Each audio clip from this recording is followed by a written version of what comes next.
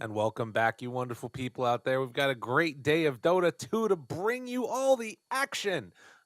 Lyrical Trent, your two lovely voices that are going to be joining you through all of this. Hey. Man, Trent, we got some crazy stuff going on today. Four teams. That's what it's going to be down to by the end of today. And actually, is really just going to be the final three. We're going to find out final four within a couple of minutes once we play through these best of threes, the two up front, but then later on, there's more to come. You excited for the first match I that we got am. today as we take a look at the schedule? Would you like to see it here, folks? It's we're starting off here. Hokori versus No Runes. Hokori had their chance to perhaps make it to the upper bracket final. That matchup that determines that you're at least going to last chance qualifier, but they fell short. Got 2-0'd by Tempest, and that's what brings them here to this match versus No Runes, where both of these first two matches will be elimination from the qualifiers. Either Hokori, Dun No dun Runes, dun. SG, Mad Kings going home. And after so many days, I mean, we can take a look at the bracket and the sort of battle that these teams have had to go through to get to this spot. For a couple of them, it's been the entire time pretty much. Mad King's the one that stands out to me most. You see their lower bracket round one, they got the bye, and it was the upper bracket teams that ended up playing into this. They play stuff against Infinity. Just yesterday, they were able to take down Wolf Team, and now they're going to have their toughest battle yet against SG. We'll see if they can make it work. But again, they're building that momentum. This team looks really good. And to get this close, I think, for like Kokori, No Runes, SG Mad Kings, and then to drop out and not be able to at least make it to that last chance qualifier, it would be devastating. But of course, people are going to be devastated, Trent. It's going to Mhm. be a sad day. And for three of these teams are going to go home by the end of the day. Only one can survive from all four. That's right. And I mean, our first matchup here, No Runes, like they were someone who I thought was going to go a little bit further in the first round. I thought that maybe they would have it versus SG, and they looked great game one, but dropped game two and game three. But since then, they've looked perfect, right? 2-0, 2-0. Kind of against Hokori, though.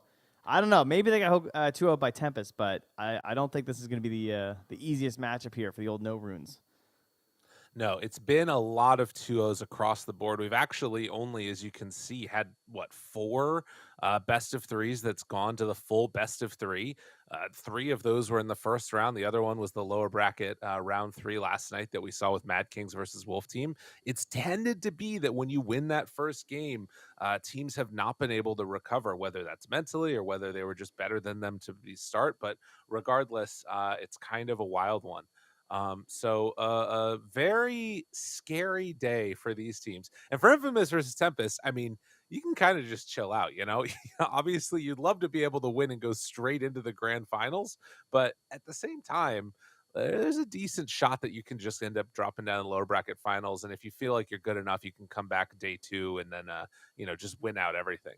Who knows? Yeah, try and win today so you get to your all the knowledge possible, right? You want to be able to Right. watch the other teams, see what they're doing, really study everything for when they eventually come back to fight you in that big grand final. So both of these teams, of course, still trying to fight their way to that, and just going to be a little bit of a longer road. They still have to win 1, 2, 3 series just to get to the grand final. They got to win that best of 5 as well. So Right.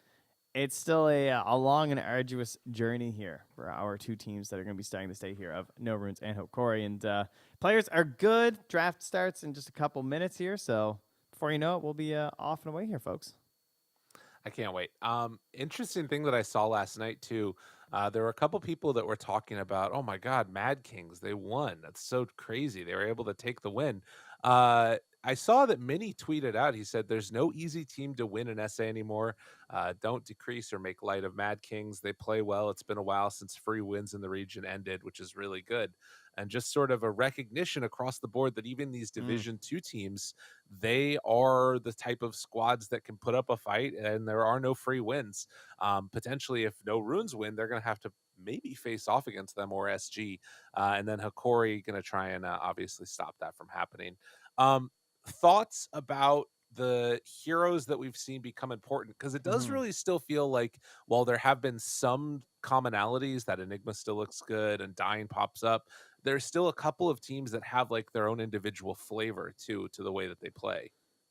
Yeah, if we go by the pure like contest rate of the entire qualifiers, some things have stayed the same since the very beginning. The top 3 heroes Right. are still Batrider, Undying, and Enigma. And that was determined in the first 10 games. We knew that was the case, right?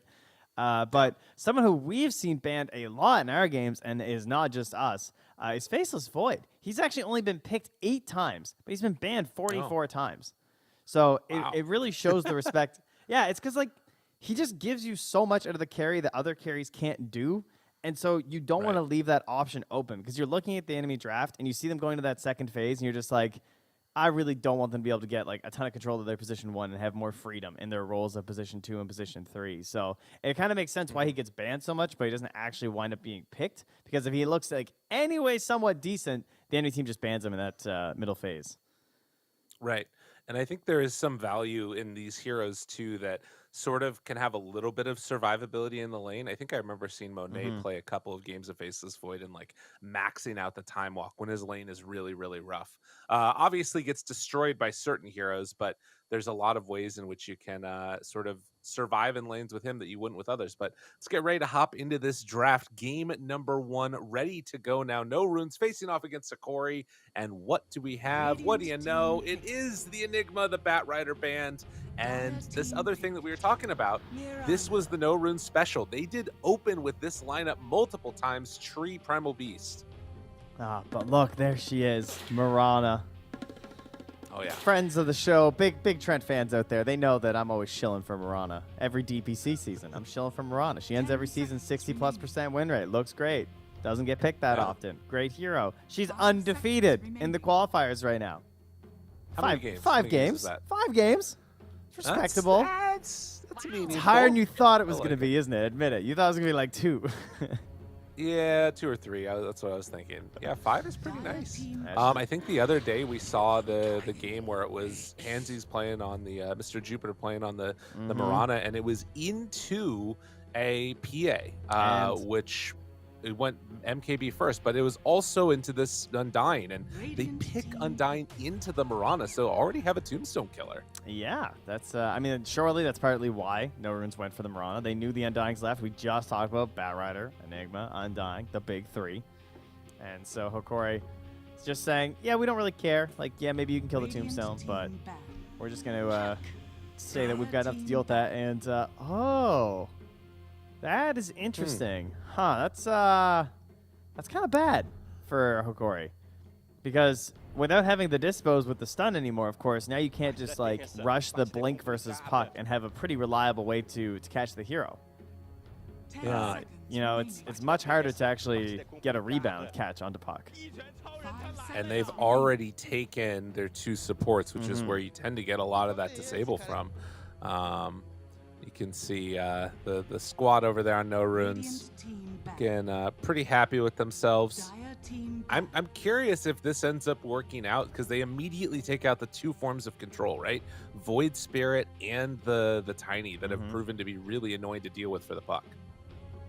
Yeah, some of the more frustrating heroes for a puck to both mid-game and as well as just, like, straight up lane against. Not that you would know watching the Arlington Major when Void Spirit just lost every single game to puck. True. I mean, sure, it was tough, you know. You had to deal with it, but I mean, people figured out the way around it. That's definitely true.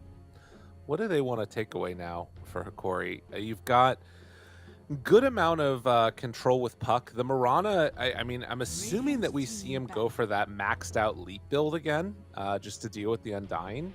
So it's kind of like a weird laning hero, and then you're relying upon arrows. Do we need to get some arrows set up, maybe? It's always nice.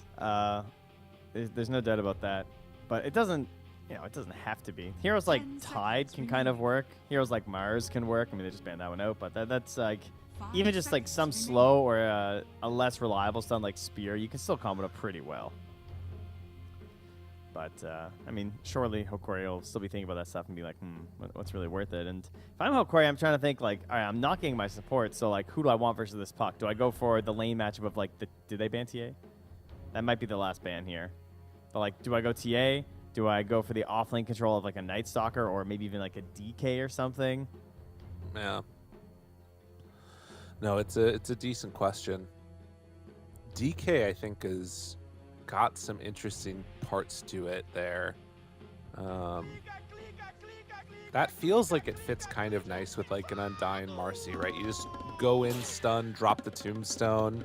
You can dispose them in closer to the tombstone. That sounds like a nice way to sort of formulate their draft in their mid game. I like the TA too. I think maybe not this pick, but like if get your 3 coming out of this phase is Hokori, and then watch the 2 picks from No Runes, and if the TA still looks good, grab the TA then. And then Hokori, I think, would be in a pretty good spot. If I'm No Runes and I'm trying to set up for this double pick, I'm looking for a probably just my offlane and my 5, I guess, right? That's all you really can do. Gives much info before you get your 1. So that's why they're banning these just strong offlane heroes. Yeah. Heroes that they know can pair well with the Mirana, or give the space for a Mirana to roam, since you can also play it that way. Oh, are they going to Terrorblade? I mean, when you see that, yeah. I mean, a Darkseer and Marcy, I guess, sounds kind of cool.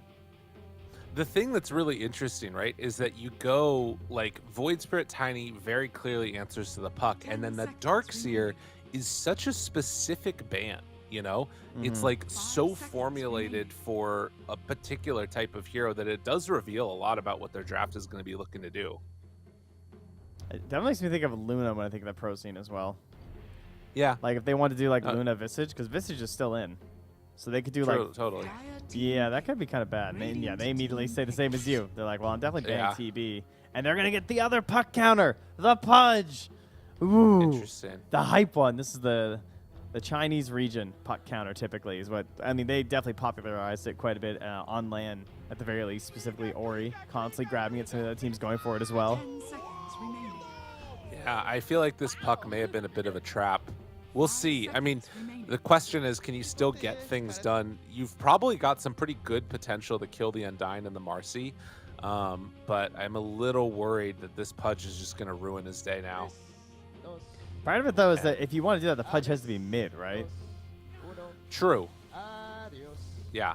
Well, or you can play it carry, I think, and then you just blink on top of the Pudge in the mid game. Or on top of the puck in the mid game.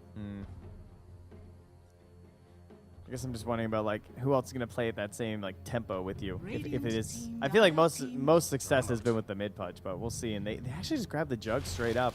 Probably because they know it's going to get banned. And they get an AA. Wow. That is cool. That is obviously very good versus Soul Rip, very good versus Pudge.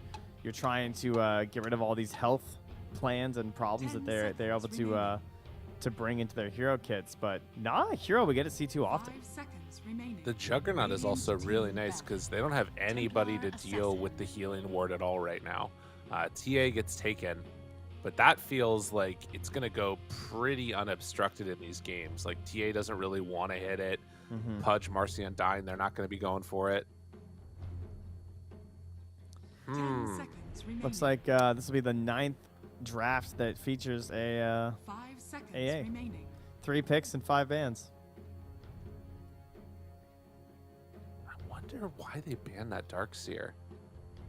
I guess that they probably did just want TB, and then they're like, okay, well, we can't get that, so we're gonna take Jug now. Because I don't think that you care about like Darkseer if you're Juggernaut. People talk about it for the illusion and stuff, but the laning stage is horrific.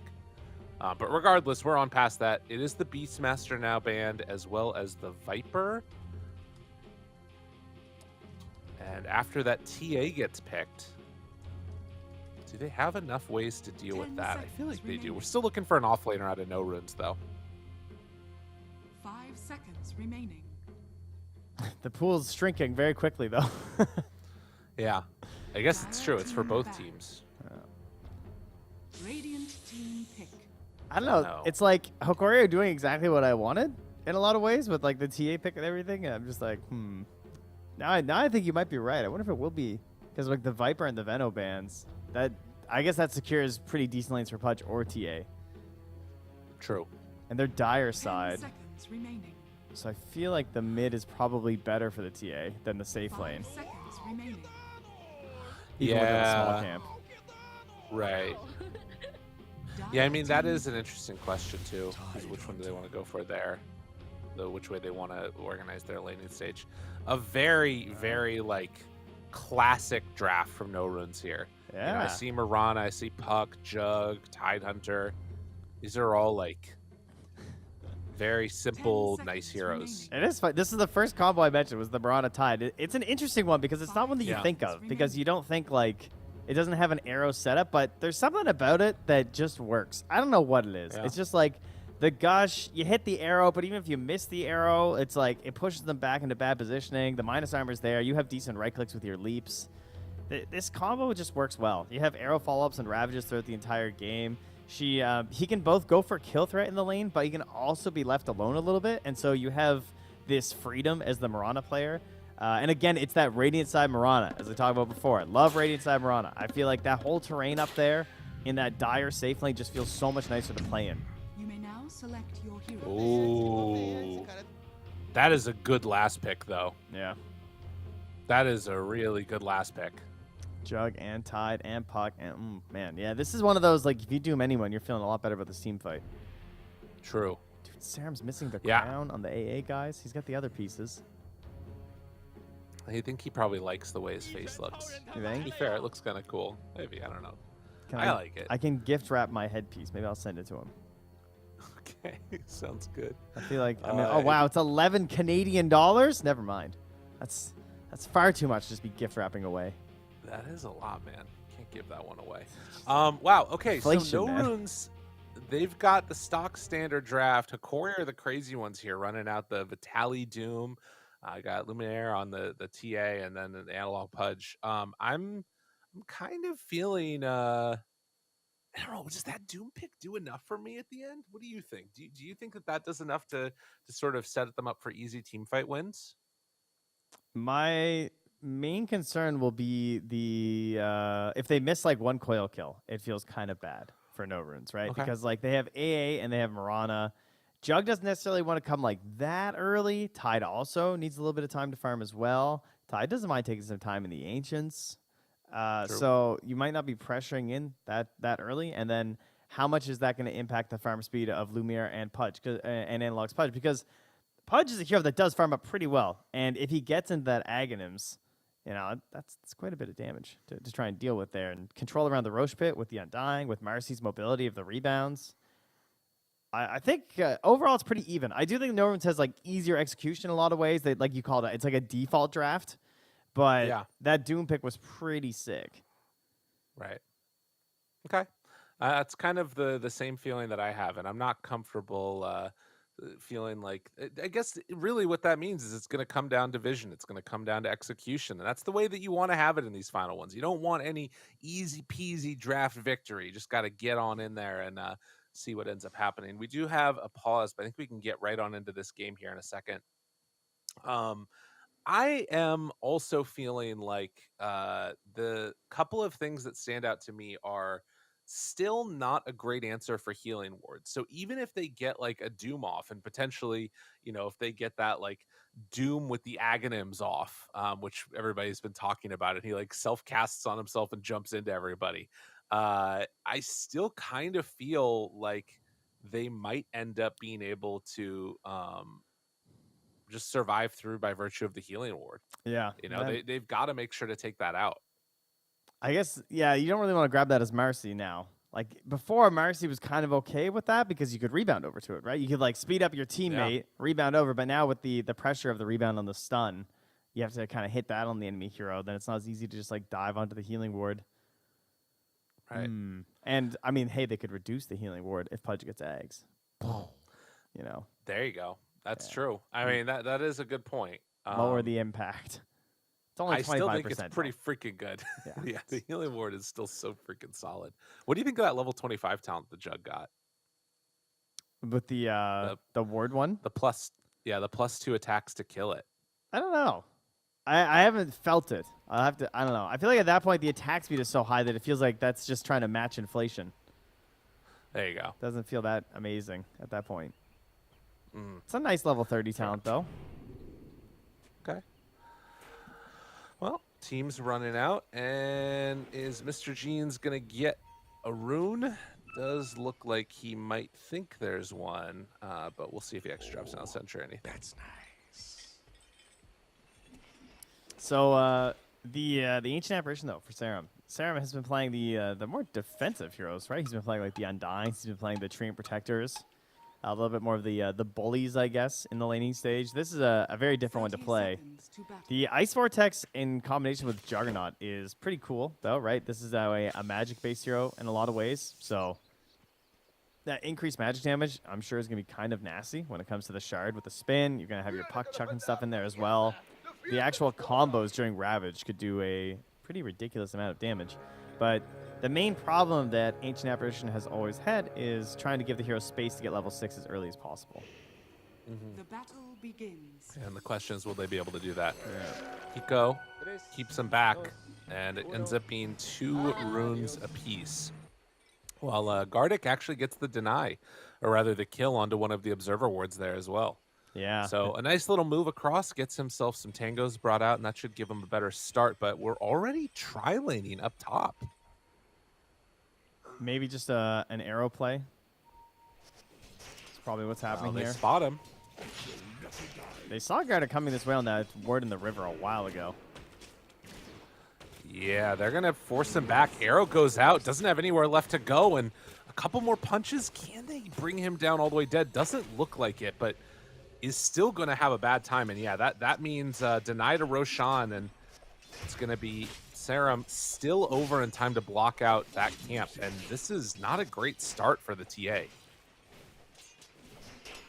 Yeah, we'll have to burn a little bit of regen because he's missing his Undying, but overall, not the worst, right? At least you got the deny the Roche. The first blood's still on the table. You're definitely knocking that first blood top. I feel like, I mean, as TAs and Undying, I feel like that's very, very unlikely unless Jupiter makes a big mistake without the leap or something on the Mirana. Mini Bottom, that's a lot of damage. trading. Vitali creeps Full moving spin. in. Oh, Yeah, gosh. that's a good chunk of damage right there. I hate that when I'm laning versus Jug. You don't have your boots yet, and you're like, I need this creep wave. I don't have a choice. I'm level 1. He's just getting chased down with AA. This is what AA loves, right? Situations where they're just running. Like, he's too low. He can't fight you 1v1. You get off a couple of your chilling touches. Yeah, very annoying to deal with. And again, the big problem that you see up top was that you had it a long time where Gardic wasn't able to be in lane, and suddenly, Hiko starts out with a couple of denies here, doing a pretty good job of it. While Handsies, they actually get the deny on that ward. So we'll see how this one goes. Mid lane, though, like you talked about, this is the answer in the laning stage. 15-5 versus 8-0. Guts not capable of having an easy lane in this one against the Pudge. Yeah, I mean, there's just nothing you can really do. it's that simple, right? Like, I mean, he's getting a good chunk of damage here, but there's, Fairy Fire, Tangos, a couple bottle charges still left there as well. So, Analog is just using that for maximum last hits right now. Can even go back and hook a Tally. Good spin down bottom. Good chunk of it thrown there. The Dispose pulls Mini in, takes one tower shot, but he'll be fine, walks away. No worries. And then Serum gets back in time as well for the deny on their range creep as well. So, all right, who's getting first blooded? I don't know. Maybe we just won't see one this day. No? Okay. It's a passive game. That sounds pretty good. Exactly. Guard explained it to the limit there. He's trying to bait something here a little bit, it feels like. Yeah. Does have that tombstone ready. Bunch of mangoes if things get dicey. Actually drawing aggro from the creeps. But make sure it stops it, and Mini is the one that finds it down bottom. That's on us. We should have been focusing so much there. But regardless, 2 points in the spin, and instantly they get that kill onto the Doom. That's painful. He got spun on like 3 times already this game. Yeah. Which seems surprising to me when you have a Marcy on your team. Because I would think that, the old rebound might have something to deal, or some way to deal with that. But I guess the increased slow is also there with the chilling touch because it got 0.2 seconds, 0.2 seconds longer on level 1, which is a pretty big That buff. makes sense. Refreshing. Right. And the nerfs also to Marcy in terms of the movement speed you get. Yep.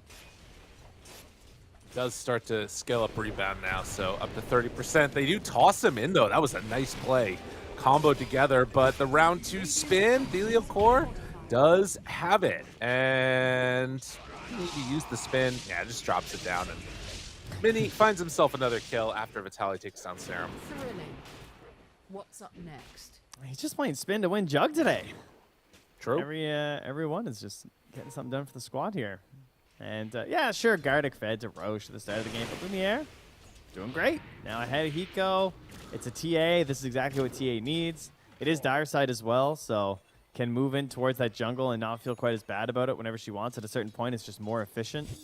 Oh, unfortunately, Teal, of course, is a little bit too late for the Ancient stacks. That would have been great as he was moving back to him and filling up some bottles. But you imagine she's going to do her little farm across the map to that when the time comes. Yeah, you got to head on out and make that happen eventually, Lumiere. Because this also starts to get worse as time goes on when you know, have Ravage online for Hiko. But Mini, again, playing it a little bit close here, starting to drop down very low. I mean, he has Healing Ward. Yeah, all right, so Theolacor ran over at the same time. He grabbed Serum. He disposed him into the ghosts. And so the ghosts were right-clicking him, which was letting him get better trades, and he couldn't do anything. It was nice. That's very annoying to deal with. Level 6 on Pudge. Time for things to be scary, although Mini got a good spin there. Does not connect, though, with the rebound. Could have been a chance to kill onto Mini. And the scan connects, sees that Pudge is still over there in the jungle, took the big creep, and then gets out. We'll see if Analog gets lucky here at 6 minutes, and he does indeed. A haste rune. Ooh. Dire's courier has been killed. Yeah, that's scary. We'll show in the lane as Creepway was there, still wants to get his farm on, but another spin. Vitaly in trouble and gets killed. Guts with the rotation. Now finding that Marcy. And does he have a way out? No. So a double kill on the puck rotation. That is everything that you want. Senor Pantalones. 2-0 on the puck. I mean, needs it considering the last hit differential with this this puck, or the puck and this Pudge. Pudge is huge. Pudge spots him, knows about the haste, has to be careful. Phase shift jump. No. Gets caught there. And will he manage to get out? It does not look like it. And in fact, Ceramite goes down too. This haste rune, it's got double on it. Mini moves All right, forward. Whoa, slow down now. I mean, could keep going there. Mini doesn't have that much damage. Doesn't have mana for the Omni Slash after the spin. Yeah, but look how much gold creeps are worth. You know, you just pull those over in the camp. Okay, all right, now they're on Mini. Uh-oh. Spin. Trying to win. Goes for the hook. Not quite there, but instead it's the arrow, the rotation. Vitaly started to drop down low, hides away in the trees, but might end up getting chased and killed by Hansies. Got eyes on him. Mini still not able to do much. They're rotating in with that Tidehunter for round 2. They have Ravage available if he wants to go in for this. Ravage drop, goes in for the anchor smash, and they kill off Pudge. Dude, No Runes brought literally everybody bottom. That's what you got to do when someone's got a hasted Pudge like this and he's the top hero on the board. Plus giving the kill over to your puck, very good for the squad. It's a lot of XP to get shifted around there, and part of the reason why that all worked out was because of that ward behind the tower, waiting for those rotations of the Pudge, and plus trying to see where the Marcy is jumping from. That's why Mini was able to dodge the hook when he was spinning. So crazy. And well, I mean, it's still kind of to the final solution of getting TA getting the most farm in the game. Miner's had a really good time here. So yeah, that's maybe a little concerning. Yeah, they have some wards ready like into that area, and she hasn't really had to make the move yet. You know, TA's just been happy chilling on the lanes, partially because, you know, like you said, you got Hiko rotating down bottom and ravaging a Pudge. So the freedom is going to be there for the Templar Assassin this time. Yeah. Down bottom, Vitaly has that Doom ready, wants to make a move of it. And the jump is there. Even has the Envenomed weapon queued up for him. Interesting. That's what he stole. That's a good one. Get him. I mean, it does, like, you know, if I can't kill the healing ward. I don't know if that one works on healing ward.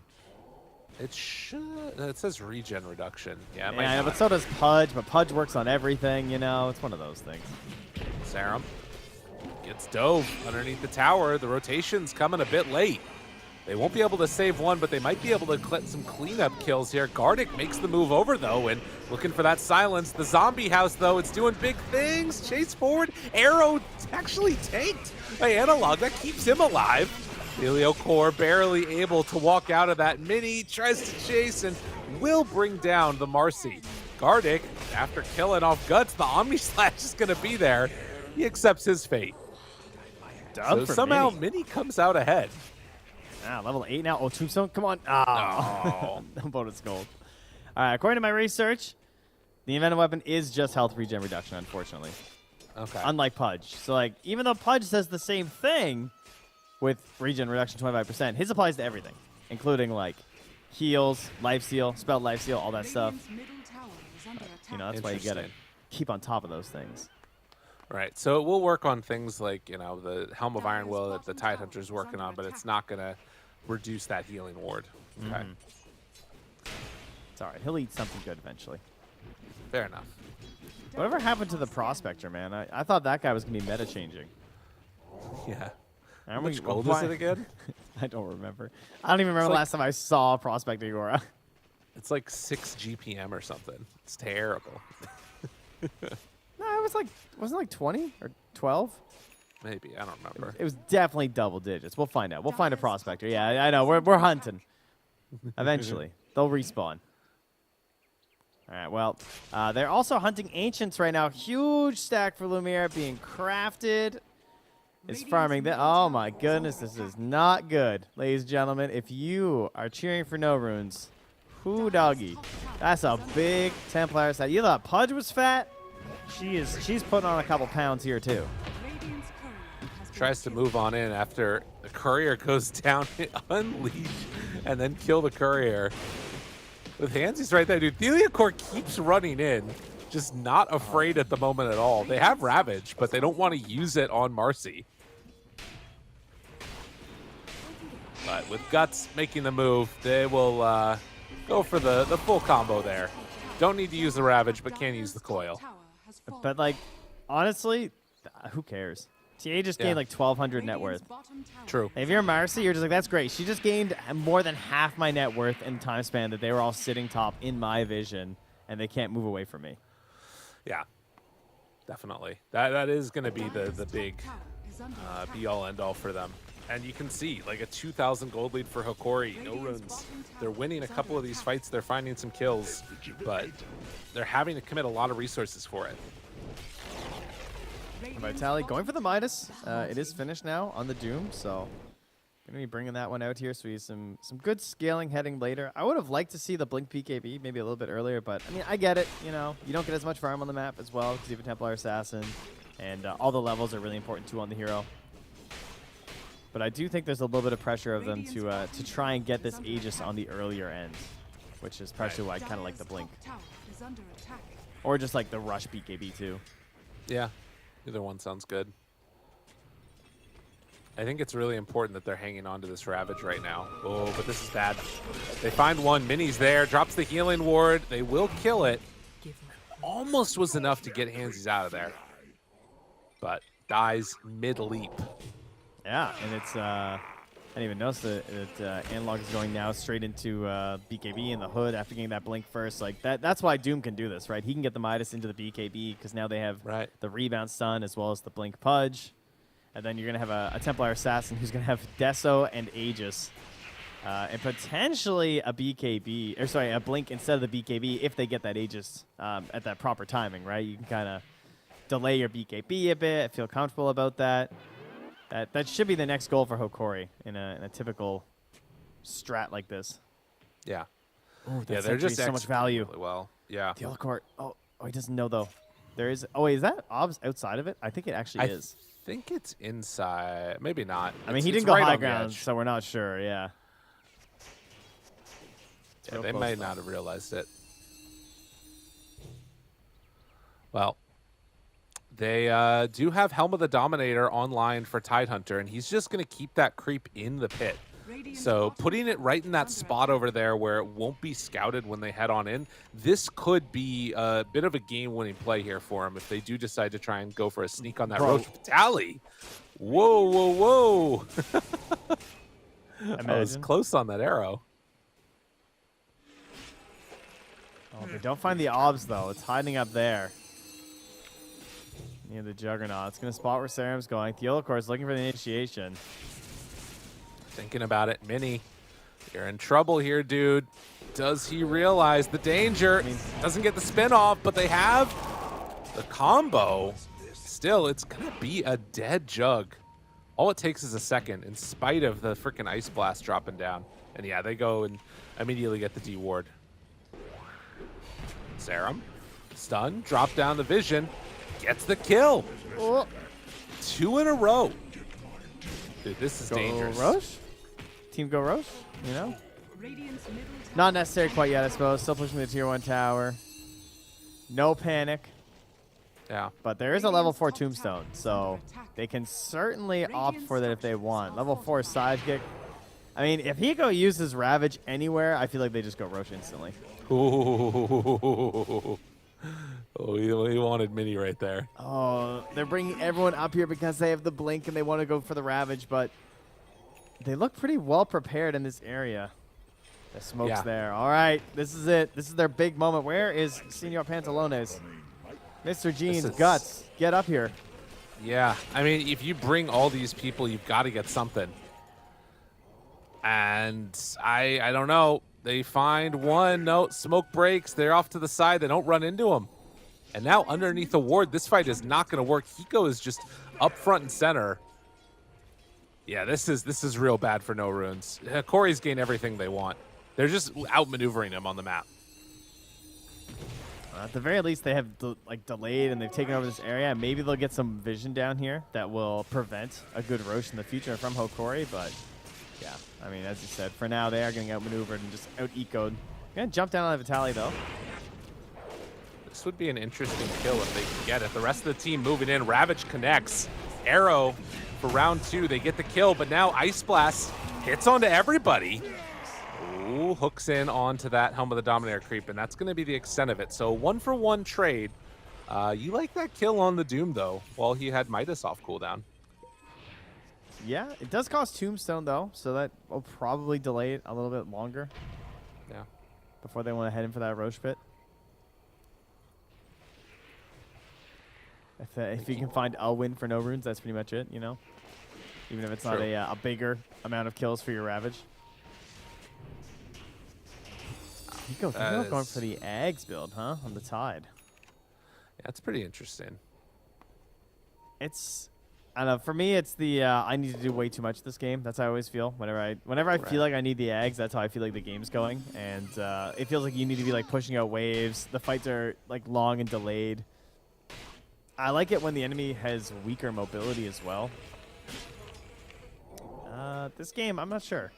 It's very hard to sustain the mana pool of it, but he went for the Arcanes this game. He didn't go for the Phase Boots. And partially, I'm sure, because of the Soul Ring changes, right? It feels like Tide is a hero that will benefit going for Arcane Boots still. I do think there's some interesting things that go on having like the long-range Gush. You pair that together with like a Mirana jumping in and an Ice Blast, it will kill most heroes on Hikori's team, I think. If you get like the Spirit Vessel together with a Gush from long range. Yeah, it is a lot of damage, that's true. He's farming their Ancients now. Come on, Lumiere. That's pretty good. To be fair, though, they do take that tower. Still 40 seconds until Ravage. They find Gardig. Mini? Jump forward, get the kill. Okay. Suddenly, not so bad. Mini jumped and he omnied the Pudge.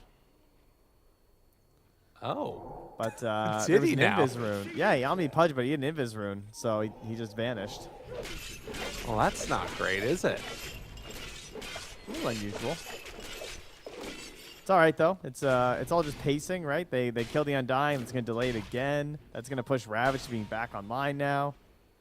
So that's back up for the Roche fight. However, Tombstone will also be there as the Undying respawns. Hook. Oh, good chase. Oh, that's bad. Guts. This is why it's the answer. It is so good. He thinks there's vision there too, but it wasn't. Oh man, they're so ready for that, but they don't see this creep in here. They spot it now. Does reveal what's happening. They have Blink Ravage. I mean, this is maybe an opportunity here for them. Everybody grouped together, but no Omni Slash with Ravage ready. They drop it, goes into everybody. Will it be enough for the kill? Vitali will drop here. Core still in the midst of all of them. They have the Doom on a Mini already. He's dead. They trade in the end the Doom, but that was not good enough. Not good enough at all. 4 dead, and Hakori might just completely run away with this one now.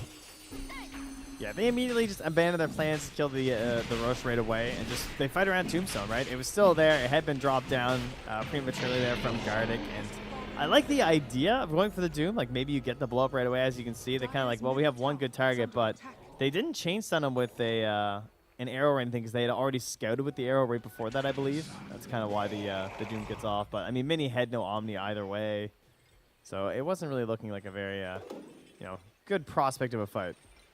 Yeah. I mean, you saw there also the potential for, like, a big combo if you catch everybody. If you Ravage, if you get the Ice Blast, and you have, like, a spin going, these heroes will die, but it's just not all work together in perfect conjunction. And not having the Omni Slash really hurt him there. Or, like, Guts being Talcos. ready, too, because he was dead. Yeah. That's the other big one. Yeah. Yeah, you're right, though. If they get, like, one Ravage is set up for Coil, and it's all there with the, Mini. Nice. Scary. Pulls him back in. Hoof stomp. Done. Mega done. Yeah, it's looking rough. Cleaver time. Corey. Right. Got a road, Doing or what got a they tower. need. You know? Got, right? Positives? Oh, yeah. Tower down? Tower down. Tico. Wow. Got to find a place for himself here. He's going to try and get to that Aghanim Scepter. But for Hakori, they're going to keep up this momentum. Log, looking. Does he find him? No. Oh, he's in the right direction. Dire's bottom tower is under attack. And no runes, they know what they need to do now. The time for... Wait, actually, can they get this tier 2? No, surely not. Oh, Guts. No, not like this, Guts. Get away, Guts. Holy crap, I would have been terrified.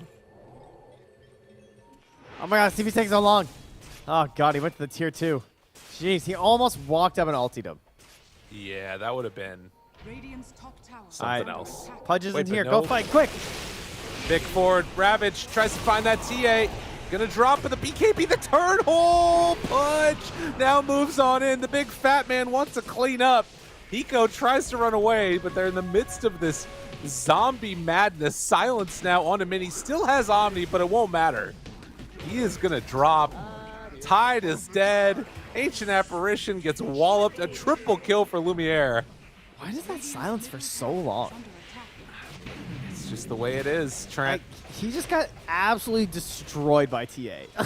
Yeah. You think you have something with this initiation, and then the trap pops, and you're just like, oh, I'm dead. That's it, huh?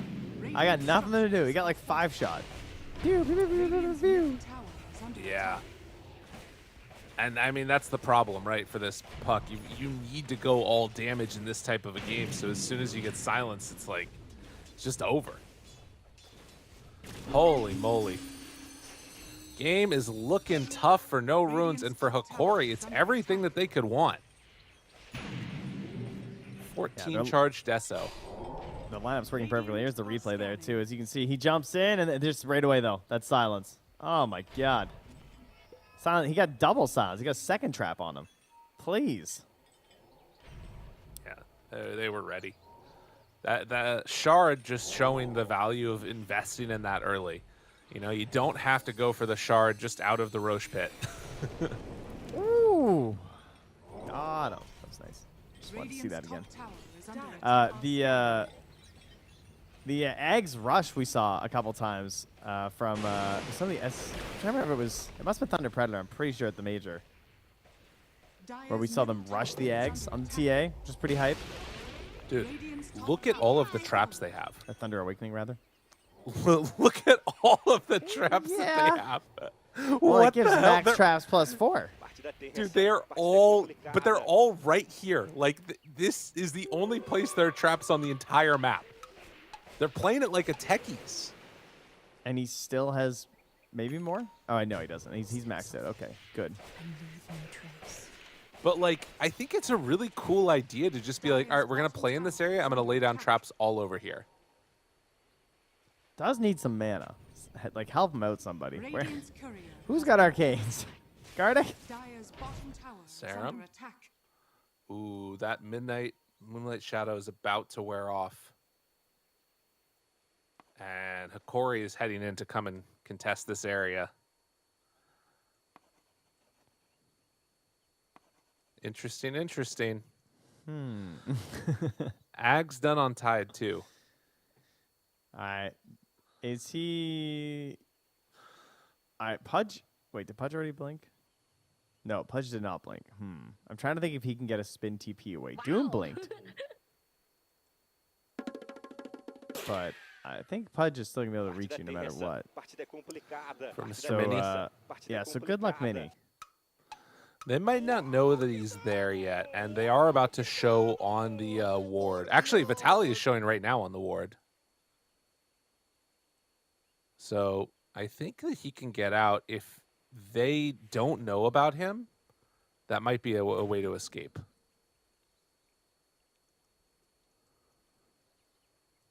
Well, Mr. Jeans can use his chaos to take this tower right now. That could be the play. Love it. Get the tier 2. It's very, very low. Just as long as he doesn't get got too. Yeah, 14K gold lead.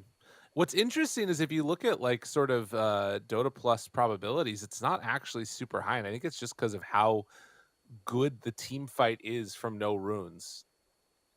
If they're taking it on their terms. 77, like at this point with a 14K gold lead at 24 minutes, I would have thought it would be way more than that. Yeah, I'm a little surprised. I'm not sure if I can really see that come back. I mean, theoretically, if you can play a perfect puck style of split pushing, maybe. Yeah. Well, they are going to have to use the glyph.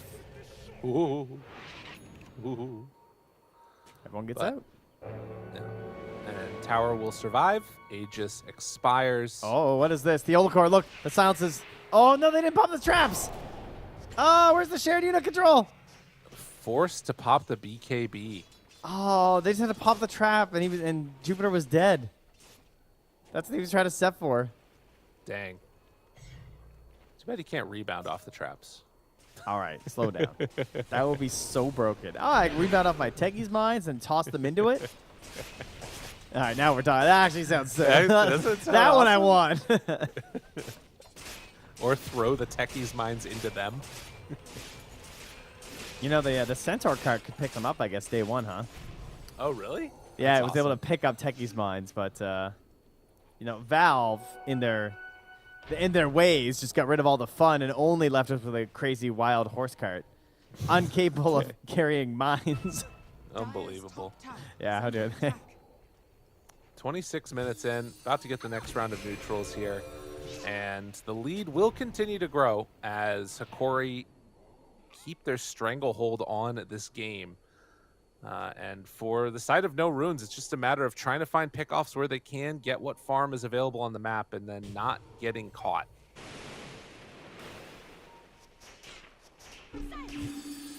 At some point, no runes are going to have to invest in a gem, I feel like, too.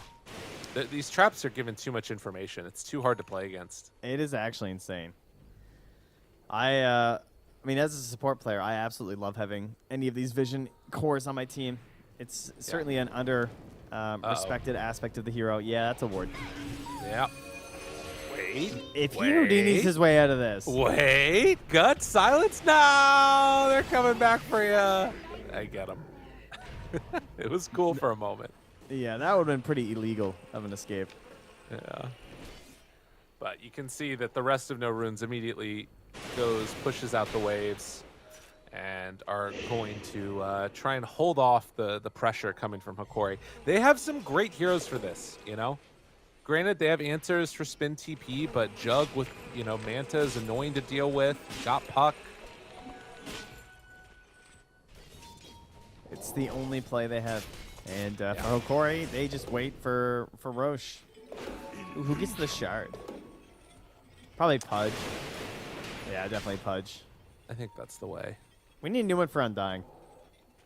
Now, the one I do think that having the cooldown reduced on Flesh Golem is kind of cool. That part of it is nice. I'd like it better if it just reduced the cooldown and upped the damage amp more or something. Yeah. And then it could still do the zombie on the attack or whatever. I don't know. But So we're not going to do the rebound from RC1? Not the way to be. No, I don't think so. Although we have seen that a couple times already. Yeah, I don't like it. It seems, I mean, it's probably good, but it just seems very easy to, mess up. Yeah, it's a bit strange. But it's kind of cool. It gives you, a secondary save sometimes, or you can, rebound, send in your random person. It's not a far enough distance on the rebound to really make it that cool. Yeah. It's not like Snapfire, and she's just gobbling and heaving you across the map. Yeah, that one's super nice. Is Tier 2 going to die here? Illusions. Beating it Speaking down. of heaving across the map, where's Underlord? I feel like that hero was gaining some steam. He'll be around. You He'll think? come back. Yeah. Okay. Oh, That's a hello? who did that? Luminaire. Just checking to make sure it's working. All right, little fat finger. We love it. This is what you need if you are a No Runes fan. That's right. Imagine. This is Dude, how it and that's right all before comes back. Roche is going to respawn. Dude, if they smoke out right now after that BKB pops, oh my god. Can you imagine if they connect here? It's time. I mean, Yo, it TA is- doesn't is have bad. BKB for a minute, and this is with Roche respawning. If they Right. win a fight right now, this is everything. This is very unfortunate. I believe they have scouted them, though. They know they're smoked here. Yep, they are fully aware. Go. Oh, Thinking it's about time. jumping in. BKB out. Tries to interrupt. Mini, they don't quite get the Doom off in time. No, Manta dodge afterwards, but it's not enough. Eco still has Ravage ready, but the silence is there. And all these BKBs means you can't take that fight. Mini is gone. Guts drops the coil, tries to get away. Ice Blast gonna connect. Pretty not what they wanted. And I think Guts gets ran down here. He will have a blink away, but it's too tough. The Pudge, he just stays on target. And eventually, the puck will cease to be. I saw that ending from miles If only, he who hesitates is lost. That applies mostly to Tide. Oh, we're gonna not. Okay, good. You guys didn't see that. That's good. Yeah. It might have been Core? a arrow on a catapult. Oh. But we won't talk about it. Helio Core? Oh no! Die? Oh, he get got back him here! Midair! He's got to run, Hansies, no! Oh, Marcy's Oh! and the hook! The hook! Serum, he's got to walk away. He does have all these things to slow him down, but the eventual movement over from Gardeek and Helio Core means an AA eventually going to fall. What a game from Analog. This guy's been owning. Meanwhile, Lumiere and Vitali are just finishing the game here. Shard is left behind. He doesn't have time for that as the carry. Now Vitali has the full power of whom to gift it to, as he has a Shiva's done and complete here. Yeah, that's pretty good. Yeah. That is pretty solid. Oh, wait, he can't connect it because Courier. All right, he passes it over. Oh, that's the right shard to give it to. Yeah, give it to Pudge. He's got too much stuff on the ground here. He hooked in an illusion rune. Sorting all his Can't get the inventory out Courier here. to bring it over to him. Now he gets it done. Wow. All right, well, now's it at 77%? No, it's 92%. Not that surprising. It's a 25K lead. However, we have magic resistance removal here. Increased magic damage True. of 25%. Sorry, not resistance removal. Big difference, but still. We got some big amp. We got Spear Vessel. We got Ravage. We got the Gush spam. If you're Lots a of little ways bit, yeah, you're lazy. to yeah. lots of ways to deal with refraction also. Mini drops on down that healing ward, trying to deal with the tombstone. Ooh. God, those Psyblade hits are really hard to deal with for Mini. But Hikori, low cost push onto these towers, can stay so far back with this Grove Bow, and does have the blink if things get a little bit too spicy. Yeah, there's no way they're fighting this. Ooh. Use everything to get her back to him. Yeah, he's just knocking out that Grove Bow, huh? He's like, yeah, I'd rather just keep the range. I'm good. Yeah. Now Man. has the Aghanims, too. That is interesting. Wow. 32 minutes, 12 to 25, and Hikori, after things have looked good for them most of the game, have really took it to the next gear. Yeah. Lumiere was like, yeah, you know what? I'm not going to get the infuse in time. I'm just going to get a Swift Blink. So that's actually going to be finished up for Lumiere instead of the gem. Or instead of the Ags. We do see a gem here on Serum. Trying to get rid of all this detection and vision from the Dire. Yeah. Yeah, it's needed. And going into a refresher, actually, for Tidehunter. He's pretty close. Is that done? How close is it? 1 gold. He's got it completed now and going to bring it out. This is like the only thing that you think you can do. And to be honest, if they catch him before BKBs, there's a chance. It's not a great chance, but it's a chance. I don't even know. They would have to be so clumped. Yes. And they need to doom right. the Jug and like waste it on his Lincolns or something. Yeah. Like I said, it's not a great chance. I mean, does it count as a chance if they don't have the damage to do it, though? That's a good question. And I think the answer is no. What if he just keeps on proccing Maelstrom every time it's possible? Yeah, man. Now you're talking. Oh, they challenged each other. Oh, now we're talking. Who's going to die first? Let's find out. I have a guess. Okay. I'm going to go with the guy who has died 6 times. Another guy's died once. All right, that's fair.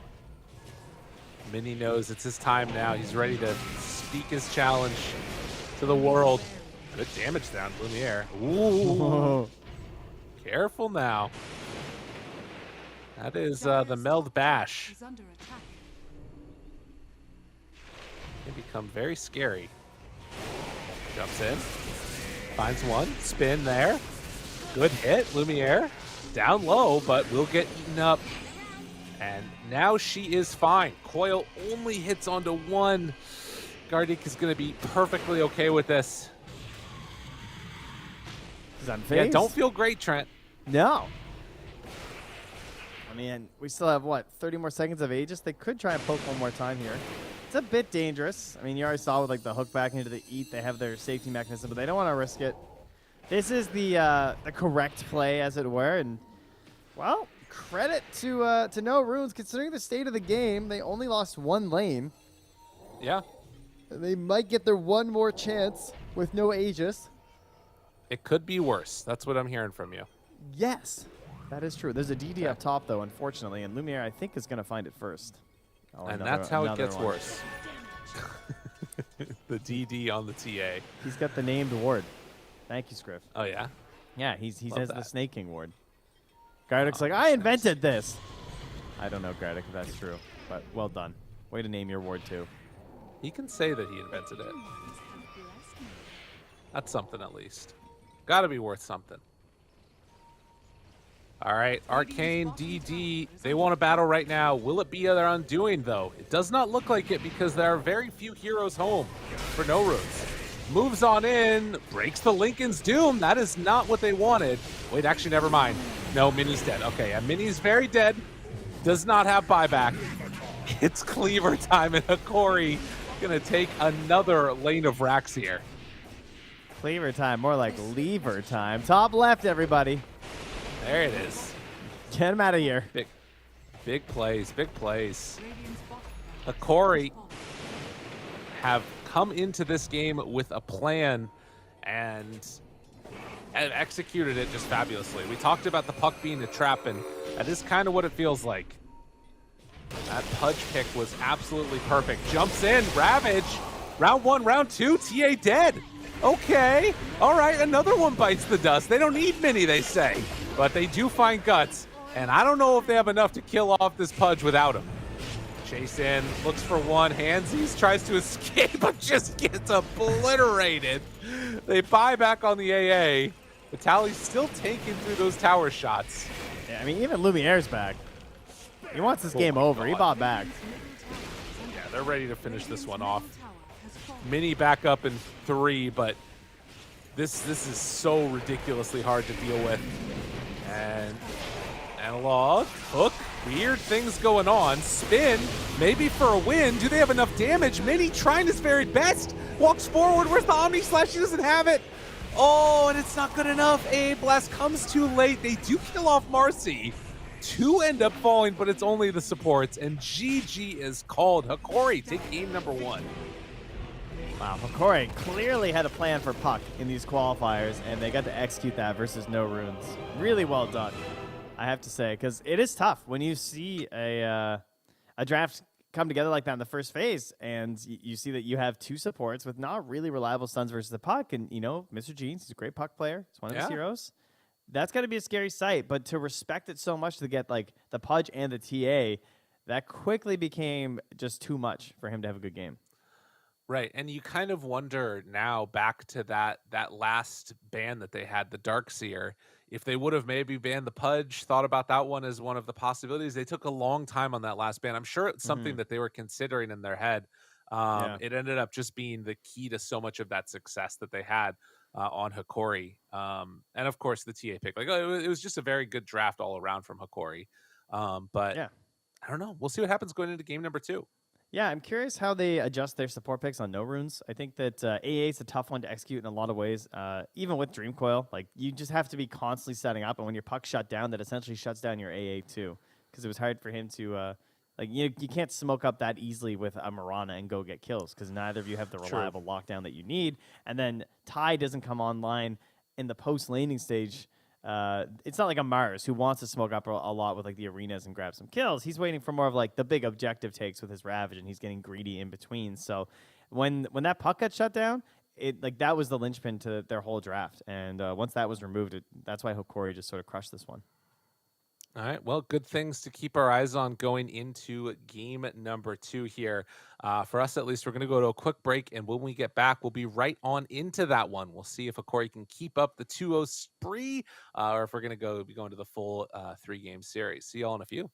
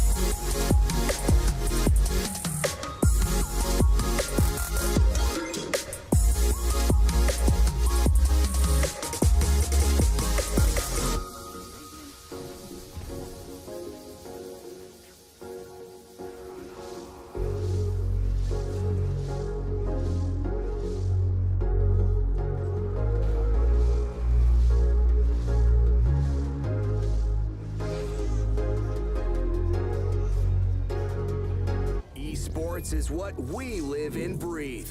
For us, it's more than a game. It's a reality where a can mean everything.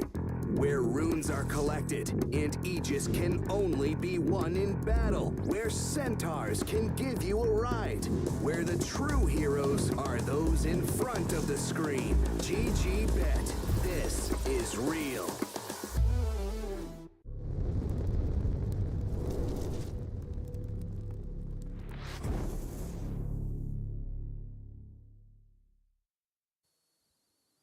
And welcome back, you wonderful people out there in Dota 2 world. We're taking a look at game number 2. It's Corey facing off against No Runes Trent. We've already in the draft. Undying first, and then out of nowhere, Earthshaker and Weaver. What the heck's going on here? Well, you see, Tell as me. I discussed in the previous draft, Mirana was undefeated. Okay. Now, she suffered a critical blow and is now 5-1. However, the other hero that's 5-0 is Earthshaker. So, No Runes are just drafted by the raw numbers. They're like, all right, we'll just see what the best heroes are. We'll just pick them, see what happens. I like it. That seems like a decent way to play Dota. You know, just pick the best heroes. Win. Just win. Omega low. Dire team back. Is it bad that Radiant team Twitch back. chat has infected my brain to the point where I say those things out loud? No, it's just how it is.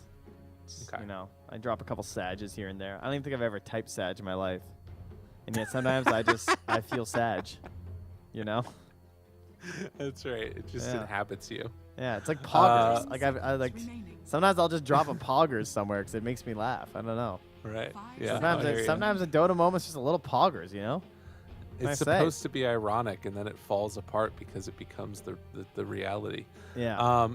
Speaking of the desolation of humanity, Viper and Mhm. Venomancer are banned out, which is probably good.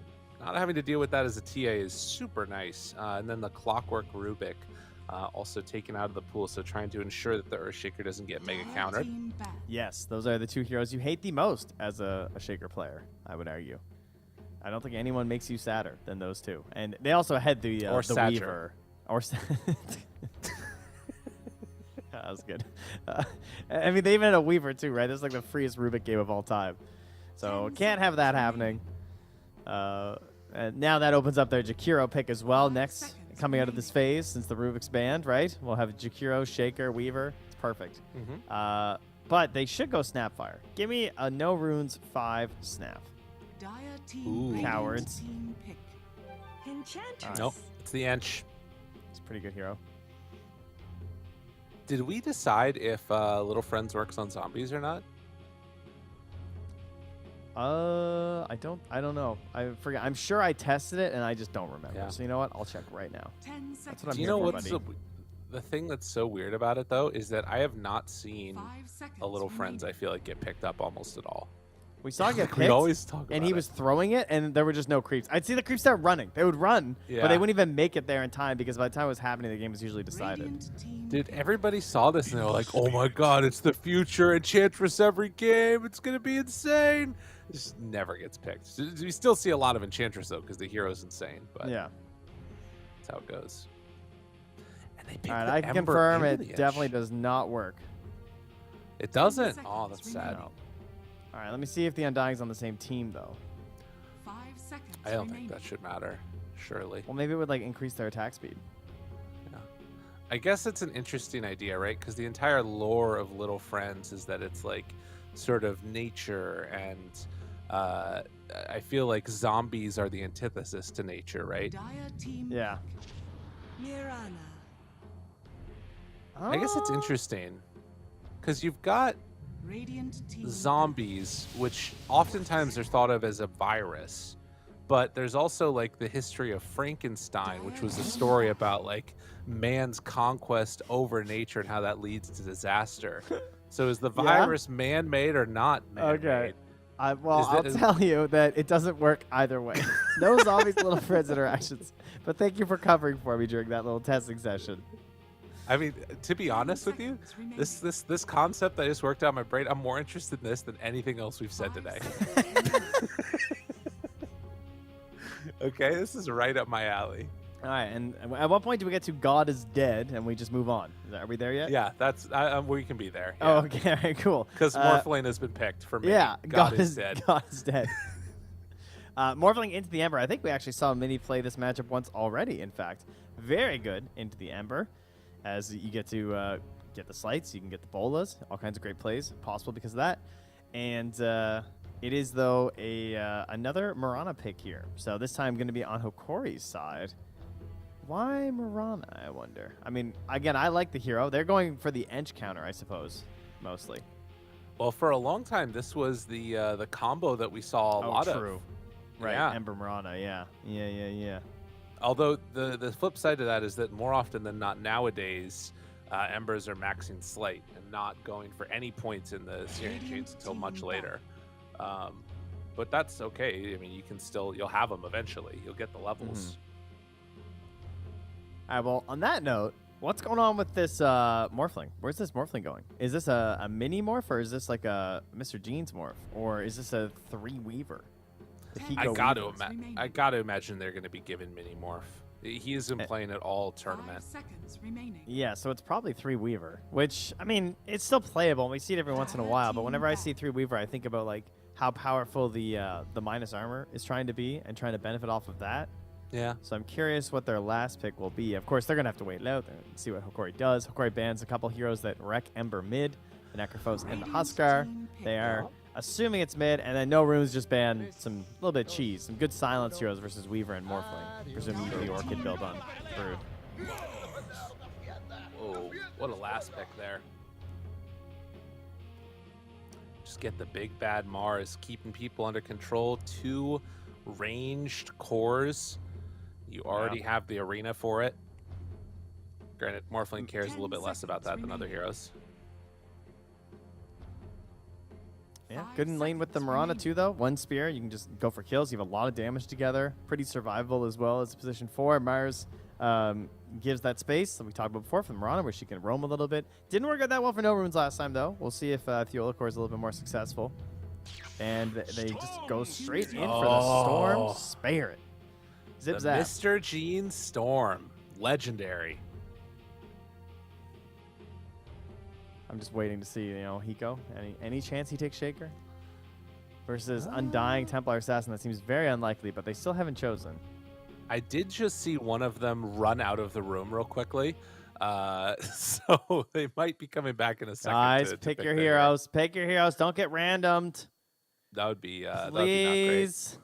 They'll pick their hero, surely. You What's say the that. worst that could happen? You say that. Okay. It happened to Alan Lan. Okay, Did sorry. it? That actually wasn't because they were AFK. It's because his PC crashed. So it forced the Okay. random. But yes, okay. Jupiter's going to take the Shaker. It'll be Hiko on the All right. Weaver. Perfect. Can confirm. I love it.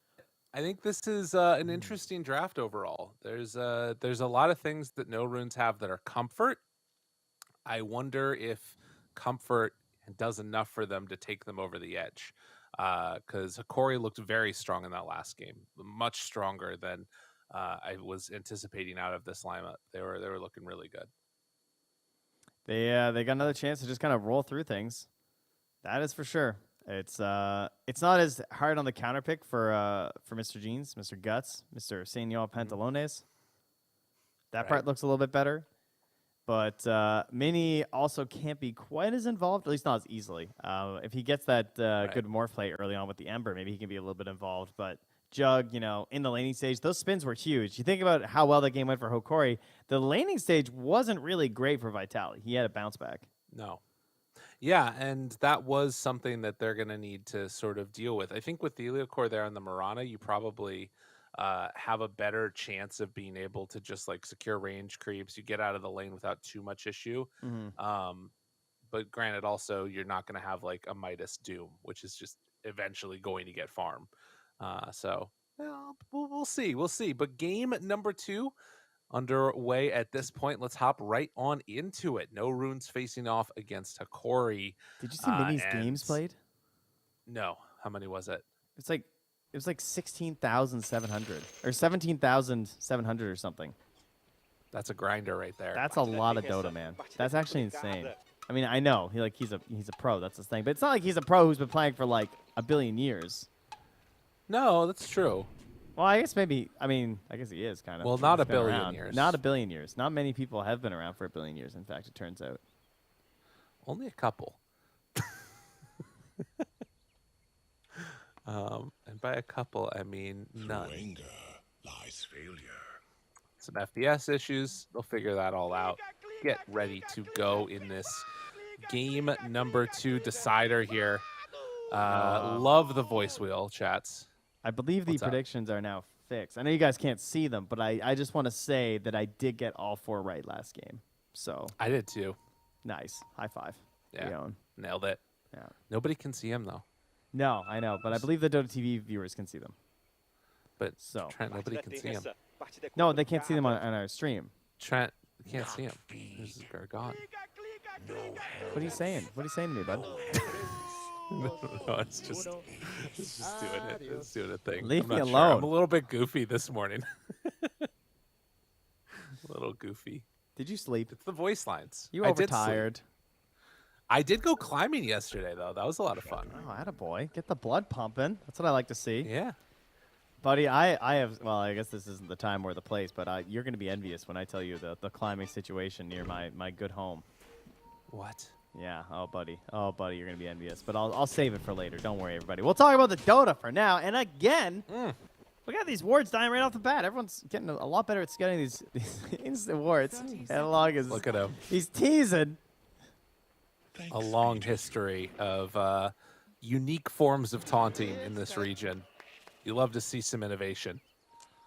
You know, they really were the originals, you know? Team Unknown, the Shadow Fiend dance. Oh, yeah. That ruined that taunt God, forever that one for was me. so good. It was so good. Because it was like, nobody was doing that stuff. You know? No. Nobody was like spamming the taunts. And he did it all game. Yeah, I'm pretty sure he had it bound to right click. I think that's Yeah. just like I think it, or he just literally mashed his taunt button the entire game, whatever that was, because it was nonstop. You need a foot pedal. I've been saying that. That's what I want for my voice to talk in game. I want a foot pedal. Did Marana just arrow Yeah. Roche? Yeah. That was supposed to be an arrow for somebody else, I think. Or Pretty sure. She's sending a message, maybe. That's right. I'm coming for you later. Yeah. Oh, that's interesting. I think I have Oh. one of these players muted. Go Oh yeah. ahead. I had to unmute them all. Actually, I had them all muted. We'll keep our eyes on each of these lanes, see how things go. A classic, absolute classic in the mid lane of Ember versus Storm Spirit. We've seen this matchup a million times. It's changed a lot over the years as the sort of amount of damage that gets absorbed by Flame Guard has changed. And obviously somebody that, or a matchup that both these players are going to be super familiar with. Yeah, and I feel like it's just a case of now they're just both kind of sad. Like they lost the small camp, you know. Neither of you Oh, are yeah. happy about that situation. You just want to do your stuff in this lane and get out of here. Really, either go to the jungle or go to a side lane. And small camp be gone is just going to delay that a little bit. True. Mini. Very low in this top lane. Needs to be careful about this level 2. The But core. He's going to set up for another range creep arrow, maybe. could be good. Could be good. Oh, no. He's Nope. getting greedy. He's like, There never it mind, this is. is going to push. We're good. That's Farm the the big one. one. They're looking good in all these lanes. Look at Weaver. 3 last hits so far, but it is a wave coming into Weaver. Should help slightly. Oh, Vitaly. Careful, careful. so much Couple work. punches. Looking for the first blood in Mini. That's why they put him on the Evoker. Oh, not the Evoker. Excuse me. I'm so used to saying it. The Morph lane. This is why they moved him to the safe lane. It was just too good for mid. That's right. Exactly. Yeah. It's like when you get put on first base, you know? Oh, yeah. No, actually, I don't know. Gardic? Yeah, neither do I, to be honest. I don't know if it's a good thing or a bad thing. Take some punches there, but won't run into too many issues. Both offlaners having a rough way of it. What does off-lane Weaver do these days, Lyrical? You're an off-lane player. Do you have any desire to play off-lane Weaver? Not really at all. No, it right. doesn't sound very fun.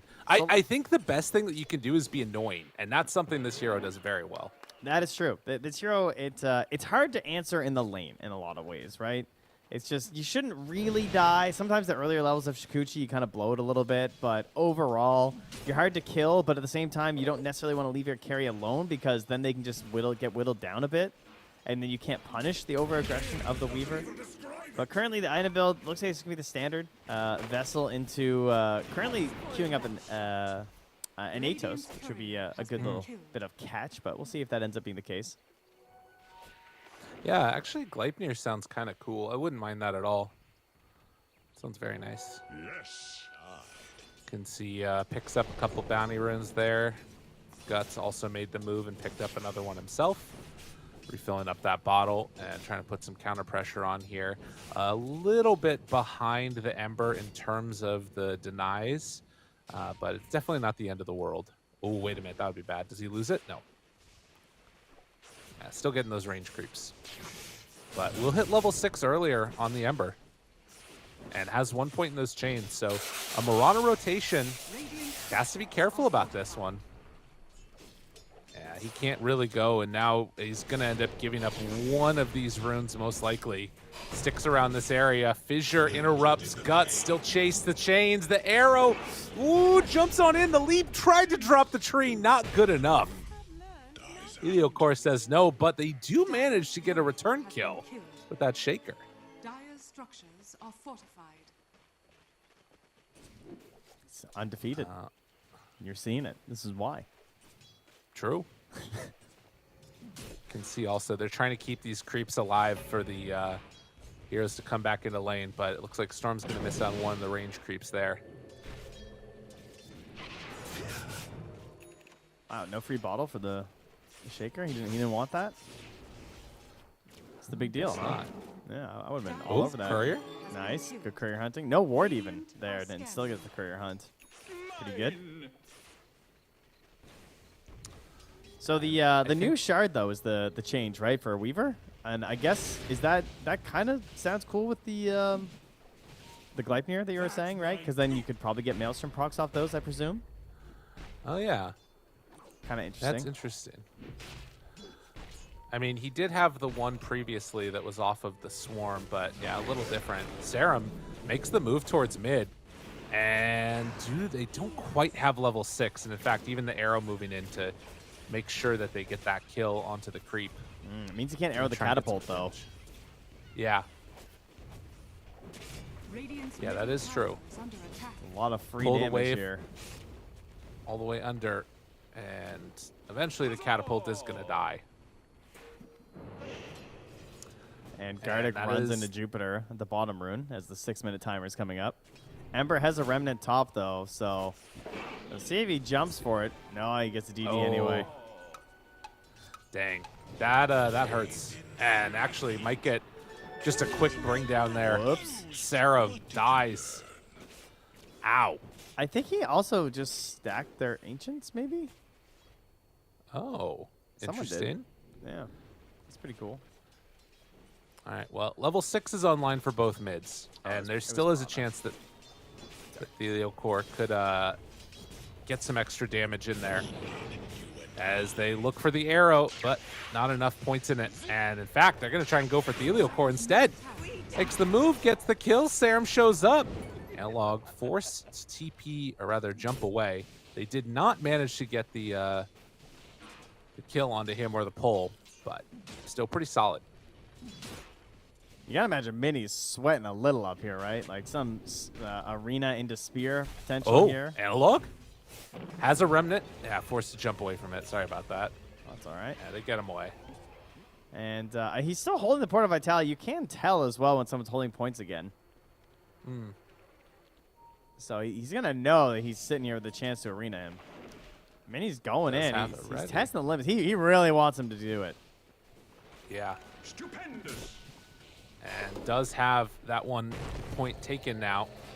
Thinks about it. Fissure in the meantime, down bottom, goes in on Luminaire, but no detection. Oh. They're going to try and get the kill, bringing him down eventually. They missed the arrow. Hides away, chases out, couple more punches. Luminaire is going to fall. Gardic shows up, though, and Guts low on mana. Hansi's turns, tries to kill off the Undying. The Fissure comes out, a couple sleight of fists, and they did not deal with that Tombstone quick enough. Serum finally gonna bring it down, and Hansi's dies to the burn. Hiko goes for the jump away with the time lapse, runs back through him, has the Urn Charge, continues to play around with this one here. Analog? And Analog? well, he's going all the way in. Why not? Brings him down. Double kill for the Ember. With 14 mana to spare. Are you serious? That was actually math. sick. What a nice play. The punish on the end. That whole thing top, where Vitaly was waiting that entire time to do the arena play, they just missed the arrow. Like the arena into spear, into arrow play was just off the mark a tiny bit, or else they would have had mini there. He had to waveform away from the last right click to survive. Jeez. Wow. Arena will be back up again soon here. We'll see if they make another run at it. There's no vision here for Mini. He does not know that Miranda's up here right now. This is a shoot arrow, hit arrow situation. God, if they had a ward, he would be so dead right now. Yeah. Sticks around. He got the strength form off for a moment, but not enough. He took it off. Swoops. I saw it turn red, but then it went off again. And he was dead. Wow. Bottom, though? Okay. Time lapse forced out. Also, Dire's top tower Serum dying in the woods. Oh, true. Air just runs him down. But Hiko looks like he's going to be okay here. The annoying plays there. Theolacor is, how many jumps? 2 jumps left? This much mana? He's teasing Mr. Jeans a bit here. And, well, once again, we have the same story, though. Lumiere near the Ancients, farming up some stacks and getting rich. Can do another Ancient stack here in a moment if he wants. Yeah, they are starting to pull away a little bit. All of this, like, sort of battling off in the jungle, trying to get kills and not farming is going to come back to haunt them if they're not careful. As the TA just free game right now. Serenity now. Rune stop. Dire's middle tower is under attack. Oh, Doesn't have enough to break that flame guard. Theolacor? He's got to be careful. Chase has thought about it. Analog takes off the flame guard. But there isn't a way to really force this fight here. They just don't have the control that they need for this Ember right now. I'm actually really surprised that they didn't get Mr. Jeans. I thought Theolacor was going to find him on the rotation there. They do miss an Obs as well that's sitting on that Dire higher step there, but it's a zip onto Vitaly up top. Yeah, they went with the spear onto Mini and now spears him back to the tower. Guts the one that gets the final touch. Dire's middle And tower that was is under much attack. needed. They need to find some type of momentum in this game because you just keep losing heroes like this one after the other. Echo Slam, control is out. Lumiere gonna lose his refraction, but will be able to get that kill. Rotation coming in, but I don't know if they have enough damage. Rooted, running. They just get away with murder. Guts from downtown won't get any damage onto this Ember at all. Yeah, gets away with the kill and forces all those rotations as well. That's pretty painful for no runes. I mean, we're seeing the problem with this Weaver, right? Like, he just can't do anything. That's a problem.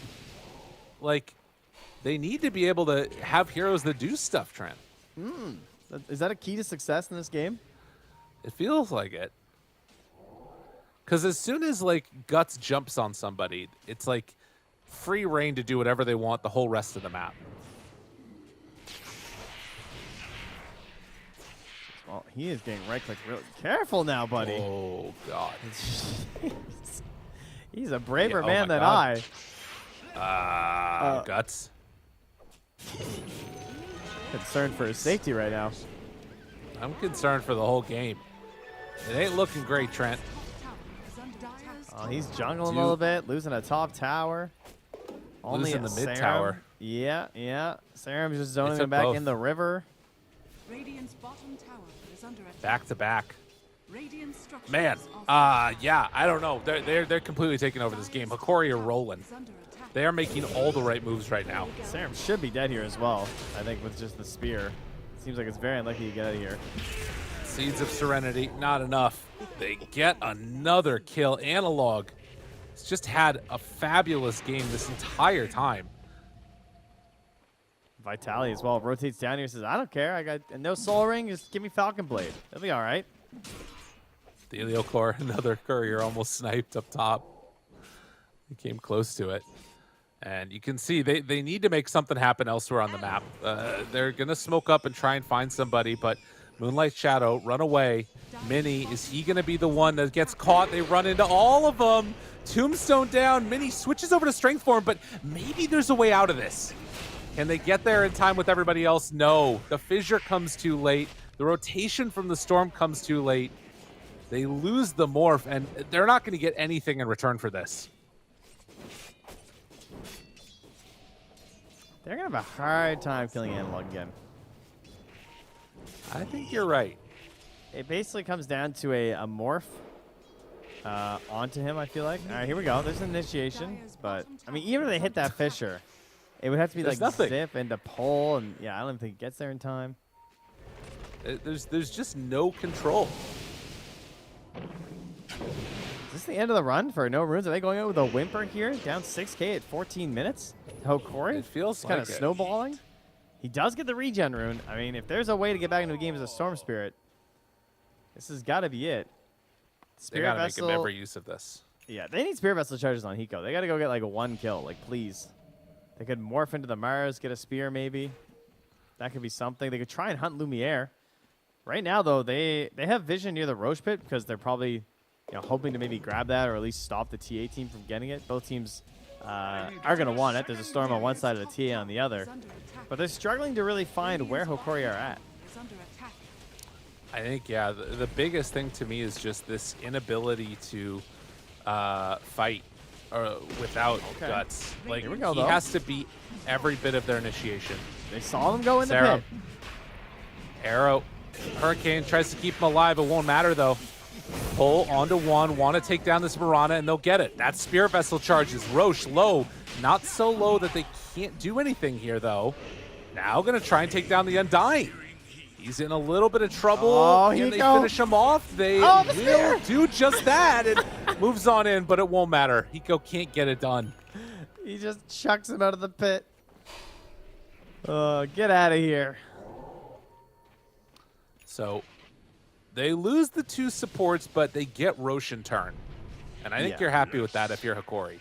Yeah, 100%. You don't care. It's fine. I mean, it did cut into the lead a little bit, though, because they were farming on the side lanes, and then they get those couple of kills. So that is something, but it's going to be now an Aegis, Deso, and Blink Dagger TA. This is a little bit slower than last game, I believe. But it's still great timings overall. And also considering that Shard again here for the TA on the earlier end. And that Storm's going to be in the exact same predicament he was in last game on Puck. Mr. Jeans has to find the safety, because I was even thinking that last game where they didn't have the saving hero for Serum that he's been doing really well on, like some sort of a healing sustain, and Ench doesn't really work as a healing hero or like a saving hero either in that sense. So it's going to be on Jupiter to get like a Fissure save or something. Yeah. And that's not easy to do. Does have the Shard, though. I think this is about the best thing that you could hope for out of Jupiter. There's no way he's going to get to a Blink Dagger at time, but now has a way to lock down heroes a little bit better. If there's going to be a comeback in this game, it has to happen now. Dire's top tower is under attack. Has to come from either a botched Aegis or an Aegis that's just simply not there. And so they have the wraparound here. They're baiting Mini. But Bait was Mini too gets good. killed. The bait was very strong. Can they get any turns? They've got to get at least 1 kill here. They need to kill off this Mars. And, well, Tally, he will fall. It hurts to lose Mini, but you get something in return at least. Yeah, and he goes back in time to catch this wave mid. Hopefully he doesn't die for it. That would be a problem. He just Shikuchi'd. Forced to ulti now mid. But we'll escape now. Just gets Gucci back off. Thankfully for him, there was no arrow nearby in time. Right. So 17 minutes in, and next round of neutrals are going to be showing up. Hokori still sitting on this Aegis for another 2 and a bit minutes. And Mini does have Manta done now. Going afterwards right into the Aghanim Shard.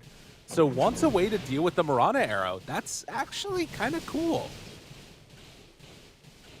Yeah, I mean, he is the primary target, right? I feel like he has to be a little bit further ahead, and they have 3 fairly slippery cores, but he's probably the easiest one to grab compared to Shikuchi and Storm. Big jump. Eco right on top of Thelio Core. They get the finish. Okay, Gank Squad starting to work a little bit here on a haste rune for Guts. They take down Serum, but up top that means there is no arena. Do they decide to go? Hiko spots them, thinks about going. He's underneath a Sentry Ward. Chains actually connect onto the creeps. So Analog just went a bit too far forward with those chains, forced to use the time lapse. Sakuchi's out. No runes, they're going to be okay. Ooh, that's a BKB after that kill down bottom, though. Down to Vitali. That's a bit worrisome. I was thinking, like, oh, he arena the Ench. That's at least you got that, but to have that now up and available. Sentry combo on the high ground here, though. So if he steps too close, they are going to see Vitali. They move right in. They're also going to spot him in the mid lane underneath this sentry if they have some type of vision. Serum caught there. Fissure, good dodge of it with the sleight of fist, but they don't have the follow-up. And, well, they get the arrow free-handed onto the Shaker. Lumiere just jumps in and ends his life. Just like that, 2 supports dead. Manta forced out here as they bowl a morph behind the tower. But they just continue playing like it's last game. Things looking very, very similar. They got their TA, they got their Aegis, they're choking out the map, farming the whole way through, and once again, No Runes are back into a situation where they have to go for the split push game. I mean, they have Weaver this time. They don't have Puck, though, unfortunately. Obviously, one of the absolute best heroes. I'd say that their ability to split push is about the same as last game, and that didn't end up being enough. Just playing underneath a ward right here. This is, they feel like they can take this fight, but just a little bit out of range. And do they get the D ward here? Yeah, it looks like they will. So taking away some of that vision, a regen rune bottom. They're going to leave that one for Analog. Traps, though. Just getting the Weaver, farming on the camp. Saw the Shaker moving in towards that mid tower. They know what's going on. It's hard to deal with. So a 9K gold lead, and so much of it on this TA, who is 200 gold away from finishing off the Aghanim Scepter. And is just going to get that done now. They actually knew that Ench was moving up here to steal this tower because they saw her courier flying. They started pinging the tower, but they've decided that's not enough to actually like smoke into the dire jungle. I like where Jupiter has to play. He's feeling so scared that he's staying like back in the river trying to save a Fissure for Mini in case he gets gone on. But they're going to take this time to just push mid. Yeah. And like we said, TA Aghanim's done means she can join the team again at a moment's notice. But no runes, they do manage to claim that tower. Well, Hikori get a little bit of pressure onto that mid one. Comforting rune of regeneration. Serum keeps the pressure on the top tower as well.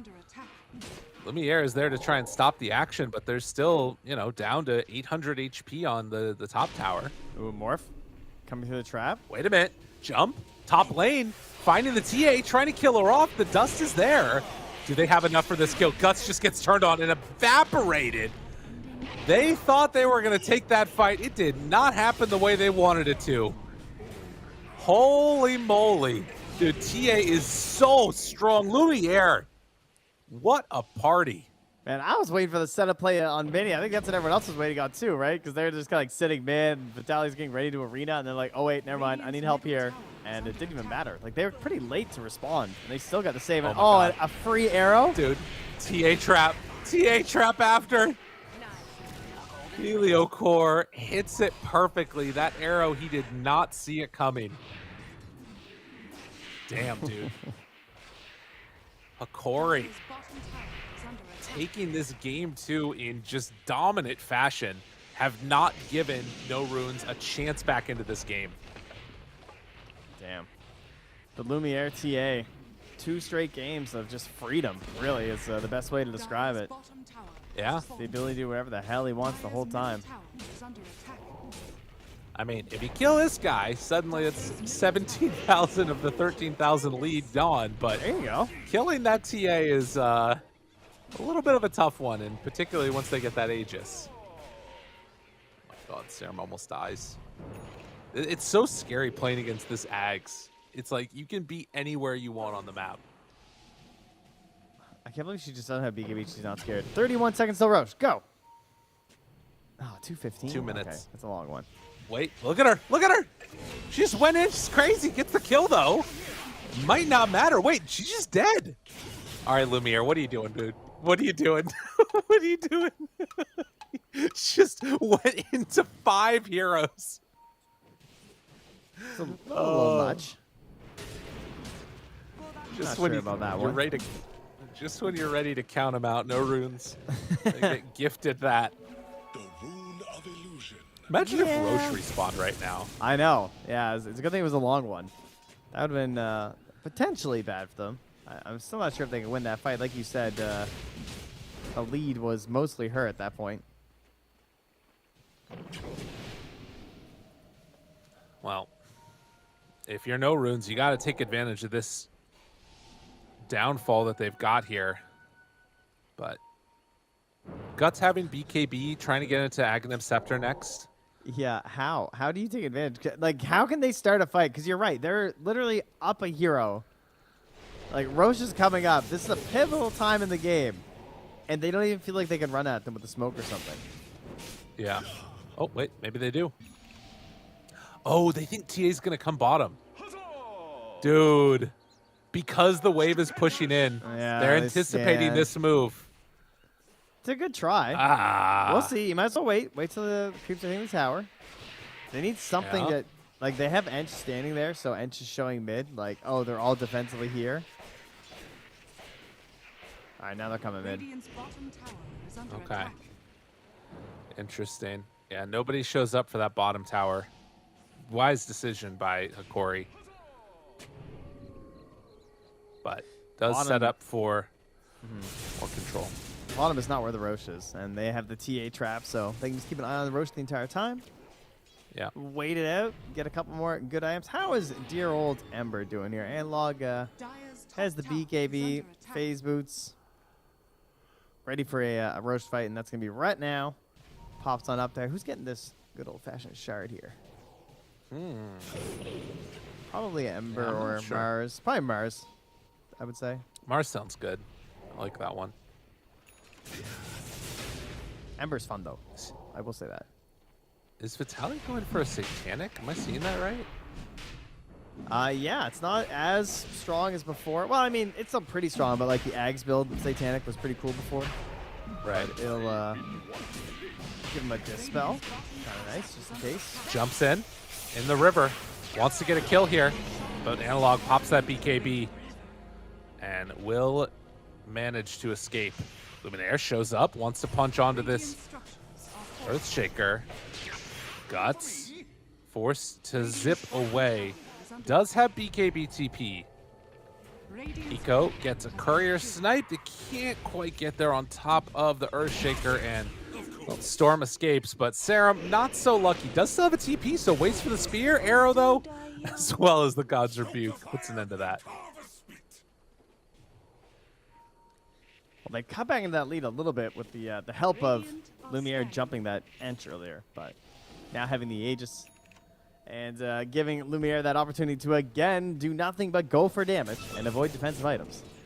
It's going to turn into a high Love ground it. fight pretty soon. He's still holding the Ag Shard, by the way. Oh, interesting. Anyone want this thing, team? Yeah, probably should give that to somebody. I mean, even Gardic has it. Jumps, finds the Weaver, silenced, dead. That is the danger. In the meantime, they run forward, want to kill off this Ember. Knows he doesn't have a BKB, down low but not dead. A couple more punches, Guts needs to find him. Finally bringing down Analog, but it comes at the cost of his life. What just happened? Why did Mini not morph or try that? I don't know. Oh, I guess it must have been on cooldown at that point. I'm surprised he didn't keep Unfortunate. chasing a little bit. I guess he was too scared about just dying. He doesn't have buyback. Yeah. That's fair. Dire's bottom tower is under attack. Storm, also no buyback, and try to control this TA, but the spear is there to get the strength for him, and has that one going. Serum on the low ground gets a miss, keep him alive. And a long duration stun on the TA while they try and buy time for Storm to get back and good to go. Can someone just beg this TA for shard already, please? She still has it. Yeah, I would just be annoyed at this point if I was Vitaly. I'd be like, all right, can I at least take it, please? Maybe she forgot about it. Well, I mean, I don't care if she forgot about it. That's not really on her. It's on the allies. That's true. Should be like, yo, hey, there's a free shard in your backpack I could be using right now. They do have a DD down bottom. That one's kind of nice. Hiko over here, I got pinged. I wasn't sure if he's in vision of that Sanic trap or not. But a smoke up, and they're saving that DD for later. There we go. And Log's going to get the shard. And yeah, they're going to pass it over to Lumiere. Bottle that little DD. All right, no runes. You got Blink on Echo, or on Shaker rather. You know, Echo the hero. We got Max Aftershock. He's got the 90 Fisher damage. He's got the Wombo combo. Is it enough? We'll That see. is the question. They I need think I just Morph saw to him get out 20. of his seat. Yeah, that's not good. Morph needs level 20. That part's huge. Yeah. Yeah, that is going to be a bit of a tough one there. It's very far away. The old FPS call. But this is going to be the thing to watch for sure. Like, if they can get, like, one good fight, create some chaos maybe, you let Hansi sit in the back, ready to, you know, drop that big Echo Slam afterwards. This is going to be their sort of saving grace here for the side of no runes. For Hikori, I mean, it's just sort of don't let that happen. Stay apart. Play it Don't safe. get dunked. Got it. Press BKB button. Got it. It's a good button. Yeah. Quality one. Guts jumps the Elio core, immediately gets the Yule Scepter and runs away. But they show up Silence Guts. Oh my god, it's the DD. It comes too quick. Hide from the unworthy. That man got two shot. Radiant's He's bottom just tower got is under absolutely destroyed. And, like, he didn't react fast enough to the Mindbreaker, right? He's got silence off the right clicks. Oh, So he man. tried to zip probably and realized, like, well, you know, had the BKB and then just it was too late. Yeah. Unreal. As they get ready to head on in here and take down this full set of racks. No runes looking for an answer. The bottom lane, Mini's doing some split pushing. There is a rotation over from Analog to deal with that. But he can come back at a moment's notice as the full lane is going to be gone here mid. Dire's middle barracks has fallen. I'll just take their little small victory here. Still have a minute left on this Aegis. Mini on his way back home, though. That TA, what the hell? That was so nasty. 18 charges now in the Deso as well. The big deeps. Well, last it was a haste rune, or last it was a DD rather. Now it's gonna be a haste rune. Won't be Yeah. quite as terrifying. Doesn't need a roast trap, please. Radiant are scanning. I guess he decides, no, I need my traps right now. I won't waste one in there. Fair enough. 30 seconds still on this Aegis, or just a little bit less than that now. Yeah, but I mean, you're running by anyway. You know what I'm saying? It's true. Wait, does he just leave that item? Elven Tunic on the ground? Sir? I think his courier's coming, isn't it? No. Oh. All right. It's just like, I don't need to worry myself with items. Yeah, he's busy, you know? It's fair. Looking for me? Do they see the Elven Tunic? Serum walks by. Hello? Item on the ground. Sometimes, you know, you just... Who looks at their hero when they play Dota, honestly? That's true. What are you, some kind of nerd? You don't play by your feelings? That's true. Smoke up from Hikori. Oh, Hiko, he got it. Hiko picked it up. Nice. Elven Tunic dropped here. And Serum, he is going to be in some trouble. Yeah, that's a rough one. Yes, sir. Man, no runes. I gotta say, they got kind of squished. Like the bug that is their offlane hero. It's true. I feel like they just haven't had a chance to play Dota today. They got up. I don't know if it's maybe not a morning team or something, but they are out on this one, and they gotta find something really fast. They gotta wake up. They gotta like slap themselves in the face or something. Get a fresh pot of coffee. I don't know what they need, but whatever it is, they gotta find it Very quickly.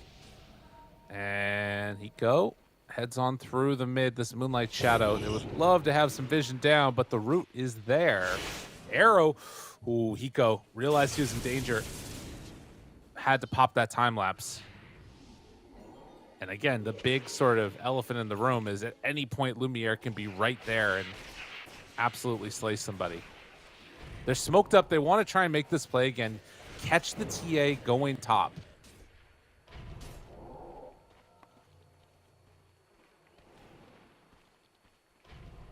I do like this setup. That's actually their only hope, is they need Lumiere to just do it again. Hand them another freebie, you know?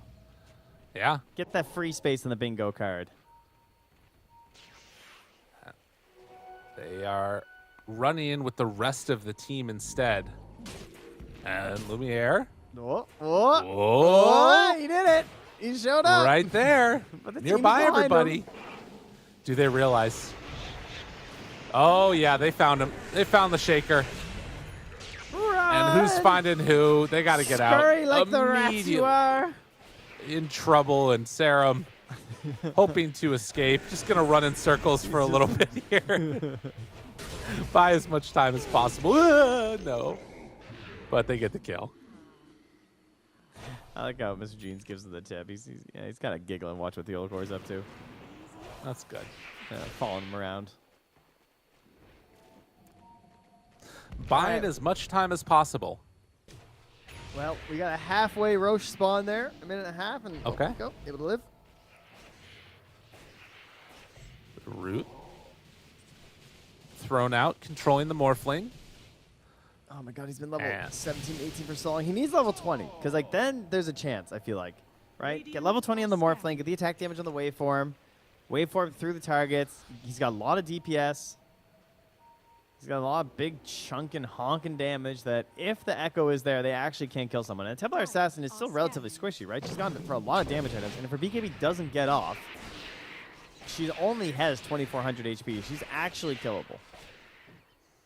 What you're telling me is we need to see an Echo. I actually think there's a chance that they kill Lumiere. I don't know if there's a chance they like win this game unless they need to like royally flub a lot of the other follow-up stuff. But there's some parts of this lineup of Corey that still aren't fully secured, right?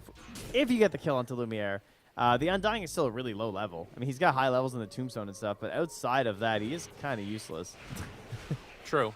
You know? And they've got a lot of ways to deal with the Tombstone. Yeah. Sort of. There's so much attack speed. They have 3 ranged cores.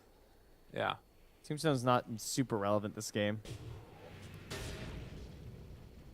But there is still a satanic double Reaver Mars, though. He is beefy. True. Yeah, that's a scary one. I do like if Ench can get to this Heaven's Halberd. Already has the Talisman and good chunk of the way towards the Sange. I mean, Halberd absolutely destroys TA. True. Well, we'll see if they can get the Roche, maybe. If they can find Lumiere and get themselves into the Roche. I don't know if they can kill Lumiere twice. That part will be tough. And it is a Refresher Shard as well. That is, I think, good news if you're no runes. I feel like the Ags would be way worse because then Ember gets it. Rune of Illusion. Well, it's going down, and there is no way for them to get there quick enough to come and contest this, as Hikori will get the 3rd Aegis now. And ready to most likely go high ground up on the top side of this map. Or bottom, or wherever they want. They can just go down mid.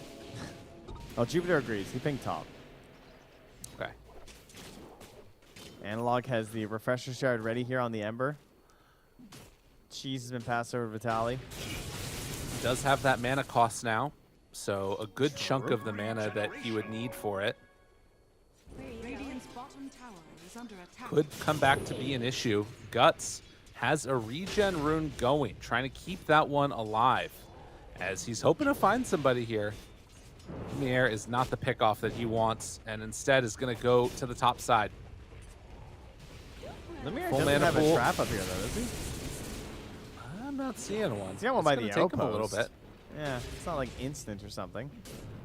They don't seem very concerned, though. He's just walking over to the outpost and taking it himself in the Radiant jungle. Daedalus done for Morph, level 20. It's all coming together now, Trent. All right. All right. Damage is there. The Halberd done for the Enchantress. This is their power spike. They also don't have a gem with them anymore on the Radiant. Did they have one? I thought they did. Maybe they don't. I think they did. I guess they just never had Yeah. one this game. Huh? That must have been last game. Eco keeps They on definitely farming haven't done. When's the across last map. time they lost a hero? It's been a while. It's been a They little killed while. Analog at 30 minutes. And then it must have been when they killed Lumiere. Yeah, that was at like 25 minutes. So they've lost 2 heroes in the past 12 minutes. Well, no runes are about to lose another. Serum? Maybe not. Oh, no, no, he's Sprite? dead. Yeah, he's definitely dead. So they will get that one kill. Hiko. Lumiere tries to chase down Hiko. Oh, God. Oh, he's right on him. Holy moly. That was with Lumiere knew Aesthetics cap. exactly where he was going. And now the chase wants to fight. Echo there gets one kill. Okay, okay. Suddenly, things not looking so bad. Lumiere did not have that trap right up front and center. So it took him a second. Mini waveforms in, gets another kill. Lumiere now under fire, controlled and finished. That's Aegis down. Oh, Trent, are we going to see something right Ember's here? out Can of they bring mana. him down? They have Tombstone. The chase, bash, switches over to strength, or the Agi form. Couple more punches. The jump from downtown. Oh. And Lumiere, he's dead. They're all gone. They are all gone. I mean, we knew it was possible. He's not that strong. He's got BKB, and that's it. Everything else is just raw. And yeah, Mini is there. He's not the mini fridge. He's the big fridge. He's got like the double doors. He's got the ice maker inside. Shoots out that cold water whenever you want it. All we needed was that level 20. You called it. That's The Daedalus done. That was a lot of damage. Very cute. It was likes very it. cute for Mini. Well, Unreal. Radiant's that's not middle good. tower You know, the lead, it only matters if you can go high ground. That's And true. it's still hard to go high ground versus the full units there. I can't believe that Now- was with Hiko dying like that, too. Right. Well, I mean, he's an offlane weaver. Like, what's he gonna do? True. Interesting dynamic here that also is coming out. This next round of neutrals, tier 4s, this is your answers for the silence without needing to use a BKB, right? You got Flicker done on the true. Weaver. They're probably going to find another one here in a second. Timeless Relic Serum. Going to die again. Going 1 and 14 is just the Ench life in this type of a game, unfortunately. Yeah, knows the role that he wants to do. Yeah. Actually, really unfortunate. They only get one way to deal with the silence with tier 4s. Yeah, he covers himself anyway, though. I mean, he just gets the Satanic. So he has Yeah. Manta, Satanic, and BKB now finished out here. Yeah. Now we have the Aghanims finished as well for Mr. Jeans, so that's going to be setting up for the Echo Slam, the big wombo combo. What are our BKB timings right. looking like for Hokori? Oh, this game just got juiced. We got It did. 9 seconds still on Mars. Oh, he didn't even get it off, eh? He still hasn't used his BKB? That's actually insane. How long has he had that thing? He bought that like It's been around he bought that 2 before Reapers the ago. Satanic, for sure. Damn. I mean, all right. I think that there's actually a chance here. Like, that fight was going to be the hardest fight that they had to take. And they managed to somehow win it. I don't think that the next fights are easier. I really don't, but I mean they're still it's better. It's slightly better. Man, when Mini gets 25 too, I mean, that's, again, another big spike for the hero. Little zip Yeah, zap particularly with the pull. I mean, Yeah. Senor Pantalona he can do it all right here.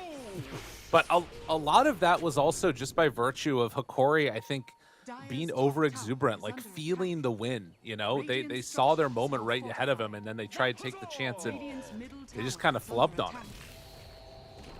No, there are still vision concerns here for No Runes. They do not see a lot. They're all moonlight shadowed right now. Yep. They throw out a ping. Hiko says, I think they're nearby. Yeah. Just got to wait for that timing. Earthshaker, the Aeon Disc on top of that blink now. Mini, the one that is up front and center.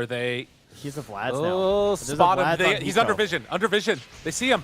Vitali turned upon.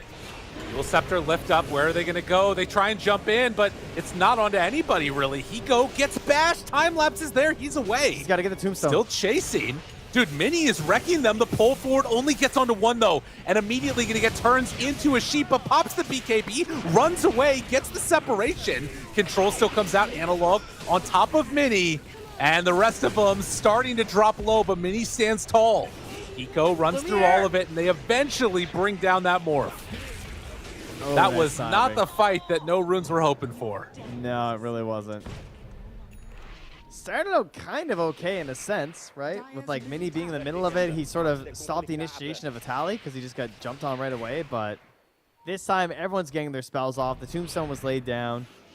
Forced out the early ulti as well from the Weaver and the BKB stuck inside that arena. And so now Jupiter still has the Echo too, the other big part of this. Jumps, no BKB on TA. Spear, is it going to be good enough? No, they control, they try and kill. Can they kill him off? Yes, Luminaire, that's not good. The refraction instances get torn through. Analog, he's going to live through this one, but they take down that TA, and Guts low on mana. Is just going to get walloped there. Mini trying to do it all on his own here. Can he do it? Remnant through, Serum there, tries to stop it. Switching over to Strength Form. The buyback comes from the Earthshaker. They want to get Mini into fighting position, but it won't happen soon enough. Dude, Jupiter's sick. I was actually so sad because like he couldn't echo the TA. He had to blink Fisher. He had to use his echo just for the proc of the aftershock. But it was worth it. I mean, it helped get that kill. They needed that desperately. Morphling's level 25. Has the double waveforms. Has the waveform attacks targets. Has a hell of a lot of damage. He hits very, very hard. And Weaver picked up a late game Vlad's, which is incredible for a Morphling. That is 18% bonus damage on this hero. That's a crazy amount of damage. There's no buybacks in this game at all. Nobody has buyback, whether from gold or whether from timing. And Roche is up in 1 second. It goes to show just how valuable that BKB is, right? Like, as soon as TA didn't have it, that they could kill her. Yep. But if she's got it, particularly like the turnaround that she can get with that Hex, it can be devastating. And now they have double Scythe as well. They have a Scythe on the TA. She's bought out again. They have a Scythe on the Mirana as well. And they're in Roche. the pit. They've been scouted. They know they can't do it that fast with the heroes that are up, but do they have the courage and the belief to go? They've got to do this. They've got to come and contest. I mean, Storm is back up in 3 seconds. Do they feel like it's... I wonder if they were thinking about it in terms of how quickly it gets done with TA. It's too late now, I think. They know. They saw the Ember Remnant come to the mid lane. Unreal. Been there for a while.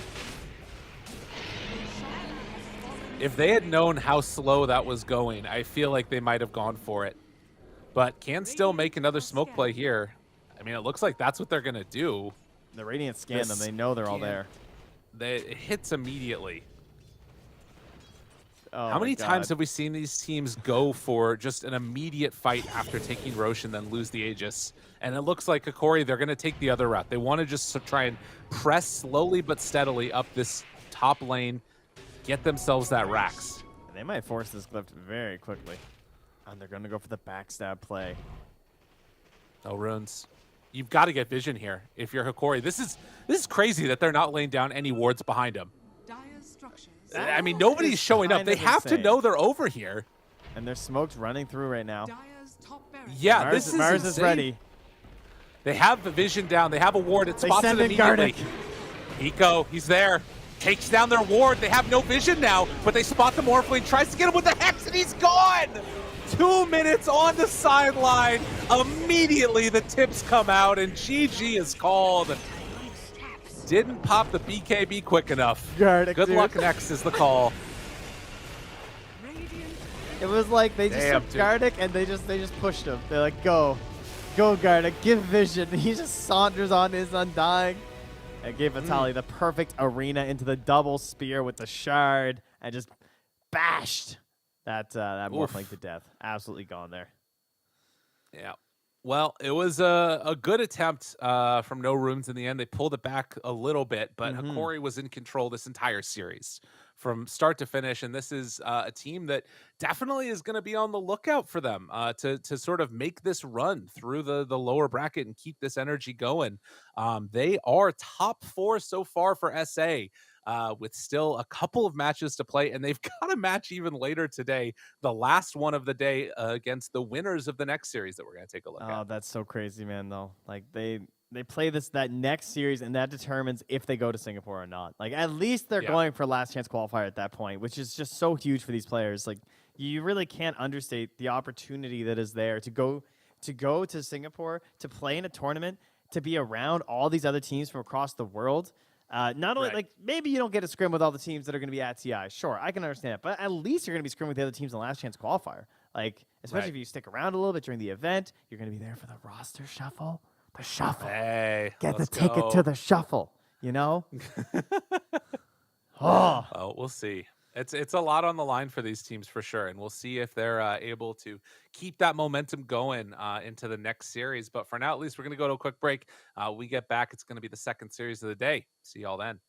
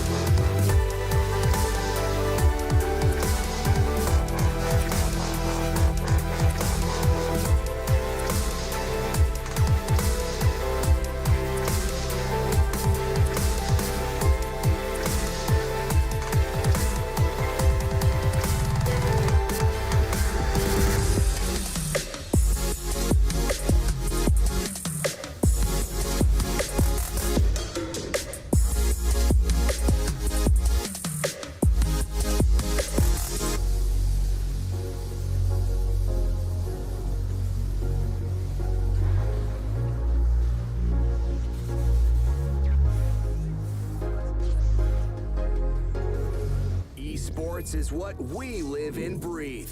For us, it's more than a game. It's a reality where a group of letters can mean everything. Where runes are collected and Aegis can only be won in battle. Where centaurs can give you a ride. Where the true heroes are those in front of the screen. GG Bet. This is real.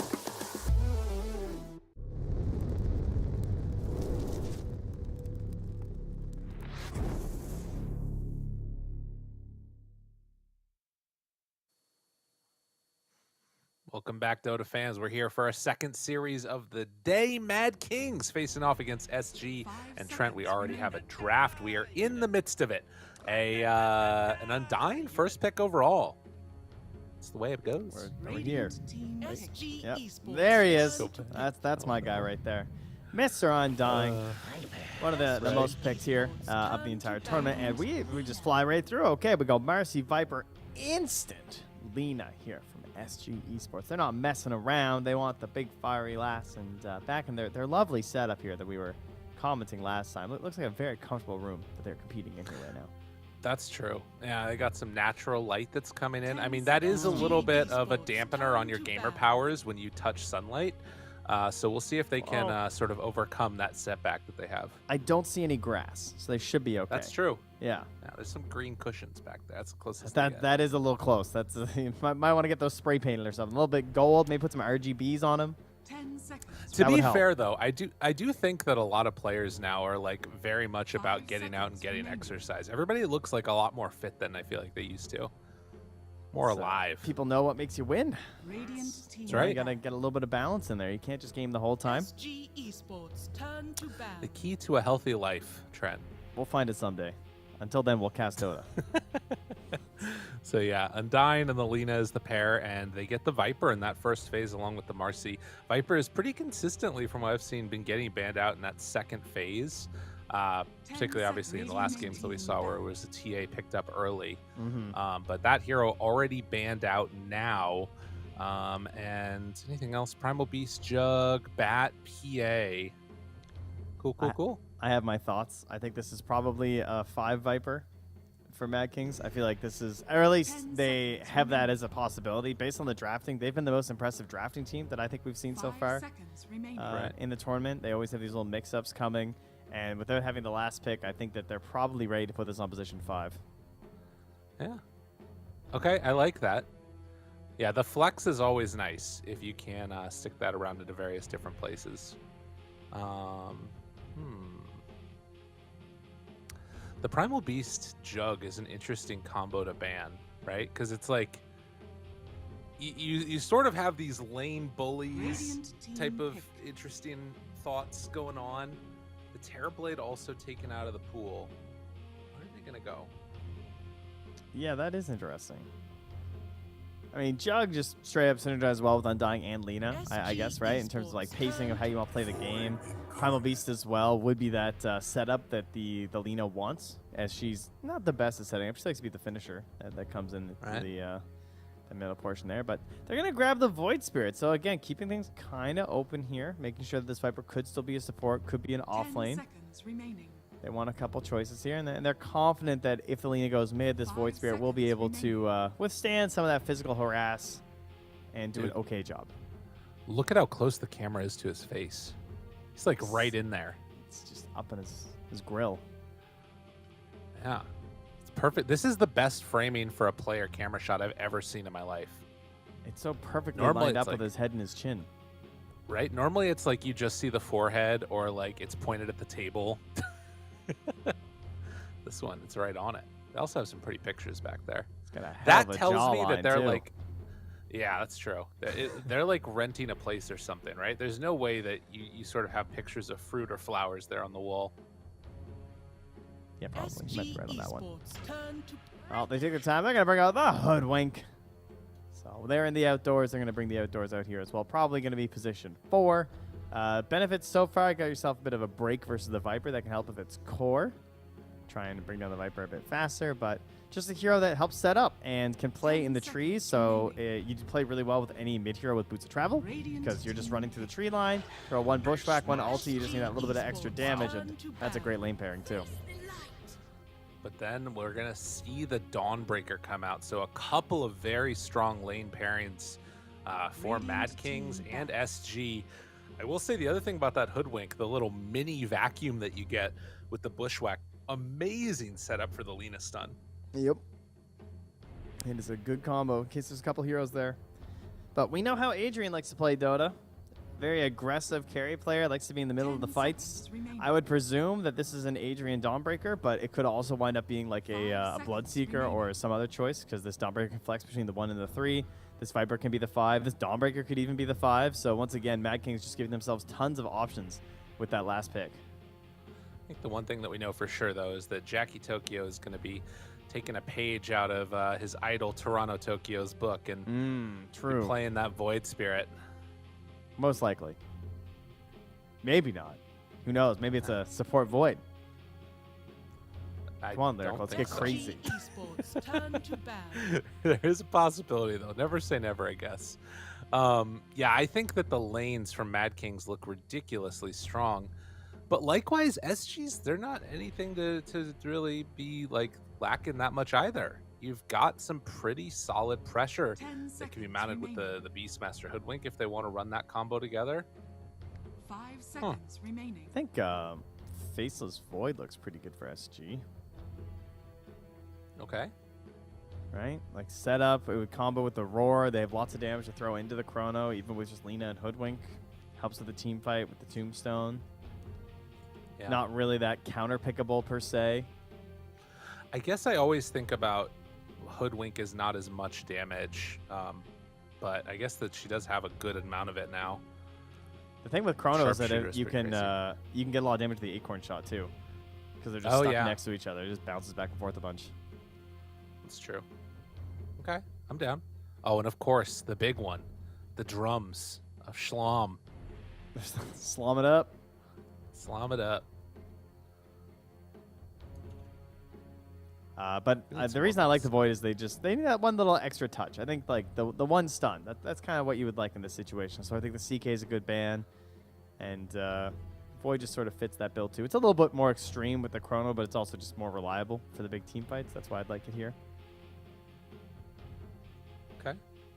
Well, we'll see if they go for that. Ench ban, Radiant team ban. taking the CM out of the pool. SG Esports So they're turn to anticipating that this is all the cores already picking. I guess they don't anticipate Viper 5. I thought that's what it was going to be for sure. It's not so much they don't anticipate it, I think it's just they want Beastmaster to have a good lane. And so because the Beastmaster just came out, they're just going to ban out those supports to say that we want the boars to be functional and we want to actually use them in the 10 lane. seconds So if you remaining. put Viper 5, then we don't care, because at least then I can play my boars. 5 seconds remaining. All right. Fair enough. Fair enough. That does leave open a lot of potential heroes in this position 3 if they want to run that. And they obviously have last pick too, and with so much flexibility, Yeah. we'll see if there's anything SG picks that can be really bullied here or Yeah. abused. You just don't want something that's exploitable. Like, you can't go like, Radiant Huskar or team something. pick. Morphling. Okay, instant pick.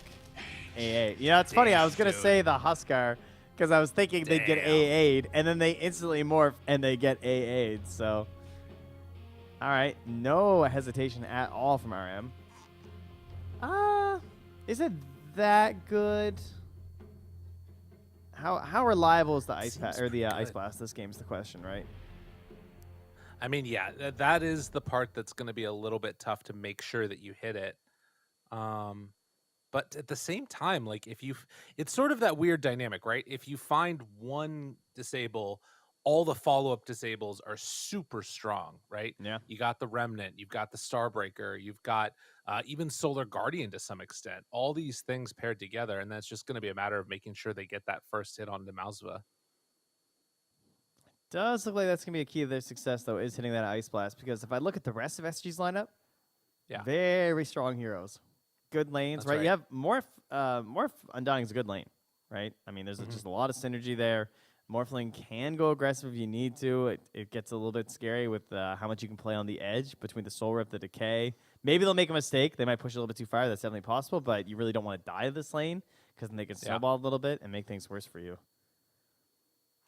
Well, a lot on the line here. Again, Mad Kings SG, two of these teams looking for one spot that they're going to have to battle it out with first themselves, and then afterwards, Hikori, these top four that we're sort of getting down to throughout the rest of this day. And of course, throughout the final game of the day, we're going to have the last three teams that are left around. So, Trent, let's get right into this.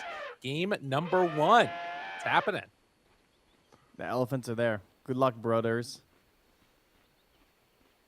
Good luck. Yeah, I think there is a certain amount of, like, I don't know, camaraderie that has to happen amongst all these people, right? They've been playing in this region for so long. And throwing out the Trent lines, love to see that.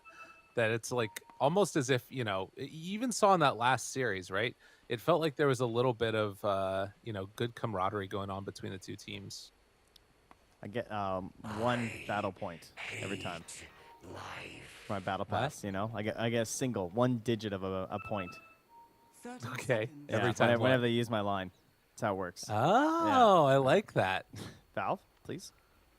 Please. Help a guy out. Por favor. I gotta get that CM persona, Yeah. It's my girl. That's not out yet, right? No. Okay. They see Pablo. They're trying to bait it here. They pretend like they don't see him, waiting for him to walk into range, and then the hoodwink bushwhack is going to be devastating. Pablo, we're coming for you. No, it missed. Devastating Are they gonna indeed. get any of them? Dude, they're not going to get a single rune. Oh, wait, no. Malzva got one. Their ward did get spotted, though. Pablo came back to try and deward it. What? No, he actually didn't get it. He had to deny the rune.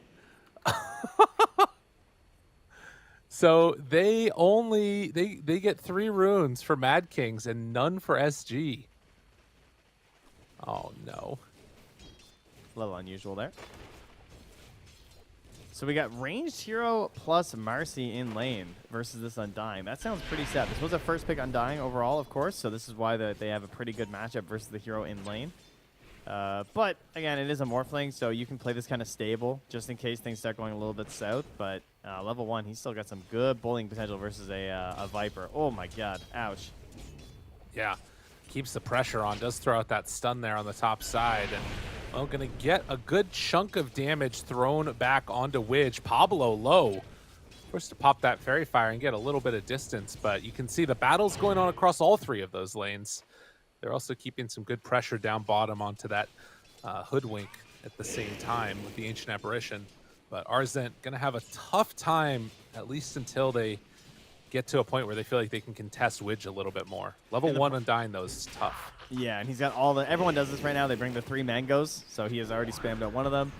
Misses the rebound play, and because they were battling as well around that 1 minute mark, none of the camps got blocked, which is pretty unusual in these situations versus Undying. So that pull will be available for him. Pablo might just try and grab some waves, though, of course, as they start coming through. Jackie Tokyo in this mid lane so far has been a little bit behind the Lina in terms of last hits, but not anything to really write home about. The big thing is going to be to watch these bottle timings, and I think they're both coming out right now. So still pretty fine with it. I mean, keeping that Fiery Soul up, though, and hitting with the spells, this is quite a bit of damage on the Jackie Tokyo. Ouch. LSA. Gotta be careful. Misses the Remnant. Couple more punches. This is gonna be a first blood. No. KXY. What a win. That wasn't too bright. I think there's a good way of putting it. Damn, dude. He had his bottle coming out. He just got greedy waiting for that last hit. That's so bad, dude. And he gets both water runes. No one's rotating. Oh my god. Yeah. GG mid. Yeah, that's I tough. mean, it's always hard versus Lina. Like, you have to be careful. You can see that, yeah, I have some defensive mechanisms here, and I can just be the melee hero with the right-click damage, but you've lost it now. It's over. True. She even gets the uphill hit. I mean, KXY, he's too good right now. Did miss one of them, but that's fine. Yeah, wow. Tough stuff. I mean, a first blood and, getting a solo kill mid is pretty tough. But it's only half a level difference. We'll see if it ends up coming back to matter, if maybe Pablo can make a rotation to help out his Void Spirit later. Across the other lanes, to be honest, things are still not looking so great. The only one that's having a really good time right now is the Dawnbreaker. She can certainly be the actionable hero if they need one. Rebound into Dispose and Solar Guardian is something we've seen them use before to try and get the ball rolling at the start of the game when they've also had situations where Jachi was off to a pretty bad start. So that might be the recovery mechanism once again.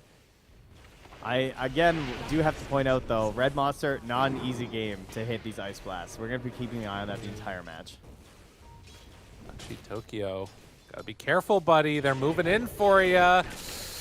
And I think this is going to be, well, not a second kill, but, man, he is just not having a good time. And he's not going to get any of these runes. No, he's really not. They took his bounty rune, too. Like, somebody needs to go die and refill his bottle. Widge goes down, but I mean, I don't know. This still looks quite bad. They kill off the Viper in turn up top. Okay. Decent. That kill comes second, though. Okay, yeah, no, that's just straight up good for SG. Nice.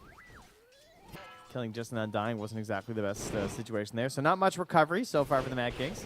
Hey, how you going? Pablo, though, does steal that bounty rune up top right in front of Widge as he was TPing in, so a little bit to help out Jachi in the mid. He needs all the help he can get, though, as he is stimulating back for the high ground.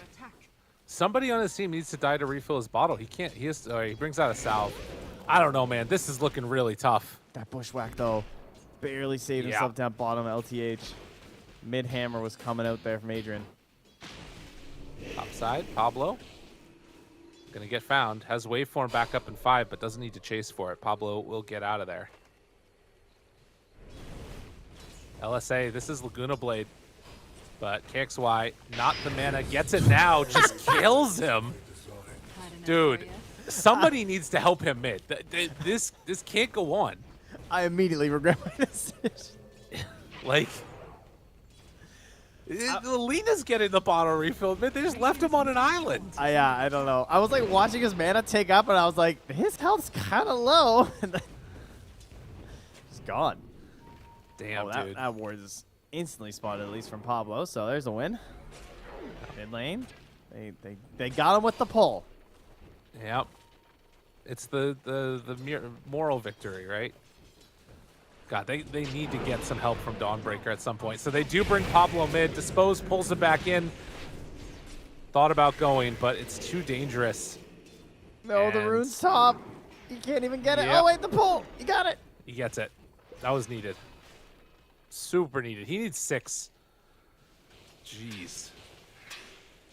Yes. Yes, he does.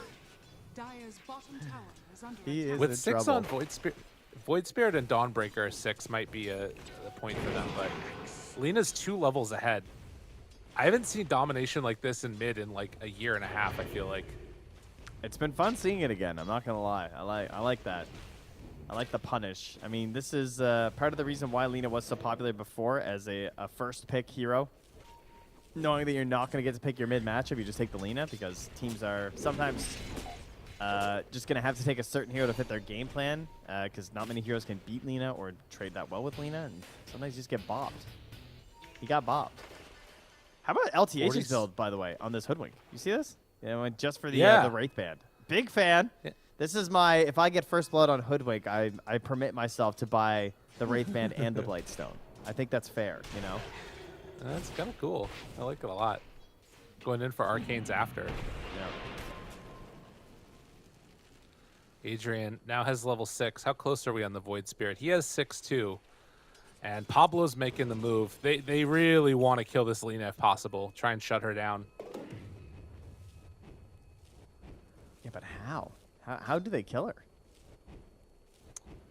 I feel like they need a Dawn ulti. Yeah, it has to be rebound into the Aether Remnant pull into a Dawn ulti. And what kind of response could come out in that time frame, though? A TP from Widge into a Soul Orb and a Tombstone could be a potential turnaround play. Especially, like, I mean, it sounds dumb, but, you know, Spike does have a Fairy Fire still. That could be enough at this point in the game. There's the Dawnbreaker all top. Try and bring down the Morph. It's not enough. But they get the stun, and that will be enough. Pablo pulled back in. Adrian making the move. Punches. And Widge likely to be the one that's in the grave here. As throwouts the decay, but there won't be enough left in the tank. Adrian gets a double. Okay. And I think that it's really smart by KXY to just say, hey, there's only one way that they kill me. I'm going to hide until they actually Solar Guardian somewhere else. Yeah, I mean, they had Goes decent mid. vision of his moves, too, because he's been moving around that ward for quite a while. But at the very least, like, they are going to make sure that this Morphling's not getting away with a lot just because this Lina is. So, you know, only one core is out of control at the moment. Right. Yeah. Dawnbreaker trying to keep up with her.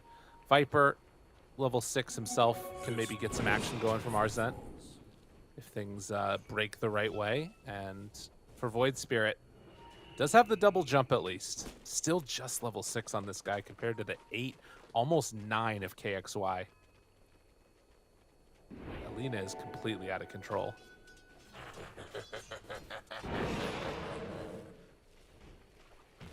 And it doesn't look like there'll be too much of a mix-up on the build. Just getting the Boots of Travel. And probably the BKB right after. So the pressure is still there for LTH to get those kills. And at the 10-minute mark, of course, that's what Hoodwink players always looking for. Get that tome, hit the 6.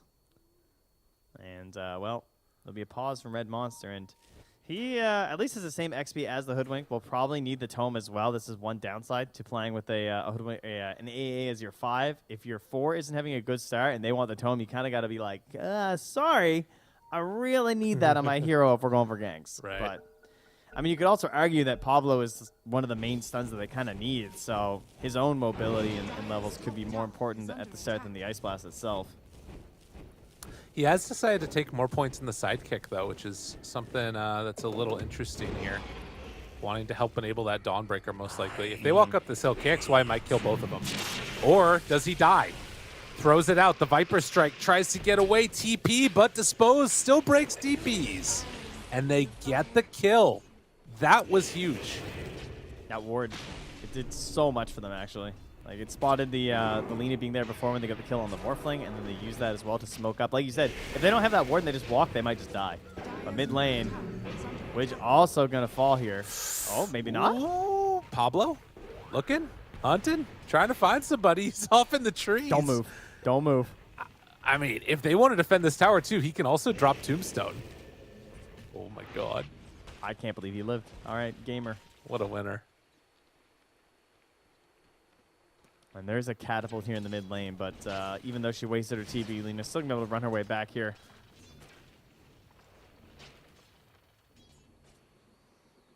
Yeah, rather fast. Yeah, the tome is complete here for LTH. So 3 points bushwhack. This is your ideal Hoodwink situation right now. A little bit of scurry. Ready to catch somebody and could try and go bottom, I would say, with the Beastmaster. Right, go play with Oscar, knock down the tower. That's going to open up this dead lane. Someone's going to be down here to farm. Usually the Dawnbreaker, trying to wait for opportunities to Solar Guardian in, and you play along this tree line as the Hoodwink to set up the travel place for the lead. Okay, Oh my Adrian's God. crazy. That was quite at the that heal. luminosity. Yeah, yeah. That is sidekick luminosity. You get, what, 45% lifesteal and then the bonus? Yep. That's nuts. And that is why you see the maxed out sidekick. The Beastmaster did use Roar on Dawnbreaker just a couple of minutes ago, which is why she was such low HP, but didn't result in a kill. Meanwhile, Arzent gonna get jumped on up on the top lane, able to dodge a very mobile Viper, but it's not enough in the end. Wait, so LTH didn't hit. I don't know if LTH hit anything. No, he did not. Yeah, he didn't get any XP for that. And he TP'd up there because he didn't use the Acorn shot, and he missed his Bushwhack and his Sharpshooter. A little annoyed, must be said. But a little double hit here. As you were talking about, Pablo, after being involved in clearing through that stack, also got level 6 along with the A. So Ice Blast is ready, post-home. I guess then, do we go and hunt Mausva? Is that the plan? Solar Guardian's Lina, ready. I feel like. I wondered if Jhachi might go Yules this game simply because of the need for this like Ice Blast to hit and to try and set up for the Aether Remnant. Because going for the Witchblade, he's not going to have a reliable way to do it. And they're just putting everything in the baskets of Pablo hitting rebound right now. That's it. Yeah. Kind of Yeah, risky. he's got to be good. Not easy in the least bit. But it's the decision that they're making right now. And ready to make a move. Smoke up as 2 with a good ward in the area and going to try and pressure this tower. Solar Guardian very, very ready. Adrian Dire's prepped middle to tower head on is in. under attack. But they are going to get this Radiant's tower. bottom tower is under attack. The counter move from SG is saying, fine, we'll let you take it. We're going to take one of our own. Yeah, certainly not as important, though. And this one was likely to fall anyway. So, yeah, Adrian's kind of happy to back away if that means his team gets Radiant's mid. bottom tower Doesn't want to give that gank onto the Dawnbreaker. Obviously, he's trying to make sure the fight happens somewhere else. They're going to wrap around in behind and farm the camps behind Mausva here, too. Just take that away from him for a little bit here. He's forced to waveform away. Rebound from see Pablo trying to catch. Yeah, he saw them on that ward. Yeah. But for how bad that mid lane went, really good recovery by the Void Spirit. He's been able to have some free time to catch back up a bit. Still, a lot, obviously, though. behind Lena. Yeah. Huh? It's going to need a lot, though. Oh, yeah. It's more like, I feel like that's the type of, like, sort of falling behind that, like, the game could have just been over, and now they're still, like, finding ways to take fights, it feels like. Yeah, the hope is still there. It's not that huge of a deficit. They are going to find Adrian here. Again, ganking the Dawnbreaker is ideal, but TP started Whoa. coming through. Will he complete this TP? No. No. It's not that crazy. Has the full vision of the situation. Doesn't want to do so. But now they can immediately run right back down here. Where's LTH? 0-0-0 Hoodwink at 14.5 minutes is like the saddest sight I've ever seen in my life. Please. This hero just wants kills. Just want to slay. I just want to pop out of the trees, be squirrel, you know, shoot some people. Dire are scanning. Well, they might get a battle here in just a second. As Smoke Up with several. Again, Ice Blast is ready from the woods. Who are they going to find? It is the Lena. Jumps in, gets him.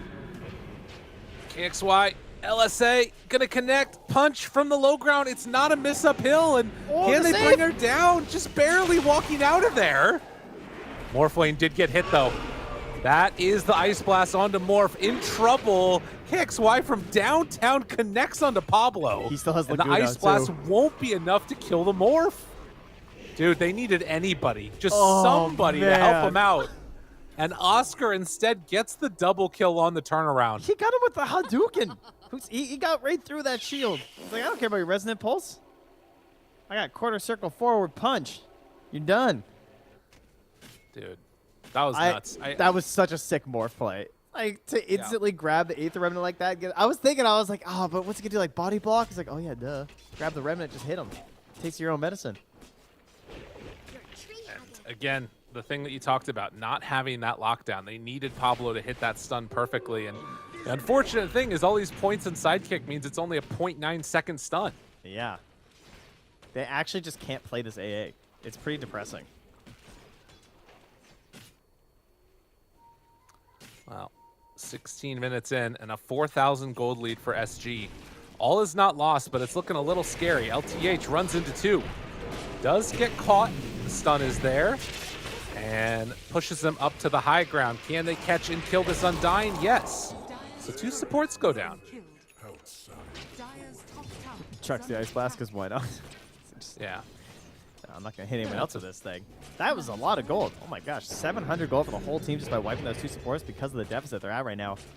And 470 of that going just directly into the pockets of that Void Spirit, who has his Witchblade and is now going to be heading in towards that Aghanim Scepter. But keep in mind, this was a very early BKB for Lena, so not as punishing as you might find versus other mids. Right. No, it's going to need to be the back line that he finds, whether that's, you know, the Undying or the Hoodwink, trying to bring them out of the fight, which is not easy, but we'll see. Now, Adrian is farming up the Ancients here with that sidekick. Still getting a lot of gold stacked on this Dawnbreaker. I mean, catching up to the Lena even. That is the shining beacon of hope that they have. Yeah. Yeah, it's really nice if they can get into this and sort of have this type of start for themselves. Okay, and she's got the shard done, so this could be possible for the Roche fight. Ooh, they're not going to go for it. They want the kill first. Good play. They don't want to get scouted out and get ice blasted in the pit. They want to kill first, so the fight's not good. Pablo, Nice. the one that gets Easy. caught and killed. Run up, ward, get kill. All right. Yeah, simple. Now, what do you do as the Radiant? Do you dare contest at Roche? Do you just chuck an ice blast and YOLO it in like 14 seconds and see what happens? They're running over here. They want to get another toxin in. They want to concern them in the pit. Coming forward, wants to spot it. They get vision.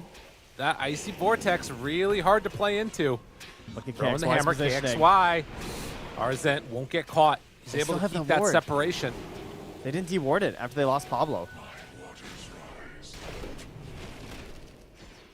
There we Just go. like that. They are not going to be able to get a free one off of Roche. Down to Yeah. half HP, but we'll just regen back up. That is interesting how punishing it is, though, between the Ice Vortex as well as the Nether Toxin there. So you're breaking the inner beast, and then you're obviously just worrying everyone who's sitting in there. Yeah. Because, like, typically you don't actually have to worry about Ice Vortex when you get Ice Blasted, right? But in this case, you do. When you're just, like, sitting in the pit like that, and when you're amping all that damage up even further, that's when the spells get really scary from an AA. Oh, yeah. Oh, it's a real problem. And soon it's also going to be that Aghanim Shard coming out for RM, and that's a whole nother level of difficulty in dealing with it.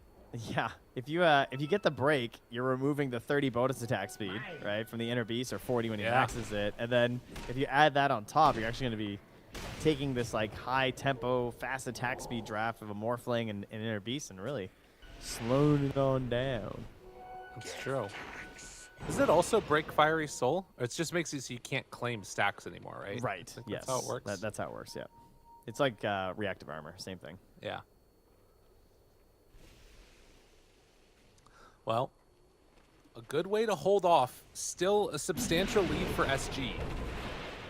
And a very good start that they've had as struggling to catch up on Viper and Void Spirit. Not great heroes for that job. They need to wait for this like power spike thing coming from the BKB on Viper, and then the Aghanim Scepter for the Void Spirit when that eventually comes out. I think SG have underplayed their potential in this first like 20 minutes. I think they did not capitalize enough on the Hawk Vision they had down bottom.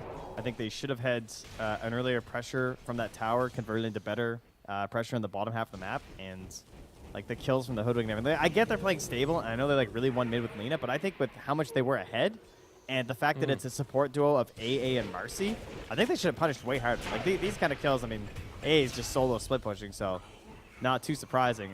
I just feel like this could have been happening way more. Yeah.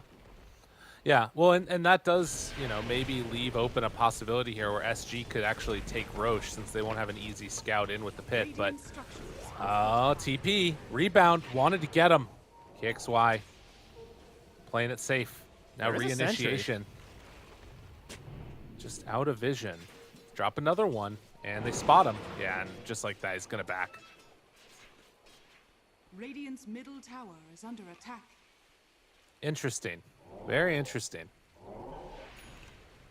Like, the later this goes, if they can keep this net worth deficit at around 4 to 5K, they're going to be in a decent position because they'll have caught back up in terms of the items that really matter. That net worth difference is going to be like half of the next item that won't actually be there. Admin, you here? Uh-oh. That wasn't too bright. Your anger is useless here. What's the issue? Let's find out what the Yeah. issue is.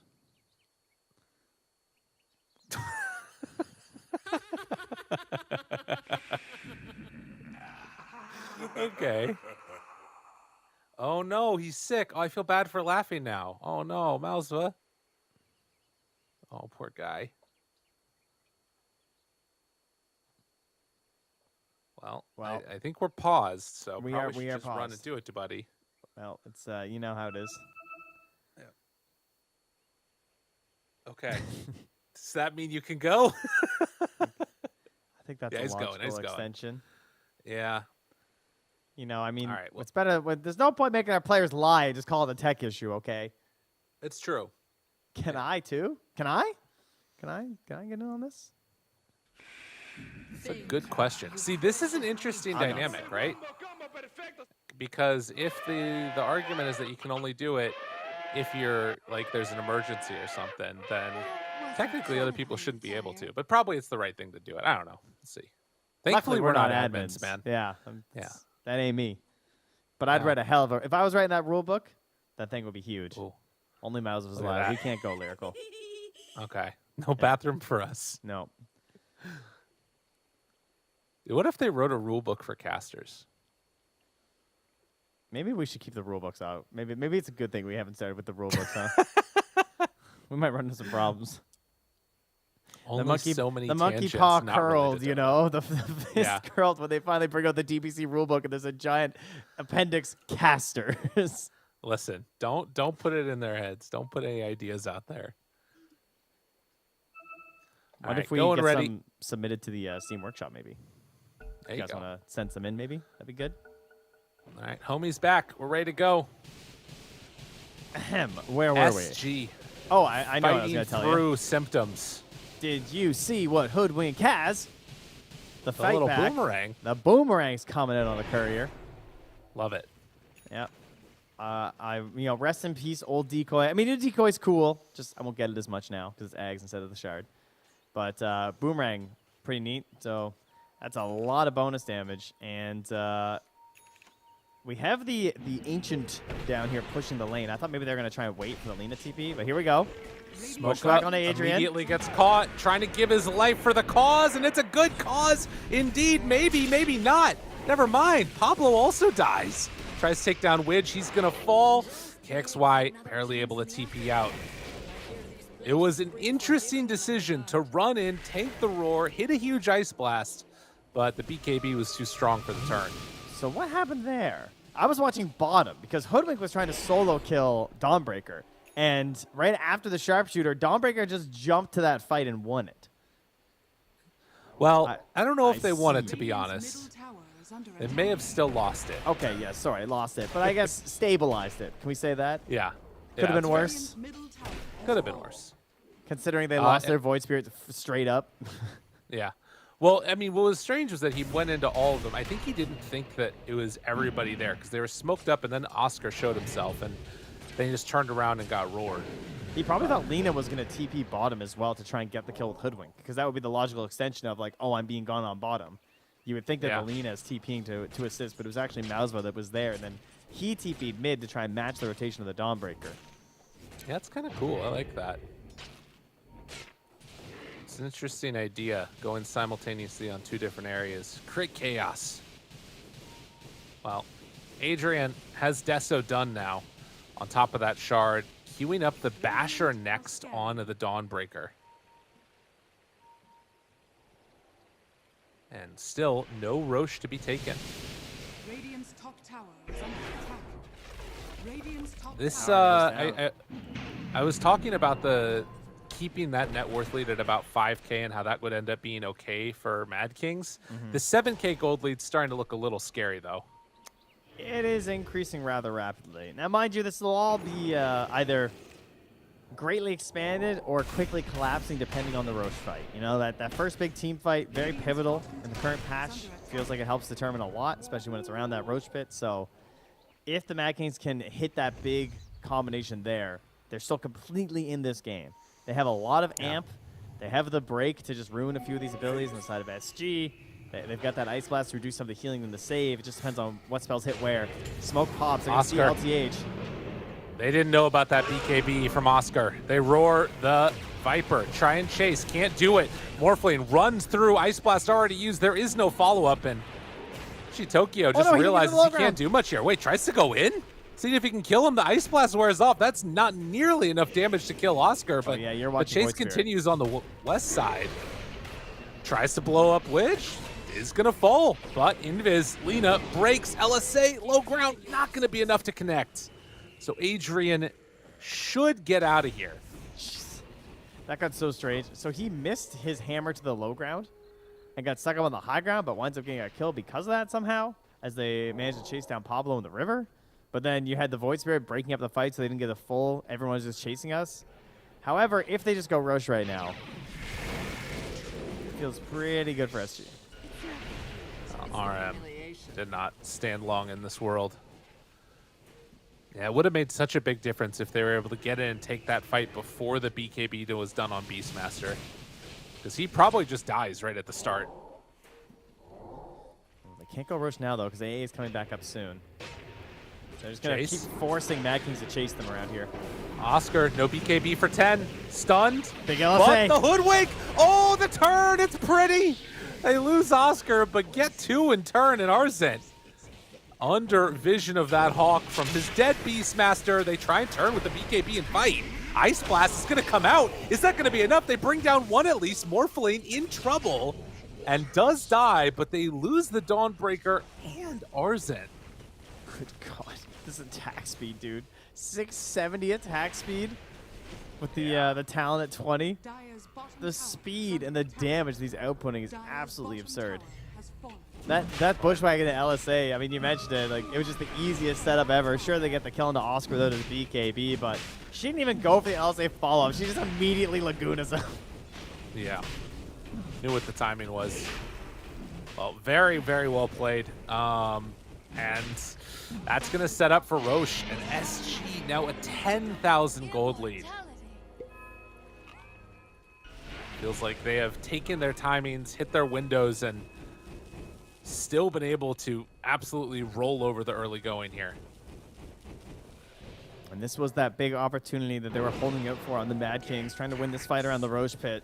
And now you kind of have to resign yourselves to split push and trying to cut waves on the side, but you're against a Beastmaster, a Hoodwink, a Lina with bots. These are very scary heroes. Really, the only person upset about this style of play is going to be Widge on the Undying, because it gets boring as hell when you're Undying, and they're just trying to split push and Rat. Because you just have to pick one core and follow them around the whole time. Like, okay, I guess I'll be here if a fight starts. Well, Mad Kings, they realize that they need to do something else here, and they want to hit this timing, which, again, they've been sort of flirting around the entire time. It's the Aghanim Scepter Yo, this might work. for the Void Spirit. Okay, so they ping the Lina, and they're going to smoke up towards her. She canceled her TP. They knew she would farm back this way. Oh, no, he She's knows. really smart, though. He knows. KXY, do they realize the direction she's going? Heads on over. They're so close. They had the right read, but she just played it a little bit more safely. And now farming up these camps instead. If they're going to go back and look at that and feel so upset about it. They're so close. That's a depressing one. Just not seeing anyone else on the map. They made the right call. And something was up. Is under attack. Adrian shows up. Might die here to this. No, he's on LSA. Sentry. Jump. Pulls him back. This is the fight they need. Dispose. Damage. Done. That's Aegis down. Tier 2 Void tower Spirit's dies coming. on the bottom side, but you will take this one. Ice Blast out. Nowhere left to go. Tries to TP. Not going to happen. Arzent gets the kill, and, well, down bottom, they're going to have to deal with this push, but they burned through that Aegis. Might even get the Helm creep here. And yeah, he can't get anywhere in time to grab anything, so Oscar just says let that one go. They instantly smoke up on their other heroes. That's kind of interesting. Is he just going on a warding mission? Adrian blinks away as he hits the illusion. Radiant are scanning. Wow. Yeah, It ends up working. Oh yeah, sorry. That sentry up top, huh? That did it all. Yeah. Because he tried to go for the LSA out of the invis. That's what allowed the Marcy stun, the turnaround play, killing the Aegis. They still had 2 more minutes of that Aegis left, and he goes down like that. That hurts. And nearly a blink dagger on LTH on that Hoodwink. So they are struggling to start the fights on good terms. This could finally be something that you know, maybe she goes to in and you punish the Hoodwink. I'm like trying to figure out how this works for Mad Kings. I don't know how, but we'll say that Hoodwink feeds because of the blink dagger. How's Okay. that sound? Is that going to turn That things sounds around for good. the I Mad like it. Kings? Yeah. I mean, maybe. Look at this. Look at her Just feeding. runs Look at her into him. Oh my feeding. god. playing Because with the of blink. the blink. Oh, wait a minute, though.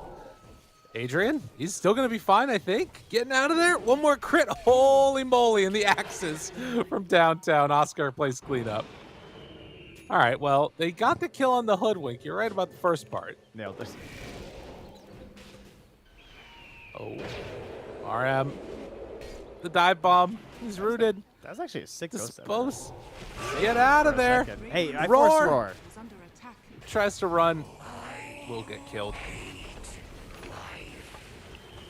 There's pieces here. You can see SG just like finding those little moments where Mad King's just a little bit out of position and then they take full advantage. Go on in, get the kills. Punish hard. I like that Mouse was just going BKB next. Radiant's Just get it middle done, tower you is know? under attack. Finish this game. Finish the fight. Yeah. Finish them. Radiant's middle tower has fallen. Oh, I did notice they had a Mindbreaker as well on the Dire. So LTH has that on the Hoodwink.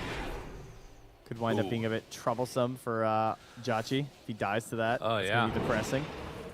Yeah. No, it could be tough. And at least at this moment, fully in control are SG. Oscar, he's going in for the AC next. And KXY has just got everything. Satanic done now. Oh my goodness. Adrian just has the YOLO. That's like his only choice. He just has this basher. He just has to blink and go for the Starbreaker and hope that he's bashing and that Ice Blast can follow up. And there is a chance that just straight up kills someone. And again, like they don't have the Aegis. We got that big window until the respawn. They can certainly go on solo pickoff hunts. I feel like they just have to. Like it's not going to feel good. And yeah, you might lose the game doing it. But sitting in your base at this point is not going to work out. No, if this gets up to like a 20k gold lead, they have a whole item ahead of you at the very least, if not more than that. I mean, it's already that position for KXY, but yeah, the game does not get easier the later that they are waiting on it. They do have great wards around the Roche pit. Are they going to last? The left one will. The right one, unfortunately, won't make it into the Roche. Yeah. Well, Mad Kings, they're out of their base underneath the ward. Arzent might be easy pickings here with a quick little blink hoodwink shenanigan. Doesn't look like they're going to go for it, though. He's playing a little bit safer. And RM, some creeps walking right over the ward he just placed. That is something they're missing right now in SG is just the gem to close it out. Certainly, usually most teams would have got this at like 25 minutes with the lead they had. I'm surprised it's taking this long. Because the only way they get back into this is that like blind blink Starbreaker, essentially. Where you're not expecting it, you're on a camp farming, and suddenly you just get perma-stunned into death because of some vision that was left behind by the Mad Kings. So would really like to see the gem buy. I can't see anything that's more important to them right now. Particularly not a blink dagger on Widge. Sorry, bud. I think you got to buy the gem. How dare you? I'm going to be real. Listen, Undying wants a blink, okay? Just let him have it. Tokyo. I got to hit that damage amp, you know? Got to combine it with the boomerang. They just want to watch someone explode. We seen a smoke on smoke? Maybe? Is there a chance? They don't have their Void Spirit with them. And in fact, he is getting hunted. Yeah, TP back home. They are close to double Lincolns here with the Adrian having finished the Lincolns and then one nearly complete as well onto Jachi. So could be something that helps them versus the Laguna as well as the Roar initiations. Not going to be the best versus, of course, the Bushwhack. They don't really have the best save versus that. But just popping the Lincolns isn't really that simple for them either. It's going to take like a Soul Rep, which doesn't have the most range anymore.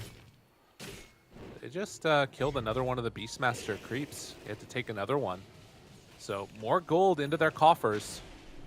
All right, They're doing a very good job of delaying. 1 second. 1 minute. Get it So is this... It's almost BKB on Marcy. You talked about it. Lincoln's on Dawnbreaker and Lincoln's on Void Spirit. Done and completed. There are some interesting things here. This is a decent timing for them. If not now, then when? SG heading on in to the high ground. Marcy spots him, gets the pull, looks for the pullback, but they get them both caught in the bushwhack. Adrian doing nothing in this fight finally gets it off. It's some pretty good damage as Lena tries to lay into him. Buyback from Marcy comes out, but they got a quick pick on the Morph. Yeah, he got his BKB off, but he got Starbreakered. So it didn't matter. He just got bashed right through. That is the huge kill that they need. And the Roche is back in 25 seconds. They get another Helm Creep. That is a kill. It's 250 gold. They got a Tombstone too? Team, help. Oh my god, he just got 450 gold. That's pretty good. They're going to have a third Lincoln's. I mean, why not? No roars, no Laguna Blades coming out. Losing heroes walking up this hill. This is scary. LTH right there. But there is no follow-up. Lena left. Witch has to get the hell out of here. He's gone. This dude's dead. Well, I can tell you one thing. It's a good thing he didn't buy that gem. That's true. You're It not will wrong. be gone. And maybe- Roche, Oh. dude, they're getting Roche. They got it. Oh, it's like a Mad 12-second kicks. buyback on Morph too. He doesn't want to.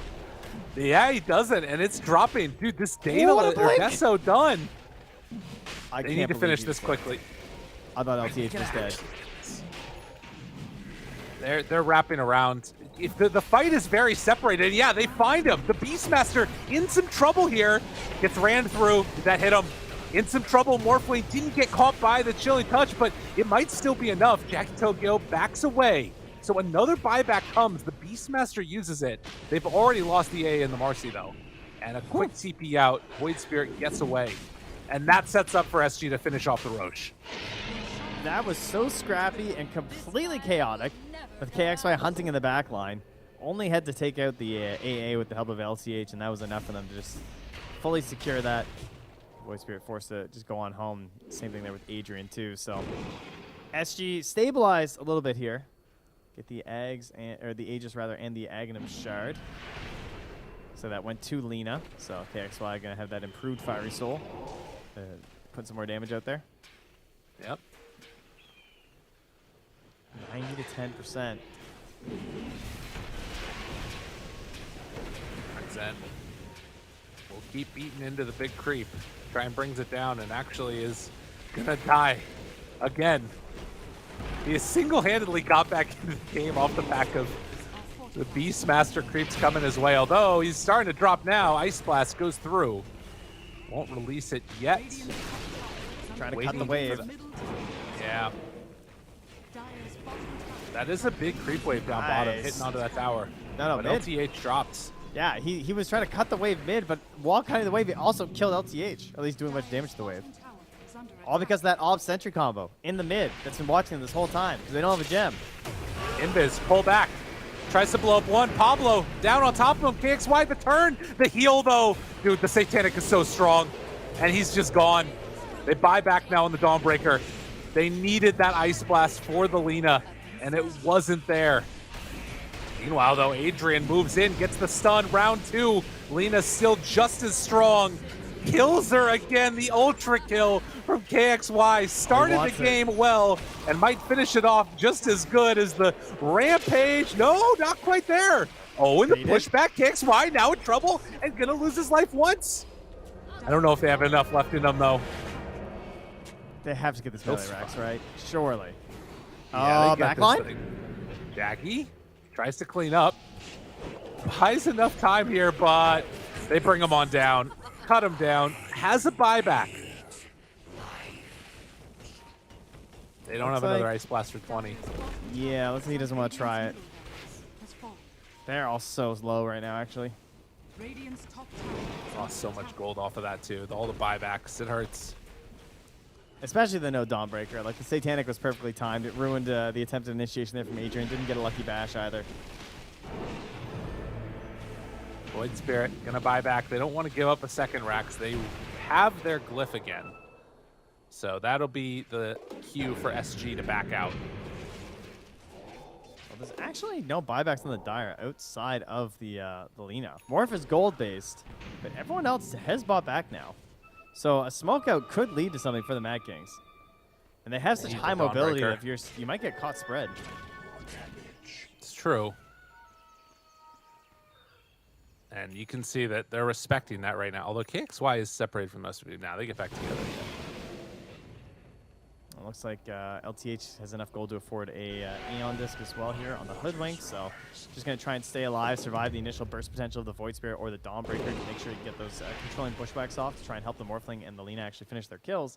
But that means he's going to spend his gold at the Secret Shop and not buy a gem. Oh, no. I mean, guys, am I insane? Did they lose it or something? I really feel like they should be buying a gem. That just seems crazy. Well, it is not working out for them at the moment.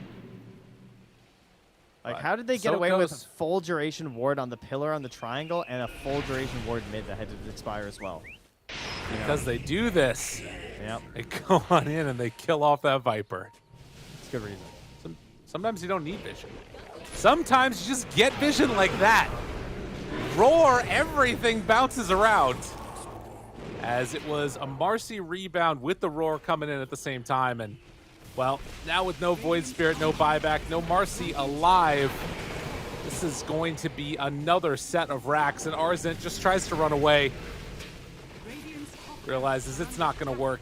And they take that second set. Going to go for Mega Creeps. 30,000 gold lead. SG have looked incredibly dominant in this one. Yeah, no doubt about that.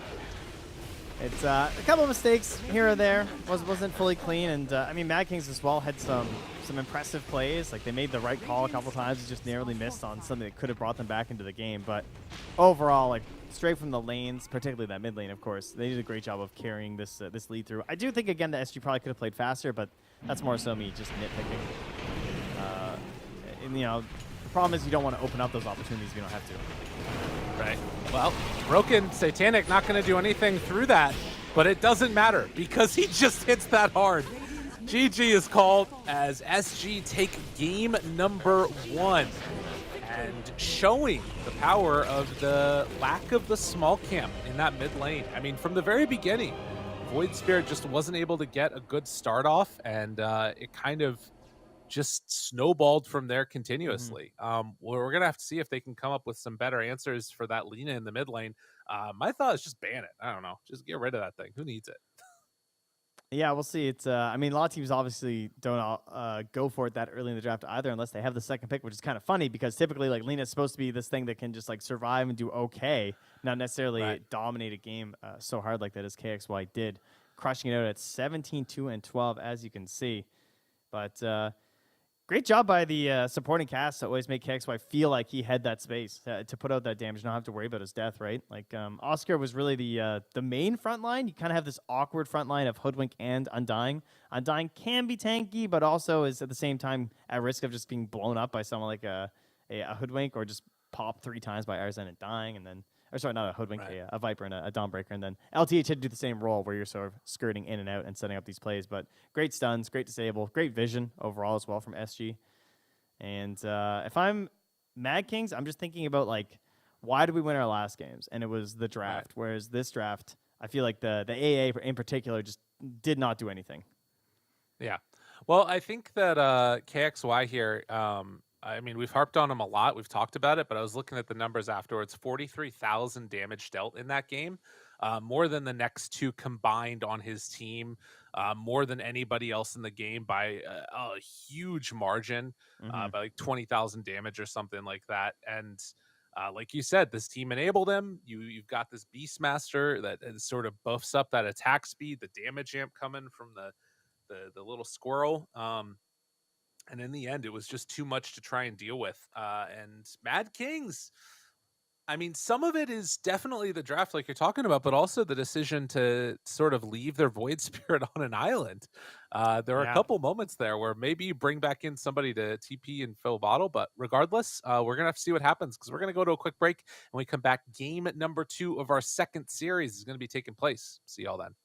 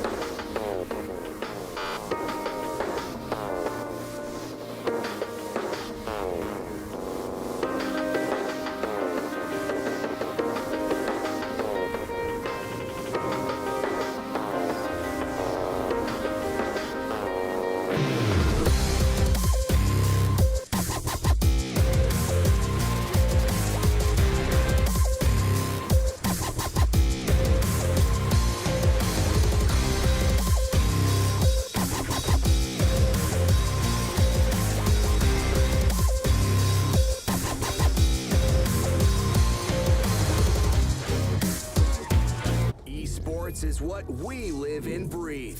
For us, it's more than a game. It's a reality where a group of letters can mean everything.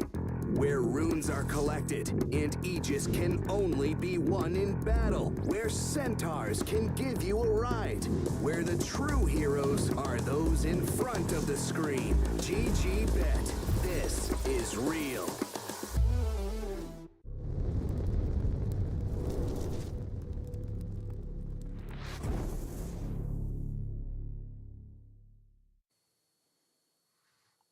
Welcome back, you wonderful people out there. It is game number 2. And Trent, oftentimes when we get to game number 2, there isn't a game number 3. These teams fall apart. Is it going to happen again? We'll find out right now. But Mad Kings, they open up with the Legion Commander Skywrath into Beastmaster Undying. One is pick off, blow up one hero. One is group together and fight. Can't get more clear than that. Yeah, we're just setting things up here, huh? But you're right. It's been mostly 2-0s. I think like about a third of the series, I think, have gone to 3 games overall across the whole bracket. So everyone just kind of crushing through in this one. And yeah, this is the dynamic that we're working with here. Is Mad Kings, they have the 10th overall pick, and so right now they just want to get a super solid 3-4 combo. Maybe they can flex it, right? You know, if you went like Bat Rider or something on SG, they could put the Legion Commander mid if they really want to. SG know that they can't do that, so that's why they banned the Bat Rider, to remove it as an option here for Mad Kings. And they're just going to be looking to get their 5 out of this phase and probably counterpick what's left for SG. So it's an easy Beastmaster counterpick. Yep. That is a way to do it for sure, and can do the Axis build obviously for SG, which isn't the worst thing in the world, but definitely hurts a little bit to see that Enchantress get popped up there. You know, I'll say just in terms of like mentality wise, there's 2 ways that you can go. The fact that there was a pretty quick turnaround in draft time. They didn't want to wait that long on Mad Kings. They just wanted to run right into this game. And either A is that they're like, okay, we know what we messed up on. That was a bad laning stage for us. We need to make sure that we get, you know, Chachi Tokyo a little bit of a better lane. Or they're like a little bit tilted and come into this and it's like, all right, we're just going to take Legion Sky. Let's kill him a bunch of times. We'll see which one it is if they, you know, are able to calm those nerves from the last game. I think they're a calm, cool, and collected bunch. That's what I think. No. If I had to say. You know, they'll be all right. They'll relax. You know, Red Monster, he's been there. He's been in the coach role before. He knows the importance of the mentality. They're all in there in the room together. You can feel the energy. Everyone just needs a little simmer down here. We'll be okay. And SG, though, the hardest part of the draft, when you have the first overall pick, it's these 2 heroes together. And likely guaranteeing that this is going to be a tiny mid. That's the hero that they feel comfortable revealing here. Another strong laner, somebody that can bully in this position if they want it there. They did ban out that Lina first phase overall for Mad Kings. Question is, do they have an answer for another lane dominator in Tiny? And maybe do they have a KXY snap? Maybe that is a possibility here. Oh yeah, if he's willing to bust that out. Obviously something that's a little bit more popular in SA, I would say, than other regions. But certainly not what we're anticipating here. More likely to be the Tiny. Right. Other heroes that could maybe work with this. You could go the Kunkka now if you want, since you don't have last pick anyways. Esports. But no, they're going to go Dusa. All right, well, only seen this from HFN so far. Yeah, true. It has been 8 months, but he did play 17 games of snaps. So that's a pretty significant amount. Obviously, the hero was a lot better mid back then.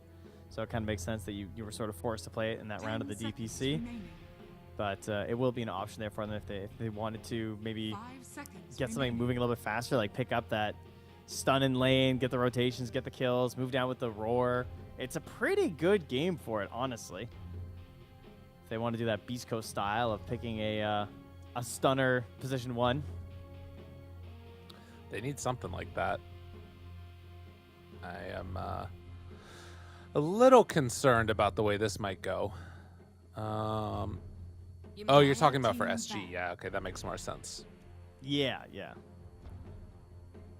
I want to see how Adrian plays this on Mad Kings, because he is, as you've said, many times been much more about being the aggressor, wanting to be on the offense. And that's not just a trait that I feel like Medusa tends to have. A little bit more difficult to go that way. I think it's probably gonna have to be a bit more on Jachi this one to get the aggro plays going. Well, and he is gonna, I think, be on the Legion Commander. I mean, again, just sort of player comfort thing based upon us seeing him play it earlier. 10 seconds remaining. Which, and the more that I think about it, the probably better. It's not too bad, I would imagine, against the 5 Tiny. seconds remaining. Ooh, is Timber in the pool? Oh no, it's banned first phase. What am I talking about? Trying to think if there's a one that's worth. Like, is it worth banning Animage, for example, this game? Because their control isn't actually amazing, right? I mean, they have Legion, I guess, which is kind of cool because even if he does the spell block, you still get dueled. Yeah. Yeah, one of the best answers for that one.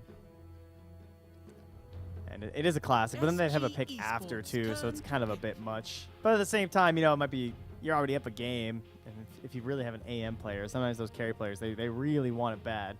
But I think it's Right. slightly overrated, right? Okay. Yeah, I'm with you. 10 What are they going to seconds choose? remaining. Dire team pick. And it's going to be the TB. Okay. Just basic. Oh, instant pick. Okay. They just want Zeus. All right, they wanted Zeus anyway, I guess. Or they just predicted this was going to be coming and saying exactly what we wanted you to go for. We'll have Zeus versus the Tiny in the mid lane. We're happy about that. We're going to farm it up. We're not going to get Avalanche to get killed. And then I'm going to have Thunder God's Wrath to go with that duel. Arzent is the initiation, though. That is my immediate thought when I see this draft is just like, oh, God, how do they actually start a fight when they want to? Yeah. That is a bit of a problem. And like having a dual support combo of Skywrath Ench just doesn't feel good to me. I'm very worried about Mad King's draft this game, but they do have some nice answers. If they can shut down that Terrorblade, if they can find him in the jungle, make some solid moves around, could be good. But this like dual support combo, it's sort of funky.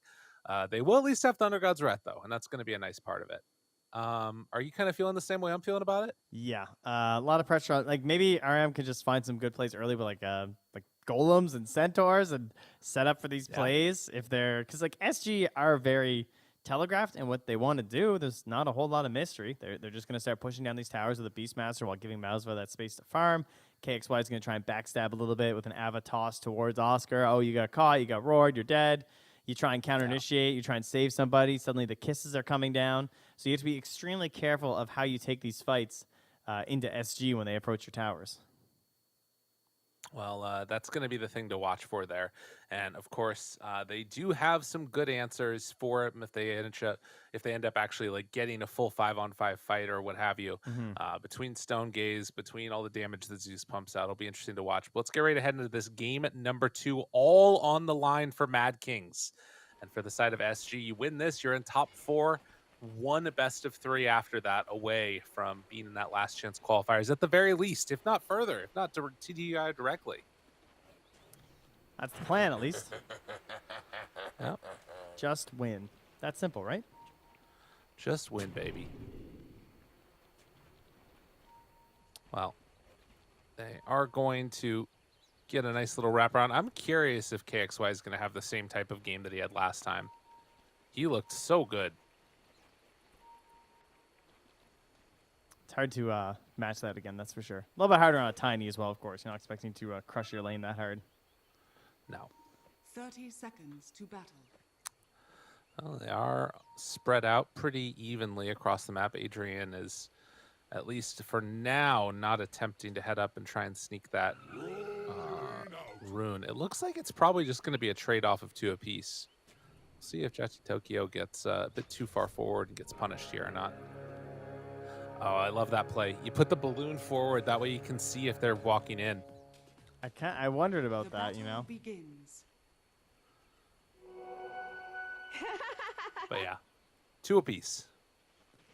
How do they function with Invis heroes? Do you know? I haven't tested. I don't know. I feel like they must not work on Invis heroes or we'd see it already. I feel like they work on Invis heroes. That would be really bad if they did. Well, regardless, 20 seconds in, and we're seeing all the lanes as we would anticipate. LTH Oscar up top, and Tokyo going to be spamming out pretty soon. There is already a magic stick on Tiny, so we'll at least get some recompense for all the spam he's going to be eating here. Sorry, I'm buying Shadow Blade on my demo mode. I need to know. Oh my god. It's important. These are the things that people want to know. They need to know how to win their games. It's true. I do feel like we're going to see it at some point become important. No, it's okay. Invis heroes don't do anything. That's all right. We're good. Nice. Good, good. We're fine. Game save. Here. Wow. Mid lane, so far, so good. Oh, wait. Tiny, getting a little bit ahead. What? Okay, Do but they? if you can see the Invis hero, it moves the balloon. Interesting. Oh, that's intriguing. So much info. Don't throw balloons, guys. Don't do it. You're going to give away your sentries. They'll know.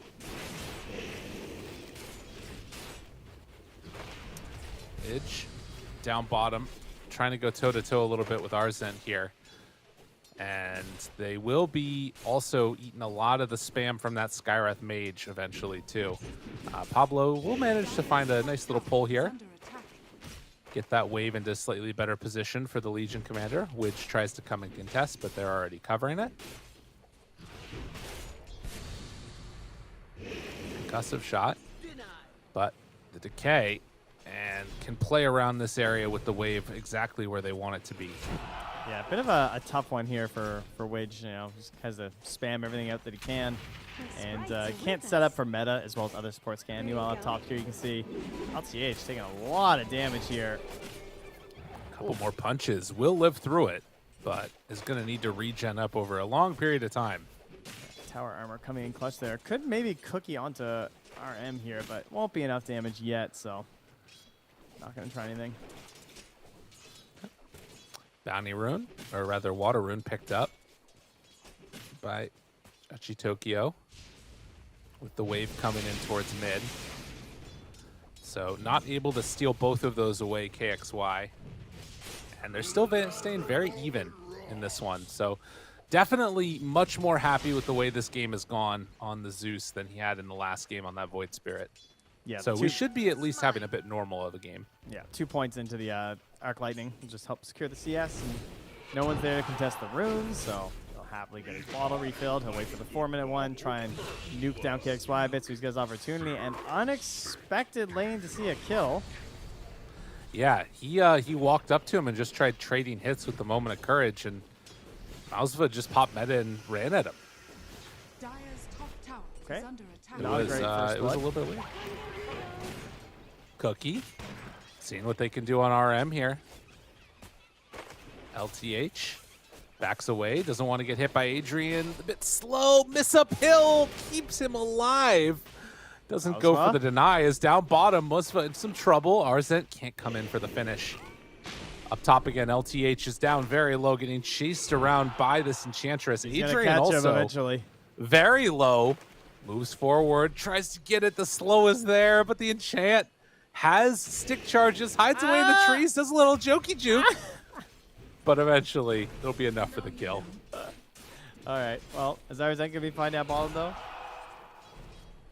Yeah, surely. He's good. Oh, my God. That's so scary. If he just, like, had a courier deliver 2 mangoes, he would just be dead. Yeah. Yeah, the 2 points in decay. So, final tally when all the lanes are looked at is Arzent a little bit behind on that Legion Commander in terms of the CSing. They've been able to have a good time up top on SG. Well, yeah. Adrian. No, that was a lot of damage. Yeah, Oscar just 2 points in the axis. Hits on both, and Adrian taking big damage there. Meanwhile, down bottom, though, they get the revenge kill. They knew that he was going to try and come in because his courier was bringing a bunch of mana, and they were watching it on there. And sort of caught him before he had a chance to really regen back up and actually become a threat there on Widge. So, not what you're looking for, but that was very, at the same time, he's back up at full HP, has his treads, has his stick. Still feeling pretty happy as the carry. Not a happy carry top. Adrian. Nope, they move in and they get him. That another round of axes. Even though Oscar's been so low on mana, this like steady regen coming in from the infused raindrop has been pretty nice. Somebody needs to get a Bassy.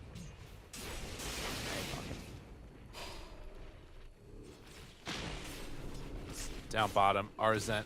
After the Sky leaves this lane, it's a lot harder for this Legion commander to stay here, particularly with Metamorphosis back up. Widge, body blocking, going for the decay, hits it. Immediately press the attack, turns, ready to fight a little bit. In the end, it's all to make some room for this catapult to stay alive a little bit longer, but eventually it too will fall. SG looking good across all their lanes.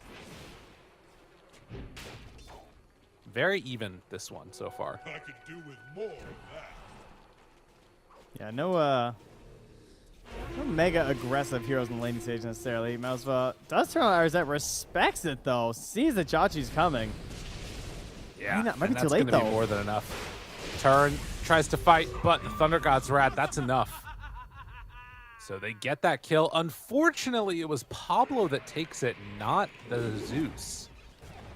So that's going to be a little frustrating. Ah, well, it's not the worst thing, you know? Kill happens, True. you got boots. But yeah, I mean, at least you get the XP, right? Just happy about that. Yeah. He only did 39 damage. Okay, that's pretty funny. He just got the last. Yeah. It's quality sporting right there. Roar Monster here. used RM. Is he living? Tries to get out. Cookie it. Oh, the punch. It's enough. They bring him down in the end. Oh, here we go, though. Position 4. Tiny finding the Tumbler's toy. Now that's an item. And by position 4 Tiny, I mean mid-Tiny, because that's the game we're playing now. I am not stuck in the past. Do not be a fool. Of course not. No, that would be silly. My brain is fully Oh, functional. couldn't get there. It's interesting that he was trying to jump forward there and catch the Zeus. I think just trying to disrupt his last hitting. Psyching him out, you know. He just wants him to know that he is a hop too, right? Just wants to be involved a Yes. little bit here. Wants to be a cool kid. 8 minutes here. We got snap top. Gonna stun on Ajachi. Can threaten and, well, it's bottom anyway. And it's an illusion, so Yeah, they're fine. nothing too worrisome. So in 2 minutes, we'll have the Mortimer Kisses. That's when they're going to go for Roar into Kisses kill onto the Medusa. That would presumably be your plan. And if you're Mad Kings, at what point do you just like abandon that situation as Adrian, farm through your jungle, and try and like you can't really push bottom that easily though. And I think that's a bit of an issue here. Yeah. No, they need to be able to sort of shove out this Terrorblade, and that won't happen likely unless they, you know, really are diving in like crazy. Speaking of diving like crazy, Tokyo mid lane just gets ran at there by KXY. Brings him down, almost has the blink done, while bottom side, they try and bring down Mouseva. The stomp getting a little bit of help from the neutrals, but the Seeds of Serenity. Dude, the Seeds of Serenity did all of that. Now Arzent's in trouble. Chase down, they want to kill this Tombstone. Can they get it? It looks like the Sky will finish it off as Arzent gets wrapped on and gets finished off. What a big play. Yeah, but as we were talking about before that, though, that kill mid, the Tumbler's toy on the Tiny makes it free, and he has a blink at 9 minutes. That is speedy. Brown Boots blink, and one of these games where he sees that he's got some squishy heroes to try and blow up, but Widge trying not to be too squishy on the dying. Unfortunately, he gets squished. He's going to go down now. There's the blink reveal. Avatos, RM dead. So Yeah, the general math on Tiny, I believe this still holds true, is that you have about 100 damage per level total when you buy Blink. So like, Okay. right now he does about 900 damage. It's actually a little bit more if you count like the the right click and the tree throw and stuff. If you've got just a tiny bit of extra time after, so it's like 1075 or something right now that he can do. So he can one shot anybody. That's important. He was going for this. Doesn't have the mana quite yet for Thunder God's Wrath. Needs to finish it off. Can he get there in time? It might be enough damage still. He's low, but not quite enough. Whoo, man. That was stressful. No Sunder for 35 seconds as Mose was on the run. Pablo trying to chase. TP's out. Oh, what a play. He knew. Damn, dude. That was good. Dire's structures are Heads up. fortified. Well, as expected, Beastmaster much faster at knocking down a tower compared to Leechmatter. Does Oscar immediately go bottom is the question. Has fallen. Or does he want to play Beastmaster in the top lane like you tend to and try and get someone else to save this bottom lane, or are they just going to let it go? Because right now it is falling, and it looks like they're just going to let it happen. Pablo! No. Another toss back. Another dead soul by virtue of that Blink Dagger on Tiny. He has been rolling, man. Getting kills, assists, just all over the map. Dire's top tower is under This is the way that you want to play Tiny. Does he find another? Ench is there, but no, he's going instead for Arzent. Yeah, this he's is the dead. bigger kill. Damn. Big plays. Gets the final touch there. I mean, it's too good. Yeah, I guess it's I don't know actually- what you do. It's actually a lot weaker now, isn't it? Oh, Looking for more. Adrian, low. they They're just not let him going to go. go for it. They know without Yeah. the kisses, it's not going to happen. They already used it on Arzent. Yeah, I guess my math isn't as accurate anymore because Tiny losing all those bonuses. Now it's only like 100x. It's like your level minus 1 times 100. It's more like 900 damage at level 10. That's good to know. Well, Medusa ends up walking back home, recognizing that there could be a gank dragon coming her way, but they can go for some more. KXY heads through the mid. Smoke's still not broken. Over near that Roche pit, but RM dead again. Oh man. And it was a Mouseville that actually got the kill on that with, I think, a reflection. That's Nice. kind of cool. Yeah, they're all right with that. That Hawk in behind too, just doing so much to enable that safety. And whoa, Tumblr so I toss back. Avalanche. Rabbit, I mean, just roared and killed, and now the Hurricane with the cookie. Dude, Grumbling. it's too much. SG have come up with the answer. You know, And again, it's KXY setting them all up. it's just what Snapfire says. Sometimes that's just how the cookie crumbles. Toss back, not where they wanted it. Might have gone a bit too far. Can Mad Kings punish this? Turns them to stone, tries to bring down Mouseville, but there's not enough follow-up. With no Zeus alive, they couldn't burst them.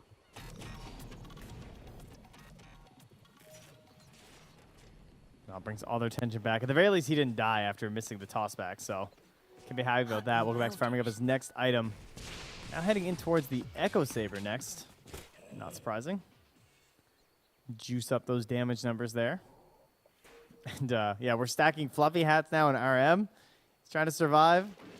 Trying to get into a Manta on the Medusa. And as we said during the draft, how do you actually start a fight Radiant's as Mad middle Kings? tower is under attack. I don't know. You send in a hero to like be the first one in, I guess, but every time they do that, it just dies. Like, how does this work up top? I guess because he just has no mobility that they'll just get this kill. Has a Quelling Blade I could see do it. like a cut through to backstab. Maybe. They're looking for instead kill up top. Or rather, they were looking for something bottom, but Oscar now realizes he is not long for this world. Dual Mystic Flare. It's enough. That's what they needed. In the meantime, back in the other world, RM, they don't have enough attack speed to deal with them. Okay, they live through it. Did not want to burn the kisses. No, apparently not. All right, good stabilization here from the Mad Kings then. Medusa is still on top in terms of net worth. She has been farming this whole time. Adrian's in there at the Ancients right now, farming it up. The Vlad's is done, so the group up power will grow a little bit stronger now for SG. As they are losing their mid-tier 1 tower here. They deny it? Doesn't look like it. Not quite. Oh, he came a little closer on that Zeus. Toss back. No friends are nearby, though. Now he's maybe a bit too far forward. He gets punished. The rest of his team went through the jungle, tries to take him down now with the duel. Do they have enough damage? Oh, God, he's going to get some dual damage of his own if they're not careful. Tiny drops, and now the zombies. There's Tokyo in far. The toss back. All four are going to drop here. Abba, toss, run away. KXY is fine, and RM just hoping to get out. The cookie is there. Connects the punch. The missile, the double kill. It does not get better for Mad Kings. I understand the need to go for that because it did look like he was a little bit out of position, but that's the thing about Snapfire. When those kisses are up, like, oh my god, you can't clump up like that. You can't get into a bad spot this early in the game when you're already starting to fall behind. And now Oscar's going to move in, start stealing these Ancients. Instead of farming up in the top area of the map, that's actually been gifted to Mausva at this point. He just feels safe up here. These images farming away. Now Oscar's taking his time to steal this farm away from Medusa. Adrian's going to come up here. He's going to find out that his Ancients have been blocked. Hopefully he sees the boar. This would be, oh yeah, he saw the boar. Excellent. So he sees the boar. He's going to think that it was just the boar blocking and not actually a sentry. Yeah, that's annoying. Man. Well, a rough series of events here for Mad Kings, as they're not even capable of farming the areas they want to farm. But this is the big play that they've kind of been looking for. This type of a move of a walk, a blink. It's off cooldown. They're breaking the blink, but they find the duel and will manage to get the victory. Can you imagine if he sundered his Undyne right there? Yeah. What do you think about the shard on Snap this early? It's interesting. I personally don't like it. I think it's good, but I feel like the range on it makes it all weird for me. I always mess up my my cookies when I get it. It is interesting. It feels like LTH just wants it to almost like farm up a little bit. Like I saw him down on the dead lane, just chucking it out. Pretty useful for that. Tarzan, good blink away. Yeah, unfortunately, Yeah, we'll see Perseid not going to stop that. No. We'll see how effective it ends up being. I kind of think that there's some value to it. Ava, toss. And kicks. Why? Longer distance to the jump away. Oscar, chase down, duel there. Suddenly they turn it. Toss back onto 2. Arzent should be fine. They even get the kill on the big creep. Josh is staying alive as well. Yeah. A lot injected as far as gold is concerned. I mean, again, you look at this and things feel pretty rough just because of how strong Tiny's been, but Medusa's still top of net worth, and you look at that actual win probability, they very much favor Mad Kings going later. As much as it's been kill after kill after kill, this gold lead has swung the other direction. Yeah, it's funny how it was like just at 60% for SG, and then it shifts once they lose that lead. I am expecting a plan for Roche here pretty soon from SG, though, right? I mean, Helm the Overlord, the TB, they're probably just going to smoke, rotate through top, put wards near the outpost, and if they kill someone like Mausva, or sorry, like Adrian or a Red Monster, it could be an acceleration towards the Roche bet. Yeah. Red Monster. Just going to sprinkle away from there. And is that I was wondering if Oscar was going for the shard. He's still queuing that up after the Blink Dagger right now on the Beastmaster. Well, Zeus has been free to farm. You've got a Medusa late game. They've got tools here. Smoked up Arsene as well with this Blink Dagger, trying to grab. Unfortunately going the wrong way. There's no one down here. So they try and link towards their Zeus. And it looks like they know that. They're actually just going to farm it up here. And now it's the Dragon who's going to run into them. Yep. Hawk's going to see. Oscar. They spot one. Can they actually catch him, though? Oh, they're underneath their own wards. They feel kind of safe, but this is Danger Town. It's Medusa. Oh, my God. They're so that close. They're actually stalking. Who do they run into first? It's the Undyne. Spot him. Turn around. Mystic Flare duel. They spot everybody. Medusa caught. Roared. Can they bring her down, though? The answer to that is yes. So Adrian falls, but they get another duel victory. Tries to TP out, and well, Legion has the escape. Yeah, we're probably going to see quite a bit of that after those tiny initiations. And then just see everyone start TPing out. Up top. That shard is working quite effectively, I have to say. It is That's a good an amount extra of damage. bit of damage. I mean, like even right there, add another 200 damage. Yeah. Basically doubles the there's- damage of your cookie. There's no doubt it's good. I don't like it because I'm bad at aiming it. It's fair. But it seems good. Ooh, Specialist's Array. I wonder if Medusa gets one of those. That would be a huge item for her. I think it's good at least, right? I think it would just be normal. I don't like. It's not like gonna be like Glaives where it gets like multiplied or something. You know what I mean? That'd be cool. Yeah. That's too bad. Is it though? You get the split shot. No thanks. Yeah, the Aquila is too good.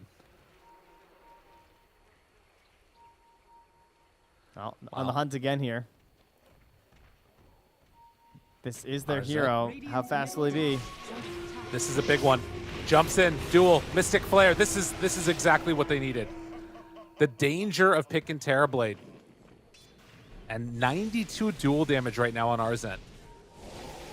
Can they push this to a game number 3? I'm so impressed that they managed to stabilize and get this Blink Dagger before things were much worse to them. I did not think they were going to make it. I thought that like Arzette was going to be way too far behind and the group up would be there from SG and they wouldn't be able to catch it, but they're just sneaking through any coverage here. Partially because they're just keeping the lanes in a good spot. You know? Yeah. That's what's allowing them to sneak through these areas with these smokes, and SG are none the wiser. It's been very impressive to watch. Radiant are scanning. And you've got other things that are coming out soon that will sort of continue to amp this damage. Zeus going in for an E-Blade next. That is such an amazing item against Terrorblade.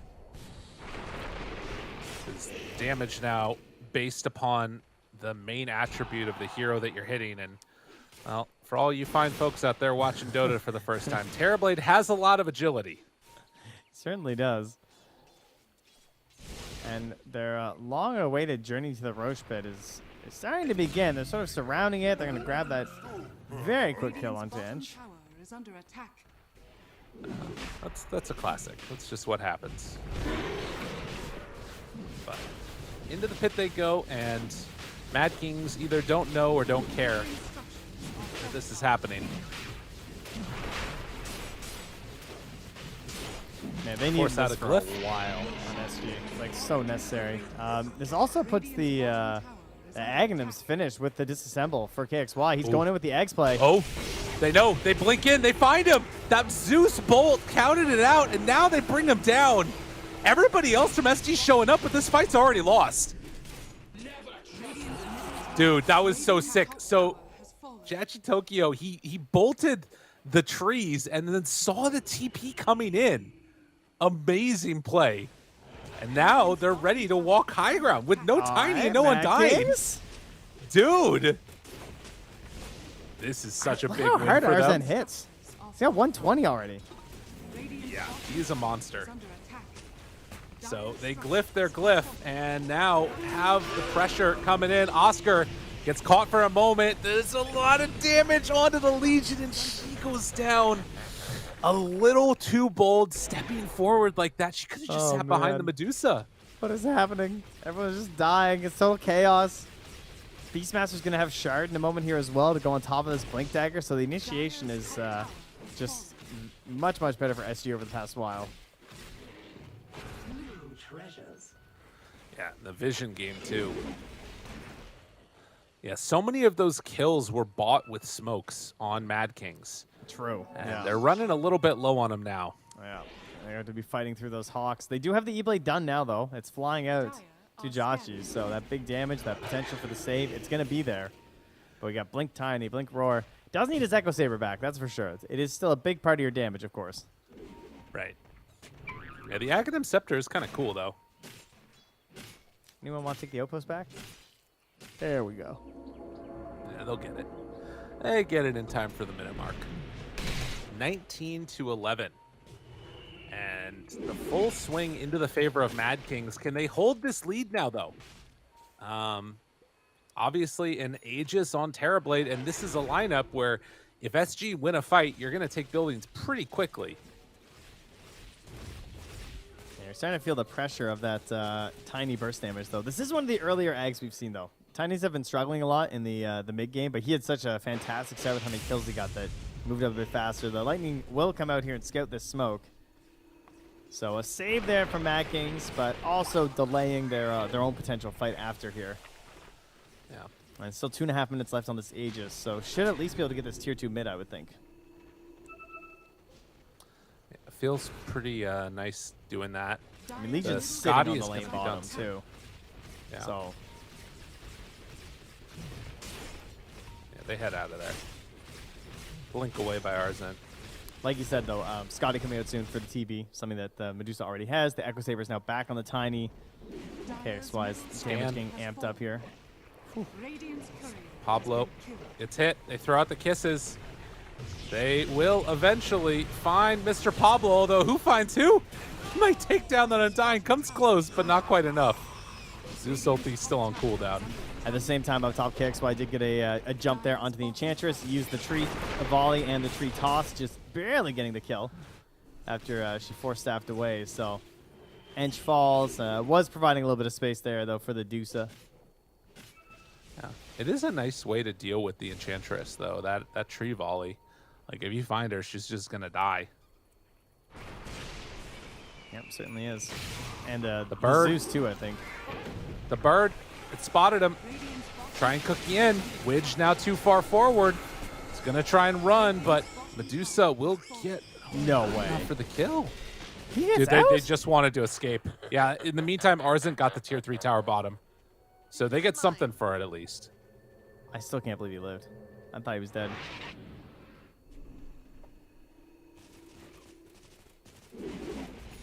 Ooh, now's a bit of a tough call, though, for SG. What do you do in this situation? Do you just, like, push out bottom with the TB? Do you rejoin up here? Are you forced to just fully wait for the next Aegis before you can fight? They have a Medusa problem. Yeah, they do. I'm not sure what the answer is either. I mean, to be honest, like Inner Beast with Terrorblade, it probably deals with Medusa pretty well.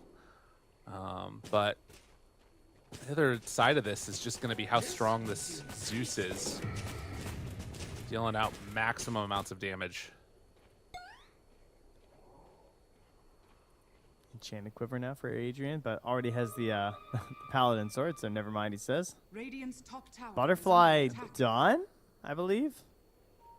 That's nice. Ooh. That's real good. Okay, all right. Terrorblade doesn't have anything to do with that. No, he isn't going for the MKB. Well, some circles that they think they are up on their high ground, and very much correct on that is the Tiny, as the Medusa Radiant's Illusion's top going to tower pressure is this under out and attack. take this tier 2 tower. Radiant structures are Now, falling. do have a glyph used, but Dire's I think bottom Adrian tower just is under finishes this attack. regardless. Radiant's top While tower counterplay on the other side of the map. Some illusions taking that tier 2 tower. And everybody heads off on their merry little way. Dire's bottom tower has fallen. Well, the question for SG will be, how do they break this formation of Mad Kings now? So at this point, the Medusa has reached the point where she's very hard to deal with immediately. Like, she, if you jump her, I guess a big toss back could be something where even with a stone gaze, she's not able to punish you, but I don't know. That's still pretty hard to fight into. Yeah. The plus side is that they do have a ton of magic damage too. If LTH can get some good kisses off, that feels like it's also a decent formula for success. Because, at the end of the day, like, Dire she is are tanky, scanning. but magic damage goes a pretty long ways with no BKB. Oh, they're going to see her. Good vision. Very Nice far away. hunt. They thumped her the back line instead. Able to catch and kill that Skywrath Mage. Now KXY, he's in deep. Arzent looking to chase, jumps on in, gets the duel. That is a dead Tiny. As the taunt comes out, will toss in his ally, in fact. And Dying getting into pretty deep there as well. Adrian still very tanky on this Medusa. They're holding this high ground, but I don't know if they want to stay up here long term. Zeus is just going to start spamming them down to death. Medusa gets the slow there onto the Snapfire, tries to chase, but can't get the kill. Yeah, I feel like Mad Kings are not scared right now, and they really should not No. be. That was not a great sign. The lack of force staff as well. You could feel couldn't get one there from LTH to get the save. Felt like he was hoping for it, trying to get a save up into the high ground, but unfortunately couldn't quite get there. So thought maybe that it was going to be a little bit easier for him to get a hit and run there on that tiny. Yeah. And 15 seconds till the potential Roche spawn here. Radiant's middle You tower can What's see your time? Mouseful recognizing the danger. I'm saying 12 12 seconds. seconds. All right, I'm going to go with a minute and 31. Okay. You can see need to go for that butterfly on the Terrorblade afterwards. Long respawn. It's a big one. Oh, we're all just missing, huh? He's going to go butterfly too? That's what's happening? Yeah. Makes sense. And Daedalus next for Adrian. Might go for the MKB once he sees the butterfly. But time will tell.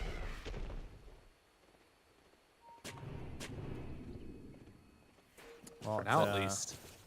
It's a tale of two very similar lineups here in terms of how we're fighting at this point. Arzent underneath the ward finds him.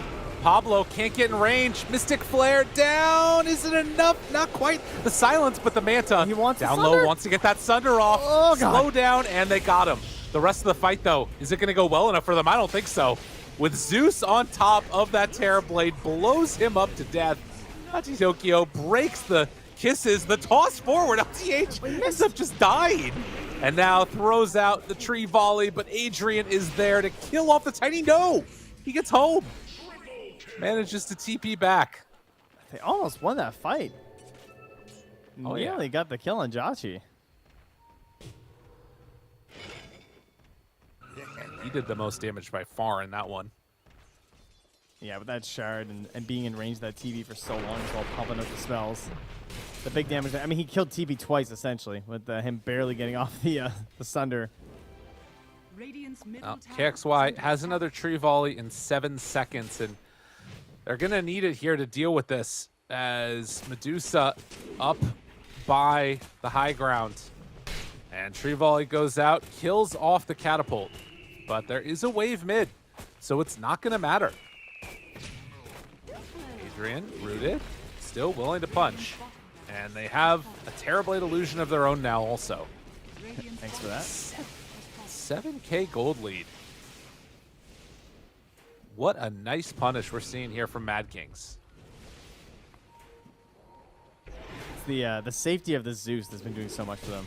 The position the whole time now, sitting with an Invis rune as well, can be hard to punish, and yeah, it's okay. You know, RM, he sort of has to play that role a bit this game, where he should be the first one they see every time. scanning.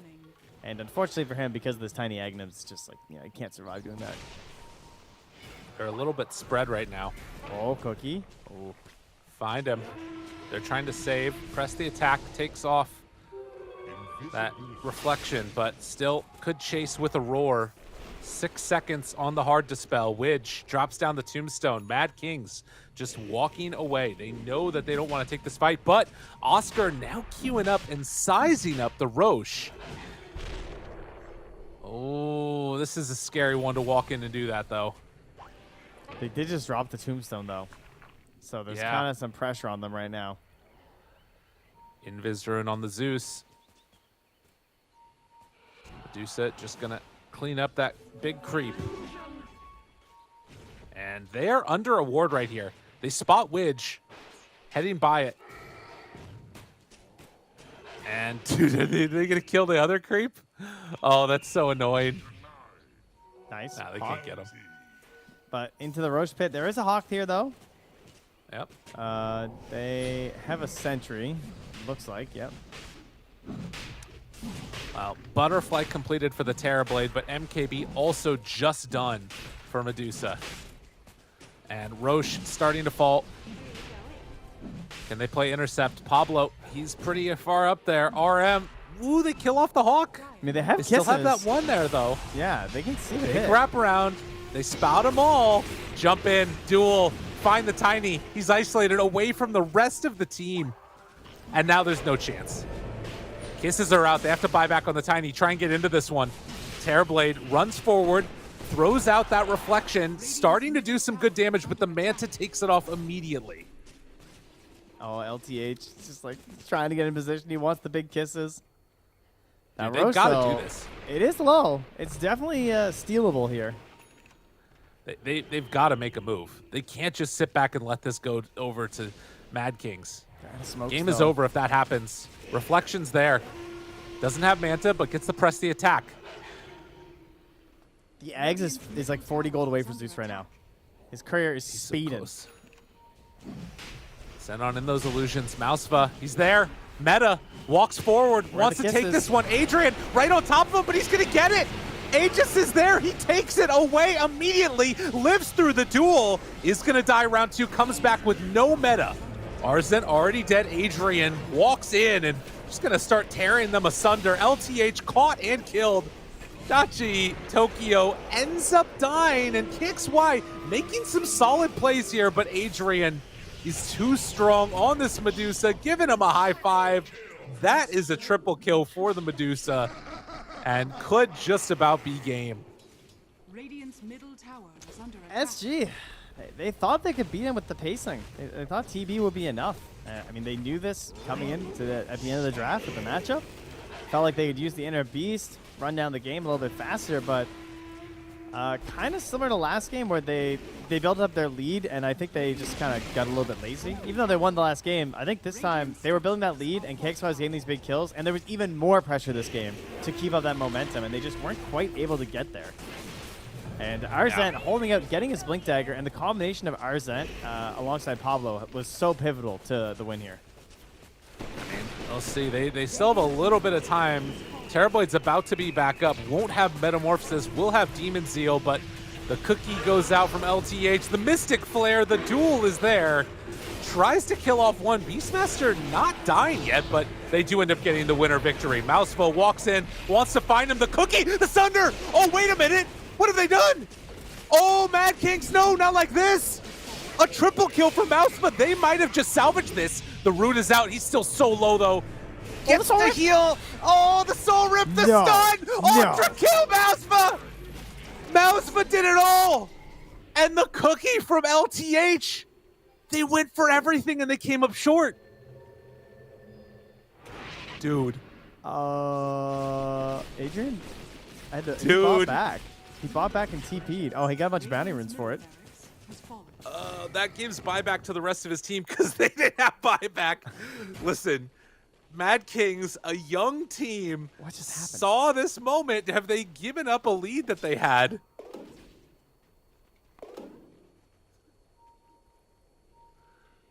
I mean, I actually can't believe how close that was. That was insane. He was so close to going down, and then it turns into an ultra kill instead. Now he's demon zealing himself around here. What does he have? I mean, scary stuff. All right, the kisses are back up. The roar is there. If they blink, roar, and kill this Dusa, they're in trouble. He is by the well. Yeah, it's game over. If Adrian goes down right now, it is game over. Cannot afford to get caught. Legion still away for a couple of seconds. That is the saving grace that they need to wait for. Holy moly. We were doing the outro. I was outroing. I thought there's no way it's done. Like, they're just going to kill these buildings. It's fine. People are falling and dying, you know. You know, I was like Daenerys, much like, you know, she kind of forgot about the Navy. I kind of forgot about the fact that they lost the Aegis. What a callback. Sand connects. They think that they're safe, but they're not. Mouseful, BKB, turn. Needs God, to where's run he away. The going? duel is there with the Blade Mill away from his team. Can they get him down? Sunder's out in just a second. No. The turn is there. This is not good enough. Adrian in some trouble. The kisses, they're going to do their damage onto this Medusa. Can they kill him off in time? No. Nachi Tokyo too strong. Oscar trying to finish it off, but it's not quite enough. And the tree volley won't finish it. The Tokyo claims his prize. Salvaging that fight. It was almost over. I'm so confused. Like, how did they get so far away from the tombstone? How did he wind up? Like, it kind of worked, but he was so alone, and then somehow he survives long enough to get the Sunder off. But the damage was just too much from the Zeus. Oh, yeah. Like, They saw the Medusa, then they saw the TB, and they saw, this is the perfect Zeus game. I mean, they snap picked this thing for Jachi Tokyo, and he has definitely pulled it off with the help of his teammates. I mean, they're giving him the positioning to make this work. There's no doubt about that. And it's from gold that they don't have buyback, and I think this is going to be the end of it with no Terrorblade left. Like we said. That's right. Dragonlance dropped on the ground. He's trying to get them to break it. Yeah, if they break it, he has needs buyback. to get it killed. Oh, man, they need it so he'll have buyback, but it's not going to happen. GG is called, and Mad King's going to tie this one up. Unreal. Okay. Wow. Not the way we thought it was going to happen.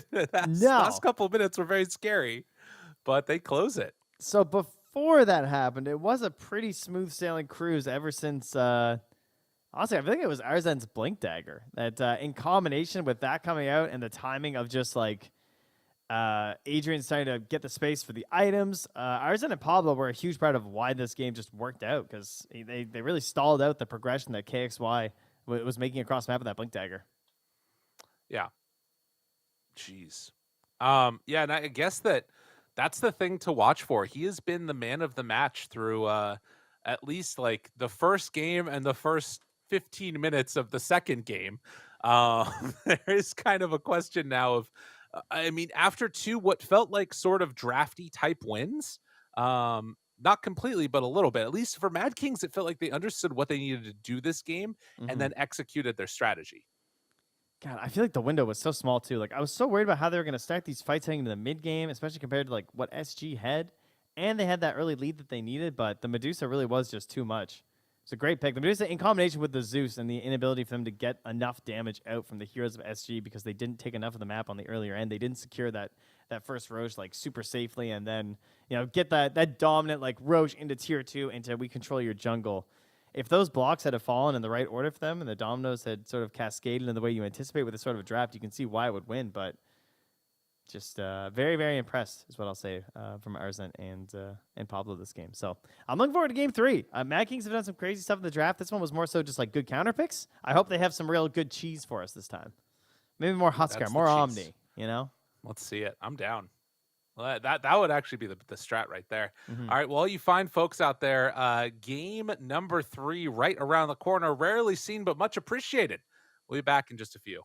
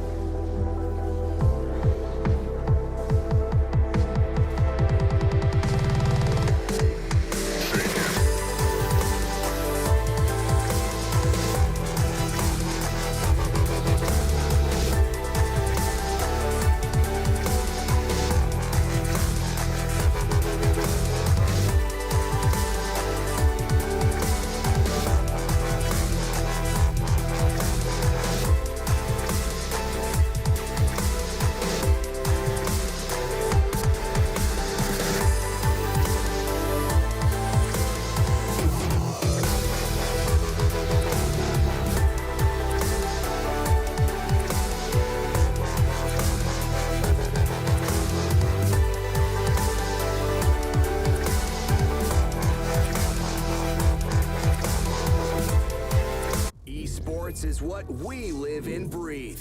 For us, it's more than a game. It's a reality where a group of letters can mean everything. Where runes are collected and Aegis can only be won in battle. Where centaurs can give you a ride. Where the true heroes are those in front of the screen. GG Bet. This is real.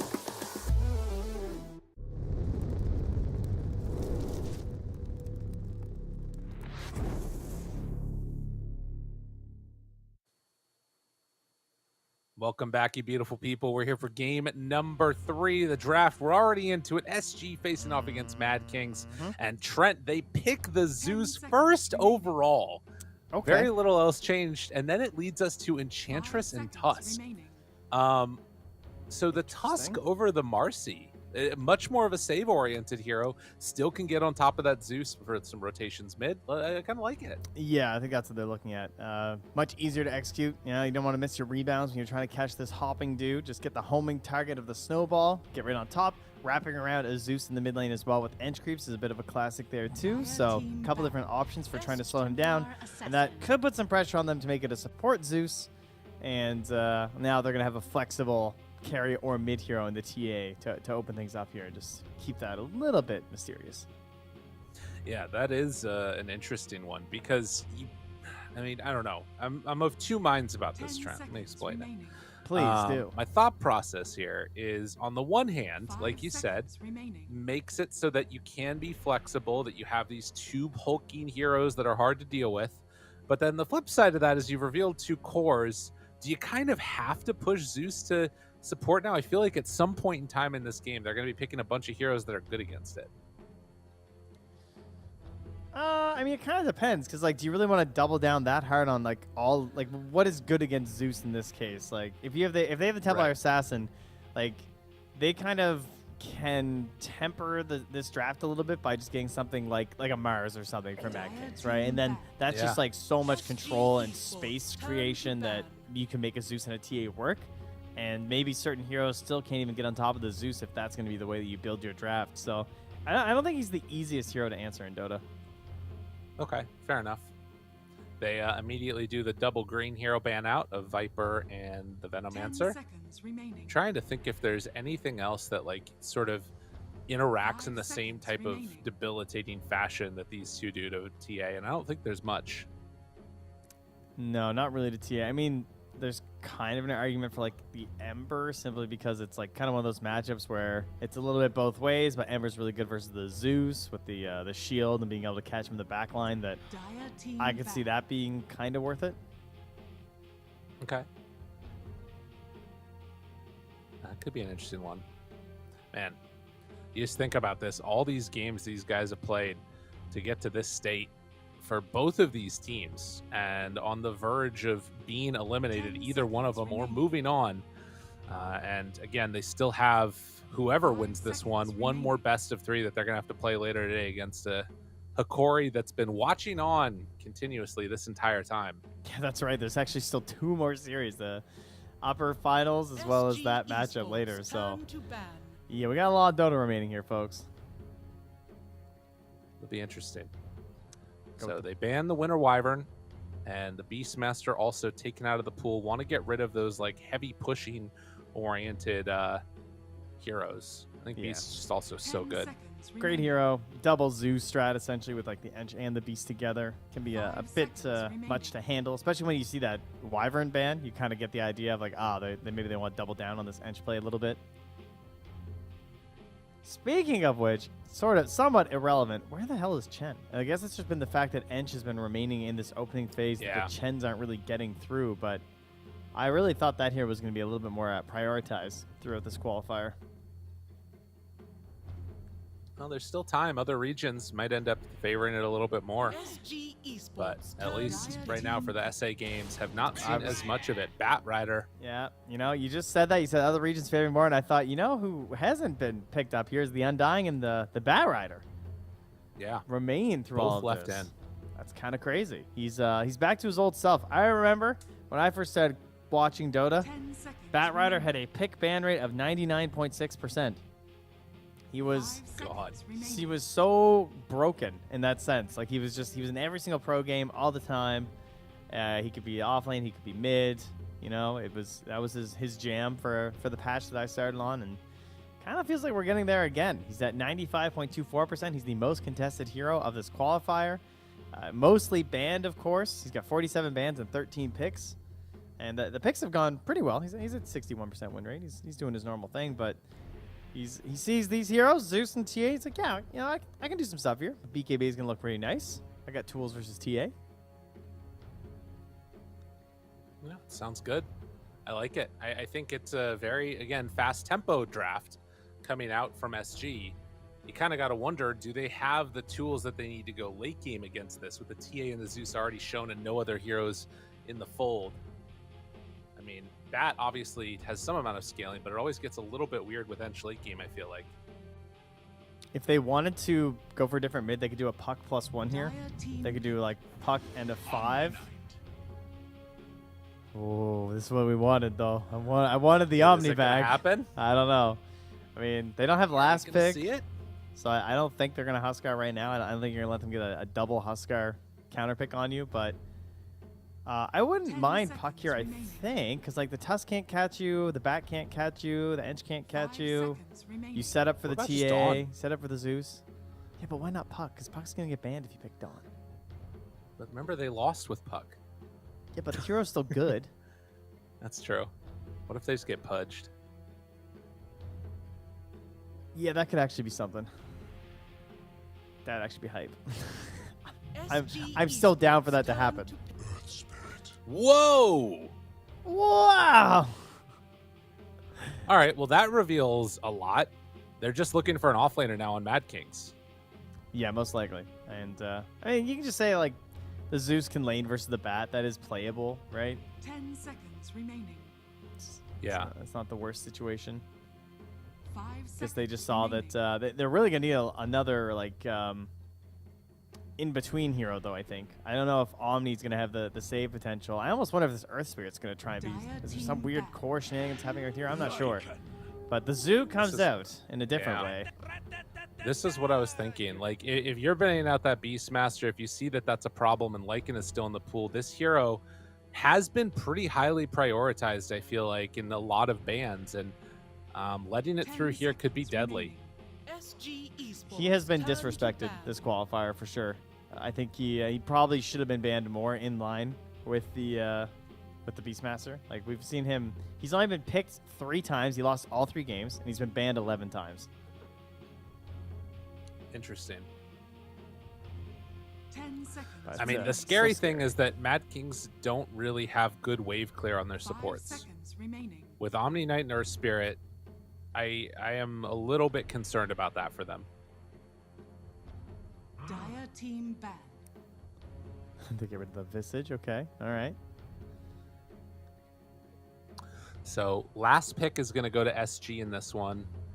Do you want to ban out more like team fight now? Like, what's the hero that you're afraid of? Is like the tempo of like a TB or 10 something seconds they need to be remaining. worried about? 5 seconds remaining. What would I want? You mean as in for like what SG you're gonna do? Yeah. Esports turn to ban. Yeah. No, I guess I think let's the go to Medusa's big a good carries. ban. Yeah, she's really good versus TA. I think just like toe to toe. Not much TA can do, right? Yeah. She's just like like flashier jumping around version of Medusa, but Medusa doesn't really care if 10 you're just hopping seconds around and remaining. skipping. All right, 5 hear me out, seconds Trent. remaining. Spectre. For SG, Yeah. it's playable. I mean, we'll see what Mad Kings does first. That's obviously gonna matter quite a bit in terms of like the lane looks like. Like, are they gonna Yeah, that's try a Darkseer? Like, how do you make this lane good with the Earth Spirit? Yeah, I mean, Darkseer, I think, against the Enchantress is too tough. Yeah, that's true. You actually can't. I think that, like, maybe you could go Dawnbreaker. Dire team pick. Mars would have been interesting. But, I mean, you don't know what the hero is yet, so you kind of need to try and preemptively think about what is going to be, what are they looking for? It is going to be an Earth Spirit core, I think. I think so. Holy Probably. moly. So All right, probably Arzen. TA1, yeah, 3 Earth Spirit, possibly 3 Omni, but that seems unlikely. Possibly 3 Zeus, I guess. That seems kind of hard, though. And they just back it up with the Luna, so... This means that every time you eclipse, you can howl, right? Does it instantly God. change back, I wonder? I don't know, but it is a hoodwink core Okay. instead. Look, a big hug passed around SG. They're All right. giving a hug the coach before he heads back and has to leave the room.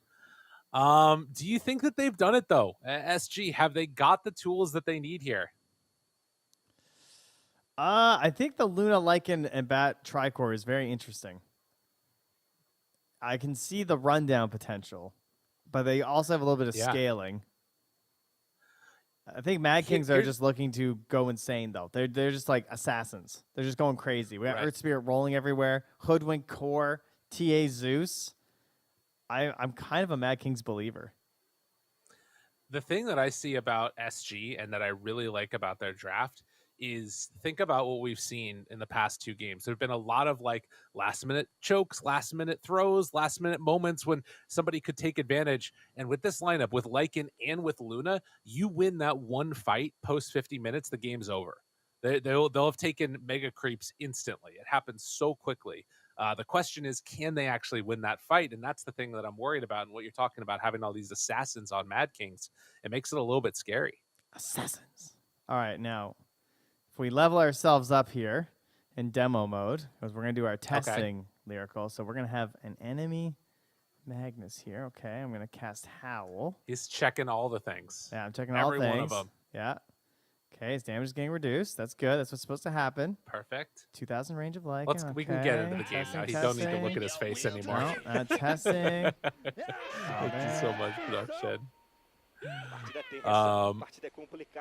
Well, you'll have to let me know what the extent of it is. Dude, it's tense. This is very important. We have to know. It's true. It's a really good point. They could have because I think guaranteed. For anybody that doesn't know what it is that he's talking about now, Howl at night, it is a global effect. So what that means is that when you we're trying to figure out right now. That means if you cast it and then Luna casts Eclipse, which turns it to nighttime, do you have to wait for the Eclipse to be cast, or can you just do both of them whenever, and then Howl will just affect them? Yeah, it still just that's stays the on. thing to watch for. It just stays on after. I mean, it's probably not going to happen. It's a funny little interaction. So like theoretically, it will be global. Wait, yeah, how does it work? Eclipse. So like, let's say that Eclipse is like ending and it's still nighttime. If you cast Howl right then and the nighttime ends, the global effect still persists. LTH turns onto Arzen here, kicks him into the corner. Dude, that is a nice angle right there. And Hoodwink gonna go down eventually. They're saving the kill from Malzva. So wait, just to repeat, because I didn't quite understand what you were saying. Okay. If it is daytime and Lycan howls and then Eclipse comes out, it won't retroactively turn it on. No, I didn't test that. That shouldn't happen. There's no way that's gonna happen. Okay. Yeah, so instead, it's that if it is Eclipse and then Oscar casts Howl at that point, then it persists the full duration of Howl. Yeah, exactly. Yeah. If you were to cast it on the last second of nighttime, when the daytime rolls around just on the clock, it'll still persist globally. Okay. Kind of cool. Makes sense. That's what we expect. That's why we test. Yeah, absolutely. It's not that important of an interaction.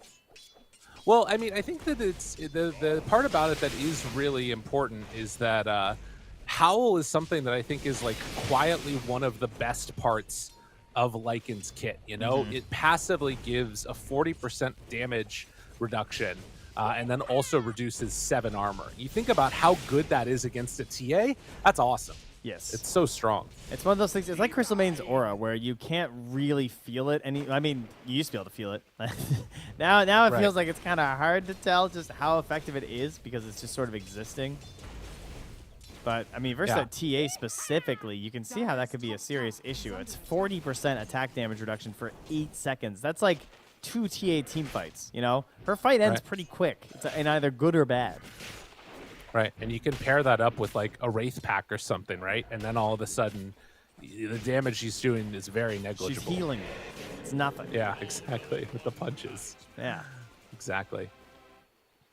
Well, something to watch for. Regardless, though, across all the lanes, we'll keep our eyes on that interaction when it comes to the mid-game fights. The lane matchups, though, are going to be interesting to watch here. Adrian trading a lot of hits with Oscar while they try and go onto RM. Needs to back away, and that Heavenly Grace, enough to keep him perfectly fine and dandy. Must be a little careful when the spells come back up, though, because, like, you know, he doesn't really have any regen left. Hopefully his courier survives, because if Omni loses his courier, he's in for a bad time here. Yeah, he's running out to get it. We'll have some tangos here in a moment. Well, in the meantime, they are going to keep that pressure on, but it looks like Adrian should be pretty fine. A lot of denies up on the top side of the map. Roll into Bushwhack. Dead. Oh my, that was fast. That was just simple roll into Bushwhack. Big damage. That was only level 2 there on the edge. And that's going to put Arzan to level 3. And so goes for the 2 points in the Acorn shot, something that you obviously don't see when it's the support version. Right. Yeah, and has you know, a lot of stats right now with that Wraith Pact as LTH going to get traced. Adrian wanting to run him down, and in fact, goes for the Meld Strike. Free kill. He knew his limits. Found him, took it out. Don't want to be giving that one back to a TA, that's for sure. Well, that would be a tribute. I assume Arzan's going to do a Gleipnir build. One would think that. I mean, that's typically what you want to see with the core hoodwinks, like out of the mid lane or something like that. Oh, interesting. So he actually had a Falcon Blade queued up, but then he grabbed another Wraith Band and a Sage's Mask instead. So he really wants to push the speed at which he's fighting here. I mean, he might still finish out the Falcon Blade, but I think he was considering just like grabbing it right now. Yeah, wants to instead get that mana regen. And of course the damage. Mid lane, Batrider versus Zeus. So far, Achi Tokyo able to get a couple more last hits advantage and just spam out the wave. The Arc Lightnings constantly. KXY goes for some aggro here and does still have that Heavenly Jump ready along with the 20 stick. Moves back, rolls, comes in. Adrian kills Oscar up top, and in the meantime, they can't do that much more to Zeus. So Batrider have to give up the chase after the Lycan dies top. Oh, did push it back enough to get the top rune, though, and then Widge comes down the bottom and grabs the other water rune. So got that at the very least. I mean, there's still some regen there for Jachi, so it's not the worst thing, but overall, relatively even in the mid lane here, considering the rotation to come and help out. Oh, early point in Scurry for Arzan. I was not expecting that. Maybe it's because the Earth Spirit's like leaving the lane. I actually thought he would try and max out just as much Acorn Shot and Bushwhack as he could so that he could try and kill Widge. Because like I feel like if you have like 2-2 build with just a roll, he just dies. But they've just been cutting all the trees. Yeah. And you can see trying to go for the more guaranteed play. Pablo is going to head on back to the Ancients and stack those up immediately. So, like you said, making sure they have a way to get out of dodge just in case the rotations come out. They would, except it's blocked. Haha. Nice, nice. Yeah. Oscar up top, in trouble yet again. Snowball, try and save him. And Oscar will manage to get some separation there, but the roll in, tries to find Malsua, can't quite get him down bottom on Pablo.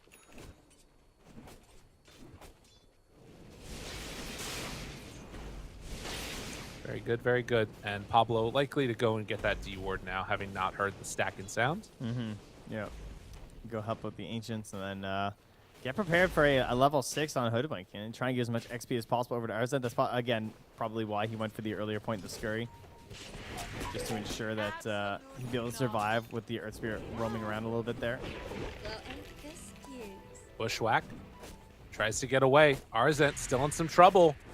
Slowed down, has stick charges, and will manage to get out. Quick pause, maybe some lag issues there or something. I don't know if he used to bind Scurry or what. Yeah, he wasn't doing it, was he? He didn't pop it. I was like, I mean, you can at least get the bonus movement speed there. I know it's not going to help you with the evasion. I mean, the passive evasion is actually so nice versus Ench and Luna, though, right? Because so much of their damage right now is just pure right clicks. Yep. All right, they're ready to go again. Regardless, Hoodwink does not get brought down there. And RM moves in with some Zeus, and it's a regen down bottom. Can they get there in time? Widge trying to play interrupt, and they get the heavenly jump. That might make SG think there's a ward in the area. Yeah, drops a sentry and there's nothing. Yeah. Well, RM just came in here and body blocked this out. Oh, does that sentry reach? It does. He's getting the obs first. I can move over and grab that sentry there too. Oh, they didn't know. Oh, he couldn't. Did he not see it? Wait, no. RM got the D word on it first. Yeah. I guess he was trying to like, get it from an angle or something, but damn, that's pretty brutal. Oh, well, at least he got the obs. Osmo though. Big Dead. ulti. That's 6 And- now. He needs to be careful on edge. Yeah. Well, I mean, they could also just wait for Luna to come back. That's the other True. danger. Oh, Pablo getting there with the roll in time for the stack, maybe? Nah, he's too late. Unfortunate. Which, there to try and play interrupt. And Ow. they chase down Oscar. Chase continues. They get the shards for the save. And LTH able to keep his offlaner alive. Good everywhere But right all now. across the board. Oh. I think Mad Kings are just looking Widge? great. Widge gets chased a little bit here. They bring in Arzent. Does dead. have the bushwhacking. Just going to queue up the ulti. Broken. Punched. Dead. Maybe. Yes. They got him. Pablo TP's out. Does he have to use the lasso? He will. But lasso used on that Earth Spirit. I think you'll take that one. Yeah, that's Jachi just gives him a little applause, like thank you. I'm very glad that's not me. I can be a little bit more liberal with my hop and my skip now.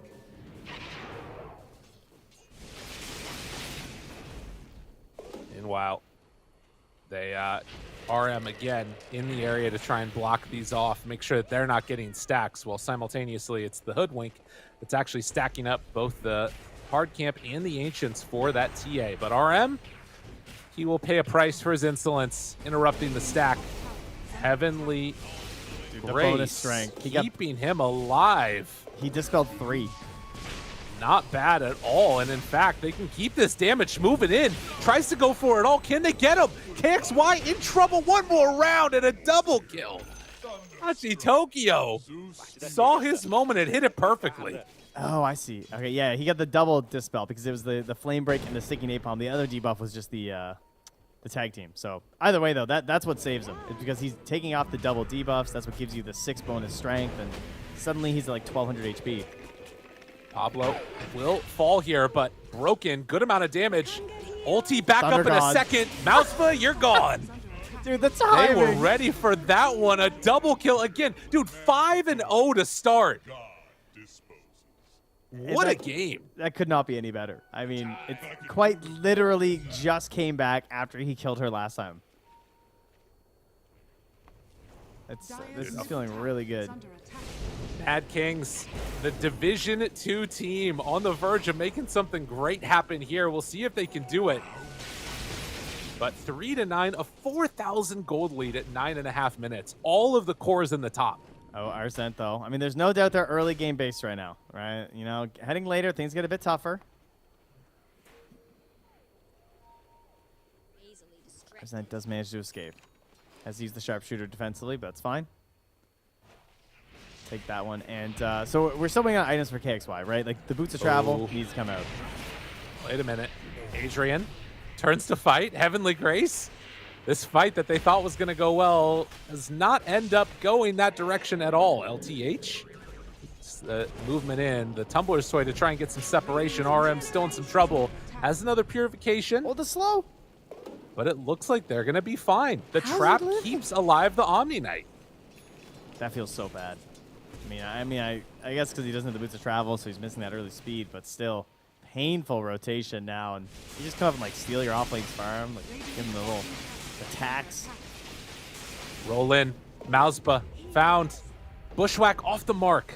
They do get a silence, some more punches here, but this is a hard kill on this Luna, and TPs are starting to make the move in. They do not have Zeus ulti.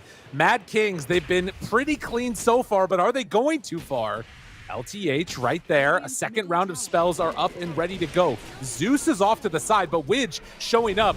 They have to be careful. They might have gone in too deep. The lasso is there. Tries to pull him back. Dachi Tokyo gets a good chunk of damage out, but Pablo just going to have to TP out. Won't be enough. SG, they're punishing mistakes here. That was very greedy. Keep going there. Maybe they thought the turnaround would be there with the snowball or something, or they just deem it worthy to create space for Oscar in the top lane, as he will get the pressure into the tower, but that's the wrong way to think about that at all. Yeah, this is just bad. That's bad. Space for Adrian, because they're on the same team. I'm still awake. So, there you go. Yeah, nailing it. They are a momentum-based lineup on the side of Mad Kings. There's no doubt about that. So if you start dropping these little kills like that that you really need, it is not good. Like, look at these heroes. We got Zeus TA, Core Hoodwink. Can't be missing stuff here. But man, he has built the fight though with the double Wraithband, Falcon Blade, Arcane Boots. Yeah, he's a battler. I wonder when he gets Shard or if he can really afford to, because he probably wants Gleipnir, as we were talking about before. Dire's top tower Yeah, it's a tough question. I'm not sure the answer.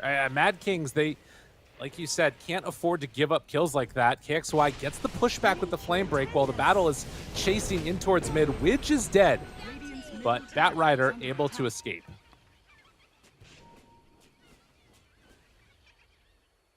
So 12 minutes in, still holding on to that 4,000 gold lead, and Adrian is going to take this bottom tier 1 tower after the Lycan was able to secure top. Yeah, and Arzan is peaking in damage right now. Is under a ward here from the Radiant, so they know the Hoodwinks are sitting here farming jungle camps. Does farm pretty fast with the Acorn Shot and Falcon Blade and everything, but just means that she's not hunting you right now. You can feel a bit safer on some of these heroes like Luna. Look at Look this. how defensively she's farming her ancients as they run at her. And it might not matter. They roll in. That's right as they pop the Mask of Madness. Mouseba, it doesn't matter how defensively you farm underneath the ward. They move on in and kill her off. Trying to get a wraparound there, but they can't even get that. They didn't believe in the play. Doesn't want to just lasso an Omni Knight, so KXY just goes back to farming. They are missing their marks right here. At the very least, Oscar has sort of gotten back into this one with all that space in the top lane. Still the lowest of the cores, unfortunately. Tough. Do you RM, think he's going to do like get an some Axe D-wards. build like after the helm? I wonder if that's how they try and play this out. It's a tough thing to, sort of figure out what's the best route for him to go, right? Like, playing to help out the Luna does feel like the play, but maybe that's better done with, I don't know, some more aura items or something. Yeah, just BKBs and ACs and normal stuff. I don't know. Yeah, I kind of do like the axe, though. I think it's, I don't know. I think it's hard to make that one work these days. Yeah. Well, the gold lead continues to expand, and Mad Kings, if they can keep up this momentum, they are looking to be in a very nice spot here. DD going to be bottled by Adrian. This is with Deso done. Are they just going to go in and take Roche? If they take this tier 2 tower, that is a clean path for it. Now they're just going to use it to ensure that they get the tower, it looks like. Yeah, they don't have Arzent here, though. It's starting to make his way over here. Like, you want to be in every fight right now, Hoodwink, I think. Especially around these tree lines. Like, this new area that you can run through is amazing for a Hoodwink player. Move in, roll forward, finds one, silence onto two, big magnetize. The snowball save for himself is only a brief holding pattern. Oh, the Acorn? Oh my god. As they kill off all those creeps. Holy moly. And a little bit of DD duration left. I mean, they can go to Roche if they want. I think that's the play here. Dang. Risky. Arzent stays to body block the Ancients. What a gamer. How petty. You love it. Wolves going in, though. They don't have a shapeshift, but it is nighttime. Unfortunate thing is that Luna is gone this 2-4-4 build. Doesn't even have a point in Eclipse yet. But yeah. Roche falling down low. KXY, he gets caught by the bushwhack. The roll in, dead. And now, after Roche gets claimed, Widge is also going to fall, although they do lose the Earth Spirit. Moving on in with that Hoodwink. Another bushwhack is ready. Misses it on LTH, but Yagi Tokyo on the triple kill. Having just amazing game. 10-1-3 on the Zeus. Zoning bushwhack, that's all, you know. Absolutely. Funneled him into death. He has death. Maelstrom on Arzent. He is so farmed right now. for a Hoodwink. He's ahead of the Luna right now, who, as you point out, has gone like max farm build. It's a serious problem right now for SG. Well, that's a good kill to get then, at least. But the roll in, can they save? Ooh, a little bit slow. Omni Knight needs to get down here, but no, they save with the Zeus again. And Arzette, he gonna get saved at the last second. RM, the last one to TP, but the one that kept him alive. I think Pablo missed every spell. He still lived. Oh my goodness. Dude. Saved. Who can stop the Mad Kings? Honestly. I don't know. They need more of this though. This crazy style. They just gotta let themselves go. Pick their heroes. So far, they have taken down Infinity. First, for Division 1, 6th place. They took down a Wolf team and Infinity, which was 6th and 7th. And then SG, which I'm not sure where they placed, but it was pretty high up there as well. Now on the verge of, or rather on the verge of taking them down, I should say.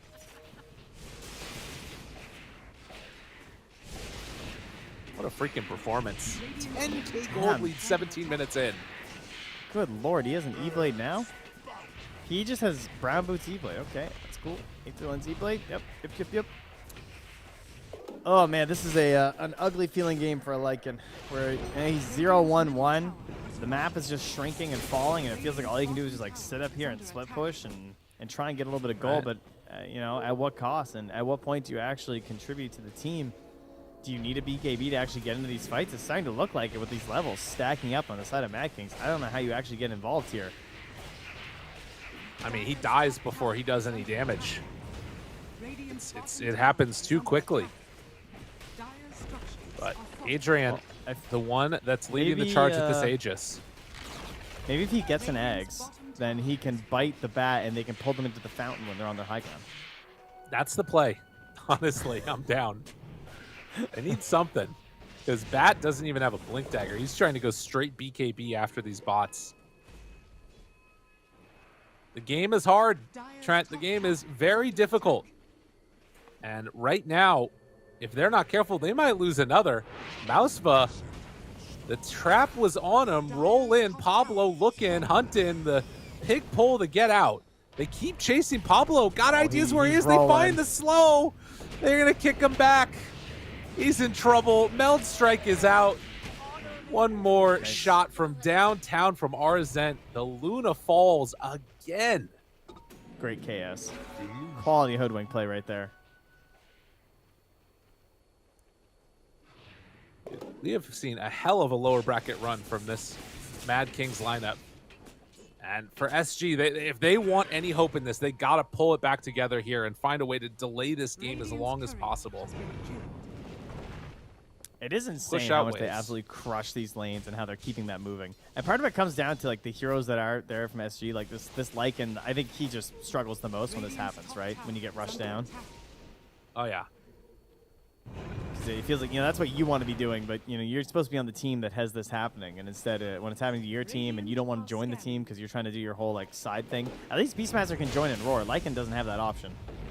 No mana for a TP runs away on and KXY. roars. No man on it for a TP. He's gonna go down. They know he's here. Bushwhack comes out.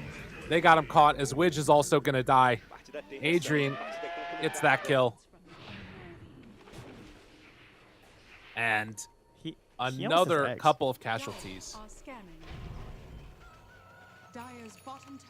Yeah, that is rough. Wow, that level 10 talent is insane. I did not realize it was 4 seconds duration of Heavenly Grace. That is really strong on Omni Knight. That's really good. That's like almost a bonus 50%. Yep. Not bad, not bad. Roll in. They find Oscar again. Move on out. Find themselves Arzent. The punches are there, and Oscar going to die. Jackie Tokyo makes the move over, secures that kill. 11, 1, and 6 on this Zoots. But LTH and KXY, they want to get something in return. If they could bring down Adrian, it could be the start of something beautiful, but he is far away, and they can't connect. He could just trap bottom if he wants. Like, he can just get out of here. He can stay. Oh, yeah. Roll in. They're on him, though. Find one. Hello, Mr. Widge. Finds him there. And just going to pop the ulti and get the kill. All the tier 2 towers dead except for the one sitting top, and that one's soon to fall. Well, at least they didn't waste lasso. Saw that the Omni was coming with the Blink Dagger and just kind of fakes it, and the early Heavenly Grace drops. So got that going for them. But my goodness, look at that damage. 20.7k, and yeah, the other two cores, about half of that each on the Hoodwink and the TA. I think Helping, that's more than everybody on the Radiant team. Radiant's It might have top been. tower is under I'm attack. pretty Radiant's sure. top tower has fallen. My math is very NA, but that might have been what they needed there. Let's see, 9, Yeah. let's see, 13, 14, you know. There you go. It's close. It's close. Adrian chasing down these big old creeps, but won't quite get the kill on him. Does push out the wave. Just an absolute walloping of a game we've seen so far here. RM blinks away as soon as he spots Widge. The Gleipnir. Arzen finds one. Gleipnir connects. Good damage out. Mausva might be able to find the kill to Pablo, but no, he rolls away. Oscar's gonna die. One more punch comes through. And the Zeus just ready to do what damage they need him to. Adrian starts to drop with the turn. The lasso isn't enough. Pablo, he comes back in for a round 2. Mausva, the only one left alive. Everybody's dead. Might be time to head high ground. Mad Charge the Kings. stampede. Let the elephant cries ring out in glory. Radiant's middle They tower absolutely rocked that fight. No casualties. 6-29. You can see it here again. As they bellow their trunks in triumphant jubilation. Yeah, as soon as they got the second rollback in here on this replay, they just were able to clean up. And there's more action moving through. They're trying to stop this, but it's just not working. Roll forward, ends up dying. The Zeus, godlike. 15 kills. Radiant's middle barracks are He has been a revelation this entire tournament. Radiant's middle barracks has fallen. They find good another? turnaround cut there. Mausva, gotta hide, gotta run, kicks it out. He's working so Down hard low. to live. It's a hard job to have. Radiant structures are fortified. So Pablo. nice calling blade, you know? Oh, has to go for a little bit of a pause. But SG, they're just going to have a moment where they have to think about what happened and what could have been, because this one is looking outside of their hands at this point. It is going to be up to Mad Kings to give them a bone here. Yeah, little XD there coming out from the Luna. Do I have Luna muted? I might. Oh no, she drew XD on the minimap. Got it. Yeah. That's all. Go when ready, says KXY. Yeah. Okay. Which is good to go, please. All right. So why did this game work out so well? Why did they absolutely crush? All the lanes pretty much went in their favor, didn't they? I mean, the Zeus bat thing, that went really well for them. They didn't really find a way to punish the Zeus first overall pick. He's 15-1-9. He got lane versus the Bat Rider. They did an okay job of zoning back the Zeus and like taking the runes and everything at the beginning, and they rotated Widge a couple times too. But then that gave Arzen a really good start. The early point in the Scurry, I think, was a great idea. Just to, like, stay in the lane, not have to worry about any sort of death. Give that freedom to Pablo. Pablo was able to rotate mid, help out a little bit, stack it up some for the TA. Just very balanced start to the game. It wasn't anything too crazy, but Yeah. it was really around 5 minutes and then into the 10-minute mark when you started getting the ultimates there on Arzen. And Pablo, one of the best Earth Spirit games. Not just because he's very clearly skilled on the hero, but he has so much damage that just follows up whoever he rolls on. Like, you can play so much more confidently on this hero when that's the case.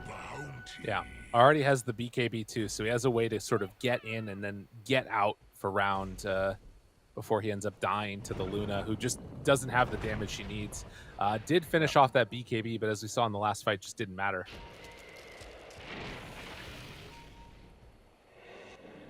Some pings coming out. Shards scouting the Roche pit. Adrian. Oh, hello. Oh, Goodbye. my God. Yeah, that was a quick twofer. That was, That was a so Luna. nasty. Damn, dude. And another one. Arzent jumps in, kills Widge. All it takes is a second. Looks for more. Holy moly. Yeah, that's a DD. That's a problem. That's a big problem. Wow, The that's mass one way to end tips the game. come out. Yeah, Mad Kings looking to close this one out. They have played through every single round of the lower bracket. They have fought some of the best in the region. And in the end, they're going to drop them down. Just kills off LTH. Couple more punches. Forcing back KSY. Needs to run. The roll is there, but the BKB looking for a turn. Adrian takes down Oscar again. He's going to get away. The big dunk from downtown. RZ finds it. Gives a tip to his carry, and then ends up calling GG. luck next King's from going to move KXY. on. Oh, man, they play again today. One more. One last series. If they win that, they have their ticket to the last chance qualifier. And, of course, still opportunities to go even further and to make it to that grand final and take that direct slot to the international. I mean, that would be insane. Absolutely insane. Div 2 to TI. what an insane story that would be for them. And I want to look and see. And yes, I do think if you add up all the numbers of SG, it's less damage than Zeus did. I'm pretty sure that's the case. That is definitely the case. What an unbelievable game. Man. That was sick. Very well played. It is. Trentster. It's like it's not something you think about with your draft, but they get to a point where there's actually not a very easy way to turn this around for their lineup. Like unless KXY hits a lasso and they get a kill, the chase down potential isn't really that great. Unless at least not when Oscar can't play. Like he couldn't even join them at that point in the game. And they just kept on rolling on Mad Kings, and they just hit so many plays. Right. You know what's interesting to me about this in like the grander scheme of things is, a lot of people talk about, oh, we need to have open qualifiers, things like that. It's not that hard to stick together as a team and make a magical run like this. As long as you're in one of the divisions, Mad Kings are doing it through Division 2. And they are on the verge now of making it to at least the last chance qualifiers, if not directly into TI. They have a lot of teams that they got to work through for the last couple of them, though. It's down to 4. They have a match later on today against Hikori. And then, of course, before that, we're going to see the other best of 3 in the upper bracket, which is Tempest versus Infamous. Yeah, just win 3 more series. Theoretically, they're halfway there after this, right? if they can just do it again, win 3 more series, then they get a direct ticket to TI. That's the point that they're at. So I'm sure the motivational speeches will be very strong here from Red Monster, but very impressed from this whole squad. Again, their drafting, I think, has been great. It's been the highlight of them, for me at least, in this tournament, seeing like their Omniite, their Huskar plays, now this core Hoodwink as well, just had a great showing, recognized in this game that I can win this game on Hoodwink. Like, I can chase them down. They're not going to have a match. I'm going to hunt this Luna. I'm going to ruin her life. And he did. They did. What a solid performance. And for SG, going to have to drop out this one. Won't be able to make the appearance there. But like we said, only 4 more teams. And potentially for today, only 6 more games, 4 more games. We'll see how many it ends up being. But we're going to go to a quick break when we come back. Sorry, guys. The last 2 best of 3s coming up right after this.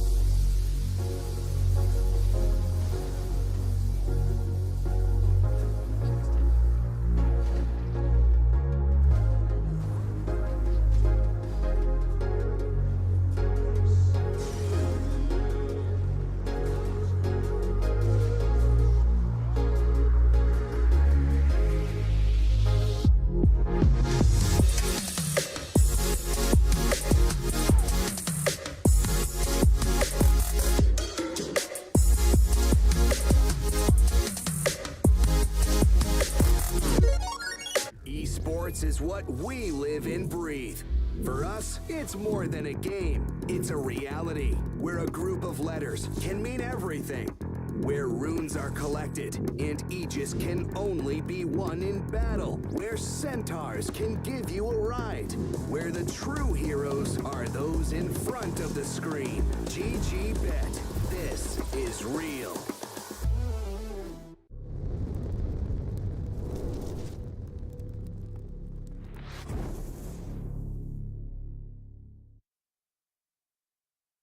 Ladies and gentlemen, welcome back. We've got our third series of the night, and it's an exciting series as well. The upper bracket finals, Infamous taking on the lads on Tempest.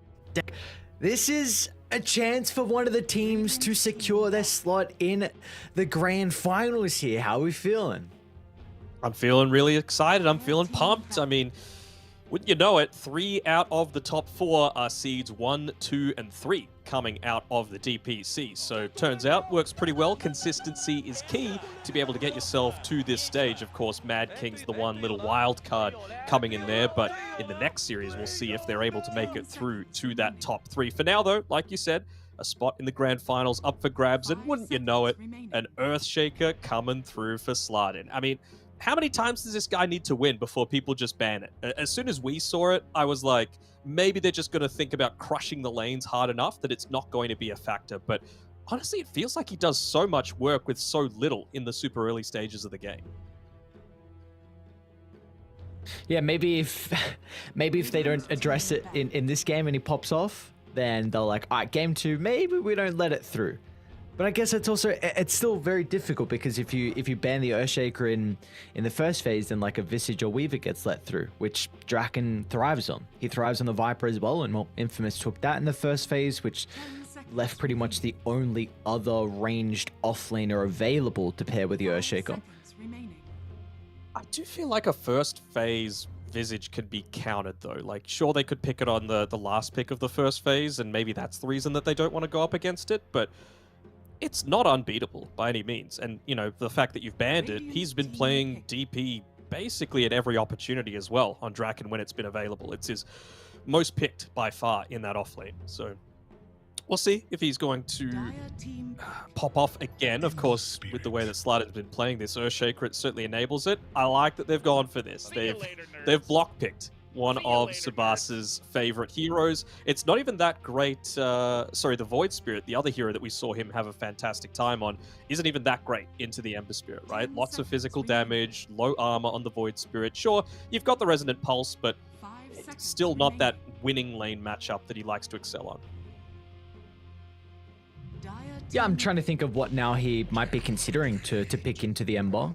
But Tempest are actually going to go down the route of their carry. Terrorblade's going to be picked up, so probably going to go their TB plus position 5. Is there something that you feel like they really need to protect TB in the lane? Because the matchup versus Viper can be a little bit volatile early. Yeah, I mean, Viper's actually one of those heroes that you pick to counter the TB in lane, just because of how focused towards just taking out the TB with the magic damage can be. Of course, high armor, but very, very low HP in the laning stage. Normally, I would say you could just go for something that's actually going to try and pair together with a TB to get kills on the Viper super early on. Like, as soon as you hit that level 2 timing, it's pretty devastating. But you're against a Marcy as well. And I feel like almost any other hero, and you could look to go down that route. This time around, I think you just need to be a little bit more defensive. Try and survive those first few early levels. And if you are able to survive those levels, then the Terrorblade can fall back and start to farm the jungle. This is one of the nice things about that Viper matchup. You also have the Earthshaker that could potentially rotate. So maybe that's where Infamous need to consider about going for a strong safe lane to kind of prevent the Earthshaker from getting active, because I think he does need to also help out Sabas on the Storm Spirit. You know, potentially picking up some power runes, you know, shutting down Leo Style as well in the Ember. The other thing that I'm thinking of is, like I've been saying, Marcy Viper, very, very strong lane to be able to begin with. I feel like you need to set yourself up really well on Tempest, so in your safe lane with the TB plus whatever support they're still going to go for. Do you move the Earthshaker there just for a level 1 kill attempt? Because Viper, very, very squishy early on. Like, Marcy might be able to save herself, but she won't save Viper too. The thing is, if you're doing that, then you're going to have a little bit more difficulty with, not getting the blocks off in the lane. The thing is, Disruptor isn't exactly the best laner, so maybe you do have that freedom to do that now, because you're not going to be punished by having the wave not right up next to your tier 1 tower in the bot lane. Yeah, I think I'd like that call a lot for Tempest to try and at least start with the Earthshaker down bottom. If you don't succeed, then it can be a little bit awkward though, because you mentioned the level 2 timing beforehand with like meta reflection. So if you don't get the kill at the very start, then meta's probably on cooldown. But I feel like you'll need the Earthshaker plus your 5 to kind of get the Viper out of the lane early. So we'll see what Tempest want to do. I mean, I don't know, because I was going to bring up like something like similar to an Abaddon. I know it's banned out at the moment for Infamous, but some form of Dispel could be really nice to kind of protect the Terrorblade, give him that get out of jail free card so he can get the Sunder off, even the Storm Spirit as well.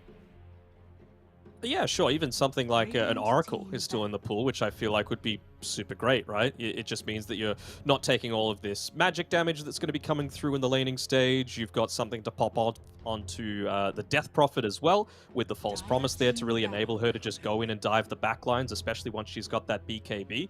There's really nothing that you care about as long as you hit that timing together. So that's why they go ahead and ban it out on Infamous.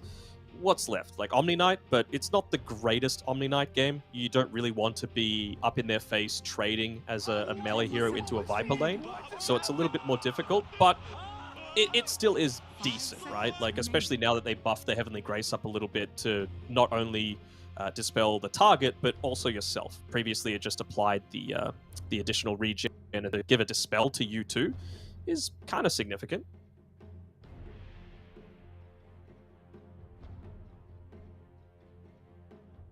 Is Dazzle? I don't know. I'm surprised Dazzle's not getting picked up. If you can want to consider a Grave as well, but it doesn't particularly have that dispel factor like we're mentioning. So I'm trying to think of maybe some other saving supports, but is there another route they can go down?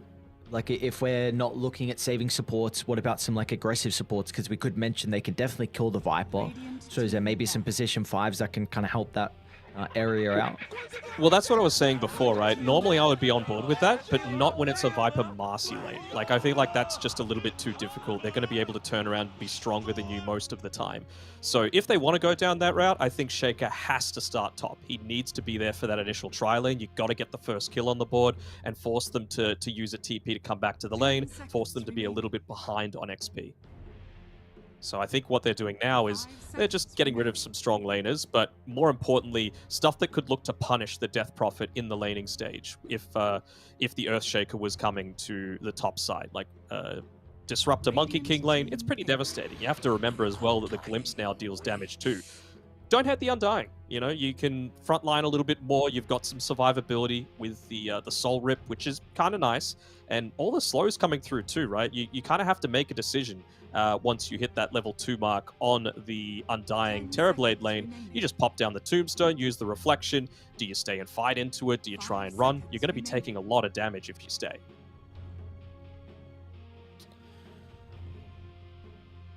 I'm trying to think. So, is there a got rid carry of the that... Phantom Lancer, but with a Storm and a DP and a Shaker, can be a bit awkward. Great carry-to-carry matchup, but I just worry that you're not going to be able to get there. Is there a carry that you can think of that could help deal with the Tombstone? I mean, Jug's gone. What else is there? I mean, Troll is just a nice laner as well. You know, Storm Spirit previously would just pop the BKB and run away. But Juicer, okay. I mean, that's a decent way to deal with the Tombstone, right? Split shot, hit the tomb, hit everyone else. You're going to be able to deal some decent damage to the TB Illusions as well with your Mystic Snake. It's a Parker specialty. No real Diffusal Blade buyer as well on Tempest right now. So I really don't hate this. They're going to win they're banking on winning at least 2 of their lanes and giving the Deucer the farm that she needs to be able to counter this TB once it comes to the mid to late game. Yep. Would you say, because I thought the Terrorblade matchup was pretty good versus Medusa though, like with how It you're is, able to... But if you're winning the other lanes, then it doesn't feel quite as good because you're not getting as much out of the laning stage, right? So Deuce is going to be comparatively stronger at an earlier time. And I think that's an important thing to mention, though, that Deuce is not as strong in the lane, so we could see those Earthshaker rotations, which we've seen so far. Like, Tempest have very relied on Slardin early to make a lot of movements, and Sabas as well, which is how he's been able to perform on his Spirit Hero. So the fact that Slardin won't particularly have to stay top to secure the Death Prophet lane means that he could maybe help out securing some of the runes. He could TP down as well. I know we're mentioning about him, playing up top early to try and secure First Blood, but he can even think about TPing down maybe at like the 4-minute mark where he feels like the Death Prophet's going to be okay. So I like the Deucer pick overall, but I do think now that safe lane is pretty weak and it really frees up what the Earthshaker can do. Yep, completely agree. Even just playing around the power runes as well, right? You've got a Spirit against a Spirit matchup. You got to make sure you get those power runes just to give your mid laner the best lane possible. Oh, here we go. Then on game 1 here of the upper bracket finals, the winner is going to move over and book their ticket in the grand finals for a best of 5 showdown. How are we feeling about this draft, though? Do we feel like there is a team with a slight advantage?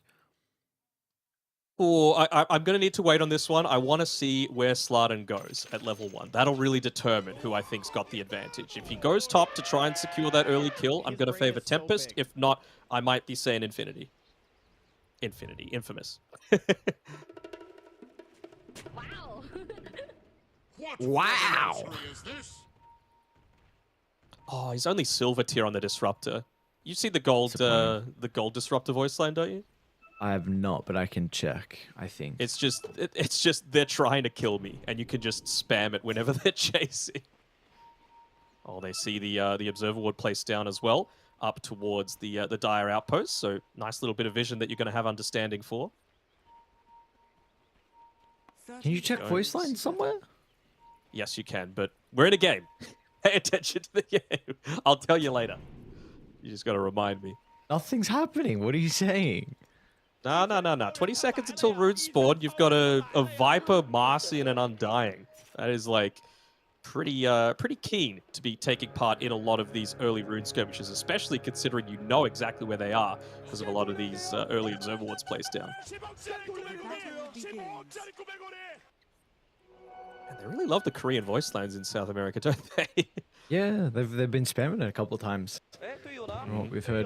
What do you make of this? What was the thought process between Infamous dropping that ward up top that just got dewarded from the Terrorblade? Is this maybe trying to scout out the Earthshaker if he is starting top? I think so, but also just giving a little bit of information about... I mean, the reason that Infamous dropped theirs was just to make sure the Shaker wasn't top. The fact that he's gone bottom, again, I'm going to prefer Infamous as a result of this, but it's just giving the freedom to be able to go back and jungle. You're a Terrorblade, right? You're into a Viper lane. It's not preferable. But if you could just go back and start hitting some of those neutral creeps, it doesn't feel quite so bad. Parker's actually taking a lot of damage already in this bottom lane. Slardin did super aggressive. That fissure placement was perfect from the Earthshaker, and his right clicks early on are pretty solid. 54 damage, 4 armor. He can trade incredibly well, and even with the help of Draken out too, so he's going to be cautious again. He might be in trouble here. Parker can't cut through the trees. Slardin on the Earthshaker. Oh, no. Just ban it. Just ban it. I don't understand it, man. How many times does it need to happen? He just gets way too much out of the laning stage for a Shaker, which in my opinion is quite a weak laner.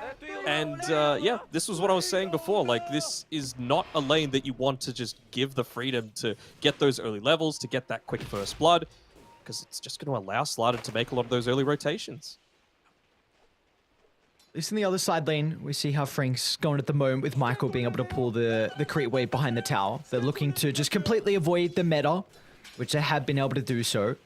I think for... Kodera is very happy, though, up here, right? He's taking 2 creep waves, complete solo experience coming through from this Terrorblade into a Viper lane. You have to be happy about that.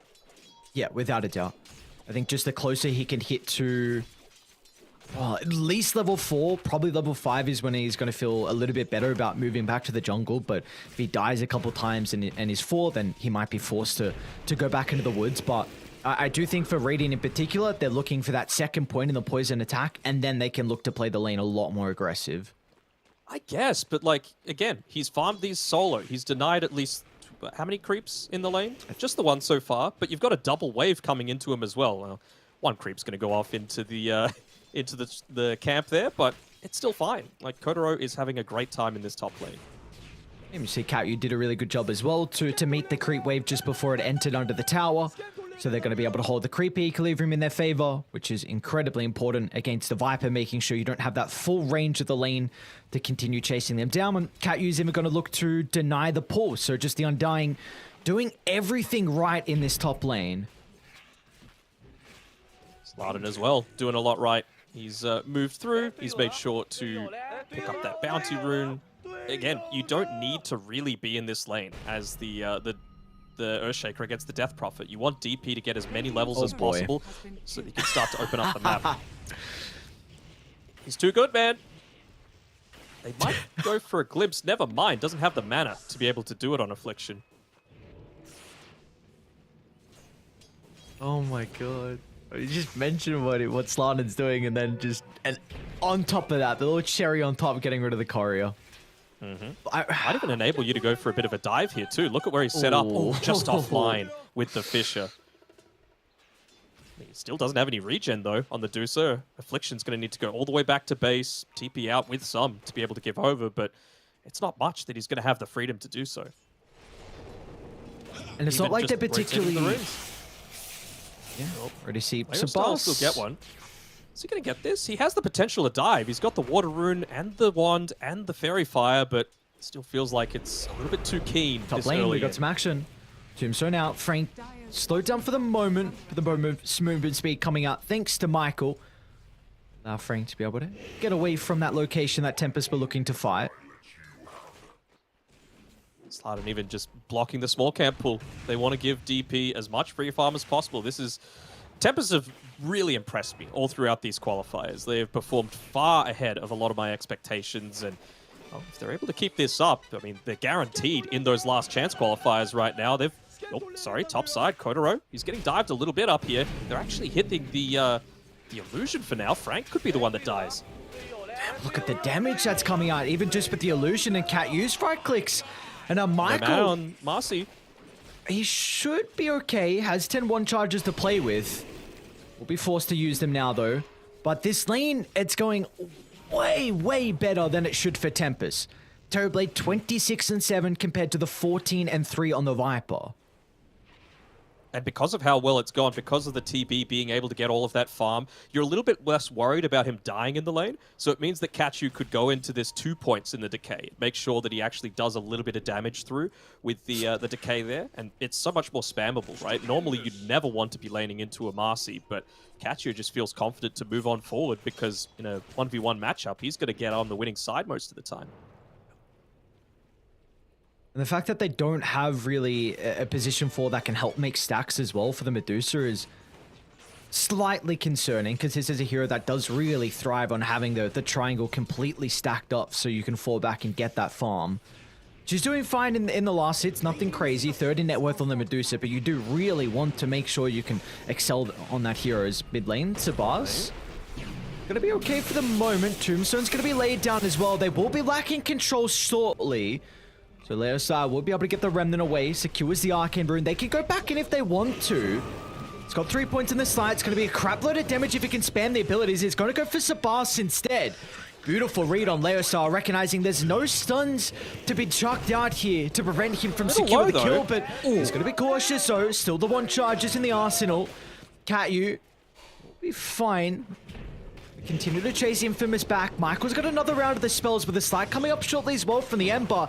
Katyu should end up going down. Dude, this Arcane Rune doing so much for Leo style. Yeah, they had the TP coming in as well from the base. Didn't quite get the bottle refill on Sabas, and he actually gets sent back. No. Tried to go for the zip play, and yeah, you can't do that up against a Disruptor, unfortunately.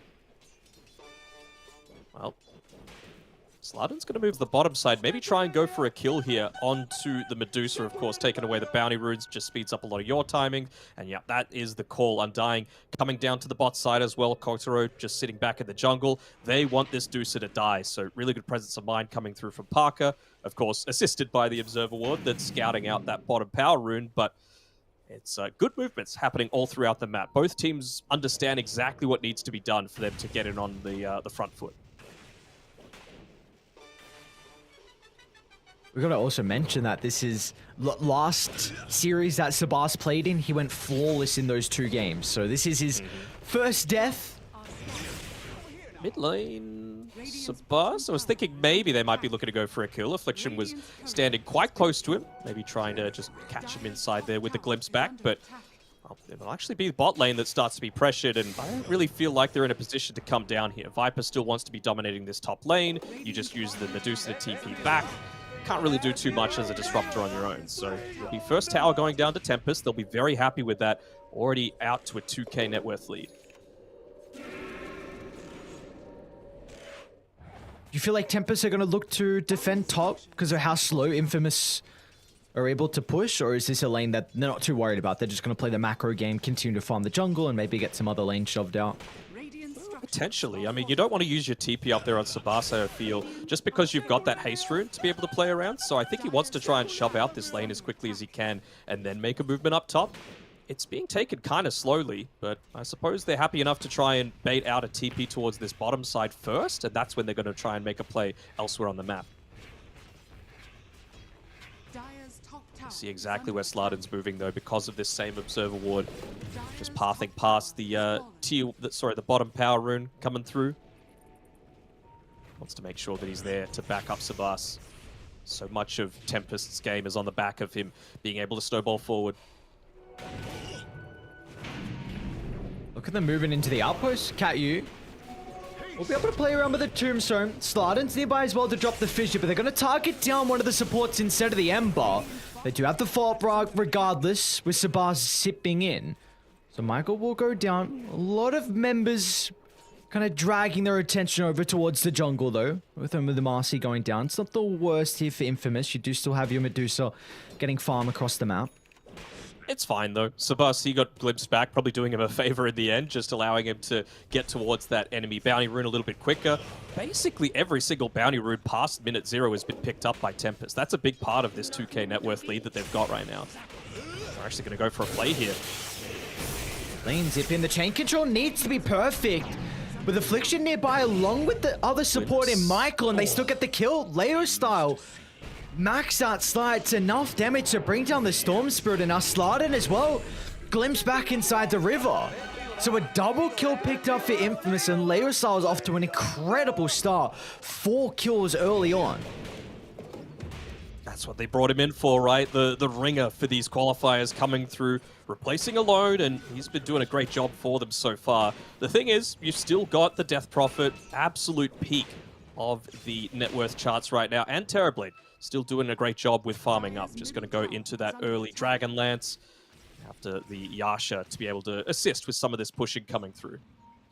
Although, Smoke might be Draken that gets caught out here. Gonna see Affliction.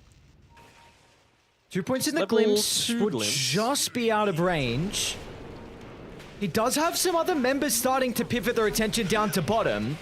He's taking way too much damage before the Spirit Siphon's able to come out, but look at the regen finally once he gets the targets. As Draken should be okay for the moment. Slardin's going to look to enter, being the deterrent for them to continue to pursue on for more. As down to the south, Kataro, easy chase down of Affliction.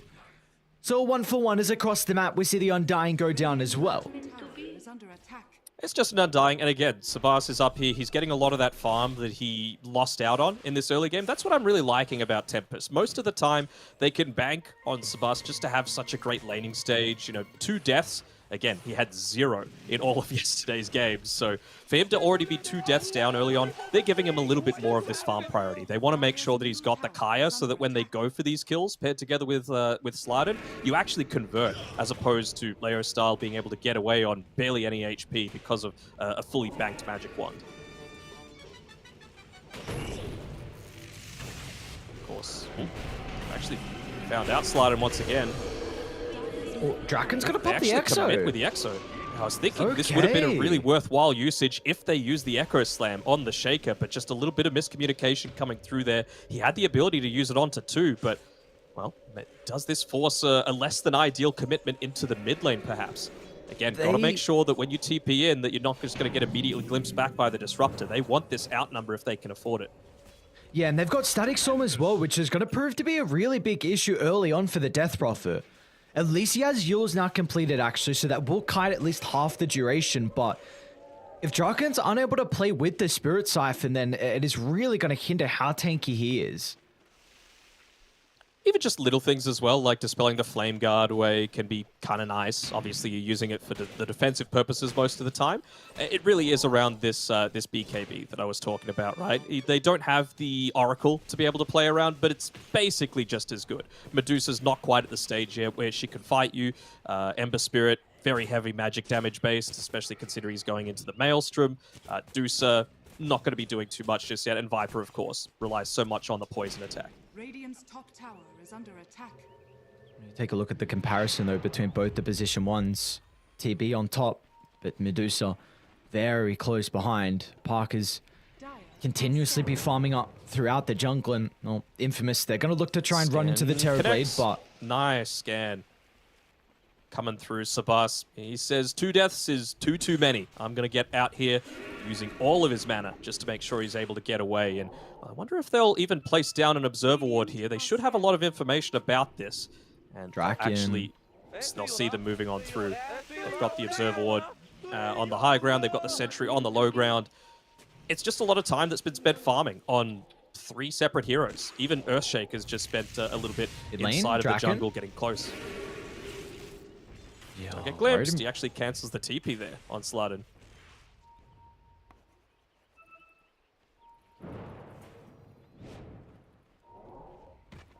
Want to go for these dives, huh? Actually, smoke coming out from Sladden and Sabas, the Ecuadorian duo, looking to try and bring themselves back into this game. Still 10 seconds on the Exorcism, but Draken kind of feels like he's putting himself out there in the mid lane as bait. Katsu right behind with a Tombstone ready to be dropped down.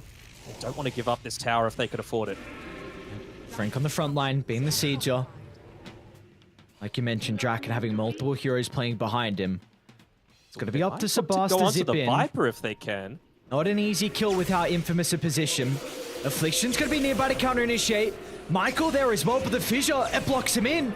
A perfect fissure once again from Sladden.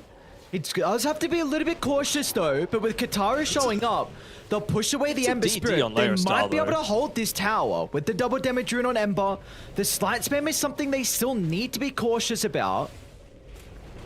They do get that D-ward off. I really like that use of the Observer and the Sentry. Normally this is a very easy tower to take on the Dire. They know that Yosef on cooldown, but still there's no follow-up. They're hesitant. With the Tombstone in the middle of the fight, they know they can't fight into the middle, and now they'll turn it as Leo style. Controlled for the moment, it's going to try and get some distance away as Sladden's looking to enter, but the Echo Slam's not there fast enough. Sabas, so he can still zip into the middle. They've got the Sunder onto the Medusa as well as his health pool just evaporates. Tempest grouping up as 4. They will still lose Kataro as Frank has had a free fight to be able to stack up the poison. Katyu's going to look for a TP, and he should be able to make it. Ooh, just gets out, but that's still a big win coming through from Tempest, right? You got to make sure that you're taking away this potential for the Dusa to safely jungle inside of the triangle, even just these camps close to the Radiant high ground cliff. So, I mean, Sladden goes down early, but it means that they're focusing so much onto him that they don't use the defensive capabilities to be able to protect Leo style. That was a big kill streak being given over.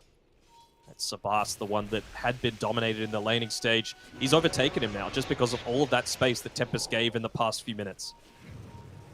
But Infamous, they should be able to knock onto the tier 1 tower once again. They know everything's on cooldown for Tempest. Tombstone's going to get dropped down to the right side. A perfect positioning of the Tomb. They can't commit on forward. As again, we're seeing what the Undying is able to provide Tempest in these team fights. Just an area of control that Infamous have no answers to.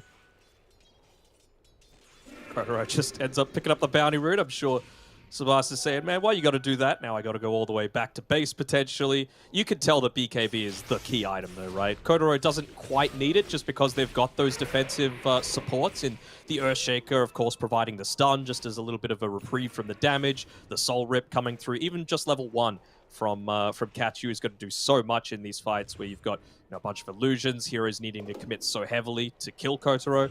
So I feel like they're in a really good spot right now on Tempest, and well, they've already got an advantage, and this is pre-BKB. Like, that was meant to be their big timing, and for them to have an advantage already, really big signs for them. And I think we might see Dire look to try and smoke up and take a fight, surely. You have this Earthshaker blink now completed. Meta's available for Kataru if he looks to connect. So it's I would really like to see them smoked kind of towards a Terrorblade's farming pattern just so he can get involved. It's actually a smoke happening from Infamous. Again, they're just playing behind. They're doing a great job on Tempest of playing together as a team. They'll even get the Arcane Rune top. It's a big rune. You want to try and find out for Tempest. Look at the initial start on... A long zip in forward for Zabas as well. They're trying to target down the Disruptor, but still the Death Prophet's in trouble. Oh no, Draken just moves up too far forward without much assistance. Yeah, it was just the chain stuns coming through there, right? You had the use of the rebound, you pulled him back so that just it was that little couple of extra seconds needed to be turned into stone and feel so much weaker. This could be This is all on Slardin. If they win this fight, it's all on the Earthshaker. The Tombstone's on cooldown. TB's coming. They no want to fight. EXO as well. They're pinging him out though. They know exactly where the TB is, so good positioning coming through from the Disruptor. Even just using the Glimpse to be able to get rid of some of those TB illusions. It's one of those spells that instantly kills them. It was a really big advantage that Tempest were going to be playing with. That blink before Michael had his, again, the Death Prophet with the Arcane, and now Radiant that they've been able to kind of thwart that little lead that maybe Tempest could utilize. They can definitely look to fight again. They didn't commit too heavily. I mean, Stone Gaze was the only ultimate, but only a 25-second cooldown, so you are still in fighting shape if you're Infamous. Comparatively, though, you did have the Arcane Ring when he used the Exo, so not too far away from the DP's next usage either. Maybe just as a result of that, he's just going to say, look, I need my BKB. Slardin? Oh, nice attempt to the TP. Awarding Expedition. Movement coming through from the Shaker. Yeah. Trying to drop I that. mean, he should... that's a little bit of the comms, right? They had this Observer Sentry combo. They knew that because of the D-Ward that happened when they were sieging the Tier 1 tower. So just a little bit of a mistake. It happens, but it's just one of those things that you've got to clean up if you want to be able to make it into that Grand Finals, guaranteeing yourself top 2. So this... The beautiful thing about this Medusa Terrorblade matchup is a lot of it, because you see how similar the item build is. I mean, both going Mantle and the Dragonlance, both going Skadi as that next item. It really comes down to it, who gets that Skadi first. And you see it, it's pretty even, man. Like, it looks like there's not one hero that's going to have maybe like a minute to play with before the other person finds a Skadi. I suppose the thing is, though, of course, you've got the Medusa, which is really good against the Terrorblade, right? Like, if you get the Mystic Snake off, TB is all physical damage, so the Stone Gaze is going to be very effective. It basically means he can't fight into you at all once you've got that Stone Gaze available. But you've got a Terrorblade with the Reflection. As a Medusa gets stronger, so does the TB, and so does your team's fighting style, right? So it's just this back and forth. Who's going to hit their timings a little bit sooner? Who's going to find the jump is by far more important, though, especially once these BKBs, which, by the way, they're all about to come online for Tempest. Would you feel like there is gold away. one side that has maybe a slight advantage in the capability to find the initiation? Not really. I mean, if you're looking to get the jump into a stun, I feel like obviously Tempest is going to have a slight edge just because you've got the Electric Vortex, which allows the easy Fisher follow-up. It's not like a Searing Chains where you can just BKB, or you don't see a Marcy flying at you and you can just BKB that. So I would say very slightly towards Tempest, but again, it's going to rely on a lot of this vision that's been placed down. And well, now with all of these timings hit, they group up together, they go for a smoke. Have they read this on Infamous? They would have seen how close they are to a lot of these timings, so Leostar, just look at his positioning. Yeah, he's playing pretty safely, though. The Sleight of Fist actually revealed that. He was in the air, the smoke ended up popping, and they're going to go for their own wraparound. Smoke up from Infamous. A zip in, Sabas. Just popping the smoke. Yeah, maybe even hoping the power and spawn as well, but it's going to be Illusion down bottom. Could be nice for some of the abilities to dispel off. So actually decent rune for the Storm Spirit to play with. But Dire, they do not have... Actually, okay, Kataru just has enough gold for the Skadi. So both Medusa and the Terrorblade now have this item, and they're ready to fight. Sure, they're trying to set themselves up inside of the Dire Triangle. They know that this was just dewarded, though. They have complete understanding of a lot of the positions. You can't just walk up into this, though. Oh, that's perfect.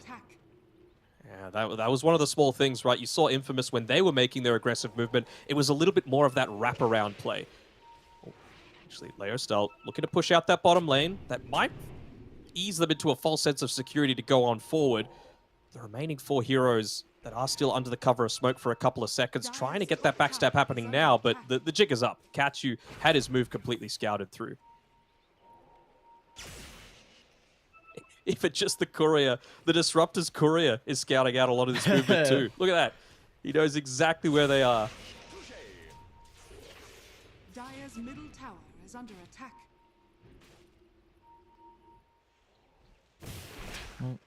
Leso might put them in a position where someone needs to kind of address this bottom wave that's getting shoved out. It's not like this tower's ever going to go down, but it's just the fact that if no one shows you, then it will kind of be obvious, and at least that Tempest are playing the opposite side of the map. Dire's bottom tower is under attack. Just trying to think like what sort of objectives they can look to claim on Tempest, right? Because obviously both teams would love to have an Aegis. You know, it's just very heavy commitments that need to come through your Exorcism, through your Echo Slam on Tempest. So a second life for someone like Dusa feels so great. But another smoke, man. They need to get something out of this smoke. That's 3 smokes, Danog, in at least 3 minutes. This is not good now for them. It feels like both sides, with how even we are, it's going to come down to this first Rosh, and the fact that Tempest won't have any smokes now to play with is going to make it that much more difficult to find the initiation, like you were mentioning. They might just straight up commit onto it, dude. I mean, it's kind of feeling like we have no other play. Okay, I don't hate this. They do have a lot of area control with Exo and Tombstone, and Radiant are not here. Good use of the scan too, just to see if there's anyone waiting up onto that high ground. They're going to use the illusion too for that little bit of extra scouting. Flesh Golem being popped just for that extra damage in onto the Roche. I like this play a lot. You know, you had nothing else you want to do. You don't want to sit back and wait for the Medusa lineup to come at you. Nearly well done. DP's TP in bottom. That might be the trigger for them to come top. It's either look to get this kill onto the DP on their own. I mean, they're kind of grouped up on the bottom side on Infamous, or make a move top so that you've got a 5v4. I suppose with everyone down here, they don't want to use all TPs to be able to go for a potential kill. They would much rather look to secure a certainty. Just Parker showing on the lane right now. During the nighttime, Michael looking to play around the fog. Doesn't look like they're going to take the bait, though, on Tempest. Look at the... Dude, again, the carry's going another identical item. Butterfly next for the Dusa and the Terrorblade. You reckon the item afterwards, they'll both go MKB? Radiant's top tower I think potentially that's the route that we could see. They're still going. I like the read. Infamous. Exo on cooldown. And they're going to control the triangle now, which makes it that much easier for them to take a fight here. Mass TPs. Got to make sure you're not TPing straight into the lane, though. Again, this is a disruptor. He's the Aghanim Scepter, by the way, on Affliction. So that could be the big turnaround, and you've just lost a tier 2 tower for free. Oh, that DD, though, on Kotharo. How much can he get out of this? Will he just go back to farm? Man, look at how many sentry wards were around that Roche pit, actually, from the Dire. They wanted that so badly. They're like, we can't let them have any kind of vision. At that point, you just buy the gem, sure. Dire's bottom tower is under attack.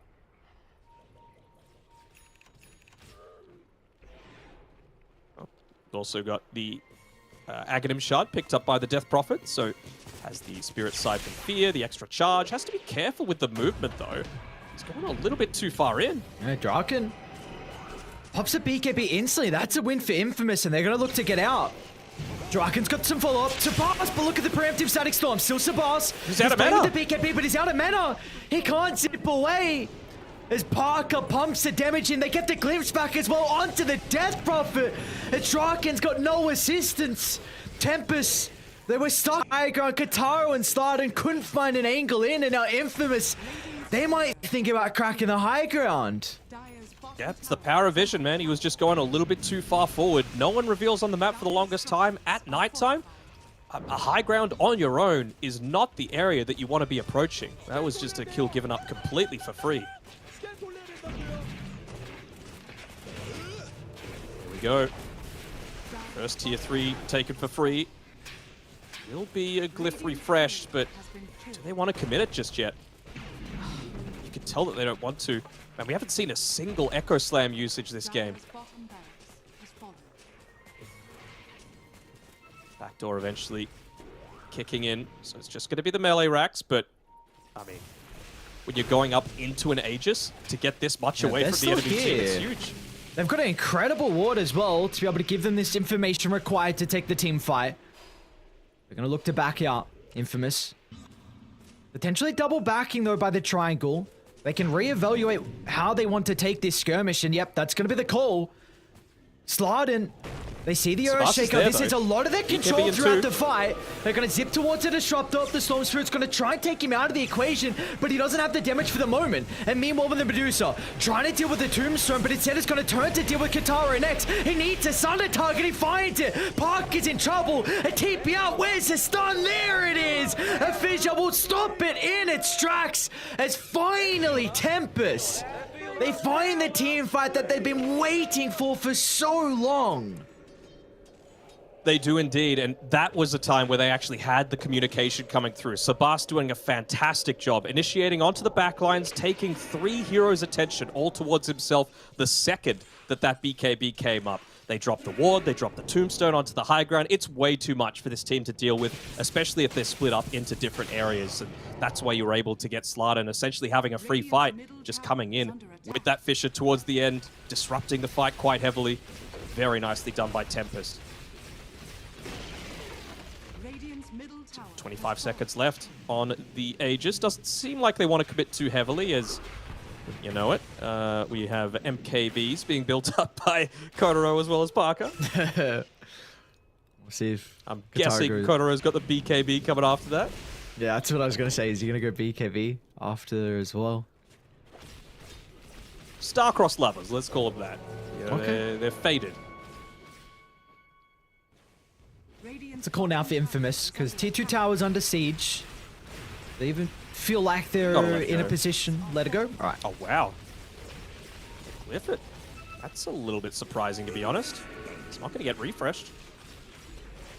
Still got super capable heroes to be able to take this one out. Obviously, not wanting to use a Death Prophet's exorcism for that purpose, but even just a TB illusion and a creep wave does plenty.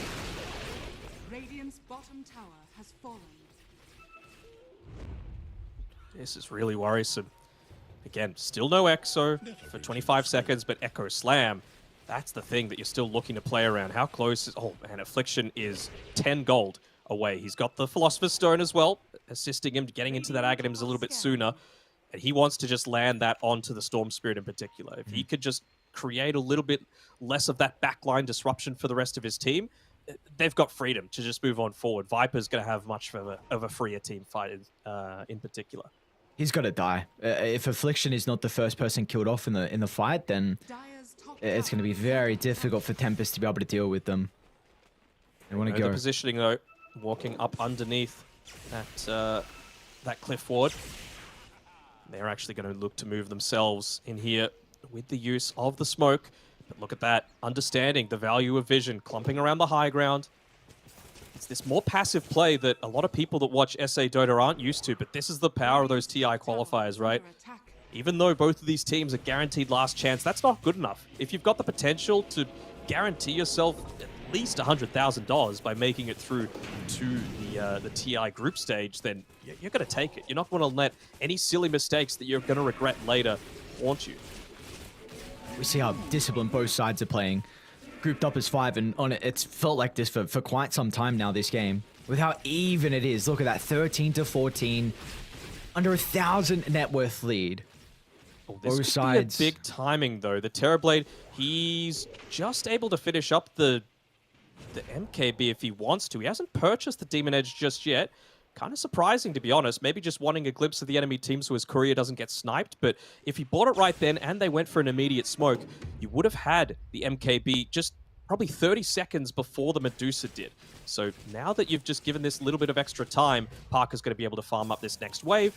He's going to have his own MKB, and maybe that's the difference maker that you need to have that little bit of extra damage in this upcoming team fight. You know that they're going to look to make it happen on Infamous.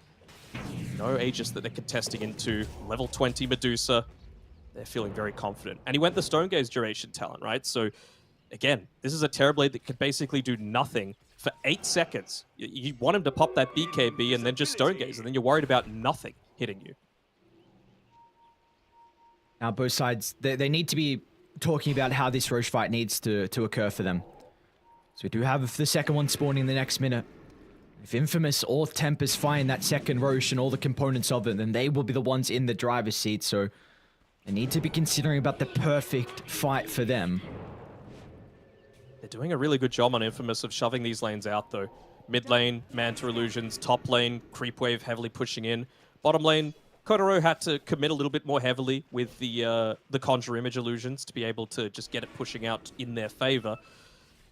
So a lot of these movements are going to be a bit more obvious from Tempest because they're in a position where it needs to be pushed back. You can't give this amount of information up right before Roshan's ready to respawn, and well, it's going to be Infamous that get that first little bit of information that it's not up just yet, but really not expecting anyone to go to the south side of the middle clash point. What does an ideal fight look like here for Tempest around the pit?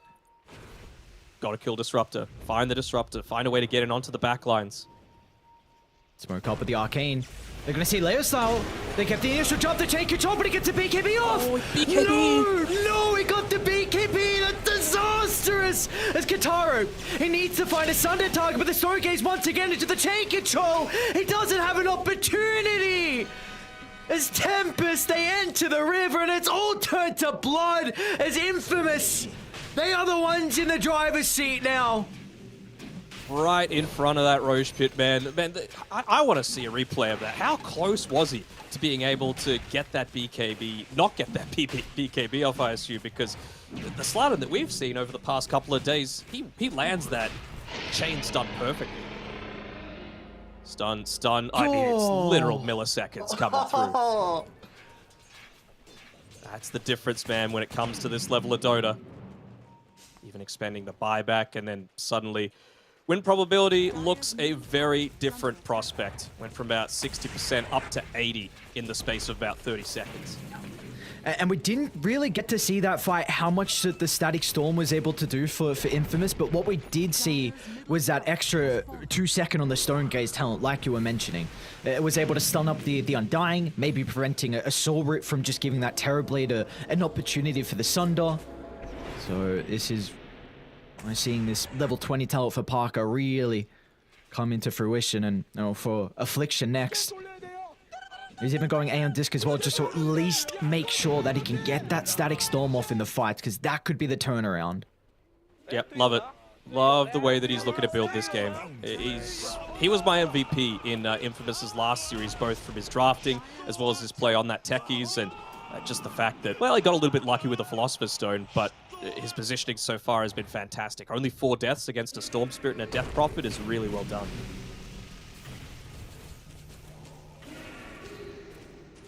Got the Orchid, at least, on the Storm Spirit. That's the thing that they're going to be looking to go for. If they can find Affliction, just pop the BKB, there's nothing really stopping this Disruptor from dying. There's no saving supports right now. Marcy can act as a little bit of it, but not significant enough for my liking.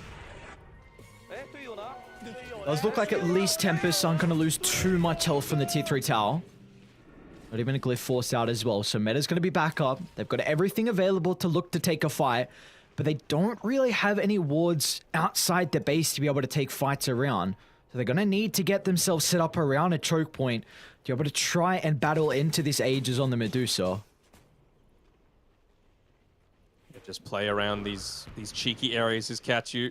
Looking to back up his Terrorblade, looking to take back even just the safest amount of space for TB to be able to farm. You can't drop off, especially as we're about to hit 37 minutes, so the next tier of items coming through as well could be the difference maker. High ground, though. ready to be sieged again. Still 2.5 minutes on that Aegis, and Parker, he's starting to siege. Kotaro, not quite level 20 even. Like, he is, in terms of his experience, really stalled comparative to that Medusa. Just on the back of one poor team fight. I like the Disruptor's position. He doesn't know where the ward is, but just playing in the northern tree line. If they just see Disruptor, they've got to go. You're only going to get one opportunity to catch him out. Sparse is on the far side, though. You got to go. You got to make something happen. They just got BKB. Maybe they're waiting for that. They see Affliction. Are they going to jump instead? It's going to be Infamous onto Cat U. They're going to be cautious about the Static Storm, but the instant BKB from Sabas is going to protect himself. Inside the middle, though, look at Draken. Completely zoning out Infamous's members. He goes for a TP, but he doesn't make it. No Death Prophet now in Radiant. They can charge up the high ground. Kataro protected with the BKB. Finds a Sander target. It's going to try and man-fight Parker, but he doesn't have the damage. Parker gets the Stone Gaze off and now turns. Wins the duel. 3 down on Tempest. They don't have buybacks. That's it. That's it. Like, that is 3 cores dead, no buyback, and you just don't have the spells. Have we seen a single Echo Slam this game? I don't think we have. The whiff one in the river where he got the BKB. That's it. I wouldn't call that that's an Echo Slam. Oh, we have not seen the Echo Slammer. Oh, what we will see is Tempest having to go up against Mega Creeps. It is possible, but it's not an attractive prospect by any means. And that's even before the 39-minute mark. So you're going to get some of these catapult waves coming through as well that just feel incredibly strong to have to deal with. I mean, Undying doesn't deal with split push at all. Earthshaker wants to be hidden off the map for as much as possible.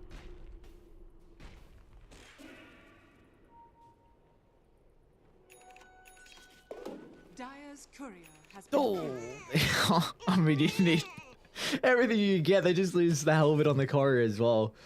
Oh, we take a look at the. Just watching the replay back and Draken running in and Leostar just making the space on the back line. See Tempest. There was a lot of buybacks forced out as well, and their way to maybe their kind of path to success in this next fight is off the back of buyback. So the fact that you use so many prior, I mean, they don't have any buybacks available. So all they have is 5 lives versus a team that is 16,000 gold ahead. I'm going to try and find the silver laning. A lot of that is on the Medusa, right? So if you could take her out, she doesn't have the second life available. You don't really have a saving support. You just get that perfect team fight going in your favor.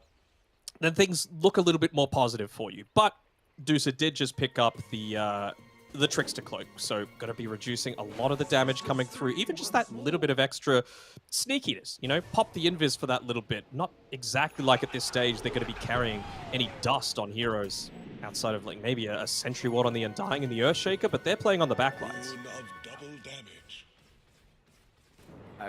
Parker's not going to die though if he gets Stone Gaze off. Oh, they see Cat U. Oh, yeah. They got detection, easy kill. 70 seconds, no Undying. We'll see if they're probably not going to crack high ground, but they'll get the lane shoved out. Yeah, this Medusa is not going to die if Stone Gaze is activated, so they have to be instant with their jump. Little minor thing just to mention is Affliction's Aeon Disc got popped as well from the Storm Spirit. Yep, he zipped in just to be able to try and interrupt that, but I mean, it's still a 5v4, 19k behind now. Mega Creeps pushing in every lane, so your positioning revealed all across the map. TP Illusion trying to do its best to be able to clear this one. Yeah, they move her to the Terror Blade. Parker's going to jump instantly on top of him with the Static Storm as well. That's it. That's game. Infamous. The ward positioning, a sneaky wraparound, and the G's are dropped as Infamous in now one game of moving into the grand finals. Whew. That was a pretty good performance coming through. The laning stage by Tempest, as always, really, really solid. But yeah, just a few of those team fights, some uncharacteristic mistakes. It was really Layer style that carried them through the first 2 engagements. Those ganks that they attempted, Slardin really not popping off as much on his Earthshaker outside of the laning stage as we were expecting. And the big thing for mine, Sabas, even though he finished 6-4-6, it was that 0-2 start that was really telling. He didn't have the ability to snowball quite as much as he would have been expecting. So big props have to be given over to Leo Star. Yeah, without a doubt. We saw what Leo Star was able to do a lot throughout this game. The Ember Spirit making all the chaos they would require. And Infamous really felt like a game where it was even for quite some time, and then a couple of fights just blew this one completely out of the water. Are we just looking at maybe some misexecution for Tempest, and that's something that they should be able to clean up heading into game 2? I think it was misexecution. Also, it's the fact of, I know he impressed us on our Void Spirit yesterday on Sabas, but it is still the relatively shallow hero pool issues that might be coming through. His Storm Spirit didn't look dominant, whereas his Ember Spirit looks dominant. His Invoker, very, very good. We saw the Void Spirit yesterday, also excellent, but it just didn't seem like he had that same presence, just doing little things like that zip in the bottom lane where he was caught out with no mana. Quite surprising. It means that he doesn't quite have that same grip on the hero, It's not that innate knowledge, not that muscle memory coming through. So maybe just looking to prioritize Sabas's hero even earlier into the draft. Well, for Infamous, a incredible game 1 performance from them. They're going to be able to take this in 41 minutes. A game away now. If they're able to take game 2, and they will move on over to the grand finals, and where they can await their opponent in the best of 5. They're in prime position now with the advantage in our upper bracket finals. What's in store for us? We'll find out after the break.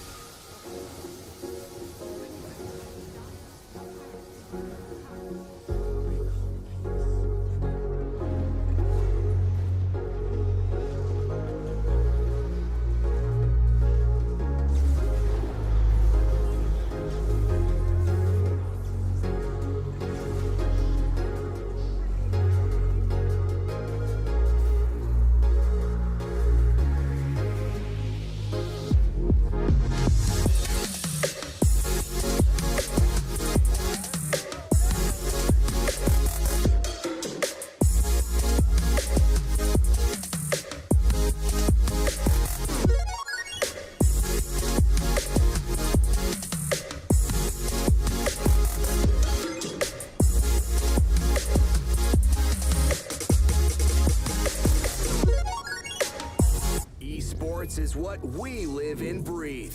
For us, it's more than a game. It's a reality where a group of letters can mean everything. Where runes are collected and Aegis can only be won in battle. Where centaurs can give you a ride. Where the true heroes are those in front of the screen. GG Bet. This is real.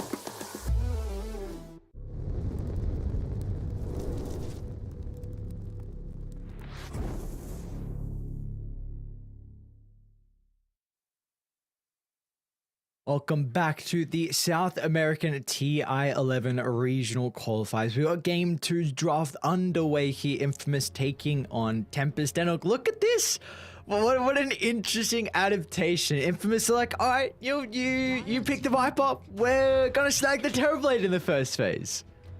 Yeah, clearly they think that it's a really good answer to it, and I suppose if you're looking to pair it together with something like the Marcy, it can be good.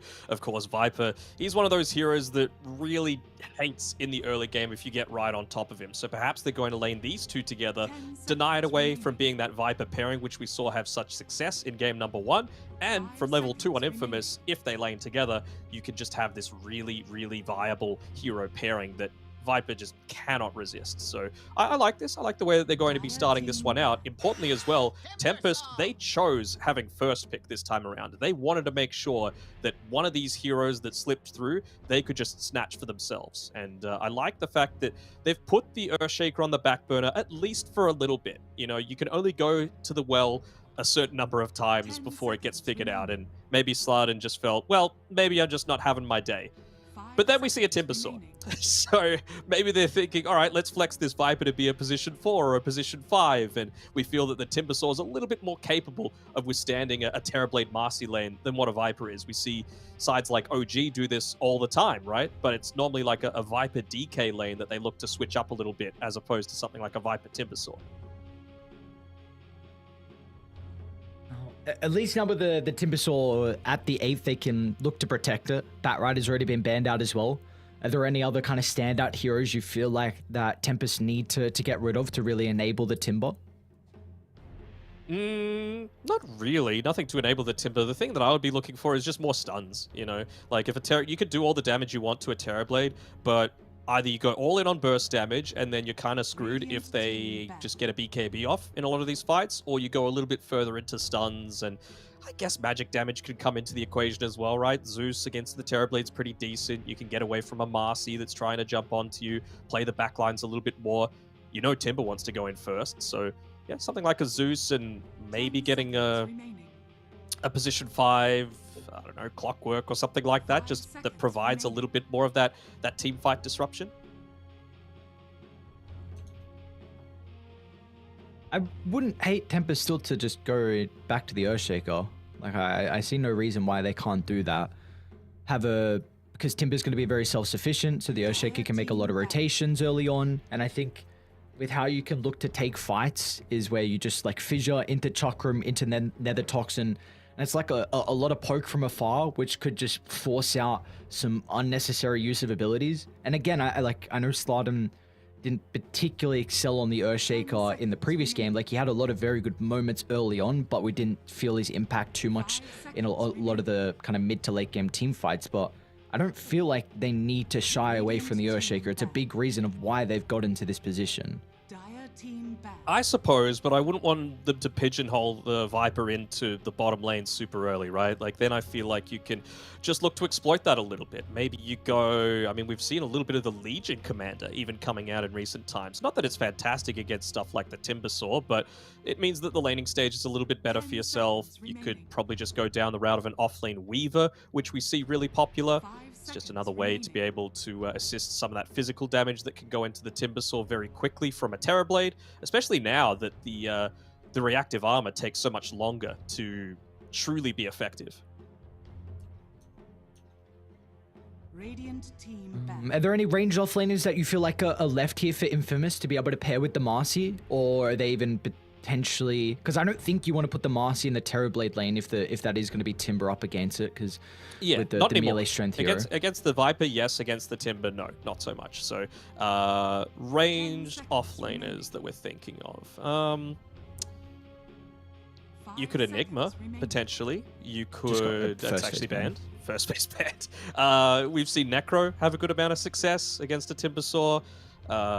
You are a little bit vulnerable to the damage looking to come through, I suppose. What else could they look to go for? Visage is banned out as well. You don't even necessarily have to go into the ranged offlaner. It could even be something like an offlane Alchemist, which we see come through occasionally. Could just look to go down the route of getting that vision to enable the jumps. I mean, Frank loves his Beastmaster. Wouldn't hate to see that.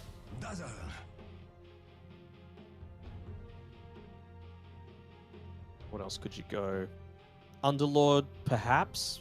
You know, just constantly tossing people back inside the Pit of Malice, tossing him back into the Firestorm can be very effective. Dazzle doesn't reveal much though, right? We talk about all of that burst damage. Sure, Timber has a great way to be able to get on top of you, but it does require quite a heavy commitment for a Timbersaw, and he doesn't want to do that at the very start of a team fight. So Affliction's been playing really well so far in the past couple of days. It's just about making sure he stays within those tree lines. Love that Pango pick, by the way.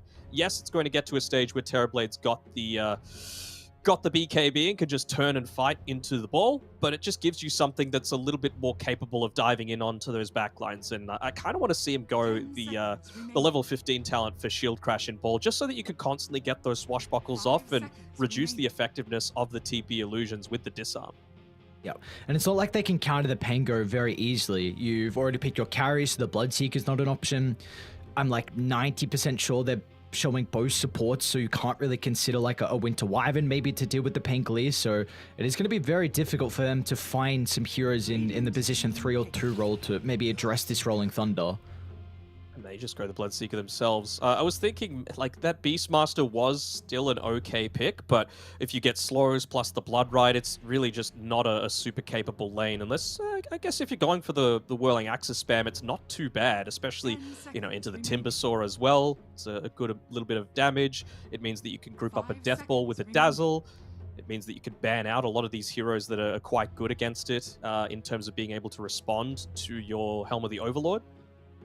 So no Night Stalkers available, no Enchantress, no Dooms. I wouldn't hate it. If we're looking at position 2s, is there something you could be favoring here for Leo style to match into the Pangolier mid? It's not much, to be honest, though, right? Like, I guess a Quap isn't too bad, but then against the Bloodseeker, it kind of is. Banned out. Also that. Strong spirit. Okay, it's fine, but again, I feel like on this Pango, you're just going into the Aghanim Scepter build. You get an early Diffusal Blade, you get in the Bashers. It just really ruins the Storm Spirit's game as long as you get off to that decent start, which you're kind of expecting to. You know, Pango into the Storm Spirit, it can go either way, but Timbersaw lane's going to work out most of the time. Viper, such a strong laner, even as a support, same sort of thing with the Bloodseeker. So I feel like you're not going to be on the back foot too heavily. Yeah, I do think the Storm matchup can go either way. Like, it's nice that he can always catch the Pangolier before he gets a Rolling Thunder with that initial jump, but Bloodseeker can be pretty annoying versus Storm Spirit. Like, if you don't have the greatest mana pool, and if you even Rupture the Storm, he does kind of need to run around every now and then. So it's not like it's the freest Storm game by any imagination. And I think we're going to see a stun being picked up for Tempest in their last as well. Like, you are looking for what I believe is your position 4 to be able to roam and make kind of the Timbersaw have a free lane. So I like that Nyx ban a lot. I think Earthshaker is another one that they're looking at. With the Tiny already been banned out. Just trying to imagine what else they could look to go for Slardin here with this last overall pick. Well, it might not be Slardin as well, right? We have to consider that it could be a position 4 Viper paired together with a Timber. And but what does the Viper 4 do? Like, what do you do when? Because don't you need to play the lane and Timber wants to be solo? Yeah, but it's specific. I guess. Yeah, you're right. Maybe it's just getting him past those first little bit. Like, you don't want to leave a Timber solo against a Dazzle Terrorblade either, right? At least not at the very start of the game. So maybe it's just getting him past that stage. You have to think, like, what other supports are there that you could put into the position 4 role that gives you that space? Maybe something that's a little bit faster that could just look to get some of these lane pulls happening, like a Clockwork or something like that. Yeah, okay. Clock to be able to get on top of the Dazzle, which could be really nice, even just to jump into the Cog's pushback. They're really lacking stuns. Like they need some kind of stun for this Storm Spirit. They could Lion, I suppose. Lion would be decent against the Storm. Doesn't do much in the lane, but in the mid game, once you get the Aghanim Shard, Terrorblade, the illusions aren't going to be as much of a factor. And it is someone that can consider rotating, which at least is the nice thing. Like, we could see you TP down with a double stun to maybe the safe lane. At least, well, Dark Ruler provides a little bit of stuns. And, okay, that is really nice. I was trying to also find a support really quick that had some way to... What the hell's going on? What is this? Is this an offlane Terrorblade? This is a position 5 Terrorblade? Oh my lord. What? Oh, what is happening? Lord. It's an offlane Dazzle and a 5 Terrorblade. Did they didn't just misclick, did they? Surely not.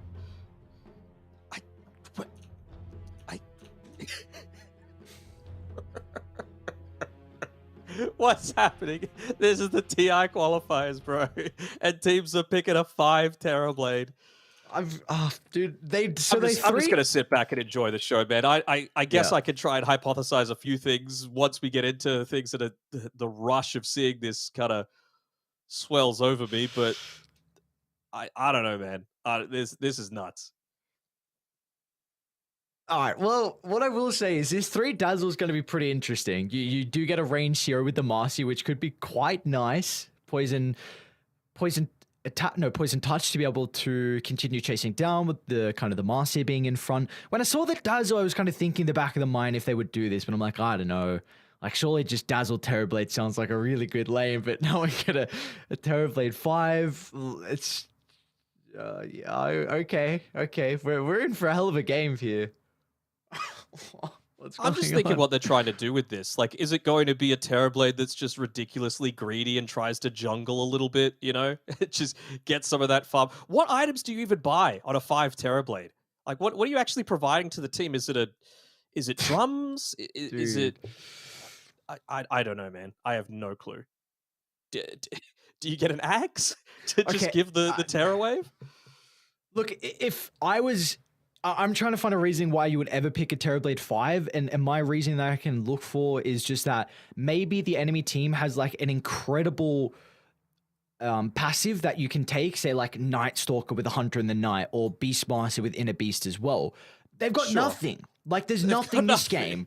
So that would be my argument for if anyone would try and play it as a 5. And it's not like... I did not think the Terrorblade was overly counted. I think it's still into Timber. It's not the greatest. The Bloodseeker can match up, can go back and forth.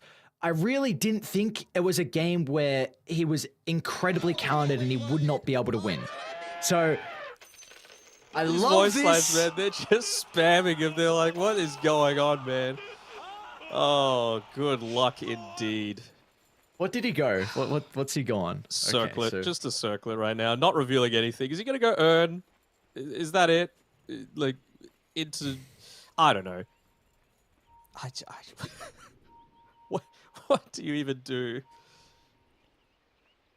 Value Wraithband? Yeah, cool. Value Wraithband and just go back and farm the jungle like you mentioned. Mm-hmm. Oh, God. I think this is the first time I've ever seen a 5 Terrorblade.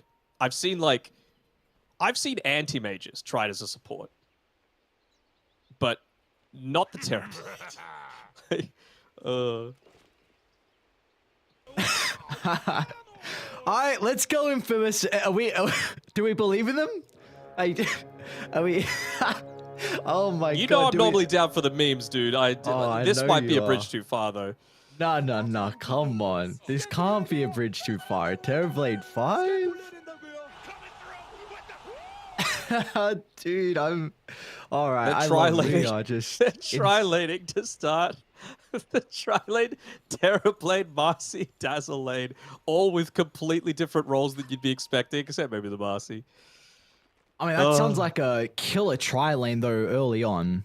Reflection into the Poison Touch, into... whatever Marcy wants to skill up. I think they did see Affliction in the tree line, so they know the Terrorblades. Gonna try and Guitar? get these kills. Oh, catch you. No way this works! Cat you, don't die like this. Michael finds first blood. All right, I can see the reasoning. Wait, they're gonna pair. Oh. Do you like this? I don't like this. I really Not a huge fan. Like, it's not going to Yeah. help the Morphling at all, really. Maybe he's just going to go for making sure the equilibrium stays at least in a decent spot so that he's able to get some okay farm. But I don't know, man. Like, what's he going to be doing against Kachu up here? I feel like Kachu wins a lot of these trades. Wait, don't you like the Terrorblade into the Viper? It's so bad. Oh no. But he gets the pull, maybe.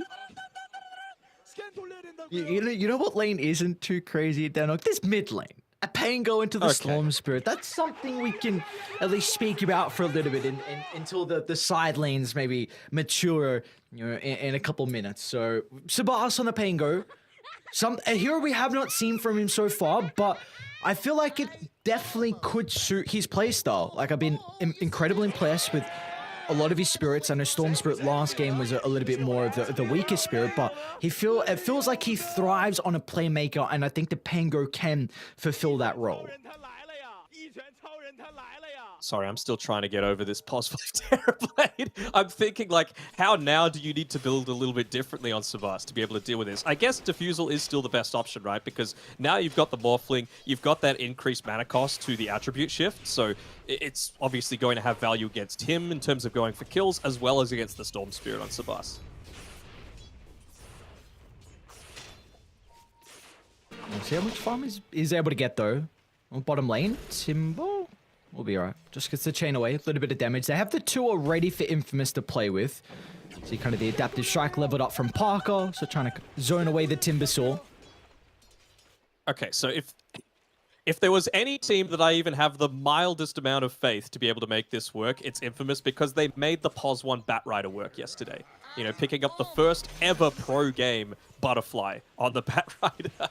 So it's like, well, I guess that's what they're doing. Oh, I wish we had a chance to do an interview with them if they end up winning this series. It's going to need to wait until the grand finals, though. Top lane, Cat-Yu. He's going to end up going down. Affliction. A little bit of damage onto Kitaro as well. The poison meta. touch is still applied. Kitaro. We'll get back to the T1 tower, though.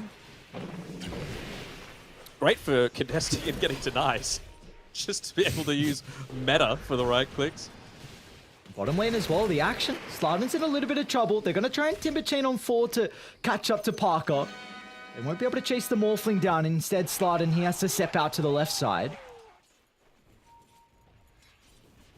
Affliction was actually half a second away from getting a solo kill onto Kotaro on that top side. Only stopped because the meta wore off. Leo Style's taking a little bit of damage as well. Tabasa's not going to try and use that swashbuckle aggressively to continue going under the tower.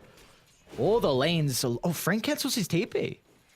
Man, all the lanes, everyone's weak. Katara, unfortunately, doesn't really have the health to maybe you look to utilize the thirst. Getting a lot of denies against him, Frank. Trying to man-fight this. I'm not sure if you're in the best spot to be able to do so. Oh, actually gets clipped by the blood right. Unlucky for him. And he's the one going into the urn early on, so maybe it is the value Wraith Band coming through for Affliction. Right now, he's just buying a little bit more regen so that he can keep spamming out that Reflection off cooldown. Maybe this is it, right? Like, as a support Terrorblade, I think, well, as a Terrorblade in general, 35 mana for Reflection is way too small, and it's really good damage coming through. And the movement's slow, like 5 seconds of a 30% slow, pretty significant. Especially considering you could play it as kind of like that Ogre Magi, you know? Throw yourself towards the front of a team fight or a lane to be able to make someone like a Dazzle's life a lot easier. All right, interesting. Spitballing here, bro. Yeah, no. Well, he's gone 2 points Reflection. I was going to counter that and say, like, do you just max out your image so maybe you can just play on shoving side lanes and taking, like, a little bit aggressive farm from Tempest? But Eventually, yes. But for early on, like, Reflection has to be what you max first. It's just so value. Okay. And they've actually got the Metamorphosis available. So no Poison Touch on them just yet, although Kotaro... no way. Dude, oh, he turned Kotaro. back around. One more right click. They might get Cat-U instead. Affliction, can he continue to keep up with the Viper? Fairy Fire applied. He's going to go for the dive onto the tower. Oh my god, he's going to kill Kataro. Another Fairy Fire. They're baiting him further and further. And Kataro, don't go forward. Don't tell it. Worth it. Totally worth it. He's out of regen. And Dazzle, he's going to go for the kill. That death on the on old mate Viper is going to tick him out. Oh, how is this lane working? Oh, Jesus. All right, side note, sliding down bottom. Another Corey snipe, back-to-back games onto Parker's Corey. It was the Glover Haste and the Band of Elvis skin. That could help out. So we see Affliction also TP mid and refill the bottle from the Storm Spirit, and he's probably going to stick around to try and secure the Power Rune that is about to be up in 15 seconds. Kind of nutty movement speed as well on the TV. 315 without any items. Looking to buff him up. Oh. He doesn't care. He's so tanky. I'm telling you, man, Reflection's busted. Like, on a core, it's strong. Top lane, Dazzle. We'll get dived into the tower. Storm Spirit's going to TP up and should find a return kill. Very nicely done from Leo style. And it's going to be able to get a little bit of farm from this create wave as well. Maybe the next one coming through. Are you trying to talk yourself into the Terrorblade 5? I have to. I have to, but I have no other options here. In a way for, like, you to play it? Because I know you're a 5 player. Absolutely not. Absolutely not. I'm not, no. But, I mean, it is like 7 in the morning here. So at least all of the people that I play with on C are hopefully asleep. So they don't have to see this. We have our first Rolling Thunder from Sabas, but Morphling's not a kill they're going to get. He's got Attribute Shift. He's got Waveform if he wants to reposition. They need to go for the Marcy instead, but even then, they're just kind of half committing. Draken doesn't have the health pool to dive out of the tower for the moment. They're cautious about extra rotations, but maybe Katara with the multi-man blood, right? Okay, that's what they needed on Tempest. The Bloodseeker showing up just to give them that extra little bit of damage and silence control to find the 2 kills. Dire's middle tower is under attack. You got to try something unorthodox, you know, making that full early rotation down towards this bottom side. I mean, how often do you see a support Terrorblade? I guess we can call it a pos 4, right? Even though Affliction's the one playing it, that shoves a Bloodseeker out of the lane. Bloodseeker's an insanely strong laner just because of how capable he is of being able to stay in the lane with his regeneration. Forced to come bot, they get a couple of kills, so he'll still be able to do that. I wonder if TP just follows him around, though. Looks like TV's going to go trying to help with the siege top. Draken sees Frank. Careful, Frank. Yeah, this Timber should be fine. They don't have the stuns, and Michael's just going to be off the mark. But this tower is... Yeah, they definitely will, I think. Timber doesn't have the resources to defend it. Keeping in, though. Sebastian's got the Rolling Thunder. They can keep him inside the Nether Toxin as well. A decent amount of AoE damage. They're going to try and target down the Marcy, but a jump over to the right side. They haven't found that first kill on Tempest, and they might not get it. Although with a catch-up, they're going to be able to run into the Morphling. That Blood Riot, along with Sabas's fought from the Swashbuckle, he too will catch up to the Dazzle inside the river. So Tempest, they'll keep their tier 1 tower alive, and they'll also get another kill onto the Dazzle. I mean, the most disappointing thing about this is that all the tips are coming through so early that I feel like these guys aren't rationing them at all. You know, we're not going to have any left for the late stages of the game. I must have counted about 15 up until the 9-minute mark here. Dude, Cat used level 6 already. High level than Draken on the Timber. Oh, they're giving Affliction farm bottom too. He's pushing it out a little bit. Oh, It's just the boost. Nothing cute. Nothing crazy. I'm telling you, man, value Wraith Band. It's not that he needs more armor, I suppose. You're freaking terribly. Wait, this is surely the build. He goes Armlet, Shadow Blade, and just takes a beam. What else could you go? I don't know, man. Do you go Octarine and just spam out spells as much as you can? I still feel like the drums is good. It's going to give you that passive regen that you need. It's going to allow you to group up. It means that you can even push a little bit more with the illusions if you ever get time to. And it does still require a decent commitment to take out a Terrorblade that's pushing solo, right? You don't want to have to commit that much for a pos 4, pos 5, but he's pretty tanky. Smoke up from Tempest. Sabasa's smoke's going to pop in the river. I don't believe Parker was in a position where he scouted out the Pango's movement. Maybe. I think they were actually pinging instead. So regardless, Tempest, they're not going to get anything out of the smoke. Leo style. Zip in. They're considering the rupture. He's almost out of mana. He can soul ring and move up to the higher ground. He's going to consider about getting the kill instead. But recognizes he might be lacking the damage, and even if he gets it, they could still probably bring him down with that mana expended. So he will get out. I really thought he might try and go for that final right click. Might have been enough to kill Kotaro with the 3 points in the overload, but I guess a lot of it was just about bringing a lot more attention away from Affliction. Look at this bottom side. He's pushing. He's pushing as the support Terrorblade down here. Might even be doing a decent amount of damage. I mean, Kotaro, you can't come into this. This is a beastly Terrorblade. This is a Giga Chad right now from the position 4. Even just the range on the reflection, man. Well, whatever they've done here for Infamous, they have really slowed down Draken's game. This Timber, lowest net worth out of all the cores. So they've done a really good job to kind of limit how much impact that the Timber's going to be able to have early on. But with this tower still standing top, he can just be that bodyguard and soak the wave and sometimes go back to the hard or the small camp to continue finding his farm. We've got a big smoke coming around just to see if there's anyone taking a lot of those, that triangle camp farm. Of course, stacks, very important for a Storm Spirit to have that consistent impact. They're pinging out that they might be playing around here. Do they have any vision of that, though? No, they don't. I don't... So they're still making that ping. He didn't walk under Marcy the didn't vision. see him, right? Yeah. No. Well, it was Morphling or Marcy that pinged. Blue and purple kind of blend together for me, as you know. So, boss?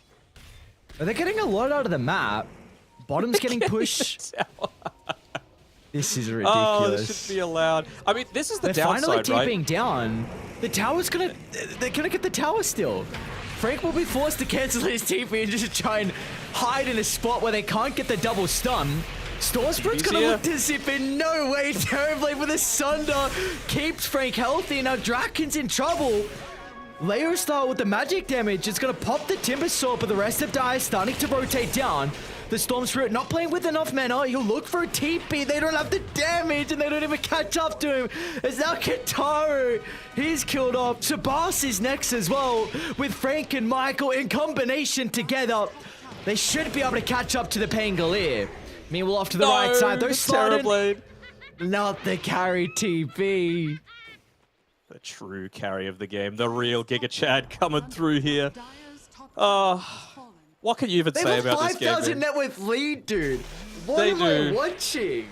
Well, the thing that I was about to mention before all of that craziness broke out is that what they're doing, or the Storm Spirit in particular, yeah, they're making a lot of pushing happen with the Terrorblade and the Dazzle. You had Morphling up top, but you had Leo Style just diving behind the tier 1 mid tower to be able to take the creep waves, to get a lot of creeps passively pushing into the tower, because again, this is a weakness that I was talking about in the draft. They are severely lacking in stuns, so it's not like anyone's going to be able to punish him. He's always going to have the capability of just, TPing out with the use of the ball lightning. And it's not like Sabas is 2-1 and 2, but is really struggling in the net worth as well. This Diffusal is going to come out shortly, but that is that item they really need to maybe look to find some of the pickoffs. Like for Tempest, the Pango and Dark Willow need to start playing together to try and kill people on the side lanes. Be careful about a lot of these movements. Obviously, just using the TP illusion in the mid lane. Trying to find people out here, and Affliction getting a D-ward off. That's the thing with a TB, right? Even just with these few basic items, he's taking the stack. He's taking the stack with the meta. You don't need it for team fights. You can just be annoying. You can force movements towards you, and then if you move, you've got someone like Parker that could just sit up top. He's accelerating his farm so rapidly because you're not going to kill him. You're lacking in stuns. So what happens? You either give farm to the Morphling or you give farm to the Terrorblade. What's better than 3 cores? See Layer Style. Oh, did they get... No, they didn't get the Terrorize. And now Sabasi tried to go for the Rolling Thunder. I think he's close enough to the T2 tower where he'll be okay. And yep, they're going to back off and look at Affliction. The Terrorblade's positioning from farming to showing up to fights, but it looks like unfortunately he doesn't have stuns to cancel the TP, so everyone will be okay. But Dire, that's a Rolling Thunder expended, and the Terror Rise as well, I should say. Oh. Where to now? That's the real question that I have to ask. What are we going into? Scardy on Morphling, pretty standard. No real need for the Manta style this game, right? If you're getting caught out in the Blood Rite, something's seriously wrong. So waveform can be used very conservatively, excuse me, for that aspect. Going into the Wraith Pact on Affliction, I like this. I mean, I said they needed some kind of mana regen item just so that he could literally be spamming that reflection off cooldown. Top lane, Sabas might be in some trouble. Mike was able to find the jump. There's the first the Swashbuckle's still on cooldown for the moment, and really nicely done from Infamous. This Cliffwood, Michael and Parker instantly combined together to continue to slow down this Pangoliers game. Now they might even get Katyu as well. Affliction's got Frank nearby to be playing with. A lot of damage over time. Katyu, slow, yeah, they're man. gonna get the kill. Look at that. He might get a return kill onto the Terrorblade, but not the case. He doesn't have the levels or anyone nearby. And meanwhile, mid lane as well, Leo Style gets a solo kill with the Orchid, and he's got a regen for good measure as well. This is really starting to get out of control. Pango, gotta be very careful here. Sabas? He might get the Rolling Thunder. Tempest! What's going They're crumbling, on? bro. Yeah! I mean, I wouldn't know how to play into this, to be honest. I want to see what he gets. Is he level 10 yet? He's not. I want to see if he goes the Reflection cooldown as well. Maybe that's just the strat. It's, in my opinion, the most efficient item in the entire... spell, excuse me, in the entire game. You just want to be spamming that shit. Whoa! Bro, it's a support Terrorblade. It's warranted. It's not warranted. It's a PG stream. No swear words are PG-13. warranted. That's naughty. Naughty, naughty. And again, do you want to run into this Terrorblade? It's the intimidation factor as well. I'm a Terrorblade. Can you kill me, support? I didn't think so.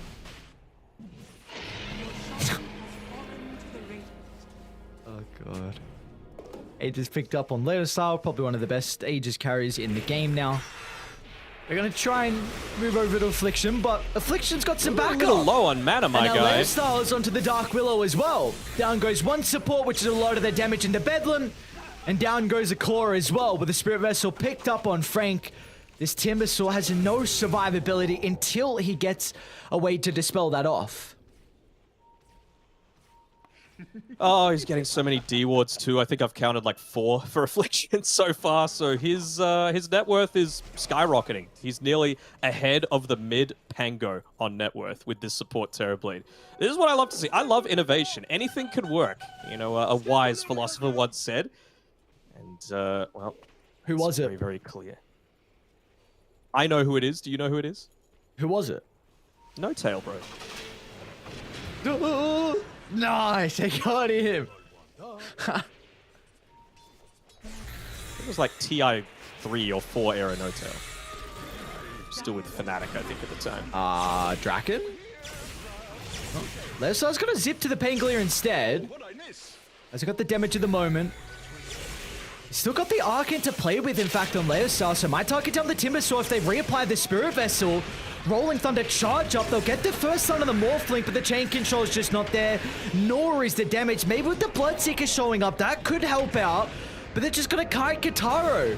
He's trying to kill off Michael, but instead of targeting any of the cores, he won't even get a support kill.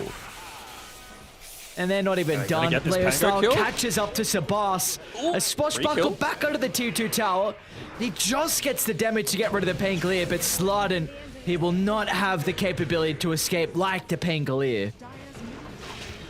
Gonna go for a solo kill. Okay, that's kind of big. Sabas being able to get that one, accelerate the net worth a little bit, stop the push from happening. The important thing, though, let's have a quick look over at what Affliction's doing. It looks like he is still in the jungle, still looking to pick up a little bit of that farm. He is closing in on the old Wraith Pact as well, so, or at least the lads, excuse me. So, again, just got to enable them to be even stronger. Of course, you've got the Death Ball coming through from the Dazzle. You've got the Marcy for the regen. Now you're going to have a little bit of extra lifesteal as well. What do you what do you think the windfall mid lane? Timber, you're supposed to be tanky. You're not supposed to go down throughout an Orca combo. Oh no, now they're going to try and contest the power rune. It does spawn up top.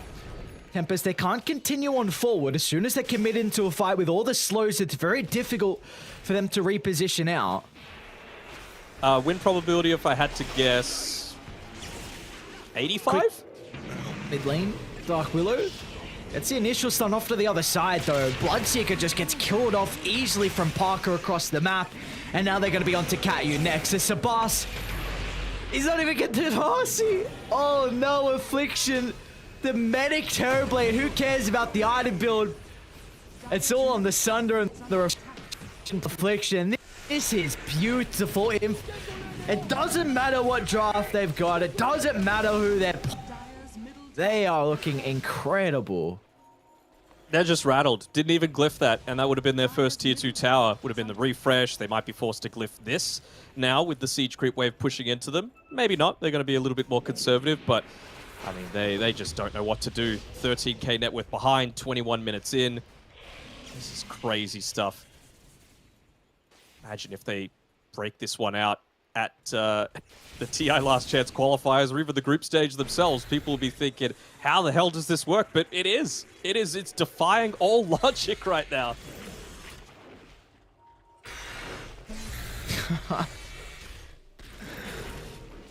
Oh, Affliction is going to look to TP. Sun stuns any stunners? None to be seen.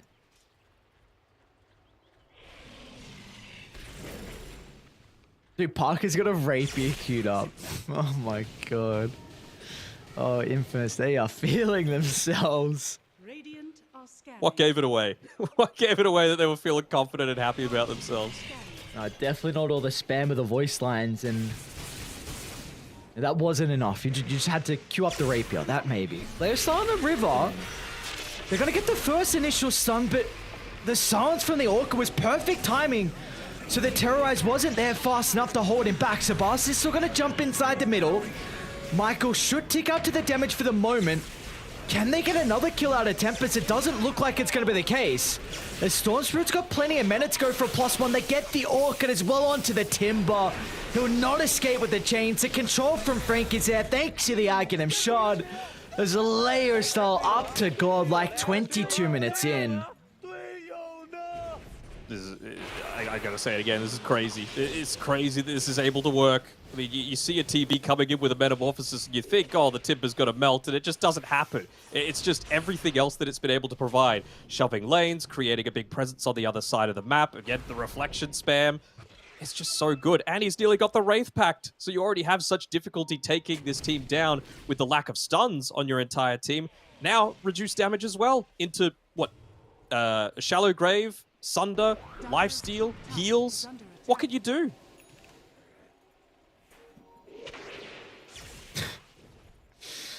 Oh, the funny thing is he's got no Dota Plus level on the Terrorblade too. So it's not even like he's played this. I really think they just... Parker's like, dude, I'm not playing the Terrorblade this game. Like, I don't care what happens. If we're one game up, I'm giving you the Terrorblade.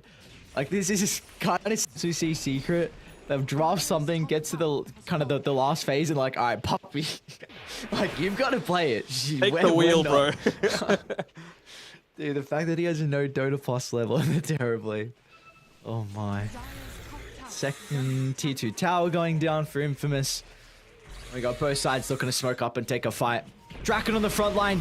He's not tanky though, man. Like, this Timbersaw needs heroes instantly nearby to counter initiate. They get the Rolling Thunder out. Affliction just jukes it completely. What? And on Tempest, you gotta get out. Katyu won't escape. They're gonna look for more kills as well, but the Terrorize should buy them enough time just to TP out.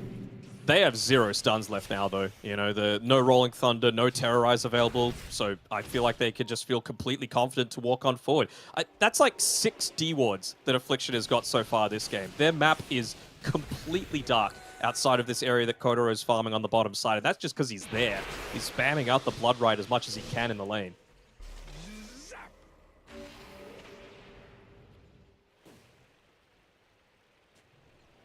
Do we want Copium or no?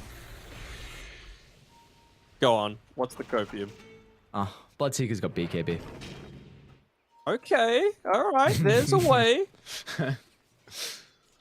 It could Alright, happen. so it's a Rupture into Terrorized and you're Gucci. Sure. Let's go with that. What do you mean? Come on now. Sabas can't be dying up top though. Jesus, what was the damage? What? Parker's a... That was crazy. One adaptive strike, a couple of right clicks on it, just murked the Pango. And they would have seen that he's used the Rolling Thunder as well, so they're like, all right, Storm Spirit, you can just do whatever the hell you want. Oh, don't go for the... Ooh, he's gonna find him. Maybe not. Onka. Getting away by the skin of his teeth there. Affliction. All right, if Affliction doesn't die here, something is seriously wrong. Surely, right? Yeah, no Sunder. All right, they got the kill on the carry. Time to come back into this game. Are we going to critique his farming patterns when he respawns? Because we haven't particularly been doing it so far. I think he's been doing just fine, personally. I'm not... Sorry, well, critique doesn't have to be a bad thing. We could say his farming patterns are incredible. I'm just saying we haven't paid attention to it. Cat you? Or a Viper on a warding expedition. Believe he got scouted out under the cliff ward. They're going to be cautious how long they stick around bottom. Katara's going to be forced to BKB to escape. In fact, are they actually going to try and get the kill on the Storm? They don't have the damage. Katara, make it out. Oh, Parker's right click's not enough. But... You kind of can't be using a BKB to escape like that. If there is legitimately any... If there's it's 1%. If there's a slither of hope, like that BKB needs to be used in a team fight. Now that it's down for 65, you get all the map control from Infamous, you're going to push the side lanes, and you're going to go look for Roche. I'm just trying to think, like, what even happens if this gets later, right? They don't have the amazing scaling lineup on Tempest. They were banking on getting out of this laning stage in a much better spot than they have. Like, you're going up against a Terrorblade that's gonna turn into a semi-carry if the game doesn't end before then. A Morphling that's incredibly farmed, a Storm Spirit that just is able to zip in onto the backlines with absolutely no consequence. So what do? Like, you just can't play on the map. You can't play anywhere safely. You can't get pick-offs because you've got multiple saves. It just feels like this is a complete... I don't even want to call it an outdraft, man, but they kind of did it to themselves a little bit with the lack of stuns that they had. I feel like this game would be a lot easier if they just lent into that a tiny bit more.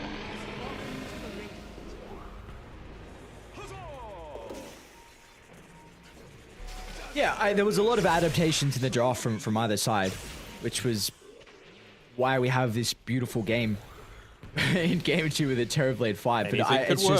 Anything can work. It's interesting, like, was the Terrorblade, because early on, they saw the Terrorblade and they're like, all right, we do not want to play the Viper now as a 3. So they revealed early if this Timbersaw getting picked up in the off lane, they revealed earlier that the Viper's going to be flexed, so just the mind games, and it puts us in a crazy position when our Infamous of a 20k lead and they're walking up the high ground. Ah, he went for the health talent. I was wanting him to get the reflection slow on the TV. Just that 13-second cooldown, 45% slow, 5-second duration. It's kind of stupid. That is 7 D wards now. So you keep track of those, the D wards, but not the punch hooks, which is your sole you don't job. get an alert every time that there's a punch hook on the map. You constantly look into the left side to see if they D ward. Oh, Sabars? There's no follow-up. So the Morphling is going to be chilling. Now Parker with the BKB is going to turn to Manfight Kataro, who does not have a buyback. Cat U's gone as well. And Sabas is not going to be able to save the onslaught as Infamous. It's just taking towers. It's like, you guys, you can keep killing. I've got the objectives on mine. Don't worry, I got them covered. You get the kills. I'll do the building damage. I'll come in maybe to chuck out a reflection if required. Beautifully done. And Affliction's going I really thought Scepter. he was about to sunder the Timbersaw back up to full HP just for the BM. I saw him walk in. I thought it was the charge up for the sun. I'm like, there's no way Affliction's going to do that. Oh god. I mean, fuck up on a death show. Bye bye Willow, bye bye Pango, and welcome to the grand finals for Infamous. Bye bye my pubs.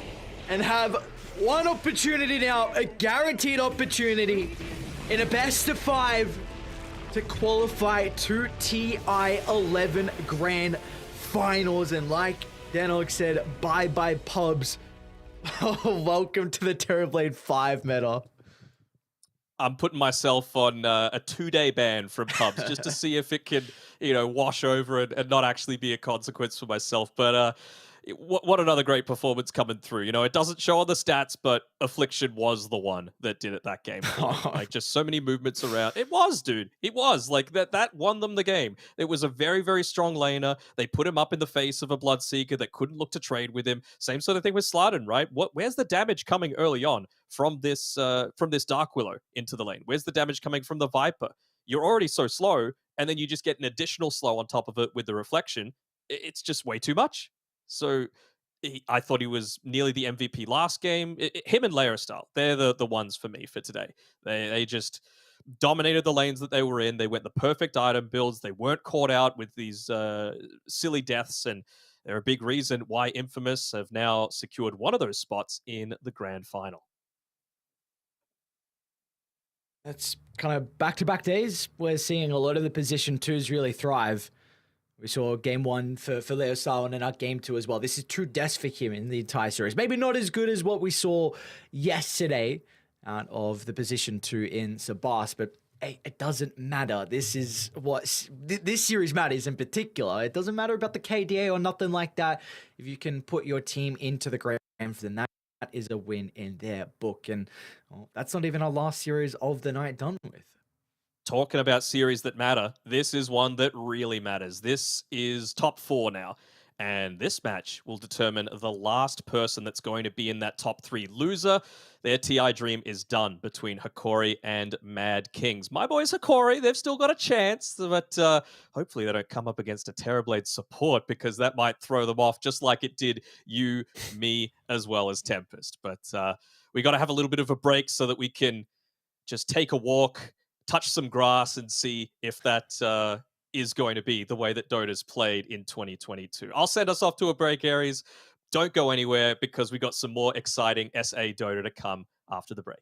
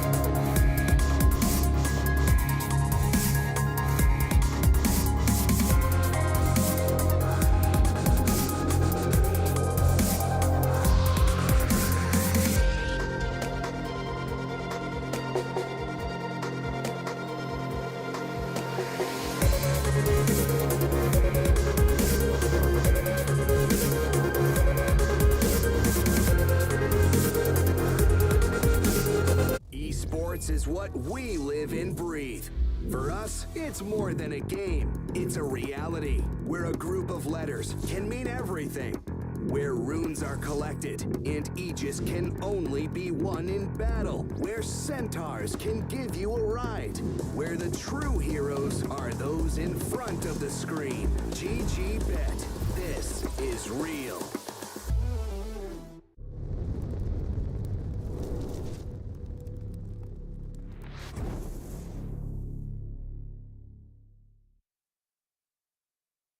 It's cool and all to see who's going to take that first slot in the grand finals, but what is even better is seeing who's going to take the last slot at TI 11 for South America. We're moving down to the lower bracket semi-finals. Corey against Mad Kings, a team that a lot of people would not be expecting to be in the position they are in, but Danog, one more series stands in their way of going over to Singapore and playing at TI 11.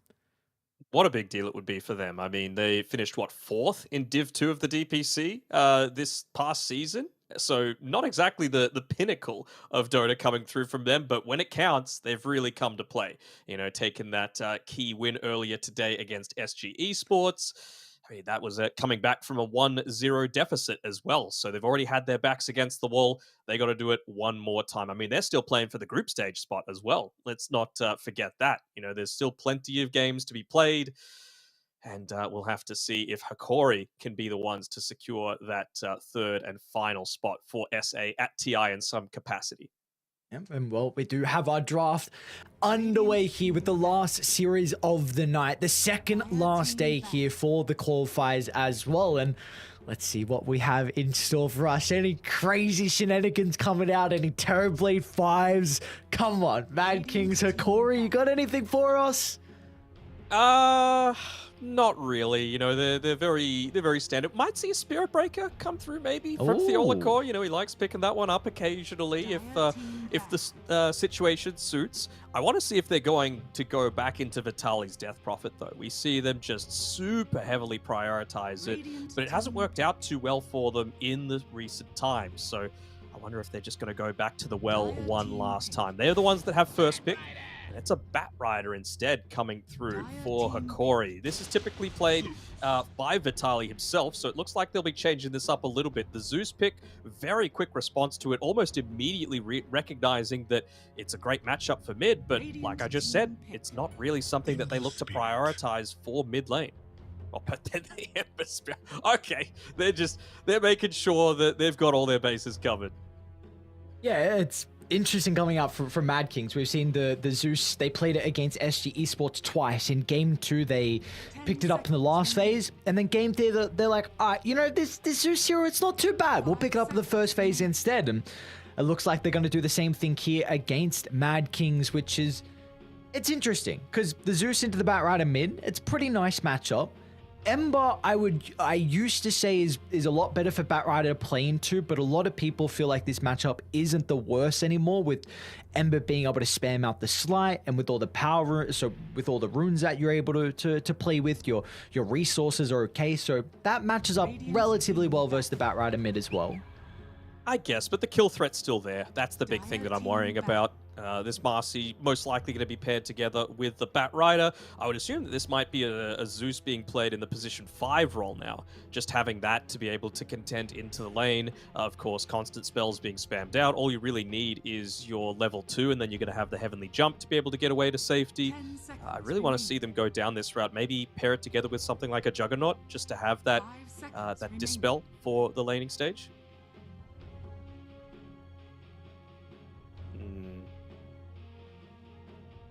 Just thinking what else, what other avenues they could look to go down. For Mad Kings in particular, they're a team that really heavily prioritized the Dawnbreaker, so I'm a little bit surprised that it hasn't been banned out just yet. They play it across 4 different roles, just looking to flex it to fit the draft however they want.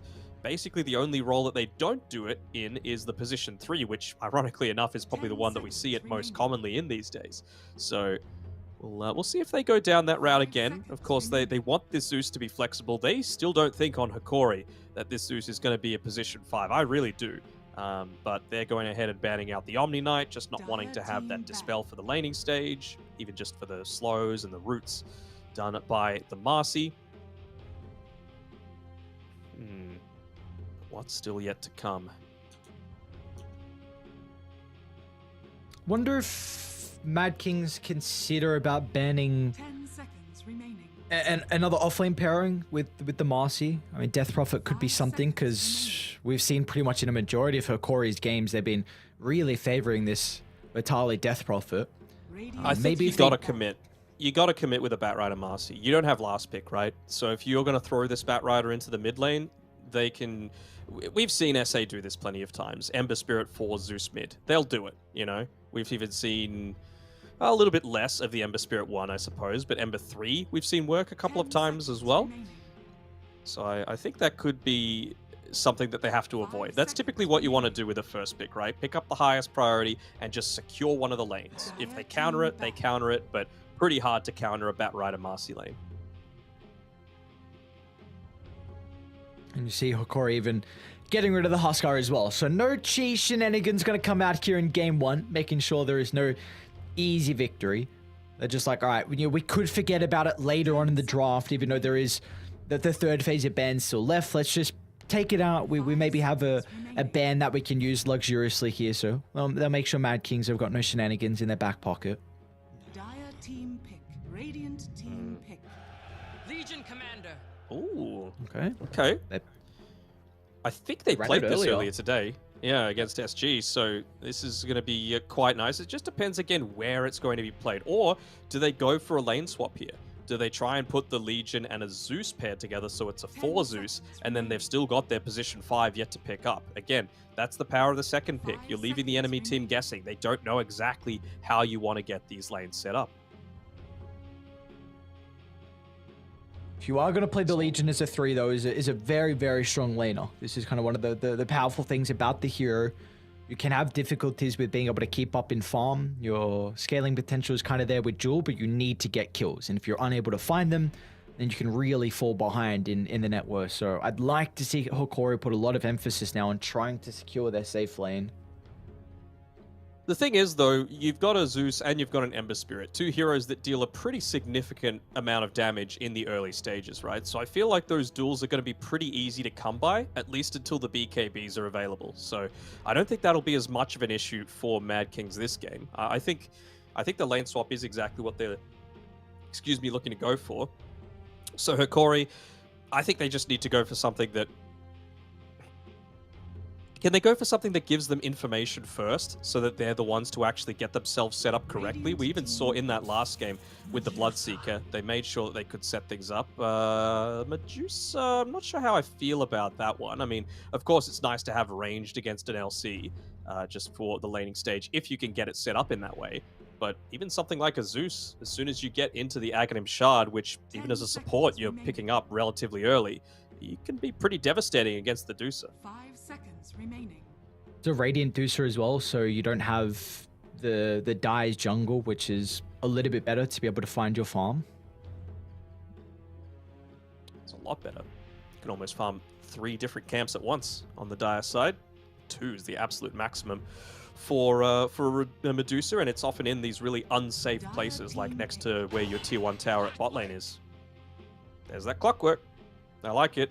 It just gives them that information that they need to be able to set up their lanes. It might mean that you have to go for, like, I'll call it an unorthodox build, like the boots early on the clockwork, just so that you can get out and put one of these super deep observer wards down, because that's what you want. You want information. Even if it doesn't give, like, mid-lane vision, you want to put one of these high ground wards up so that you can be the first one to be able to rotate and adapt to how you want the lane pairings to go.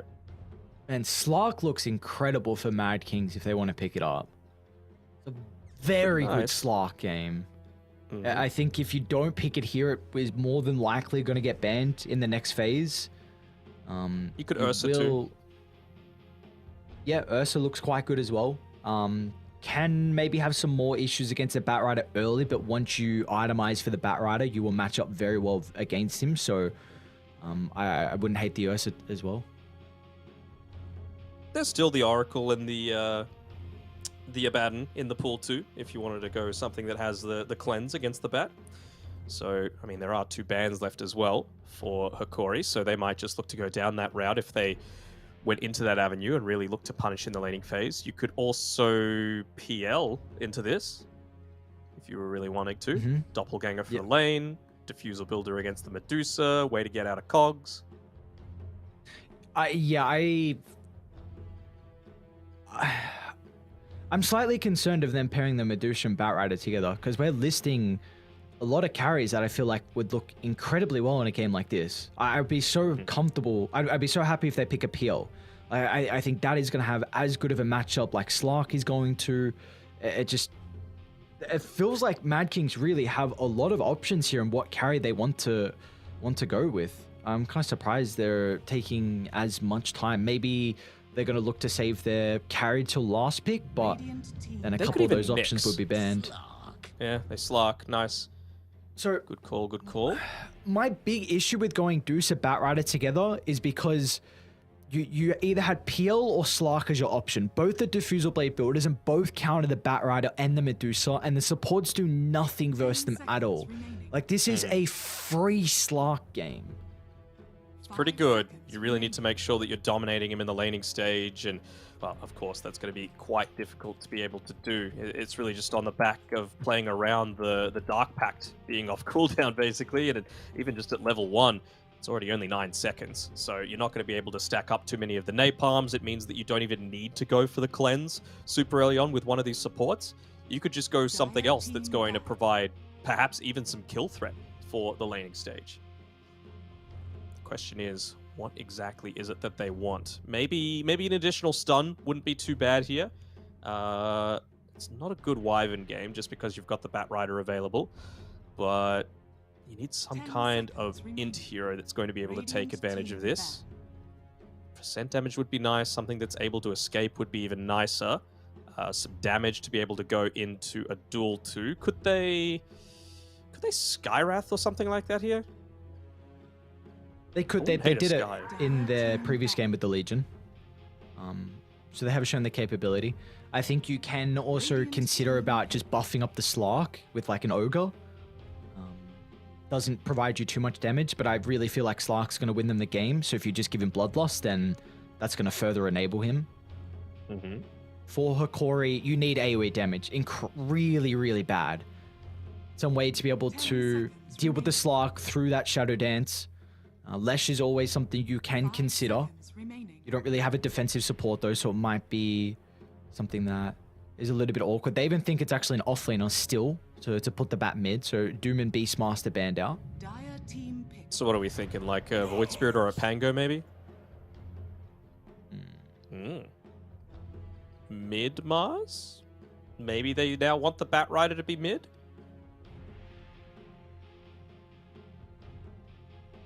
I mean, it does make life a little bit more challenging, right? Like, Zeus is fine laning into either of those matchups, but the Ember Spirit Legion doesn't feel quite so amazing.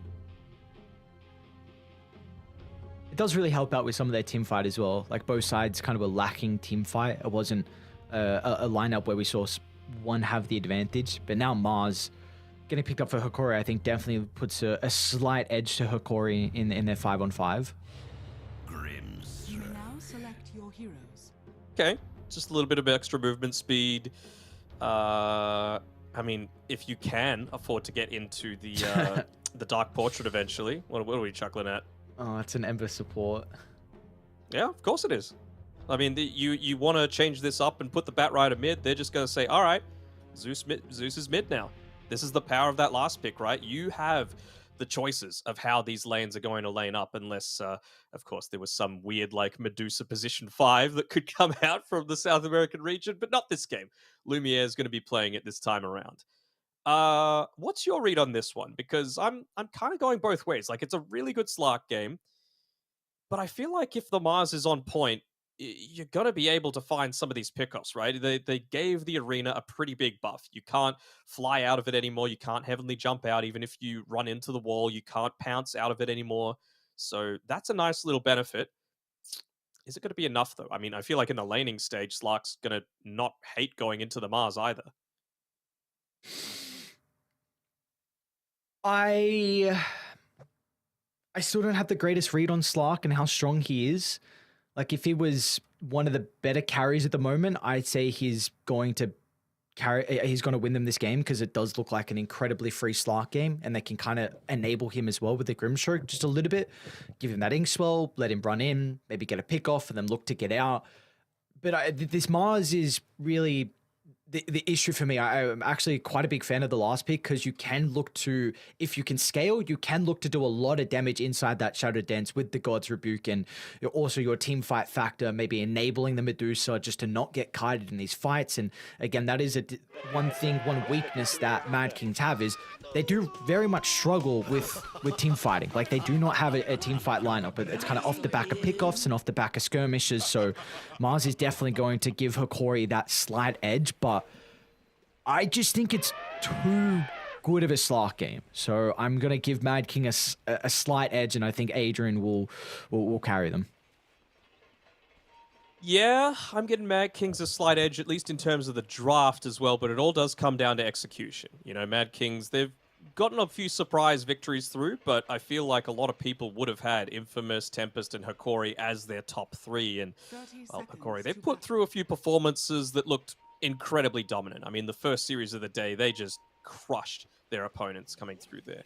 So I think they could look to make that one continue, but it's going to be on the back of some good team play coming through, because, like you've been saying, that Slark is going to have a good time in lane. Slark's going to have a good time up against a lot of the early damage that's looking to come out.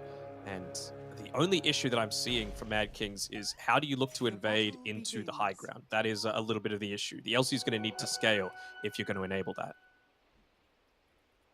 Yeah, I think even you need to win team fights, and the Slark needs to have a crap load of essence to be able to go high ground. Otherwise, you are going to have that difficulty with being able to, even just in general, I suppose, take objectives. Look at this mid lane. Yeah, mid lane. Yeah. He plays down the sentry one. He's like, I'm going to get it. You're not going to stop me. Analog's even considering about running up as well and trying to snipe that one away. So this matchup should, like, Zeus is going to feel very comfortable in this matchup. You've always got the Arc Light, so the Heavenly Jump to be able to reposition, but Analog will farm as well. Like, anyone into a Zeus matchup is going to get all the farm they would ever hope for. The thing is, though, I feel like Batrider is one of those heroes that you're shoving out the lane as the Zeus, and Zeus isn't one of those heroes anymore that could just go to the small camp and pick up that farm when he's looking to do that. So I feel like the Zeus matchup isn't quite as good as it used to be. So I'm just looking at a little bit of a dive/pull that's going on here by Theolacor, just trying to disrupt things on the top side. But I really want to see them try to get RM stacking up a few of these camps for the Zeus inside of the Dire jungle. Again, that's one of the big strengths of playing on the Dire side, right? Is that you're able to accelerate your farm, especially on someone like the Zeus that's going to be maxing out that Arc Lightning super early. And I do wonder how Mad Kings are going to look to play this top lane in particular. Like, if Adrian at the moment has an Orb Corrosion queued up after the treads, if he's going to want to go for this a little bit earlier, play the kind of the brawling game, or just play the lane off the back of trying to get as much farm as possible. Because I think Hikori also have two heroes that can definitely look to find kills here. So I think we're going to have a lot of action top, but I'm just intrigued on kind of how the itemization is going to be able to follow that. Yeah, for sure. Another nice pull being done here by Theolacor, making sure that he's able to get that super safe farm. Again, a Slark is one of those carries that loves to go into these beefy strength heroes for the laning stage. You just want to make sure that you're able to steal as many of those Essence Shift stacks as you want. Ironically, though, Adrian hasn't leveled up a single point just yet, so he hasn't been doing too much of that harass for now. Nice little re-aggro coming through there, making sure that they're not able to pull this wave behind the tower. So for right now, Hikori coming out on the better end of this laning stage, at least for the top lane. And you mentioned in the draft as well that South America are one of the few regions that really don't mind putting the Ember Spirit as a support. We're seeing it this game played by Pablo. How are we expecting him to look to have his impact? Is there anything that we need to keep our eyes out on this position for Ember? Not specifically. I mean, you see a lot of unlucky stun coming through on that bottom side, catching out Pablo. The thing is, with an Ember Spirit, you don't really need that many items. You know, how many times have we seen even mid-Ember Spirits get just like the Orb of Corrosion, some value items super early on, and then still have a huge amount of impact? Yes, it's with the bottle and maybe a BKB, but you're still able to do so much with so little, right? Yeah, it just definitely feels like you're looking for levels mainly. Just chains and being nuisance. Which I was just watching the Ember and Clockwork have a bit of a battle to see who could make it to the boundary rune first. The Cogs kind of pushing Pablo a little bit forward to get there faster. Yeah, so he was always going to get there first. I mean, again, it's kind of like the... He's got to be cautious. Be real cautious. He's got plenty of one charges though. The situation with the Ember Spirit is, it's going to sound silly, kind of similar to the whole Terrorblade one, right? Oh, no. Where the Sleight of Fist, it's so cheap, man. 50 mana for Sleight of Fist is not much at all, which means that you are able to spam it. Oh, sorry, Jachi Tokyo is in a little bit of worry here, although Analog looking to stay for now. Oh, nice jump. Just gets away. It's like Analog trying to pick up this water rune, and yep, nicely done. Good protection coming through from Gardic there. Yeah, what I was saying before about the Ember Spirit is that you don't need much, right? So something as simple as the Sleight of Fist spam, as long as you've got these Top lane value Adrian might be in items. some trouble. Thelocore's connecting. He doesn't have many stick charges. As Vitali finds first blood, that was incredibly well set up from the Mars. I'll hold that thought real quick. His bottom lane, even the Legion's in trouble as well. Mixed Snake's gonna come up in the next couple of seconds. It's level 2 as well, so that bonus damage should help out with getting the kill. And now Gardic, Battery Salt's gonna expire, so they won't chase down Pablo, but Akori, some really nice plays in the side lane. First play was set up, Vitali, he speared the Slark back onto the tower, and then he was able to kind of disrupt the leap away with the God's Rebuke, which pushed him back under for another tower hit. That was beautifully done from the Mars. Able to get this. Jachi. Oh, no. 2 rotations Tons as of well. I mean, now you almost feel like you want to send someone else towards mid. You saw 2 TPs get cancelled, so just go for another kill in 35 seconds when the Firefly's available again. You definitely want to movement from someone like the Marcy in particular. Theolacore still looking to hang around that mid lane. Mars is in a pretty good spot, farming next to his tower. Want to make sure that you're protecting those power runes as much as possible, and then, like I said, that'll be basically perfect timing for the Firefly to once again be available. Be able to get some stacks off in the triangle. So Analog just having some mana issues if a fight does break out, but hopefully get some value out of the clarity before Zeus pops it. All right, cool clarity. They're going to be praying that the rune is top, and it is. It's just one of those instances where you get a little lucky sometimes. It was good movement from Pablo to make sure that the bottom lane was secured, but is he even going to be able to get this bounty rune? Oh, Monster is looking to back off as a result of the movement coming through. Kai might even be going for a kill here. They can jump on 4 for Thelocore if required, and yep, they're going to go into the tier 2 tower. Nothing they're worried about early on. Another kill for Analog. This is scary, man. Getting the Batrider off to an incredible start. Proved to be an issue for Mad Kings. If he finds that early boots of travel timing, he could get very, very active on the map. I mean, just have a look at what the net worth situation is right now. Lumiere's getting a little bit dived at the moment. Not quite the level 6, though, on Arzent. So if they were wanting to go for that duel, would have needed to take away first. How close is Zeus to level 6? That's the real timing that they're looking for Mad Kings. He's very close. 1 creep away. So if Arzent can get into this, get a duel off onto a key target like the Medusa, then it might bring them back into this game, but Lumiere recognizes it. He goes back into the jungle, playing around relative safety. As soon as you see the Legion Commander not showing in the lane, you know to play even more passively than you already are. And now you even have to be worried about another side lane in top. Mars is about to have the level 6 completed, so the Slark has to be really cautious of how he uses the Dark Pack, but bottom lane. Bot lane? Arzent, he's going to try and run down Gardic in the tree line. They have the Jewel already looking to try and earn that first victory of the game, and they definitely should be able to do so with 3 members surrounding the Clockwork. Somehow the creep gets the kill. Who knows how that's going to be a possibility when they have 3 members, but at least the Legion finds that first victory. Especially now with the duel just being that little bit of extra cast range makes life a little bit easier. You don't need to pray for the Tumbler's Toy. You don't need to go into the level 10 talent for the extra range. Just that slightly increased capability of being able to scale off of the duel bonus damage really feels good. You know, previously it felt like duels were pretty inconsequential, at least up until you were level 12, but now certainly much less so. And well, even though he did a great job of stalling out this push on the bottom side, bottom tower will eventually have to fall to the attacks of Arzen and Pablo. And you see, Mad Kings have a really nice ward already deep placed inside the bottom jungle. So it's scouting out where Lumiere's farming. It's also scouting out Guardic, kind of wrapping around and being the bodyguard on the Medusa. So this is going to enable Mad ward Kings... does scout this out too, though. So it's not like they're the only ones playing with information. I'll actually look to scout that one out and give some valuable XP over to Lumiere. Level 8 on the Medusa.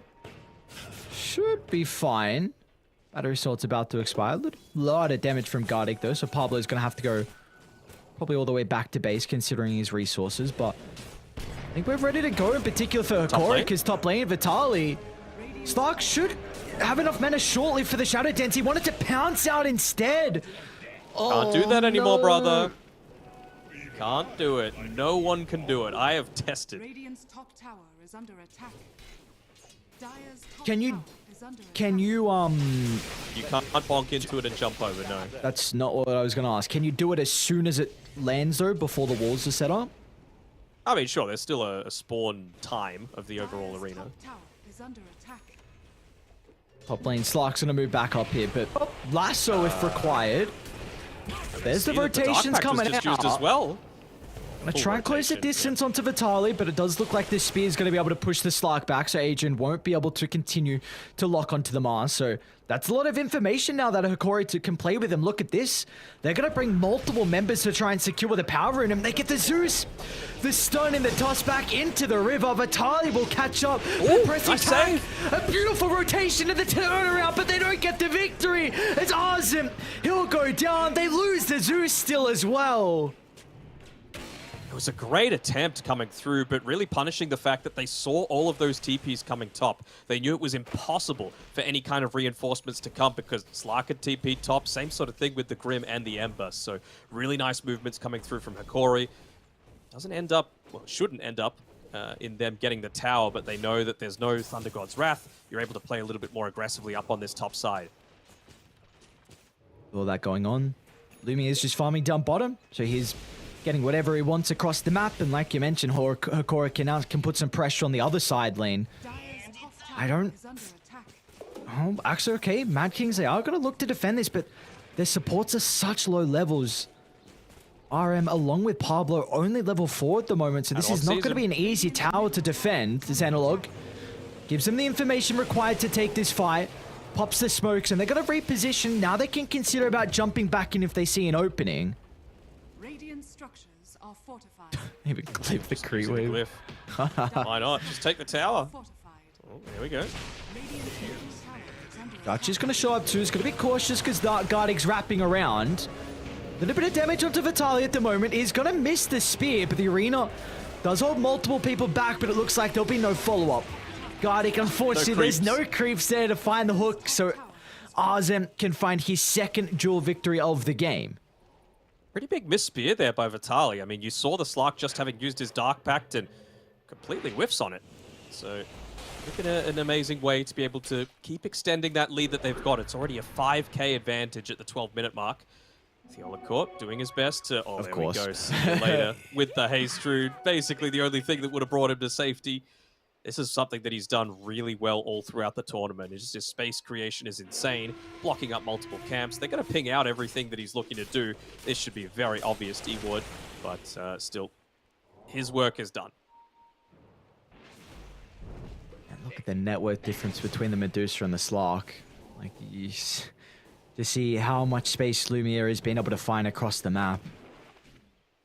It's all on Arzen, it feels. I know he's not even top of the team in net worth, but he's getting a decent amount of farm. You know, the 2 points, the 2 dual victories, getting closer and closer towards that blade mail. You've got some potential to be able to get some of these kills off. Start to scale, get up to that level 12 as quickly as you can. Who does Arzen need to be playing with to kind of help secure these dual victories? I mean, I feel like it needs to be basically everyone but the Slark and the Zeus, right? Zeus could, of course, just join in at any time with the Thunder God's Wrath to be able to give that damage boost. Speaking about Arzen, he's going to look for the duel with the Slark nearby. They'll need the Thunder Gods, and they're going to be able to provide that. That damage required gets rid of the Marcy.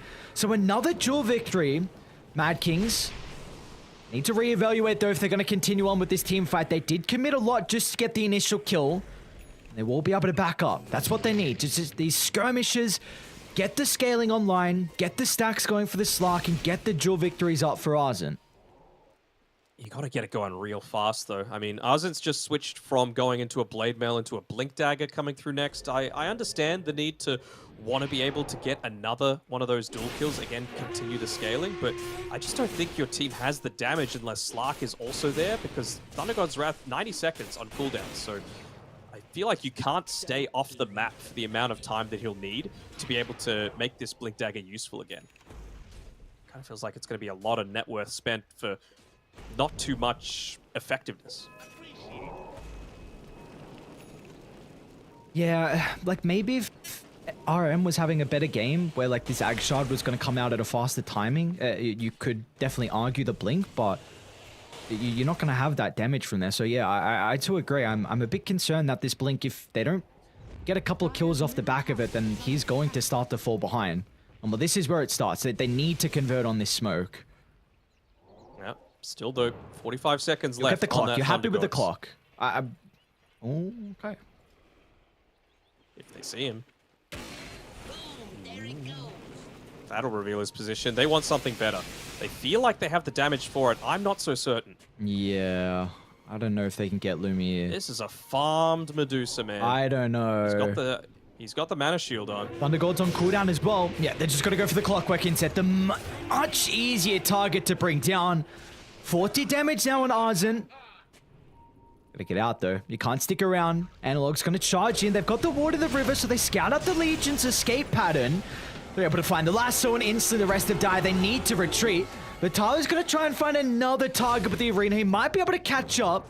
But Pablo and Jachi will be able to part their way into the tree line. This tier 1 tower now is going to be in some trouble though. Steelacor gets the jump, but unable to find the control into Pablo. Do they have any jump potential for the Zeus? That's really the main thing that they're looking for. Is Change Adrian. from afar. The spam is there. The Dark Pack should be fine for Adrian. Placed with the Shadow Dance, but now the Slark will not have the capability to go in. But I think the important thing is the fact that Mad Kings have successfully defended this tier 1 tower. Zeus, one of the better heroes at being able to do so. Analog really just needing to play around that lasso. Obviously, they had to use it previously to be able to get that turnaround kill, and he's going to go straight back bottom. Just look to pick up a lot more of this farm.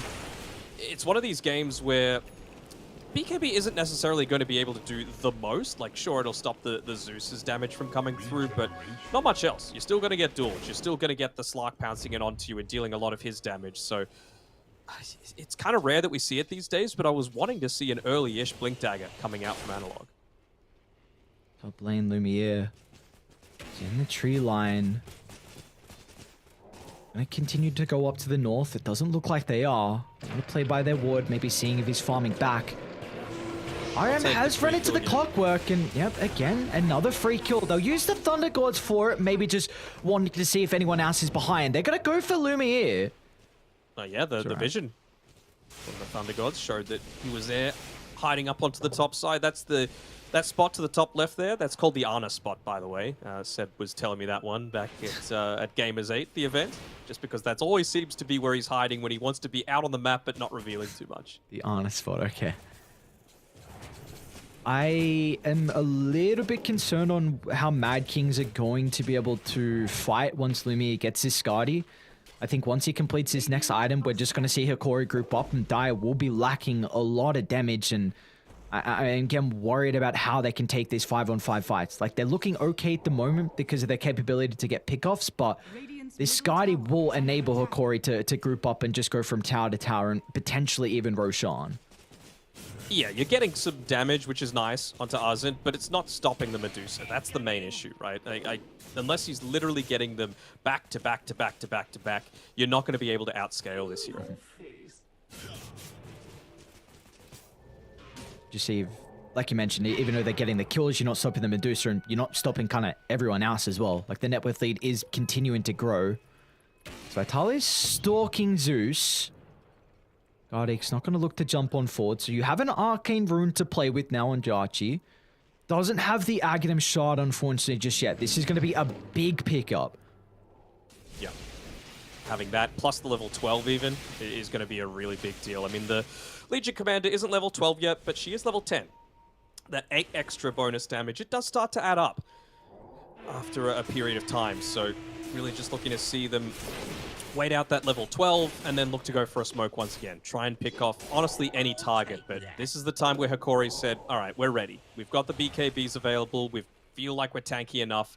We're going to toss Lumiere on the front lines, maybe even use him as a little bit of bait here.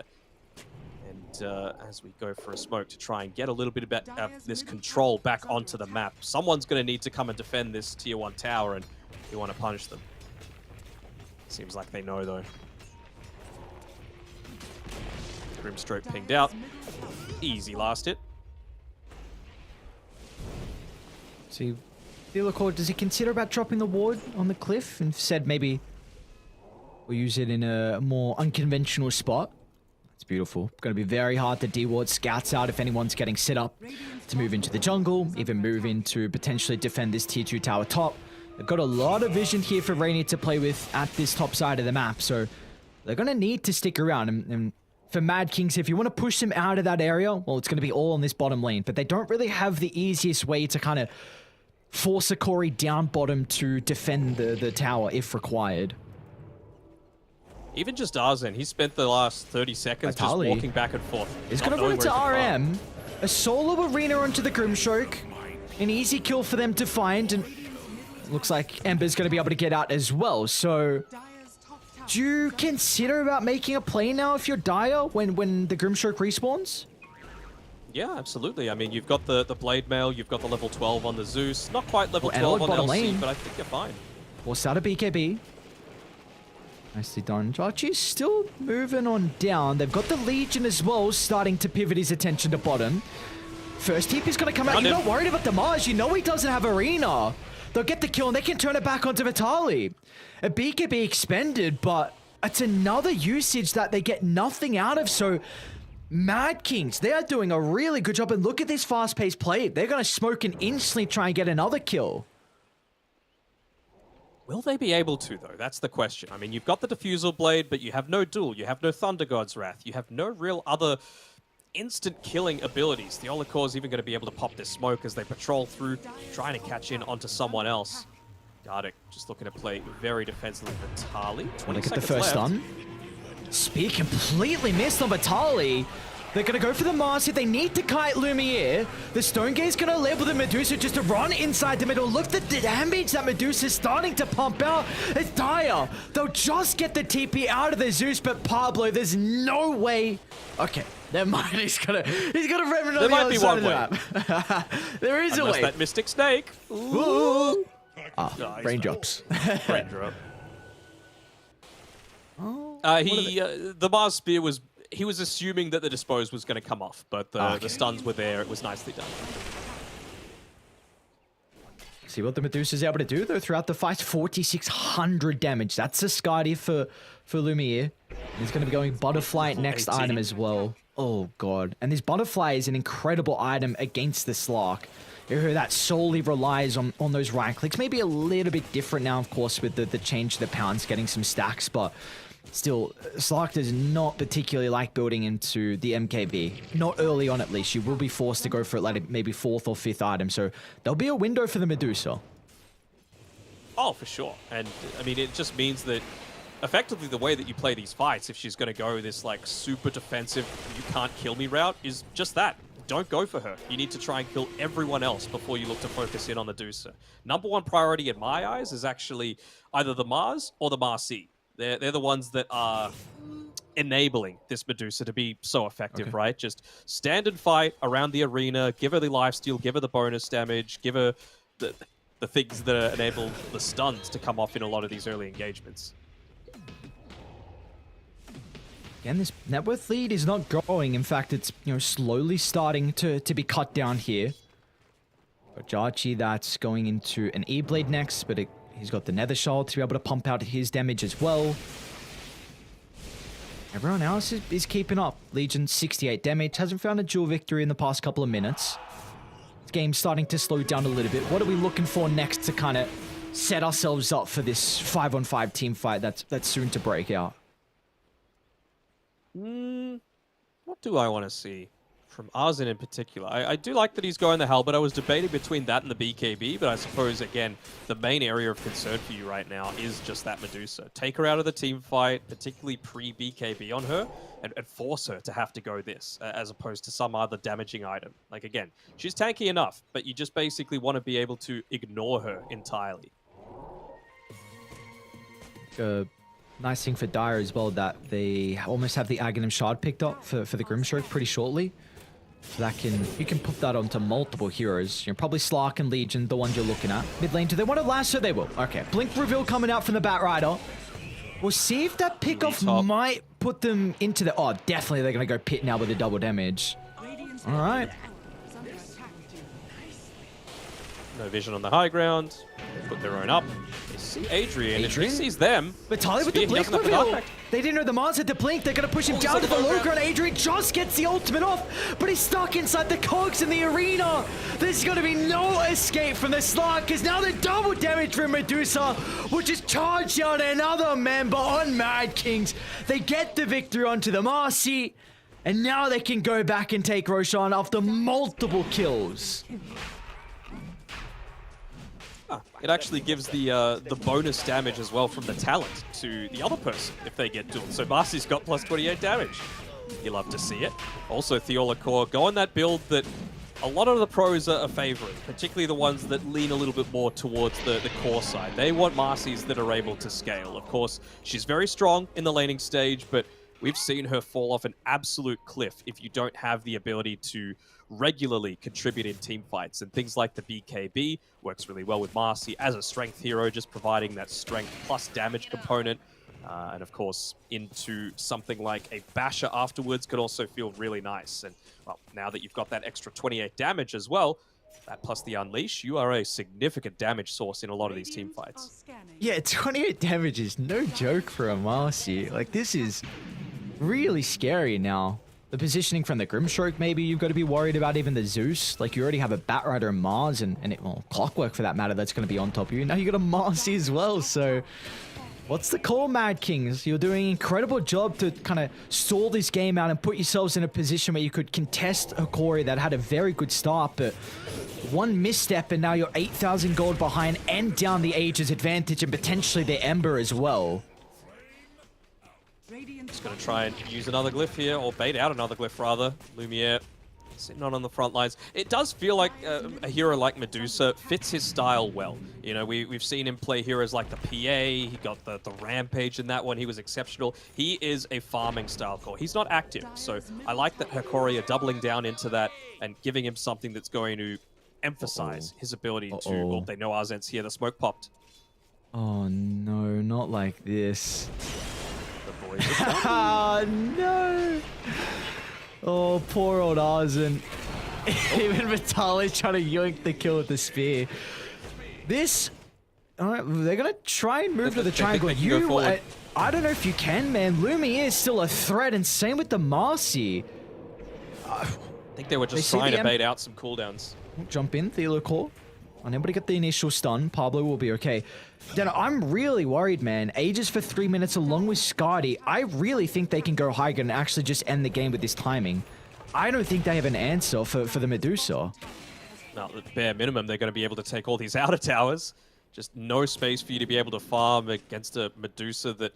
What is that now? A 7,000 net worth advantage, and she's using all of it. It's not like some of these carries that just are holding on to a ton of farm. Every single little bit of net worth is being used by the Medusa because she knows that she doesn't really need to save for the buyback, right? She's got the Aegis, and like I was saying before, they just don't have the damage to be able to take care of her. Skadi, Manta, Butterfly, she's not dying anytime soon. And all they need to do is just use kind of cogs in arena to kite the Slark. He's going to be in a position where he needs the BKB just to run through the walls, and you can kind of help control him with the hook shot, more importantly, and potentially the cogs positioning as well. As look at Gardic off to the right side. It's a little unfortunate for RM that they weren't lucky enough to pick up that Philosopher's Stone. Maybe if they got really lucky and if they were able to stall this game out for a longer period, you could start to build into that Aghanim Scepter, perhaps have a response to the Medusa. If they were looking to, commit inside your base, it's a lot of damage that it's able to deal out. Oh, but the Titan Sliver coming through. Of What do you want? course it is. You want the Grobra or the Sliver? Like, they're both incredible on a Medusa. Sliver's actually I on feel like Vitali. the Glow of both for now. It's even going into Smars. the Desolator on Vitali, just wanting to make sure that when you're sieging forward that you're taking these objectives as quickly as possible. Oh, they get the jump. They see the Zeus, and instantly gonna pounce on the high ground and the lasso onto Arzen as well. He's I gonna don't know try about and that get duel. the jewel out, but Lumiere is just doing way too much damage in the middle of the fight. It's all on Adrian to try and turn this around on the BKB. He's targeting down Analog at the moment. He's gonna move towards the Mars next as well. But the BKB soon go expire, so Adrian might be in trouble there for the damage coming out from Lumiere. They need to be perfect with their kiting, and the E-Blade will be able to enable that. As they're avoiding Lumiere, they know he still has the Aegis for another 40 seconds here. What's the call from Mad Kings? Do you just look to completely avoid him? Or do you try and bring down this first life? And it looks like the call from Adrian, it's to jump in. Find the stacks, he's up to 33. Can they go back in afterwards? They've got the Aghanim Shard. The Clockwork's gonna try and connect to the Medusa's position. A force stuff into the clock will enable Lumiere to be able to reposition, but the Clockwork, he goes down dead for 70. And now Zeus, he's trying to help catch up to the Medusa as well. But it looks like he'll find the blink away. Adrian's not done just yet. A pounce in 3 seconds. The Diffusal Blade to slow them down as well. He sees the Medusa's positioning. Radiant though, they're starting to respawn Adrian. He needs to pay some respect. You can't continue this dive with the boys on Hikori up shortly. They should be pretty happy with that one, though. They didn't even need to use any buybacks. And they did the strategy correctly, right? Don't focus the Medusa. Just try and kite her around. Try and make sure that you can focus every single other person down, and they accomplished that. I like this. I like this a lot. They still have stacks. They're going to go back with the smoke. The jewel is out. This is an awesome play. Mad King's water move onto the Medusa. Mana's gone, and health is gone as well. And now Adrian, he's going to look for more. Vitali can play with the BKB if required. He'll escape to the south, but Mad King's a Division 2 team making plays that Hikori are just not reading. Yeah, they're not capable to deal with it just yet. They'll also be able to take this tier 2 tower for free. Finally, take some steps to open up the map for themselves once more. Just waiting on that back door.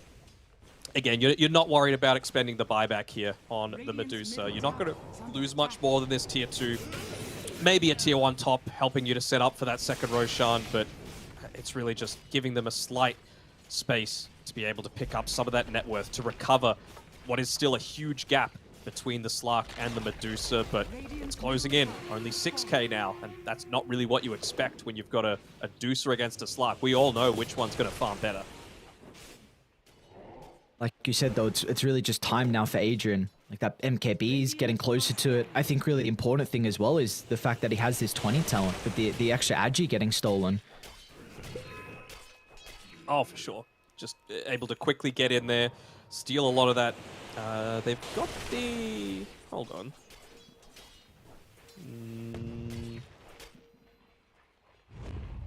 What was the... Was there a thing where, like, Pounce gives 2 stacks of Essence Shift or something like that? Am I... Yeah. Oh, yeah. So it's just built in now, right? You get 3 stacks. So the fact that you've got that, plus the Aghanim Scepter, plus the talent, that feels pretty significant to me. You know, by the time you pounce it in with all that attack speed... Smoke up, I Adrian. really want him to... He's got to be cautious. They are very close to the Slark's position. Almost Get a moving different up neutral forward. item though on the Slark. That Dagger of Restool could do so much for him. Yeah, it's kind of interesting that he's holding the bracelet. Maybe feeling like he doesn't have the greatest mana pool. A double smoke from Radiant, so they're going to refresh this and look to move into the jungle. They have very good vision on Dire to play with. Look at the positioning from RM's going to scout this out instantly. Do they see the Grimstroke? Looking to retreat out to the right side. They're going to cancel the Blink Daggers thanks to the Thunder God. Do they get to jump in? The double duel, but where's the damage? There's no follow-up for the moment. Adrian's going to look to TP back to the right side. The arena will control him, but it will not matter. It doesn't look like. Shadow Dance holding the place so we can just beat onto Vitali safe and sound. And now the Slark's going to go for the Batrider instead. Dire! They're back in this. They've killed off 3. They're going to go for the Clockwork. It's Adrian on the Slark. Is doing way too much damage. They've got no answers to him in the team fights. Like, Adrian, he's can considering. you fight this on Slark? He might be able to. Gotta be cautious. He needs to bounce back out surely. Oh, Lumiere. Oh, he's gonna go for a TP. Oh my lord. I do feel like if Zeus is dead, Medusa has very little to worry about. I don't think Slark one-on-one is going to be able to take care of it, especially without that Shadow Dance being available. So I know he's going into the MKB next, and it's necessary. You've got the Butterfly that you're having to contend with, but I really want to see them look to contest around the second Roshan. Just something like the Depth Shroud could be so good in enabling you to man fight to steal a lot of those stacks away from the Medusa. I really wonder if they're ever going to get into a position where Legion can just think about dueling the Dusar and having Slark commit with BKB. Do you feel like it's okay to do that, or do you just want to instantly assassinate someone? Because I don't think you're going to kill Medusa in the fight, but it will really enable the Slark to steal a crap load of her essence and maybe burn all the mana. Do you want to do that, or do you want to guarantee a pick-off? Maybe you could do that if you also have the Inkswell onto the LC, just for a little bit of that extra regen that's looking to come through. Lasso onto the Ember. Oh, who they found? It's just Ember. Pablo.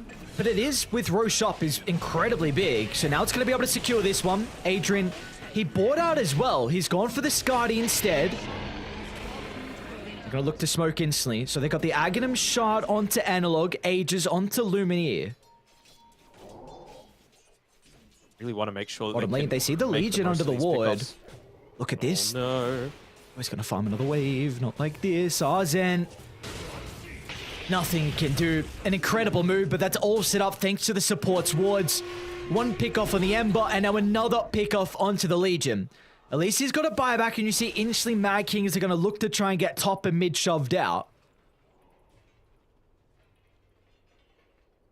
He's going into the Aghanim Scepter next on the Medusa. So, I mean, I know they gave the Aghanim Shard over to Analog, but it really does feel like that combination would have been really successful just in case they went for that play you were talking about. You know, the duel into all of that damage. It would have resisted a lot that was coming back their way because of the Mystic Snake getting sent back into the LC.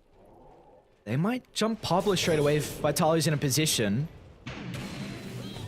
Gonna see an angle, and now Lumiere concedes freely. Got the help coming through from the damage from the Marcy, and look at it just rip apart.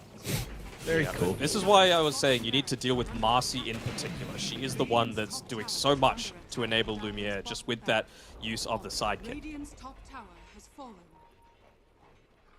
And they get a tier 1 at least on the top side. Actually, Jachi Chokyo has the Aghanim Scepter if he could just TP back to base, so that's a nice little bonus amount of damage coming through. It means the priority for being able to take him out is just increased by so much more. See, they've got the Ceremonial Robe, the E-Blade, plenty of ways to be able to deal with someone and just burst them down inside the duel. It's not going to be an easy game, though, for Jachi to position. Like, they, again, have so many heroes to find the Zeus, so yeah, it's really just going to be off the back at his positioning and the read on where Hikori are playing. Oh, no, you can't go forward like this. They see him. Analog's in. No hesitation with getting the lasso onto the Zeus. We were just mentioning that his positioning had to be incredible. He's down for 80 without a buyback. Oh, that's an unfortunate one. I mean, I know you want to go forward because you've got that free D ward, but not when you've just bought out, not when you've got no capability of rejoining the team fight if it doesn't go perfectly to plan. Just a missed hook on the top side is going to save RM's life briefly, although Lumiere, he's just blinking into the base. They don't care. He knows how strong he is. Once again, playing around that Aegis. He forces the glyph out, and look, that's a pretty significant glyph usage, right? Bottom tier 3 already gone. If they just keep on pushing, they're not going to have another one until the end of the game, and they might have even got a glimpse of what the Zeus had bought out previously. They probably know that he doesn't look have at Gardic. The smoke pop, they know someone's in the tree line. They have to know. Alright, Gardic's going to be okay. Yeah, they're starting to ping. There we go. There we go. They scam, but he's chilling. He's got to jet back, fly out of the map, and unless Adrian goes for another pounce, he won't find... Longest TP of all time. Oh, I was going to say, did he cancel it? What was going on? Long TP. DD bot. I mean, did they need anything more? Walk it down. Get the megas. He just wants the bottle. It's fine. Do you have time to get level 25? Doesn't seem like they want it. Could look to just go the full wraparound, push in the bottom lane, and seems like that's exactly the strat for them. A jetpack, perhaps, for a little bit of extra vision. Good luck avoiding the Medusa. You have to kill everyone else, and, well, look at the arena! Exploded. Again, catching the Zeus. It's all going to be off the back of Adrian if he can turn this team fight around. He's stunned, turn to stone. They get 2 key cores, and that'll be all she wrote. The G's come out as a Corey take game 1. It was a little bit rocky for quite some time. Mad Kings there stuck around. But in the end, it's going to be Hikori off the back of their execution, taking this in 39 minutes in. A little bit of dicey moments for sure. It went all the way back to a 50-50 win probability. But yeah, Hikori, they are just way too strong at the very end there. The Medusa able to outcarry if you get to this super late stage. And I like the fact that they identified the main issue. It was that Zeus. And it's unfortunate, but just a couple of poor instances of positioning coming through from Jachi Tokyo is enough to be able to just heavily reduce that damage. Even just the information, right? No Thunder God's Wrath means that they could just run at you from every angle. You've got blinks, you've got hook shots, you've got everything just looking to come in right on top of you. So it was a really good performance coming through from Hikori. Liked the draft, appreciated the flexibility from Mad Kings, but just not enough. I do think for Mad Kings, a lot of life was shown in a game like this, where off the back of the lanes in the early game, they were very far behind. Net worth lead was growing. I mean, when it gets to like 8K around the 20-minute mark, it's very difficult to be able to ever find an angle back in. But Mad Kings definitely did everything right to be able to at least have some resemblance of a difficult game for Hikori through kind of the, some stages at the later stage. But in the end, just Lumiere getting way too strong. Like you mentioned, everyone on Hikori played well. But if Mad Kings, if they can just reset, not get inside their heads, this is just game 1. It's a best of 3. Yes, their backs against the wall. There's a lot There's a lot on the line here for them as well. Maybe that's where the inexperience could potentially hurt them if they don't have like this vocal person in the team to calm them down. Because of Corey, they do have that little bit more experience than Mad Kings in Division 2. But they're not now. Corey, they're one game at least securing a slot in the last chance qualifiers. It's a lot to play for, and this is where coaches earn their salary. It's all about keeping the team calm, saying everything, it's just another game of Dota. Just play your game. We have confidence in ourselves. We're a top 3 team for sure. It should all be good, but we'll have to wait for a little bit because the players need to reset. We'll go to a break. We'll come back with game number 2. See you shortly.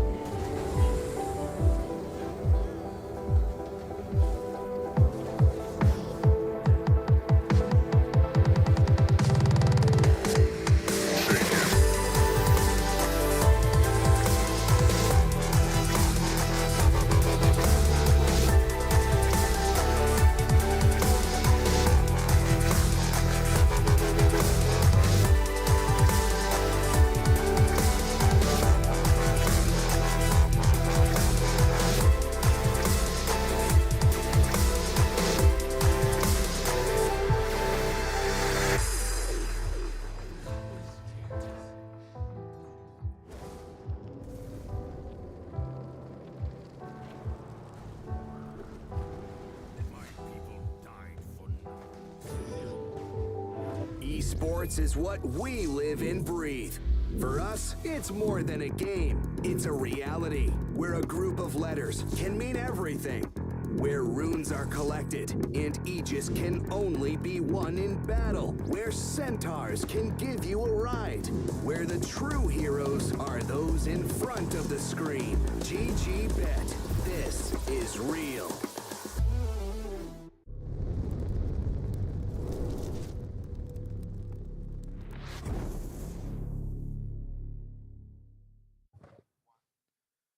Mad King, the underdogs with their backs against the wall here for the last series of the night. They started in the lower bracket. They've been making an incredible run all the way through. They need to somehow pull themselves back in, find a draft that's able to set themselves up for victory in game 2, and then have their eyes set on game 3. And for Hikori, they just want to end it here. If they can take this game, then they will book their ticket into TI, at least securing the last chance qualifiers. Deno, do the underdogs have what it takes? 5 seconds remaining. I'm not so sure. I'm getting a little suspicious about you as well, Aries. You know, they're What am I called doing? What am I Mad doing? Kings, and you're a bit of a. Have you ever seen Game of Thrones? Yes, I have. Team pick. Okay, well, Aerys Targaryen was the Mad King, and it sounds a little bit too similar to your name, so not sure if I'm liking that so much. I think you're trying to put my boys Hikori, my predictions, off the mark, but well, we get into the draft. I think Hikori have got this, to be honest. They did look a slight level above. It was weird, right? They went the Zeus Ember Spirit. I think they were trying to be a little bit too clever on Mad Kings. They were forced to play a position for Ember Spirit. It wasn't bad by any means, but it just wasn't that key difference maker that they needed to really win them the game. I also like how Hikori, considering this time they don't have first pick, they made sure to get rid of that Dawnbreaker. They want to make sure that you can't just pick something super obvious that doesn't reveal a lot of information about lanes. What do you feel about this? I mean, of course, they have the potential to just give the Pablo the Ember Spirit again, but I feel like this is basically just saying, hey, we got 2 cores and this is what they are. Try and deal with them. Radiant team ban. I think they're just falling back on something that they've had success with, because game 3 versus SG, they picked the Templar Assassin up in the first phase, and I Team ban. am 95% certain Hikori banned out TA in the first phase of the previous game as well. So they're like, all right, if it's available for us, we're just going to pick it up and look to run with it. And I think for Hikori, they've got comfort though themselves. Like, you're looking at a Undying Marcy, which is something that they first phase versus no runes earlier, and then they followed that up with a Pudge. And I'm telling you what, I wouldn't mind a Pudge getting picked up here. You do have some armor issues versus a Templar Assassin, but I think through the early game, your matchup versus Ember and TA is not something you're too concerned about. Okay, I can see that. Let's have a look at what they're looking to ban out now. Of course, just a lot of the good laners specifically against that TA. No Bat Rider, no Viper going to be in the pool. Morphling, pretty good response as well to a TA whenever you're able to pick it up. So just really securing the TA's game. I like the fact that they've gone all in onto the actual win condition. Too many times people get bogged down with like 3 bans to protect the offlaner. That's not going to win you the game. And well, speaking of offlaners, we should have known it was coming after the Ancient Apparition gets banned out. It's going to be the Vitali DP. He's bringing it back. It was the instant AA ban on the last ban of the second phase and then into the DP. So it is really under the assumption, because we have seen multiple times now the AA just really make Vitali's game difficult when he's playing this hero. So they've got their lanes now set up for Hikori, like Marcy DP playing side lane incredibly strong. You've got a great position 5 support in the Undying as well. And not only are you comfortable with the Death Prophet, but it matches up pretty well versus the Templar Assassin. Like, you're able to burn through the refraction, you're able to take towers, which is really nice as well. It can go a bit back and forth because, again, DP does have some armor issues and TA very, very much into the physical damage though. I'm wondering what they're going to go for Arsent here into this, because you don't want to pick a strength hero, and a lot of the good other offlaners that he likes to play are either banned or it's just not a really good game for them. Maybe the Puck is doable, but I'm still seeing issues of them just not being able to deal with a Tombstone quite so easily, you know? Like, of course TA can, of course Ember Spirit can, but I'm under the assumption that this is an Ember I guess it could be Ember mid still. I don't know. I want them to maintain some layer of flexibility. So if that means Radiant picking their team position pick. 5 and 3, that's what I'd be looking to do. I think that's your 4. I don't believe you're going to play TA Hoodwink. Maybe it could be doable because if Marcy and DP runs you, you can just have Bushwhack to reposition. But I am a bit skeptical on how that lane is still going to play out. 5 seconds. I would have been much more confident if they went like a Chen here instead of the Hoodwink, just because Undying and Marcy really don't deal with it too well, and I feel like DP needs to commit a little bit too heavily if she wants to do the same. Would have been a nice pairing together with a TA too. I mean, most Chen lanes are just dominant, right? So I feel like they've missed a small opportunity here. So what, position 3 still yet to come.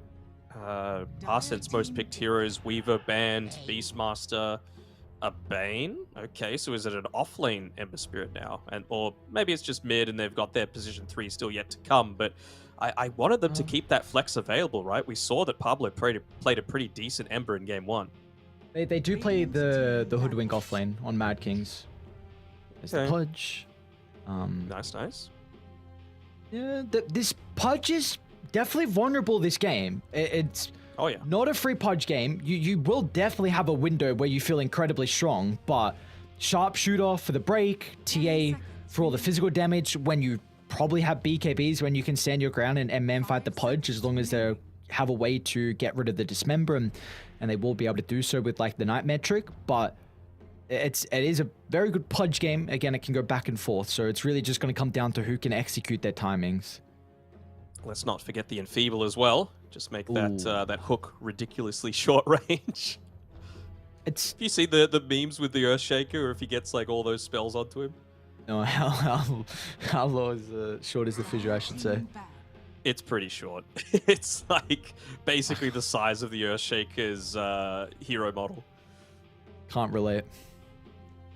Wow. Okay. We get to go through here with the last phase of bans. Faceless Void. Is that the greatest ban coming through from Mad Kings? Faceless Void into this lineup? Doesn't really feel like they have a crazy amount of damage inside of the Chronosphere. Not like you have... I guess Ember Spirit spams abilities relatively frequently. And damage over time, time dilation. I guess it could be okay. What else is there to pick up? Could they Naga Siren on Hikori's side? It's a farming style. Lots of illusions. I mean, sure, the Ember Spirit will deal with them nicely if you've got the Maelstrom, but if you get any kind of lockdown onto him, he just gets absolutely shredded.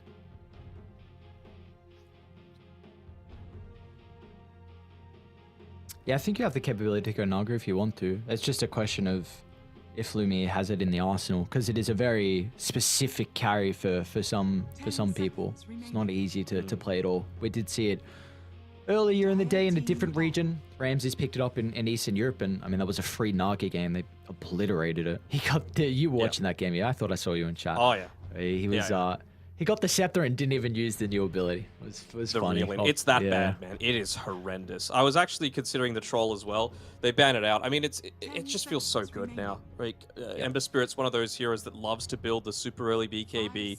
So just to have that ensnare through the spell immunity feels so nice. Yeah, I definitely think you are considering illusion heroes. So Naga's a route I think you can. Maybe PL might be a little bit too slow, because I do feel like Hikori have a timing where they can definitely run over this game early.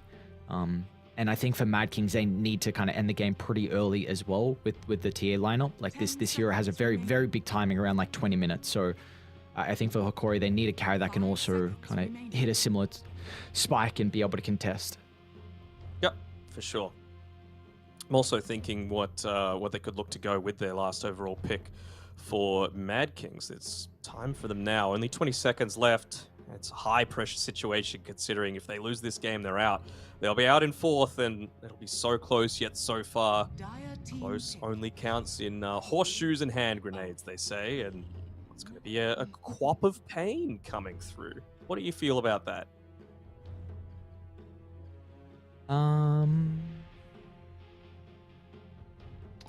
They don't have a lot of control against the Queen of Pain, so it's not the worst. Tempo hero that can look to get active. should have a pretty good time versus the Pudge mid as well. You can always blink away if you get hooked. I don't hate it. I don't hate it. Could you Alchemist here? Yes. I like that call. It's a Yeah. very good Alchemist game. If you didn't want to have the, well, I guess the regen nerf from the Enfeeble, from the Bane, it does kind of make his life a little bit more miserable, but against everything else, it feels so solid. Just something that you want to have getting in on top of your Ember Spirit, on top of the Quap, just very quickly with that Blink Dagger plus Unstable Concoction. Doesn't really feel like you'll be pressured all that much in the side lane either. Choose your hero. Okay. It's not a 5, is it? No, it is not a 5. It is going to be Lumiere pulling out the Terrorblade, and Mad Kings, they will also flex, kind of like we were thinking. The Hoodwink getting played as a 3. Ember's going to be on the 4. They had success on it. Again, Adrian back on the Templar Assassin and Arzen on the Hoodwink. I didn't get to see that game too much, but I don't particularly hate it because they are a game down, backs against the wall. They just want to go for something that they've won with so far today. Mm. I mean, you got to go for what's comfortable for you, right? You got to go like this could be their last game. They've put together some really solid performances. RM in particular, the old red monster. He wants to join his cousin Stinger at TI. He really wants that opportunity to continue the family name there, even if it's in just the last chance qualifiers. And what a story it would be for Mad Kings if they were able to accomplish it, to be able to come back from one game down and bring their way all the way through to Singapore. But for Hikori, looks like a pretty good lineup for them. The one thing I'm concerned about is that until those BKBs come online, it does feel a little bit awkward. You know, you're going to be getting slight searing change. You're going to be getting bushwhacked. And it's just constantly immobilized without any kind of cleanse until you get into a Lotus Orb, until you get into the BKBs. Maybe a 4-staff could be useful as well, just because, you know, any kind of interaction with the trees just completely destroys them. So we'll see what avenue they look to go down. Undying looks like he's going into a Soul Ring to be able to start this game, guarding on the top side, at least starting with the Ring of Protection and the Gauntlets of Strength. I kind of want to see him go just a Quelling Blade to be able to continuously cut down all these trees for the Hoodwink to be able to play around, and of course just stop the TB from getting burst down with all of that magic damage early on. Do we feel like Mad Kings have what it takes, Danog? Have they got this one, or is the draft going to be a bit difficult to execute here? I think the draft has the potential to win. There are a few too many individual mistakes in game number 1 that don't fill me with the complete confidence. I feel like against another like mid-table Div 2 team, yes, I think they could make it work, but I think Hikori might just be a little bit too much of a step above. All right. See if they... Well, first I want to say, look at this Observe Ward by Jarchi. This is... I haven't not seen this Observe Ward. That's very, very cool. The one next to the T1 tower from Radiant. Big fan. I like the Terrorblade pick a lot. I think they are going to have issues with dealing Kim as the game goes on. The matchup...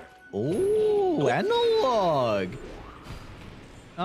Beautiful hook, and they will still get the kill. I was gonna say you kind of get me all excited for the hook, and then they don't even do any damage, but Theolacor jumps in, making sure there's going to be no escape for the Ember, and it will be First Blood given over Analog as well, so this will be an early bottle for the Pudge. I think this is a very, very good Terrorblade pick. Your matchup versus the TA is incredible. You've got a crap load of armor. You've got illusions to be able to deal with refraction as well. TA does come online a little bit faster. Again, we're mentioning 20 minutes. It could be earlier depending on Adrian's item build. And I think for Rated, they do have a lineup that if you get first Roche, they can really just run over a lot of the fights. They do struggle in 5v5 team fights as the game goes on. I think their scaling potential isn't going to be there, so they need to make sure they do not fall behind, and that's going to be all off the back of the lane. So do you feel like Mad Kings have a decent setup in the lanes here? I feel like it could be okay. You probably want to be playing around like a level 3 sort of timing, particularly for this top side. Mid lane, Analog's going to get another kill on the Jarchi. Ooh, okay, fair doesn't level up the Blink just yet. Oof, that has some nerves of steel right there. coming through. I mean, if that was me playing, I'm completely running back underneath my tower, blinking away, wasting any kind of potential to be able to get last hits in lane. That's why these guys are there and I'm not. So what happens now? They just did... What happens if you die? They did a gauntlet challenge. I have no clue, man.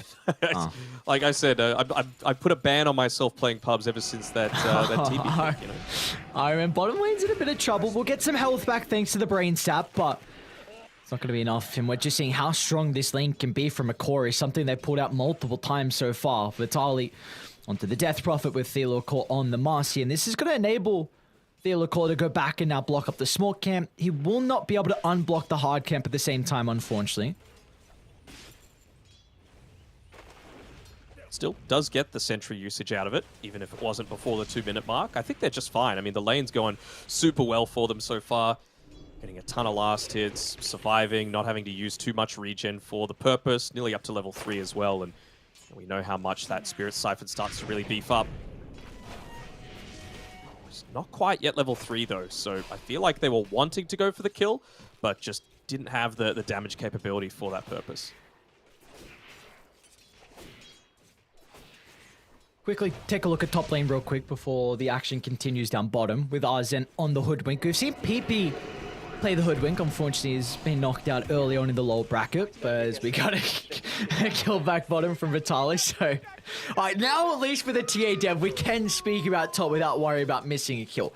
What are we expecting this Hoodwink to be able to provide the side of Mad Kings in a position 3 role instead of something we've seen played in a 2 from PP? In the game, are we talking? Or in the lane? Yeah, sure, in the game. So I think your lineup really heavily relies on bursting people down before they're able to get off of their defensive spells, right? Like the Flesh Heap is really effective, the Spirit Siphons are really effective, the Sunder, of course, very effective, if you just have the time to be able to use them. Hoodwink, you're going to be able to get a Maelstrom to be able to deal with these TB illusions very nicely. Not again. Yeah, RM. Another kill is going to be given over to Vitali. You're just giving this guy such an incredible start to the game. Already a killing spree on the Death Prophet. Yeah, all of that net worth is in Hikori's favor right now. So what I was saying before, Maelstrom feels really nice into the Terrorblade with all of his illusions. Plenty of bounces from the Akon shot is a good way of helping to push those lanes out because Bane's absolutely not going to be the one doing it. And now that the mid is in a bit of trouble. RM doesn't have a level in the Nightmare. He'll sidestep at least the stun, and Theolokor jumps in to get the trade, but Analog does go down first, so Queen of Pain's going to get some much-needed experience. And she won the gauntlet. Oh, let's go. That should give her an extra level, honestly. Pay to win. True. What level's your battle pass? Oh, you meant an actual level. I thought you meant a battle pass. Sure, we'll do actual level, though. That's so much better. Top lane. A big kill for them to find. How did they particularly get this? Does he have a point in Scurry? No Scurry point. No stuns and a real slows. Reflection's how they did it. It's busted, man. We saw it from the support. We're back on the reflection train. Why not? The other thing as well with the Hoodwink that I've not mentioned just yet is the Aghanim Shard, right? You want to make sure that you're able to purchase it immediately once it gets to the 15-minute mark because, I mean, look at the heroes that you've got to pair together with it. Of course, you've got yourself with your Sharpshooter, Quap, Sonic Wave, Ember Spirit even, able to deal a decent amount of burst Adrian's in some trouble. Oh, not another death on the Templar Assassin. And now RM might be in a pickle too. They're wanting to dive out of the tower. I don't see what's going to stop them. Theolokor can tank up. Vitalik can tank up as well. They don't have some Spirit Siphon charges. Ember's going to TP down, but he'll be too late. And they might just turn to Pablo. I don't think they're too worried about an Ember Spirit. TA's going to look to respawn and now help out with the damage. They'll finally kill off Theolokor. Now Vitali stuck in from the creep. So Adrian gets a much needed kill with a streak going to the TA. You're just diving that a little bit too deep. You know, they're feeling themselves. They want to keep the momentum rolling, but you can't be doing that. You can't be letting a TA back into this game. It is still a TB preferred matchup in terms of position 1 to position 1, but we've seen what TAs are able to do in terms of coming online early, taking that Roshan, and using that to be able to snowball before TB can really react.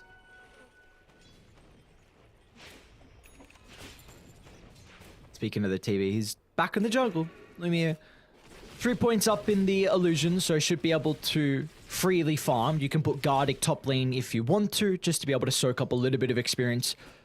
Or do you feel like maybe you want to put someone else there to try and get towards a faster level 6?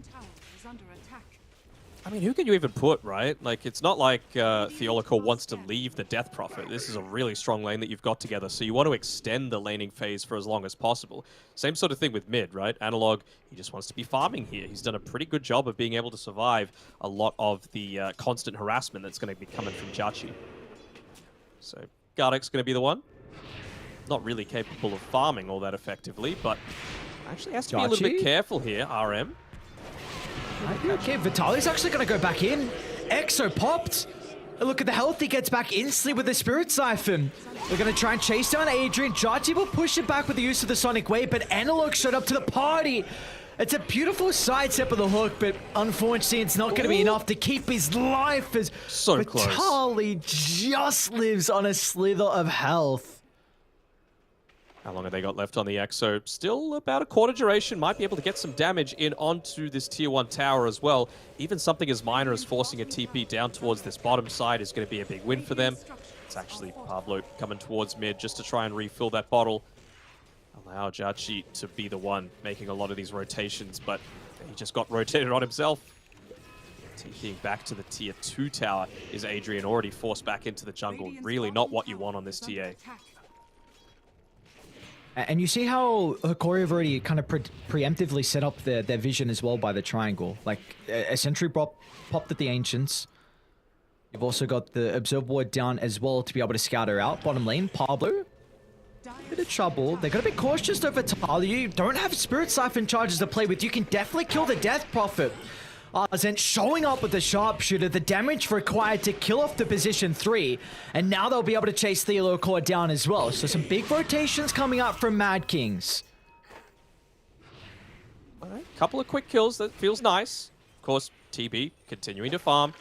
Undying getting all of those levels. That's the important thing for an Undying in the early game. You know, they still don't have amazing tombstone hitters. You know, if a co-op is blinking in super aggressively, you're just going to get rebounded onto. You're going to get Spirit Siphon. You're going to get silenced up, and suddenly a huge portion of the damage that you've got in this super early game while TA still needs to be able to farm is just gone. So, Gardic this game prioritizing that as opposed to any kind of decay. Decay is not doing much this game. Good for the laning phase. Beyond that, really negligible.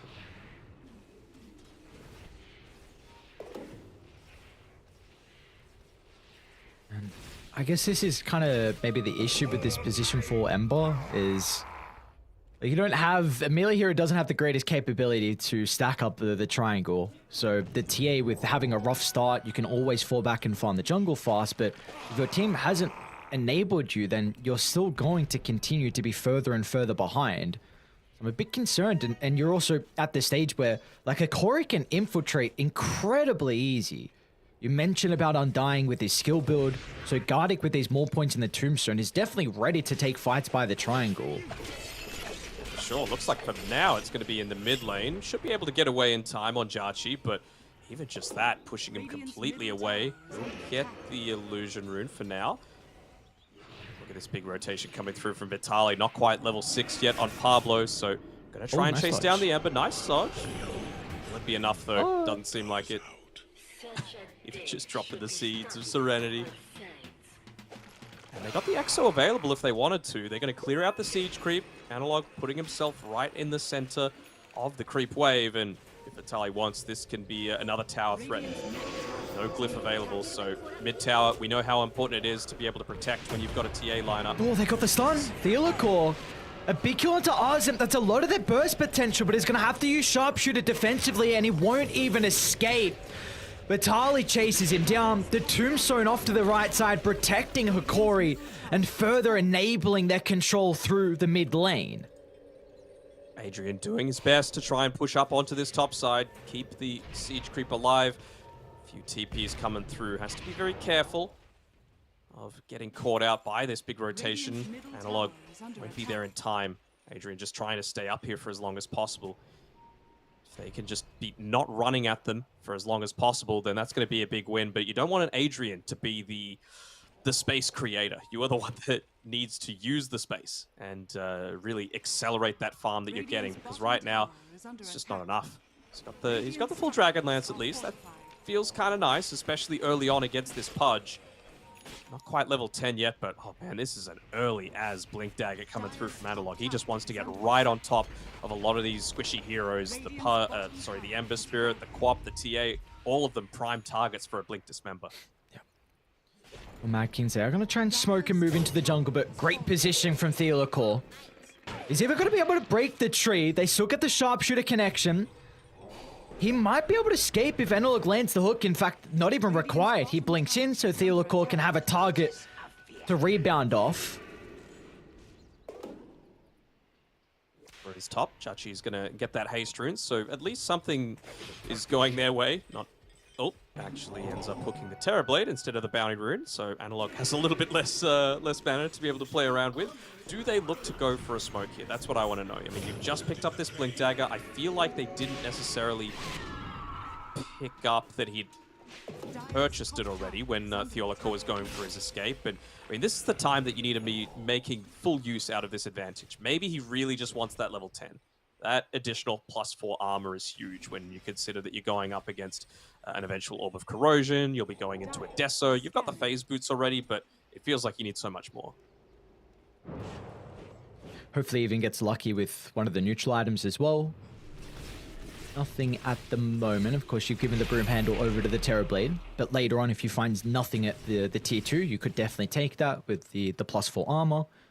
Or even the extra attack range you might be considering for a Pudge. But at the moment, in regards to his normal itemization, it's going to be going into the Hooded Defiance, so helping his tankiness is going to be very difficult for them to blow him up. But for Mad Kings, the Smokers 3, going to try and move into the jungle, but once again, great positioning out of the supports. Gardeck's going to be able to pop the smoke, and he should be able to get back to the tower. They're going to go for this. I don't think you can take this fight now on Mad Kings.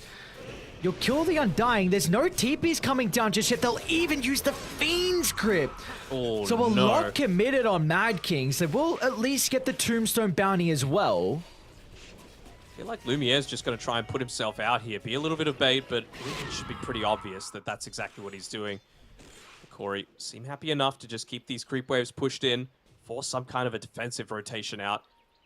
The unfortunate thing is that Analog, he's just been sitting up top for a little bit of time. He doesn't have that huge net worth lead that he previously had. Queen of Pain just closing in the gap, and he actually went the Rot Slow instead of the armor. So to me, that tells me, all right, he's trying to get in onto the Hoodwink or the TA. Ember Spirit doesn't really feel all that impactful. Same sort of thing with a Queen of Pain. You're always going to be able to blink away after the Dismember. Nice Observer Sentry placed down just recently from Mad Kings. They were able to scout out Analog's invis, so they were able to make sure there was no pick-off. They might still... They go for this? I'm hoping that his Pogo Stick is a little bit better than a Blink Dagger.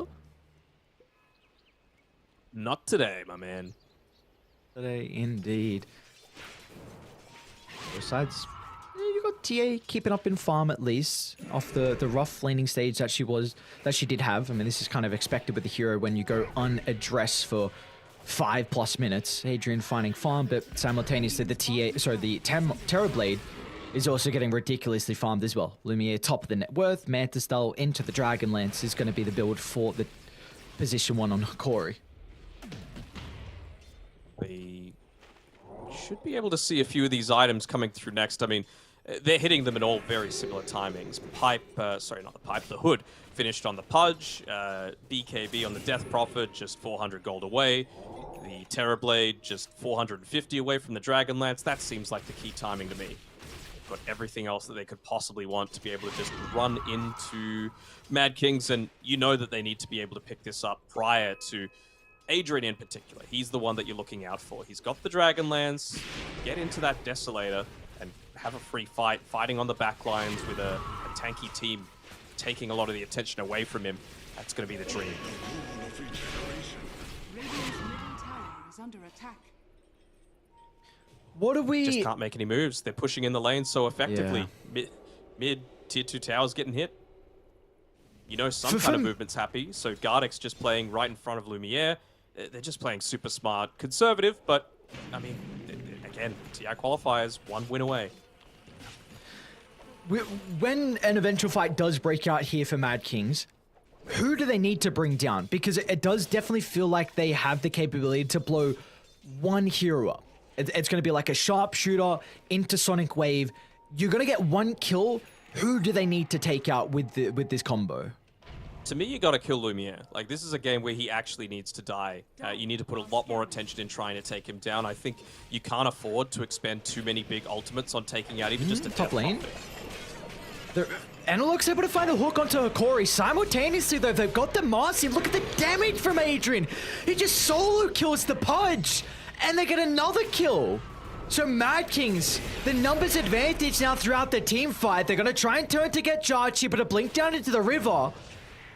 Hang on, Mad Kings, what's going on here? 2 kills all of a sudden. You might be considering about looking to take another fight. Meta was expended, Tombstone expended, a lot forced out from Hikori. So Mad Kings just stall this one out a little bit. They could consider Roshan with the Deso. Yeah, they just need to wait for the sharpshooter before re-engaging. They're also fighting underneath an observer ward, so all information being given over to Hikori for now. That's what happens when you don't go into these armor talents, right? On the Pudge. It might seem like not much, but... Analog jump in. Off the mark with a hook. They might be able to blow him up again, but the sharpshooter Adrian doesn't want to run into the middle. With the swarming numbers moving to the secret shop, they're going to be forced to drop the Sonic Wave defensively. It does a crap load of damage, but there's just no... okay, well, there's a little bit of follow-up with the Acorn shot, I suppose. Oh, so obnoxious. I mean, that's going to get us in a lot closer to the Maelstrom. That's a pretty big timing for the Hoodwink. Also, nearly level 12, amping up that max damage that he's able to deal from the Sharpshooter from 550 to 900. It's really significant. So the fact that they're able to get a couple of these kills is a big, big deal, man. Like, they have the burst damage now to be able to take them out, and really perhaps regretting the choice to go for that Rotslow talent on the Pudge, because in 2 seconds, TA did 1,300 damage to that Pudge. Like, that's 85% of his HP right now. Yeah, and now that kill gives TA pretty much a blink dagger. So you have the capability to jump on a chains or jump on a bushwhack or even Bane setting up on a side lane. So now it's just not the potential of you to have to commit Sonic Wave and Sharpshooter blow at 1. You could get another kill as well if they're not cautious on a Hikori. As we see Mad Kings feeling strong. Look at the backline. Look at Arm's positioning. I think they scouted out the Bane. He's going to look to try and TP out. Analog will be able to stop that in his tracks. Should note that they've got a ward up here as well. They have been doing an exceptional job on the supports with their positioning on Hikori. Almost every single one of these smokes has been completely scouted out with just some great positioning by Gardic to be able to block it, to be able to protect their core. They know that Lumiere is the one that they need to secure this early game for, and they're just going to walk on into Roche, it seems. They'll see that they've got that Observer Ward and the TA trap, but they're going to just straight up commit for this. This will go down pretty fast. They will, but... I mean, Arcane Rune, 10 seconds away from Sonic Wave. Gotta be careful. The Illacor's gonna drop some vision. And it looks gonna miss on the hook, but Roche is falling. They need a way to jump in. The Age is picked up for Lumiere. They get the Queen of Pain as well.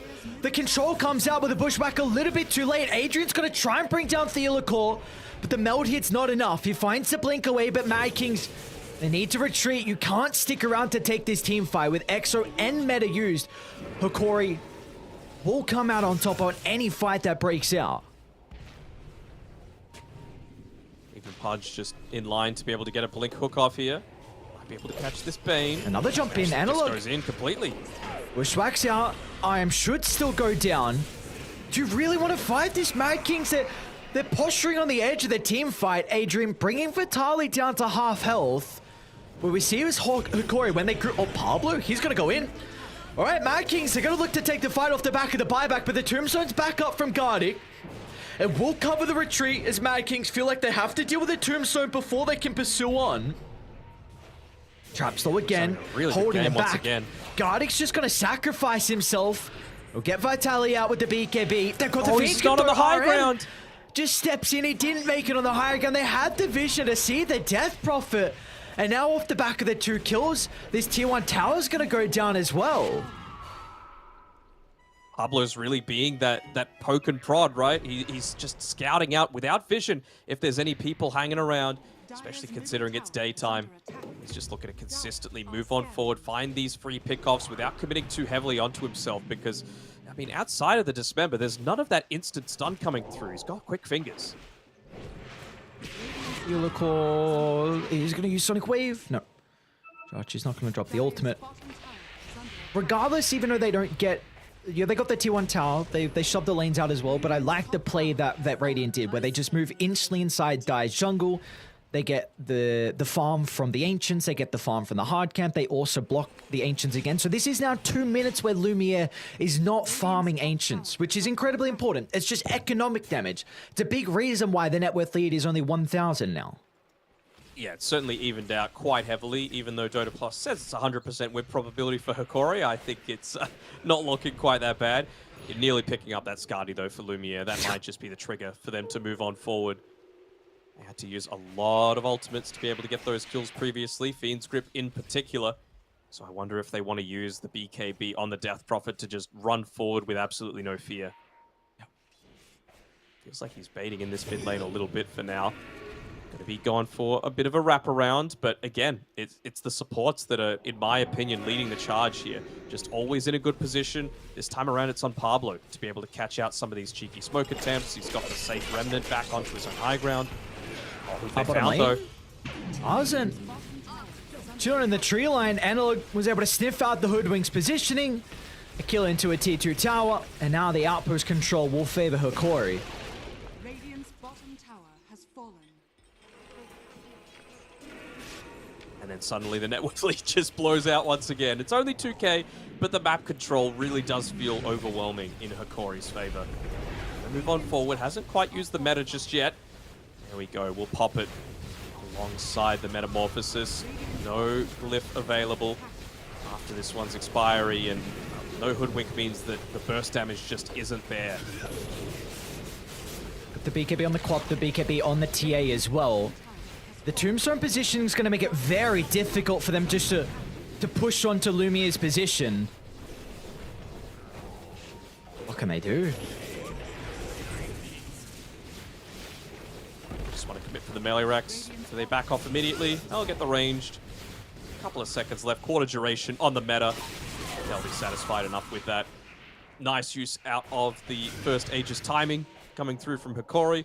Punishing just a single death. That's, again, the poke and prod is only there from the Ember Spirit. TA can't commit to that. Quap can't commit to that. Bane, 0 D push. So it really is all on Arzen. You got to go now for Mad Kings. This is a really big opportunity. You're not going to have it for too long. Age is going to expire. Meta's out. You have a really good ward at the outpost. You need to smoke and take a fight. Not even the position the though. Hikori, they're ready for it. The hook, they get the Queen of Pain, but the instant use of the BKB, the Dismember's out. He's able to find a blink down to the south. The Sonic Wave's going to be utilized as well, but Adrian's not in the middle. The zombie slow is preventing the Templar Assassin from getting the damage out, so Hikori, they can target down the support and the Bane, and now they're going to consider chasing Pablo as well. They won't be able to catch up. It's going to be Theolocor that deals the damage required, and meanwhile, this frees up Adrian to jump middle. He's going to look for a TP if they got a stun. Oh, he jumps too far over. High jump champion 2022 just absolutely leapfrogging over him, and well, it could have been a lot worse, that's for sure. Still able to pick up the kill onto the Pudge, gives again more of that net worth over to the TA. She's going to continue scaling, getting into the Daedalus next. It's all again just about that one shot, that 2-shot coming through. Arzen, he's going into the Gleipnir next, and I appreciate it. You know, you're going up against a Terrorblade. You want to make sure that you can control all of those cheeky illusions just so that even someone like the Queen of Pain is free to go forward without getting turned around upon. I still think you really need that Aghanim Shard, though. The Hunter's Boomerang is going to do so much just to enable someone like the Quap to blink in, find the target, pick them off. Speaking to the Quap, initial silence is there. The BKB on cooldown, but no follow-up from Hikori. Jarchi is going to be okay for the moment. Let's see what Dai want to do. Now they're the ones back in power. Meta up. Exo still on cooldown for 60, actually. So maybe they just want to look to re-control the map. Put themselves in a position where when these abilities come back up, then they can look to maybe get a T2 tower. She has to be careful. I suppose there's no stuns coming, but even just the Marcy showing in the lane. Oh, he's going to go for... Oh, no. What a read, man. What a read from Akori. You already saw Theolocal and Lumiere started to path their way to the next creep wave, anticipating the Queen of Pain from going for another. And now they get the hook mid. Gets him. Okay. Ooh. Dire's top tower is under attack. They have cut mid, though. Adrian's done a very good job at preventing the T2 tower from being under siege. So the kill on the Queen pushing in top 2. Yep, so they're just getting the side lanes out. You know, trying to work towards his next items. Like you mentioned, the Gleipnir almost there. And TA almost has a Daedalus. So that they will have damage in the fight. My concern is just they need to kill people instantly. And if you don't get the kill straight away, you're going to get kited. Zombie slow, DP is going to chase you down, Reflection slow as well, Rot slow, everything. It's going to be so difficult for Mad Kings to escape once they are stuck in the middle. You would imagine Hoogwing's going to go. Yeah, the extra 2 Akon shot bounces. Who's she given the enchanted quiver over to? Because again, it's all about that burst damage, and I feel like you need it on one of these heroes. I would have given it to the Hoodwink, to be honest, just to get that extra range on the right click after the first use of your Akon shot. I feel like it's going to be so key to finding that burst. And I like this. I still think this game is a lot on Pablo, though. Like, look at what he's just swapped in. He's just swapped in the Elven Tunic. Not something that you look to give over to a position 4 Ember Spirit all too often, but he is the one that's just putting his body on the line, on the front lines, to try and force them to go on him. Force them to use consumables, force them to group up. That's the key thing. And then if they can get that, then maybe you get a great Acorn shot. Got it. Great positioning once again. Pop the one hit! Oh, they kill the Undying, but it might not matter as Adrian's in trouble. Refraction's back up, but look at the Skadi slow. There's no detection though, so Adrian's gonna be okay inside the melt, but the rest of the team, they might be in trouble. Jarchi gets the blink, and same with Adrian. They're still gonna look to cut them off though, guarding with the buyback, tipping to the outpost. Wait, Adrian, you can't move into this fight, you can't re-engage!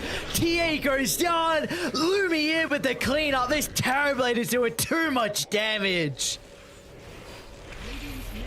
I admire the guts to be able to go for that, but you just can't do it on your own.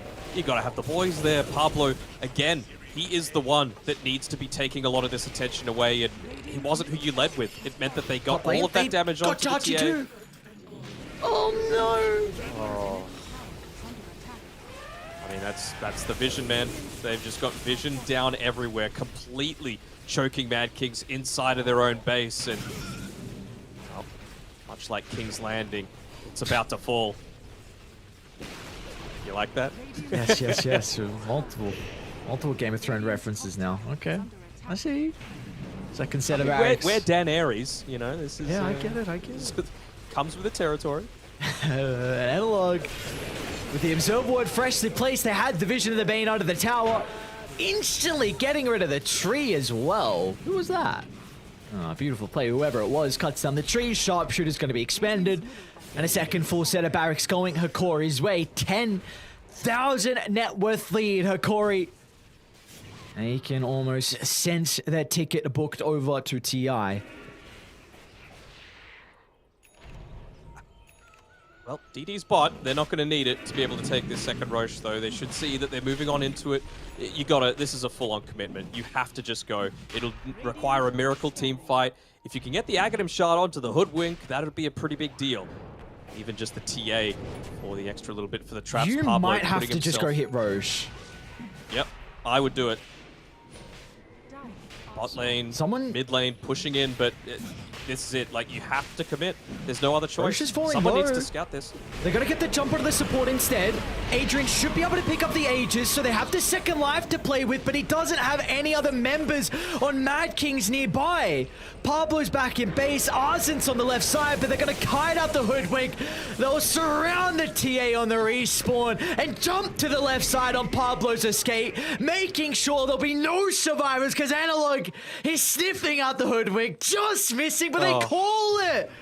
They call it. They've had enough. Hikori They'll take the last and final slot, at least securing a place in the TI last chance qualifiers. The fairy tale run comes to an end. Poor Mad Kings, you know, putting up such a valiant effort. The dark horse of these qualifiers coming through, and, well, a 4th place finish. There's a lot to be proud of, but yeah, I mean, it has to hurt so bad for these guys. You know, it's a lot to have to play for, and just to come so close, but yet so far away. Big props, of course, to Hikori. They've played well so far all throughout these qualifiers. Their run's going to continue, and really, it feels like you give Lumiere these hard farming carries. You know, the Juggernaut doesn't work out so well for him. CK, not so much. Even the Morphling to a lesser extent, but Illusion Heroes, Alchemist, PA, this style really seems to fit him to a T. The farming patterns on point, always seems to be able to get that key net worth lead to begin with. And then it's just on the rest of the team, like Vitali getting that Death Prophet that he tried a fair few times earlier on. Didn't work out so well against Tempest, but against Mad Kings, gets them the dub. Yeah, and they just protected the DP well, it seemed like. Like, you secure a very good lane. Thela caught back-to-back games in the Marcy. We saw how he was able to play a very similar build, Phase Boots BKB, like you mentioned, just looking to scale. But Hikori, and I feel like in particular Vital, is just saying, if I'm playing the Death Prophet, this AA has to be out of the pool. And we see what he can do with it. 10-3 and 8, incredibly dominated the lane. Adrian was still able to find a lot of farm and had, you know, the impact that they were probably hoping out of. We saw in the fights, he was definitely a menace, but it just felt like Hikori with their members, they could just, wherever the TA was, they could just run at her with all the illusions, with the Pudge having Scepter and Eternal Shroud, Vitali's BKB Lotus Orb, he itemized to stay alive. And I think also in particular Hikori, like their position 5, Gardic did an incredible job popping multiple smokes. Like, his positioning throughout this game was incredible. Just being able to sometimes play in front of Lumiere, recognizing that if my TB's farming aggressively, as long as I'm playing in front of him, then the TB is going to be fine. He'll get out and I'll sacrifice my life. So again, it's just another game where it feels like Hikori, everyone fulfilled their role required to find this victory. That's the thing that you get an advantage with the Terrorblade, right?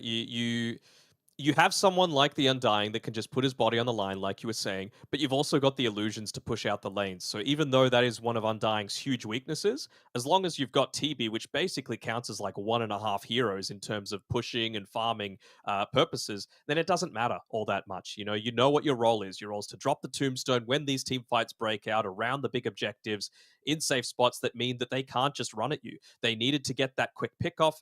I was a little disappointed, to be honest, that Arzen still didn't go for the Aghanim Shard by the end of that game. Wasn't even on the horizon for him. He was going to go Blink Dagger BKB as his next 2 items. And I really feel like they needed that burst. They needed to take one of these heroes out to begin the fight, just so that they weren't at a numbers disadvantage. Because when you're down 10k plus net worth, you need to claw it back somehow, and it's just going all in on one target.